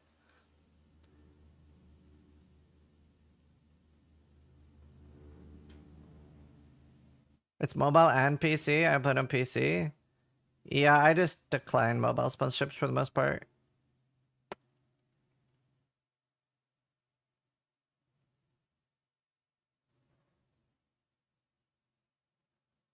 Go fuck yourself, sis. Wait, why? Like right now? While I'm streaming? Can I wait till after? Do you like the story or only the gameplay? Both.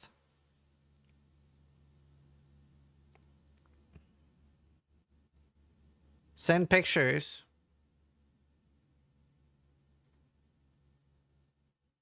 My drops are stuck at 96%. Weird. I'm keeping you here. Wait, what should I fuck myself? I'm quite anti-gaming, but Kingdom Come 2 is Deliverance is amazing. I agree it's amazing. I'm just saying Split Fiction is that much better. I'm not trying to say Kingdom Come Deliverance 2 is not amazing. It's the prettiest game I've ever played, by far. Best graphics I've ever played. It's really, really good. Split Fiction is game of the year. It would have sucked if Baldur's Gate 3 and Split Fiction... Baldur's Gate 3 still would have won. It would be really funny at the Game Awards if they were like, Game of the Year, believe it or not, still Baldur's Gate 3 for the next 10 years. A Way Out? I think I tried it. When is the video of Sis cream pieing? Oh, Mrs. Sis cream pieing Sis coming out? Oh, we've already done that. Express my cream pie. Here. This is me cream pieing my wife. There is another video of her cream pieing me.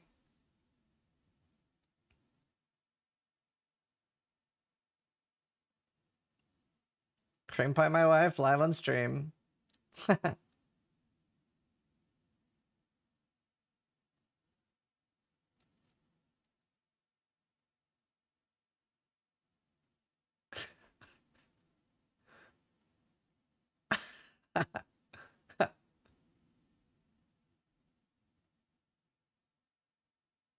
Lovely. Good times. She's far too pretty for you? I'm the only one that thinks, like, everybody says that to, like, every guy, and I always think it's a weird thing to say. Your wife is so tolerant, she's great. I feel like I owe a subscription now. Good. Why was it so gentle? Well, you gotta start gentle. How many days of sleeping in the couch? 0.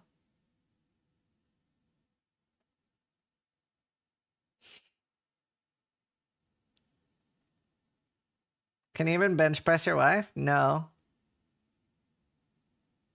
Pterodactyl thing for the prime. Good April, though. Firing Ziz's laser.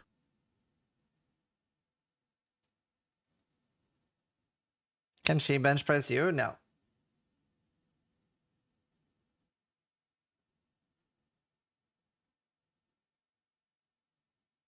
I did, when me and Steel went to the gym, though, I did see a girl, fuck, I don't know, was it deadlift? She was, like, deadlifting, like, 90 kilos or something, and I was like, wow, I cannot do that.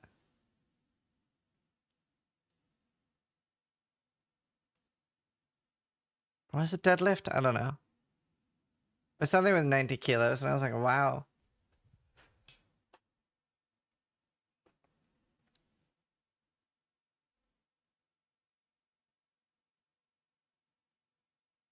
What about Steel?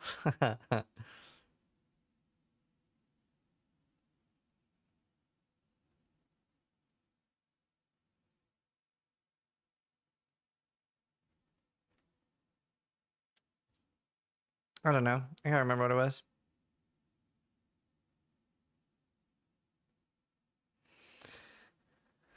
No, they're not finished.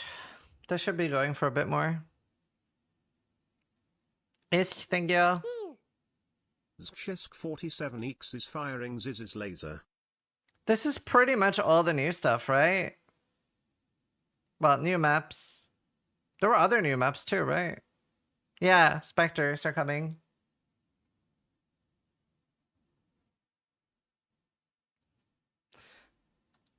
No point to have these slashed.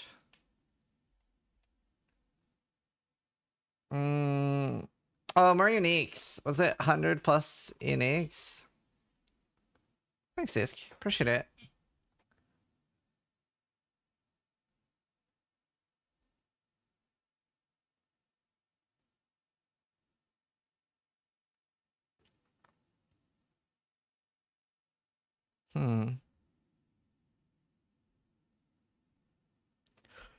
Who's here?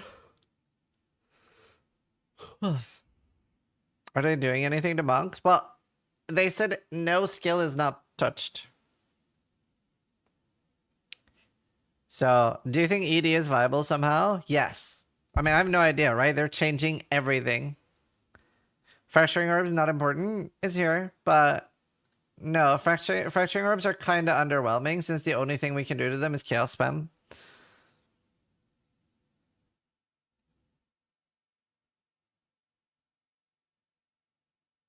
Hey, Adler.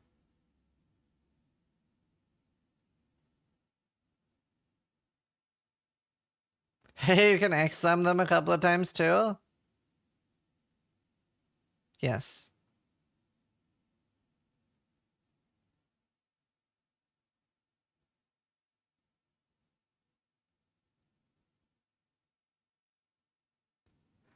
I wish we could essence them, but we can't.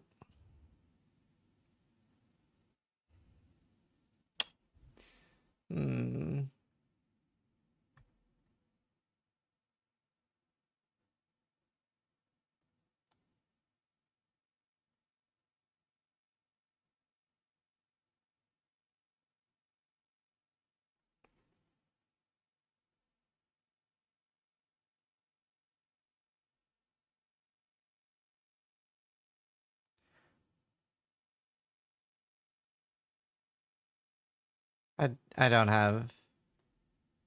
Wait, shit, did I get the drop?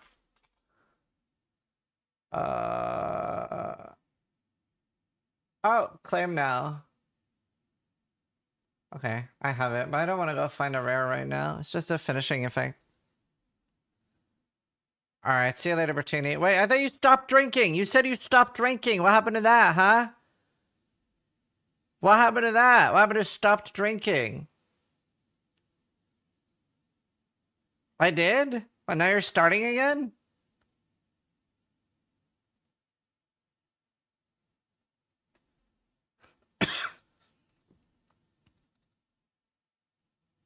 Was my stream that bad?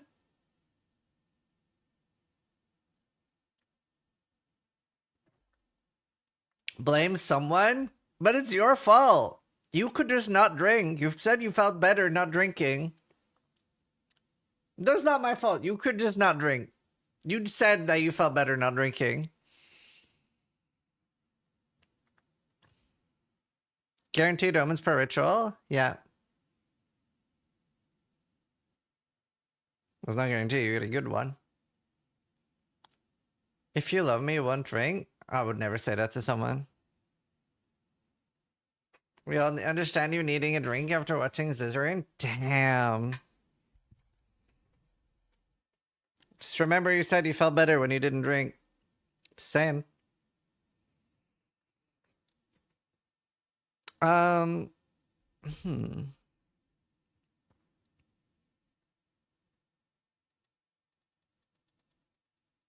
need a drink watching this? Damn. Everything in moderation, including abstinence. Well, he wasn't drinking, he was most likely also not watching. Is this a W? Yeah. I'd say it's a lowercase W. Like, I'm fairly happy with this. It's a lot of stuff to do. There's some stuff I'm a little whelmed by the fracturing orb.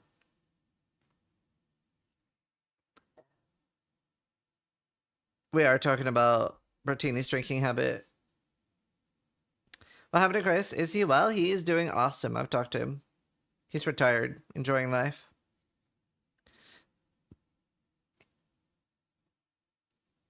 He's on a goal to buy every Black Lotus in the world, and then he's gonna burn them all.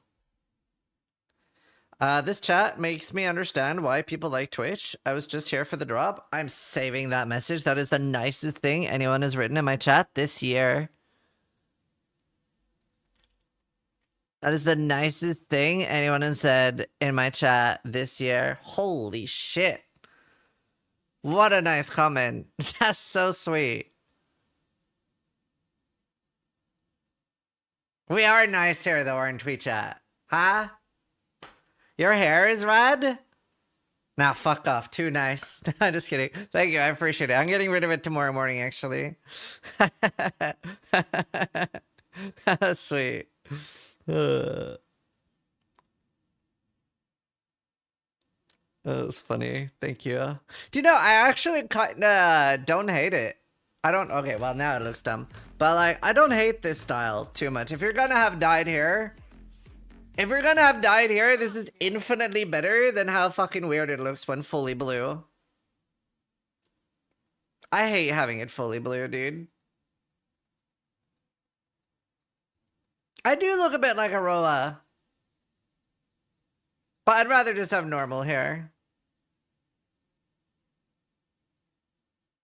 What? If not blue, then what color? Or bald? Do you know, I could just have normal colored hair, right?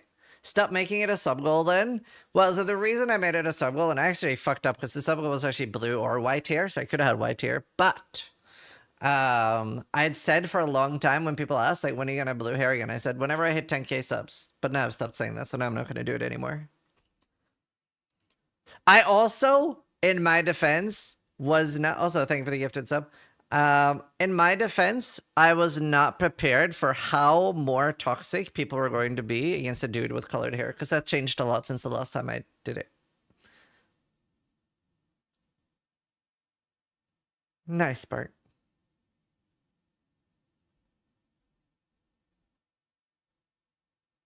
Even I hated you? How's that different than normal?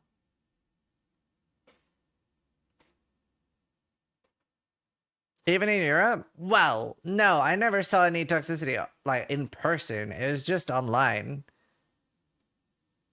I've never seen so many gay slurs in my life. Also, I was called a liberal a lot.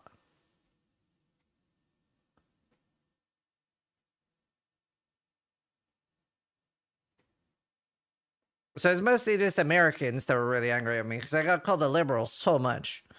Aren't you left-leaning though? I don't really talk about politics.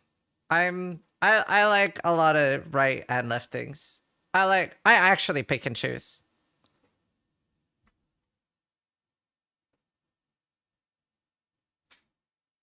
Me and Noogie have really good political discussions.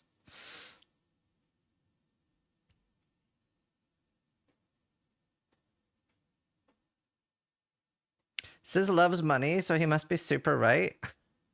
I do love money.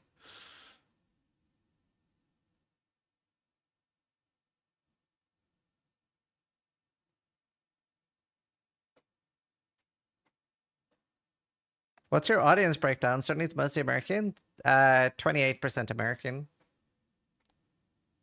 40% European. It's pretty tied between like American, Canada, and Europe though. It's pretty tied.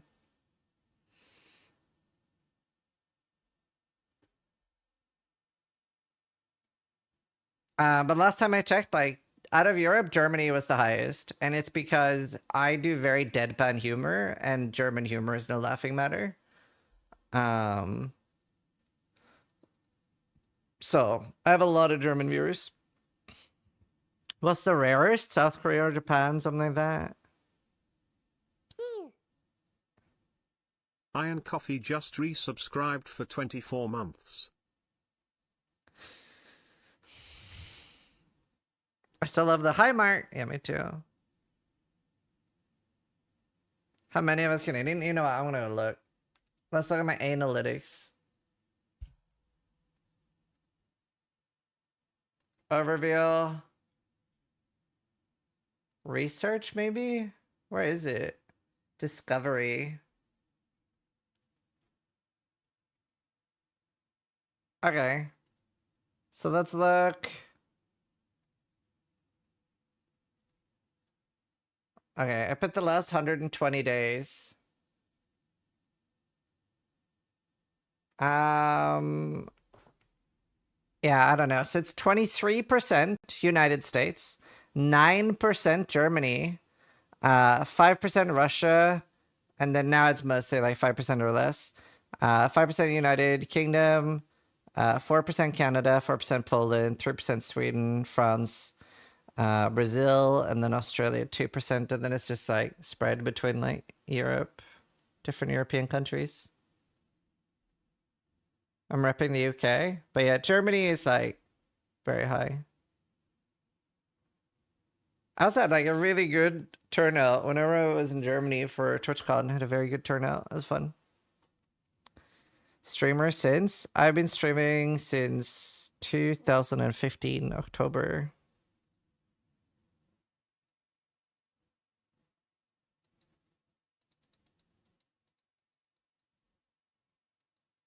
Almost 10 years, yeah.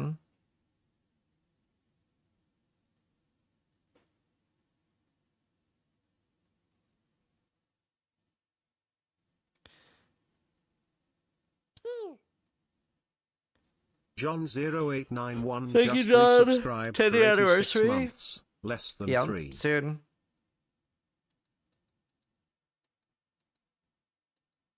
And there would be people that have been subbed the entire time. Isn't that nuts?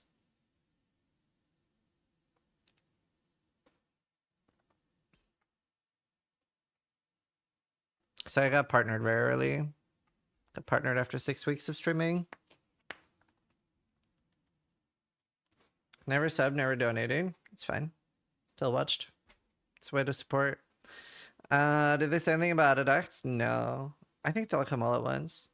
Sorry, I'm too poor to keep subs, but you're supporting even while watching. Like, even if you don't monetarily support, like, I play ads and I take sponsored streams, so I do monetize people that watch for free too. But, like, for people that want to, like, if you want to support the stream and you don't want to do so monetarily, the biggest thing you can do is spread me out. anytime somebody like suggests me to somebody else, like anyone here that's like been like, hey, you should watch this guy, he's got good content, then you'll help me loads. The Ambertini true. Like spread me out.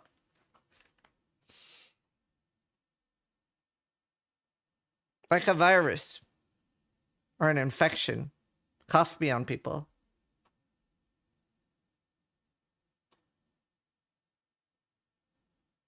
Do you think the new warrior weapon minion will be limited to one? Yep.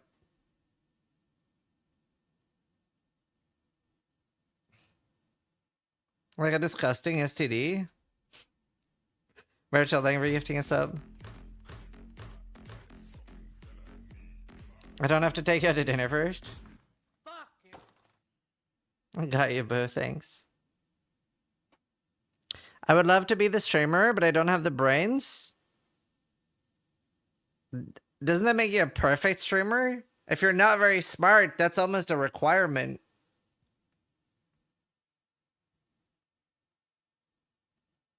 Thanks, Syntax.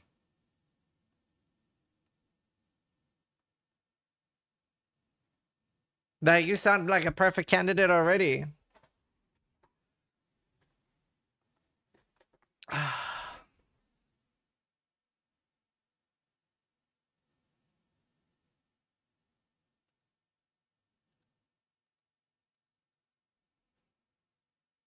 Oh, nice, Proto.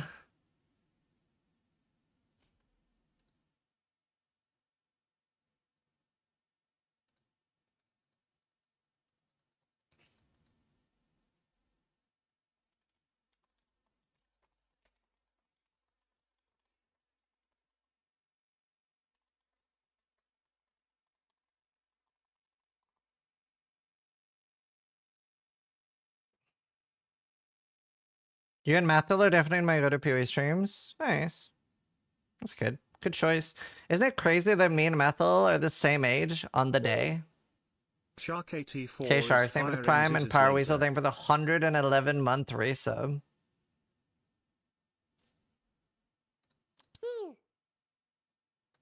Power Weasel just resubscribed for 111 That sounds months. crazy. Yeah, I always think that's so 111. cool. Like, we're like two of the biggest PoE streamers, and we're born literally same day, 27th October 1988. Do you send each other cute birthday greetings? I do. I call it our birthday. He hates it. He's so. It was really funny because somebody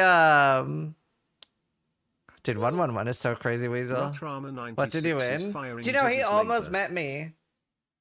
I can't remember why we didn't meet now. It was something about like I was in Canada, he was in America, and we were close to each other.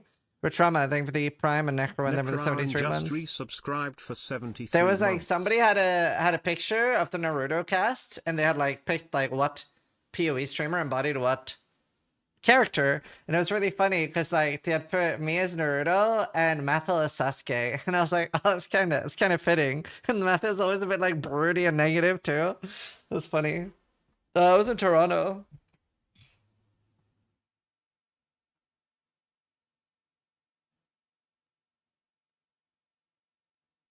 Nice alert.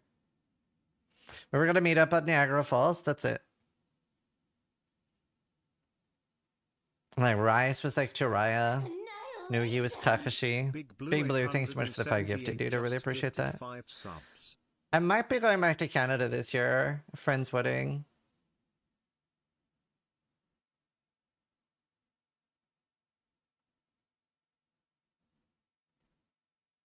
He's not Brody, he's Australian.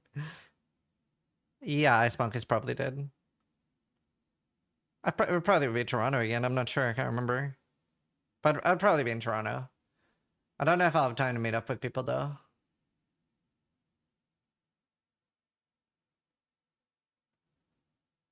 Maybe I would try to arrange it. If I'm in Toronto, maybe I would try to arrange a meet and greet with Shopify because they have offices there. I like Toronto. It was nice. They had something called Fat Bastard there. That was really nice. Is there a lot of people that would meet up if I made a meet and greet in Toronto?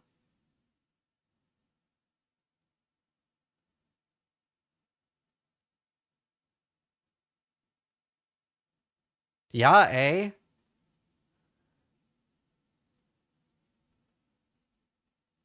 Why not Vancouver, eh? I don't know. I'm not picking where to go. It's my friend's wedding.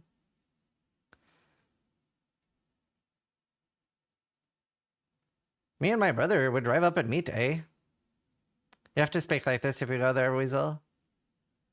I want to see you in Quebec and speak French. Speak French? Spec. My brain is shutting down.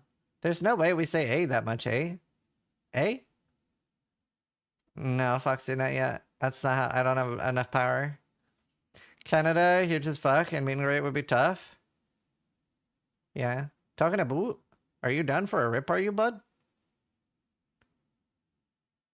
Yeah, I don't know. I like Toronto. It was cold as fuck when I was there, though. If you go to Toronto, Ottawa, or Montreal, I would see. Aren't those really fucking far away from each other?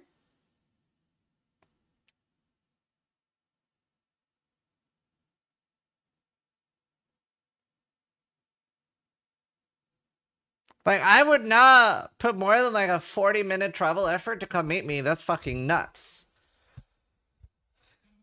High heels.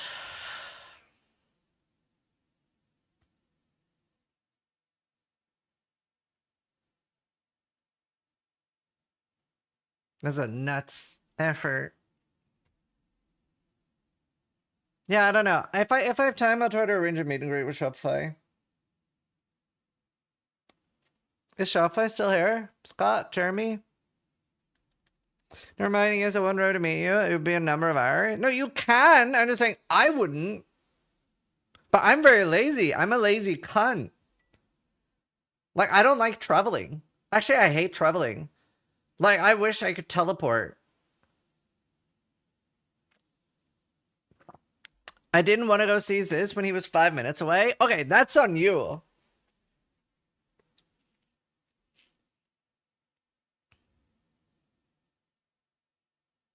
What do you mean, Viro?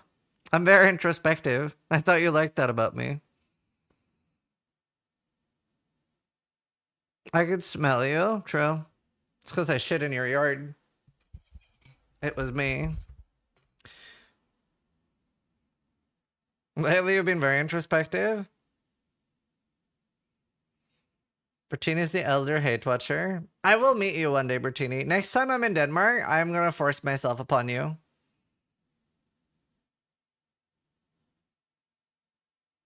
Yeah, Viro. I'm improving.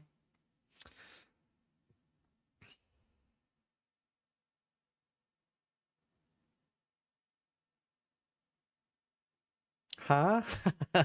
Bertini's an old man? Oh.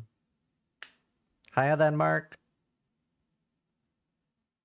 When are you coming to the East Coast or Boston? I've been to Florida.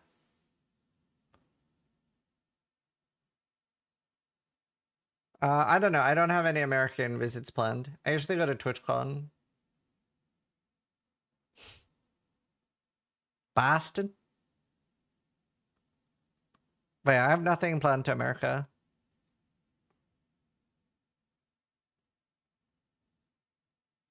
My brother died last Saturday. Next week we'll drive 17 hours to go to his funeral. It's a long drive. I'm sorry, dude. That sucks. London. Is MF nerfed? No. London, baby. Okay, Sis, I got the drop. You can go offline now. Thank you. I'm glad I have your permission. London! Josh, thank you for the 5 months. 867 is firing Ziz's Okay, right laser. now I'm just chatting shit.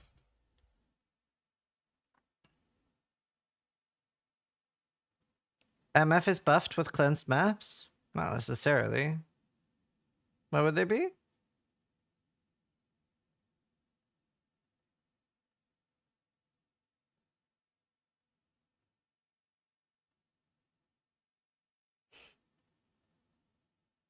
Don't mind the haters. America's so nice right now. Come visit the East Coast.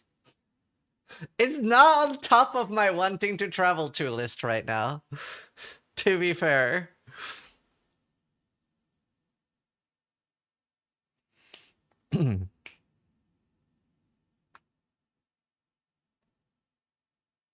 Just don't drive a Tesla there.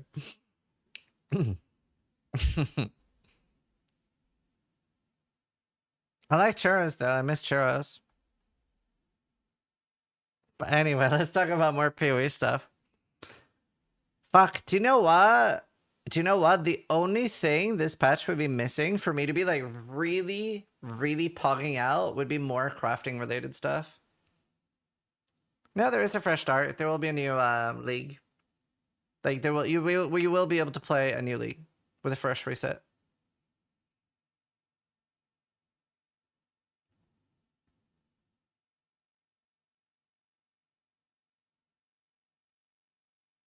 Yeah, even alteration. Something like a big crafting thing. Do you think settlers will be core in PoE 1? I don't know, and I don't know if I hope that it will be. I think it's very easy for that to become a very, like, they feel very forced.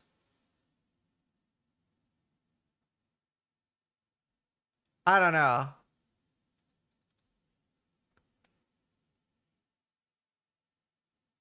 Like, there's just no, everything that is available in the new league is also instantly available in the standard. So there's nothing exclusive in the league.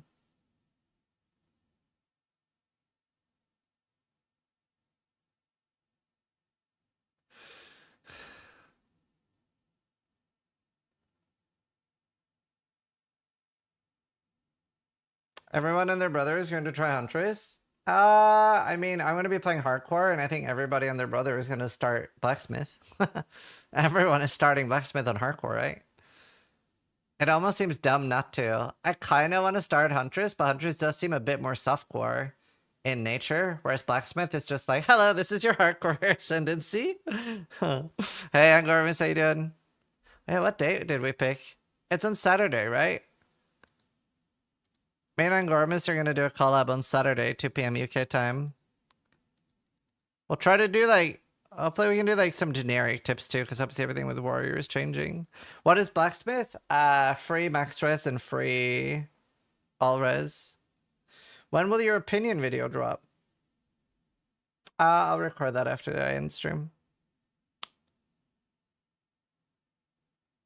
Working on a POB right now. There's a lot of skips everybody uses in layout stuff. Yeah. Anything like current balance specific is obviously less important. It's more about things that'll matter after the patch, which is hard to predict, but we'll try to do that. A lot of things like how you're practiced and stuff too will be good, I think. Are you thinking of doing a community event for V-Rising like last time? Yes.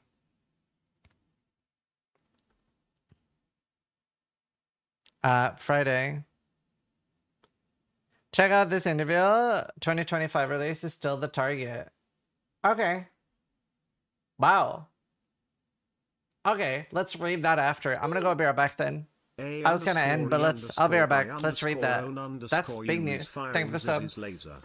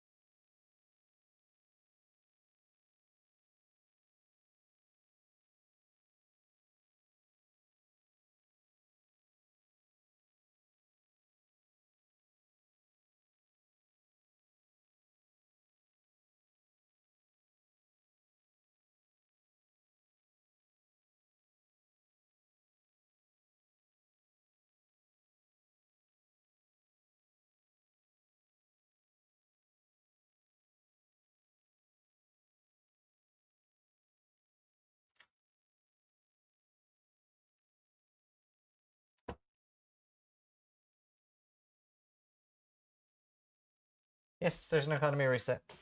You don't have to. You don't have to reset your economy. I feel like 99% of us are going to. And playing the new economy. Get down.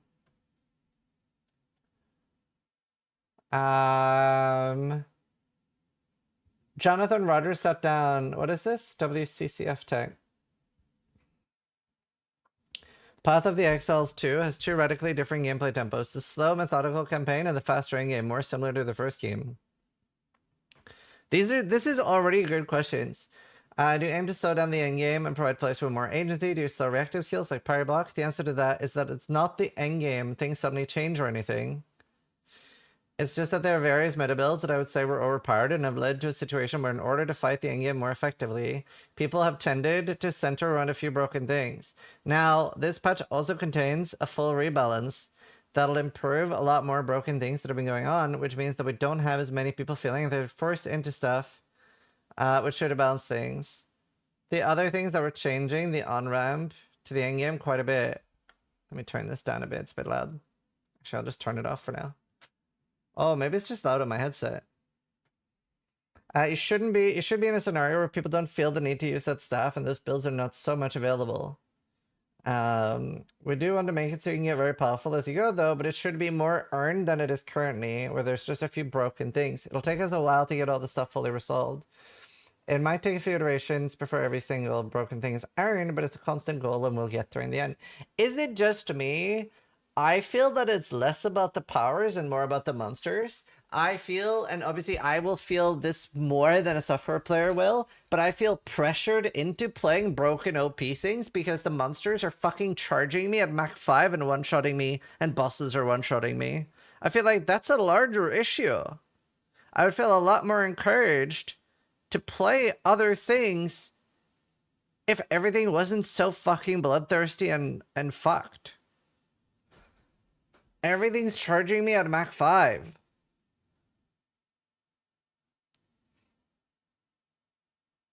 You open a breach, and unless you're super powerful, you are just completely... It's fucked.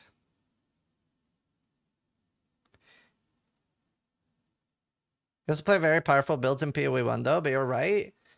Well, look at Frisia, right? Like, yeah, I'm obviously not going to play intentionally bad builds, but in Frisia, I played something new or different on every build I played. I did like a shrine build. I did a spell slinger. I did a dual strike. I did a fishing rod shockwave totem build. Like, I did something really, really interesting. Builds that were like very unique and interesting. Thank you for the sub spawn. I own you. Thank you for the sub as well. Just resubscribed for 13 unique bosses dropping quickly. Yes, that's the whole point. Are we going to be faced monsters as strong as we see in PoE if we choose the Wisp too hard? We're obviously got a very different balance overall. We want to avoid monsters that are just damage sponges. It's important that you have the ability to make mistakes. Okay, but on bosses right now, a lot of the time we can't. To go too far with this kind of stuff, if you had a lot of mechanics, you get to the point where content becomes very, very difficult, but more rewarding. Do you have any information about the development progress of the Druid class? I don't have anything to announce right now. Plan is to announce it and release it as soon as we can. Okay.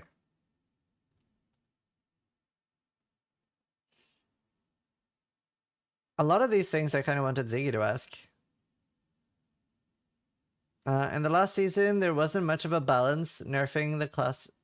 I'm having a massive sugar class right now. I'm feeling really out of it. Are you going to make balance changes during season or continue the way you did it last season? Oh my god. Literally, like, I asked about this, but it didn't get answered. It didn't get picked. This is a great article.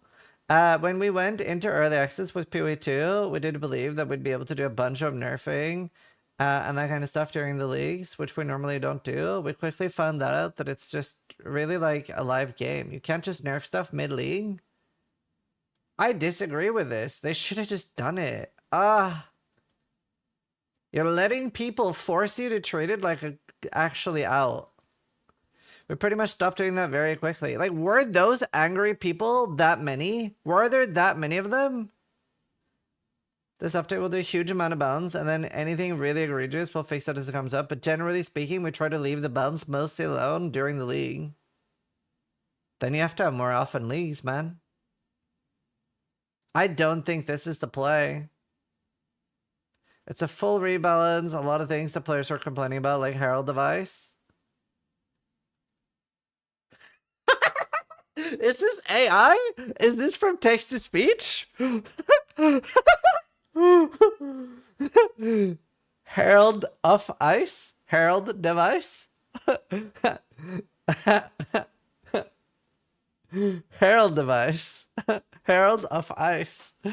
Like Herald of Ice and this kind of stuff will definitely get nerfed this season. Maybe he just didn't know. Herald device. We're getting Herald devices. Has to be text to speech and no editor to check. No Aaron Space Herald just device. subscribed for 8 months. That's really funny. Different Rogue Exiles. Wait, didn't they say there was 7 Rogue Exiles? Am I cooked? Did they not say 7? Is it 12?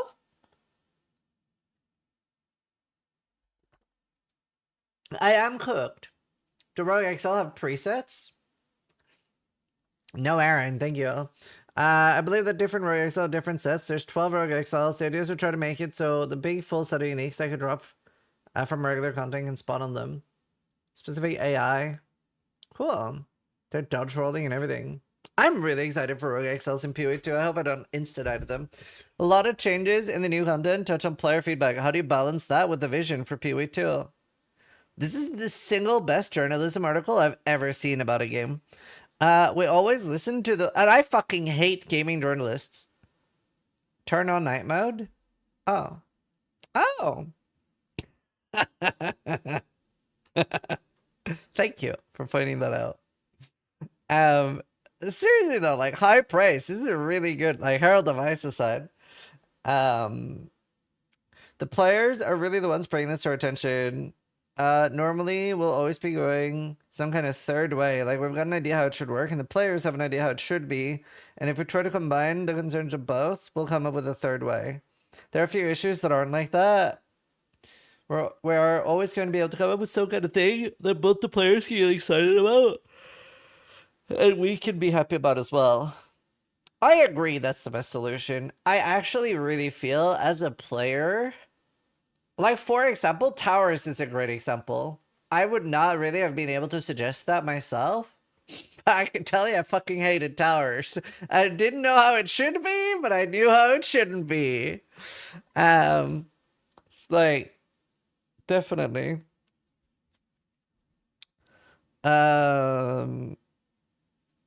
Do you have any plans to enable players to loot items from their own in case they die immediately after killing a mob? Huh? As in you see a mirror drop but you're able to get it somehow? No. That's something that's pretty disliked as far as solutions go. We would tend to avoid things that don't make physical sense thematically. If you're dead, you can't pick up items. I know that's one of the issues players are unhappy about. Are they? Is anyone unhappy about that? That makes perfect sense to me. I've never heard of anyone... Like, it sucks when it happens to you, but I've never heard of anyone be like, no, I should be able to loot when I'm dead. Like, of course you should not. This should be turned into a video.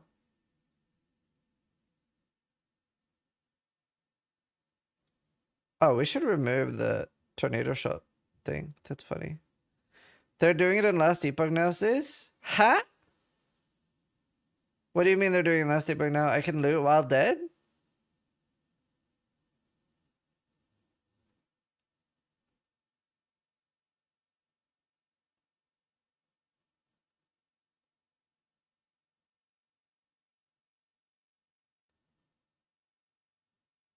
It appears around you in a radius if you lose the monolith. I don't want to reward incompetence. I don't know. That sounds dumb to me.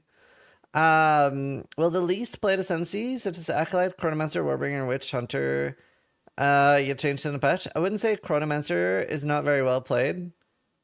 But for the others, the overall balance is changing very significantly. The reason why certain Ascensies are played the most is usually because there's something broken going on with them. It isn't necessarily the case that less played ones need buffing, but in a lot of cases we will do it. Effectively, all your previous assumptions just need to be thrown in the bin because there's enough changes as far as balance concerned that you can't just expect things to work the same. I really hope Ignite is different. I think Ignite is what I'm hoping for the most. I'm a fire enjoyer. I really like fire. I really like the way Ignite works in PoE 1. It's really fun.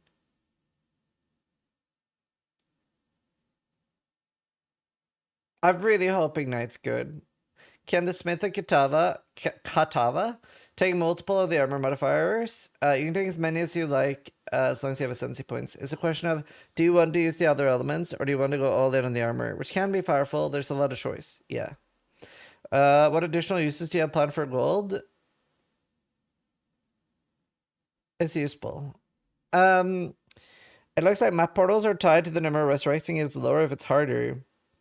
We have maps with fewer. Does mean we won't be able to carry as many items? That is the case.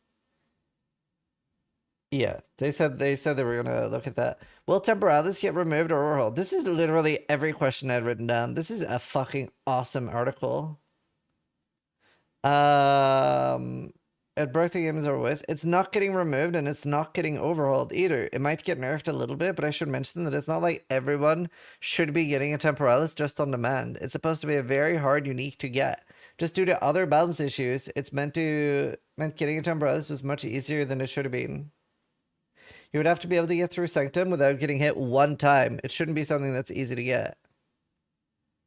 This is one of those cases, but because builds were allowing things to be very broken, it just meant that many of them were in the economy. That's fair. That the pinnacle bosses got killed in 14 seconds the first time people fought them. Man, I wish it was 14 seconds the first time I fought it, but it was literally one. It was literally 1 second the first time I fought them.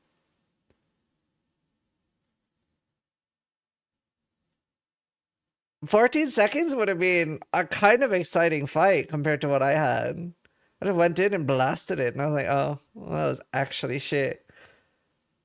Yeah, but you over-optimized it. Damn right, I'm on hardcore. It's either the thing is, when you make it so that I cannot tank the boss at all, like, would I rather one-shot it or get one-shot? If you cannot make mistakes, you have to kill it really fast. It really should be a long, protracted battle the first time. I agree with that, but that can't be the case when it has 21 shots. At that point, it's fine to be killing pinnacle bosses in 14 seconds. Man, they're really... 14 is picked a lot. Just that it shouldn't be like that the first time. That's fine. Are you currently planning to adjust the drop rate of currency items? There's always adjustments. Normal currency is mostly fine. We don't have a particular issue with it. There are certain things. Almonds are not common enough. Every ritual has an omen now. I wouldn't say that overall the currency items needed a buff. We're mostly happy with them. Any hints about the remaining story? We'll be launching them later. We're not going to announce when that's going to be, but obviously they all have to be done by the time we get into a full release. You initially talked about wanting PoE 2 to be early access phase 1 for 1 year. When do you want to, when's a realistic goal for 1.0? I'm very keen to get it done this year, and I would be very disappointed if we weren't able to. It is not 100% guaranteed. We might slip. I'm still very much hoping that we're not going to. Wow. Looking at the content of this particular patch, there's a lot of stuff going on here, and a lot of it is reactionary to the problems we saw with the game. But in the background, we've still got artists and people working on everything else. There's a lot of behind-the-scenes work going on in creating the rest of the content, and we might have released more of that stuff if it hadn't been for the fact that we had to add a lot of in-game features. Can we get it done this year? I think it's possible. So that makes me very confident in, I would say, a 20 to 30% chance that we're seeing a Christmas release for PoE 2. And then like a 70% chance that we're getting a summer release next year.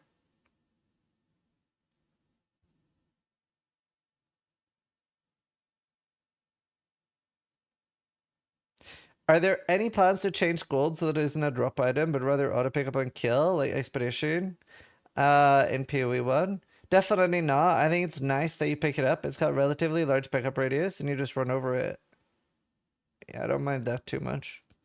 What changes to the trading system can we expect? I have nothing to announce about this. I do have things that I want to try and improve here. Obviously, currency is much easier to trade.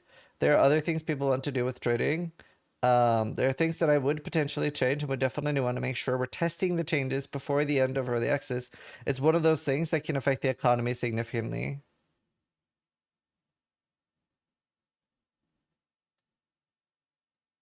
How fucked is PoE 1 if they want to keep that goal? True. Will the new update implement more cosmetics people have unlocked in PoE 1? I don't have a list, but yes. Will you please clarify if the update is a league on its own? Or there will be several leagues before the next major content update.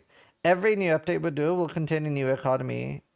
In this particular case, we decided not to put any of the exclusive content in the new economy, but in the future, we may do that.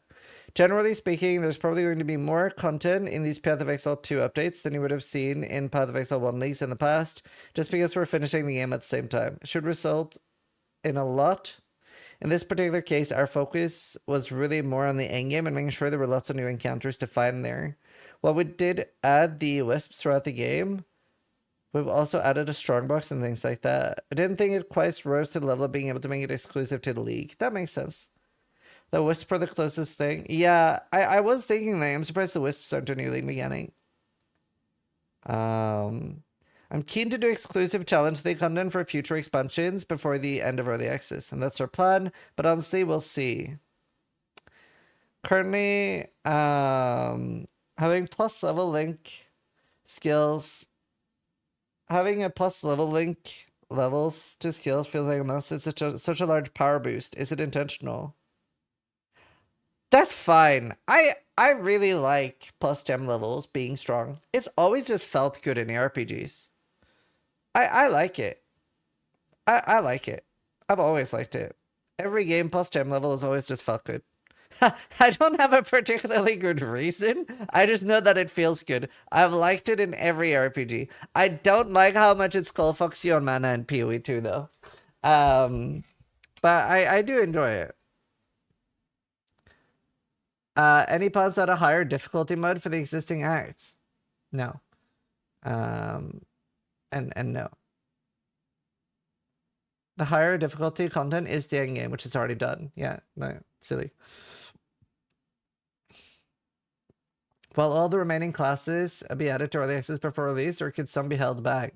There's actually a chance of that. I suspect we're probably not going to have all of them for a full release, but we'll see. Ah, see, that makes a Christmas release seem more likely if it's only 2 of every ascendancy, right?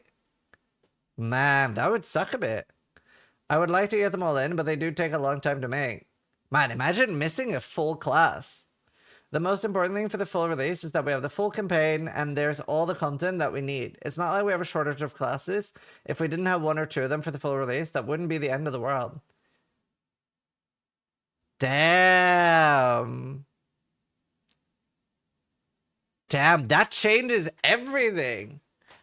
Because I think most of us were thinking full release is everything's finished, but it's not then. And that makes it sound now I'm maybe 40-50% chance for a Christmas release. How is that only in an article? Wow. I really should make a video about me reading this. This is so much important info. Then in my opinion, it's not a full release. Yeah, it's an odd one, right? Because it's still clearly going to have more content than most games that get released, right? So we're sort of like, it's almost like we're holding it to a higher standard. You should probably redo this tomorrow. Wait, why? Isn't this fine? Like me just reading this? Maybe not. It's free to play on release. Yeah. This is good though. Great article. The last time you mentioned PoE 1 will continue receiving updates as long as it has players. Are the current player numbers sufficient? So it absolutely is. The issue with PoE 1 development really comes down to studio bandwidth from the perspective of designers who know how to make PoE 1. We don't have a huge number of them. Obviously, we have a bunch of people who work on the game, but in terms of game director tier, people are able to lead a project like that. We don't know enough to the point where we can just be like, okay, just go off and do your thing. Marketing have to keep an eye on it, and for that reason, it's been challenging to get a structure in place so that we can actually get both games rolling. Right now, I think we're getting to the point, but it's certainly been a bit rough. Get Chris back. Just for like a year. Chris, come on, man. We don't have enough to the point where we're gonna be like, okay, yeah. We're gonna continue to do that stuff. With regard to your question, our company had both games in the top 20 player concurrency for Steam at one point. I'd certainly say that both games have their place in regards to player popularity. Cool. Are there any mana cost changes? Yes, I don't even know what they are. It's just so many changes. Some will go up, some will go down. Do you know, mana is my least favorite topic in ARPGs. I feel like very few games get mana right. There was one, do you remember the first Spellslinger patch? Mana was perfect in PoE, that patch. It had not been fucked yet, and it was so good, it was so fun, it was in such a good spot. That was good times. Before the bad times came. I really hate mana. For the specifics, you're going to have to wait to see the patch notes. That's fine. Will PoE 2 and its predecessor alternate new seasons from now on? Will there be another PoE 2 season after Dawn of the Hunt? There will be another PoE 1 season between Dawn of the Hunt and the next PoE 2 season for sure. As for it going forward, we're keen to alternate them, but it's going to come down to the realities of development and what happens. So there is a chance that we're going to get 326 and then 2 PoE 2 updates. Certainly eventually the goal is, with everything rolling smoothly and working smoothly, it'll be the case that they're going to alternate. But I can't imagine scenarios during EA where PoE 2 and PoE 1 might end up with a delay here or there. Any plans for the endgame map to have an option to place bookmark or better navigation changes? We do have plans for this. They didn't make it in for this update. We have UI designs. I have a feeling you might see them in 0.21. Cool. Are we going to have more points? Yes. I don't remember the number now, but yes. This was an awesome article. WCCF Tech. I've never heard of them. Fucking great. Whoever journalists this, besides the typos, awesome. Alessio Palumbo. Biggest W article I have ever seen. It's you from the future? Dude, literally best article I've ever seen. I'm going to make my editors turn me reading this into a video because there is so much important information here that I'm a little bit shocked this wasn't in the QA right after the announcement. Some of these are like really, really important. Like this changes everything that they could release to a full release without everything ready. This is awesome. These were really good questions. It's a trashy tech site with rumors, ironically. Oh, okay. Do you mean unironically?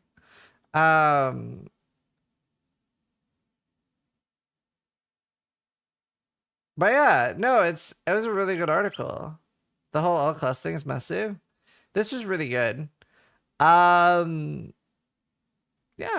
I'm fairly excited.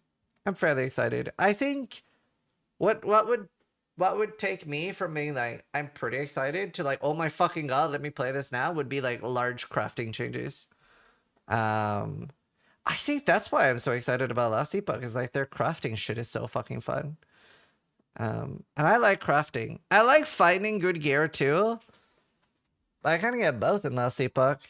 I kind of feel like I get neither. I don't find exciting gear in PoE 2 and I can't make it either. I kind of like hate items in PoE 2.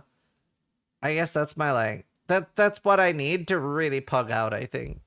But either way, if you enjoyed watching this video, thanks for watching. So if you like it, but more importantly, try to die less than I do. Hopefully my editors made a banging video out of me reading it.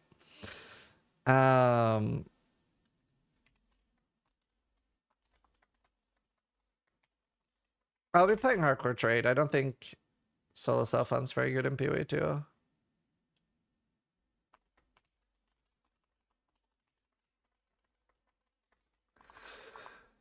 Oh, there has to be some kind of crafting change, right? No. So Fracturing Orb is just for chaos spamming. I mean, wherever Combinators, where Combinators is awesome. They look really cool. They might be shit, but they look cool, right? I can't like, I haven't played it. I don't have any like early access. But yeah, the Fracturing is just for chaos orb spam. Like when I got excited about it, I lived in a reality where you could use essences with fracture orbs, but you can't. And I just misremembered. Is Karn excited for Blacksmith? He should be. Like, Blacksmith looked really good, especially for hardcore. It looked really good.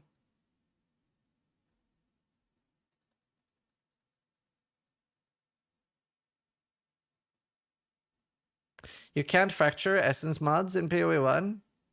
You can. Why can't you use essences with fractured items? Greater essences work, no? So a greater essence, what it does is it turns a blue item rare, but a fractured item can never be blue. What the hell is this caption? It's for deaf people. So if you don't like it, just click it off. Just turn it off.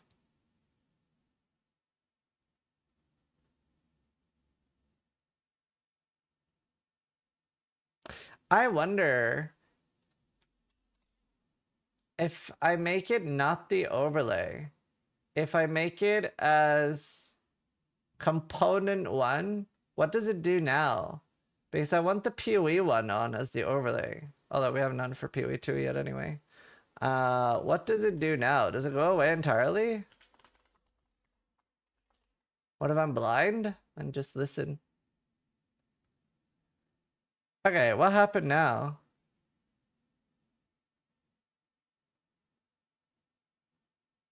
Does that do anything? Hello? Test? Does it work?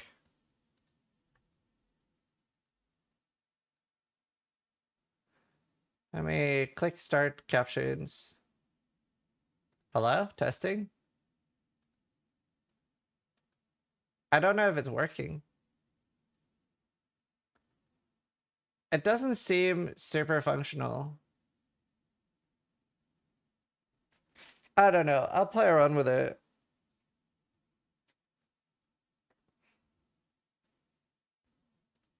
I don't know. Is there? I don't know what the best like closed caption overlay thing is. There must be something better than this.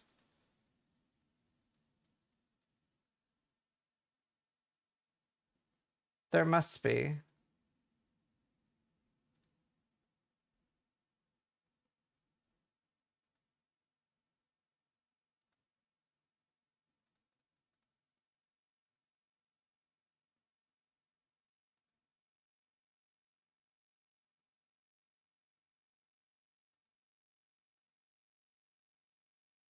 Yeah, I don't know, dude.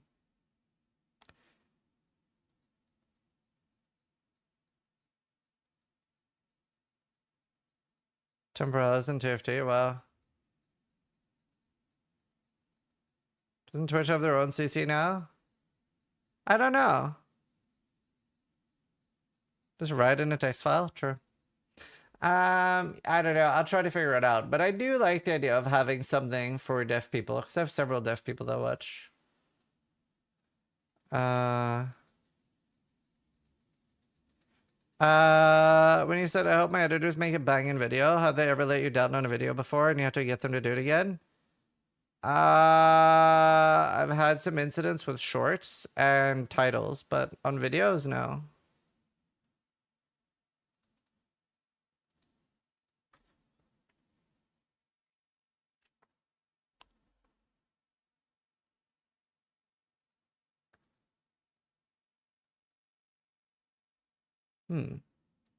Man, that was a banging article.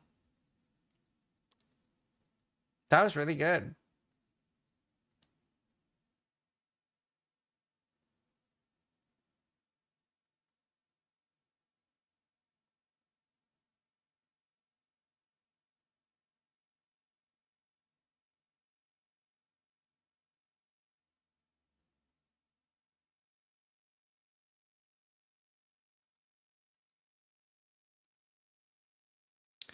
Right, I might end.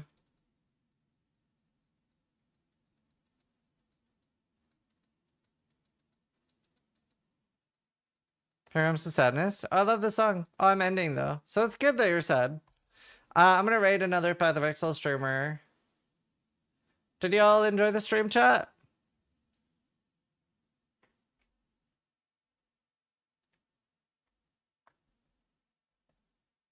Man, that was such a nice comment earlier. I even showed my wife.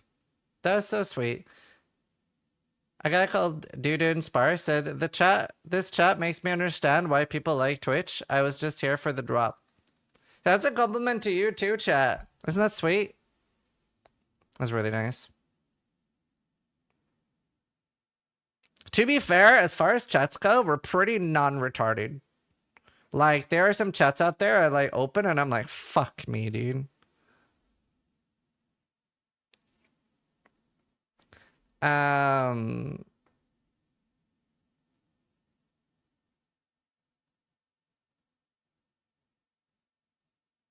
right, now, hopefully the next chat will be just as good, chat. I'll see you guys later. Oh, nice, Quino. Good luck, dude.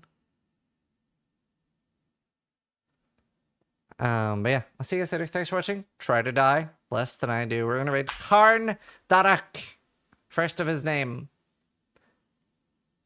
The French Juggernaut. Hey guys. Go give him some love. Hey everyone. So Raid message. Blacksmith, log in, dude. Zizaran here. Zizaran here. Zizaran here. Log in, dude. Zizaran here. And welcome. I'll see you guys there. Thanks for watching. Try to die. No way. All right. Bye.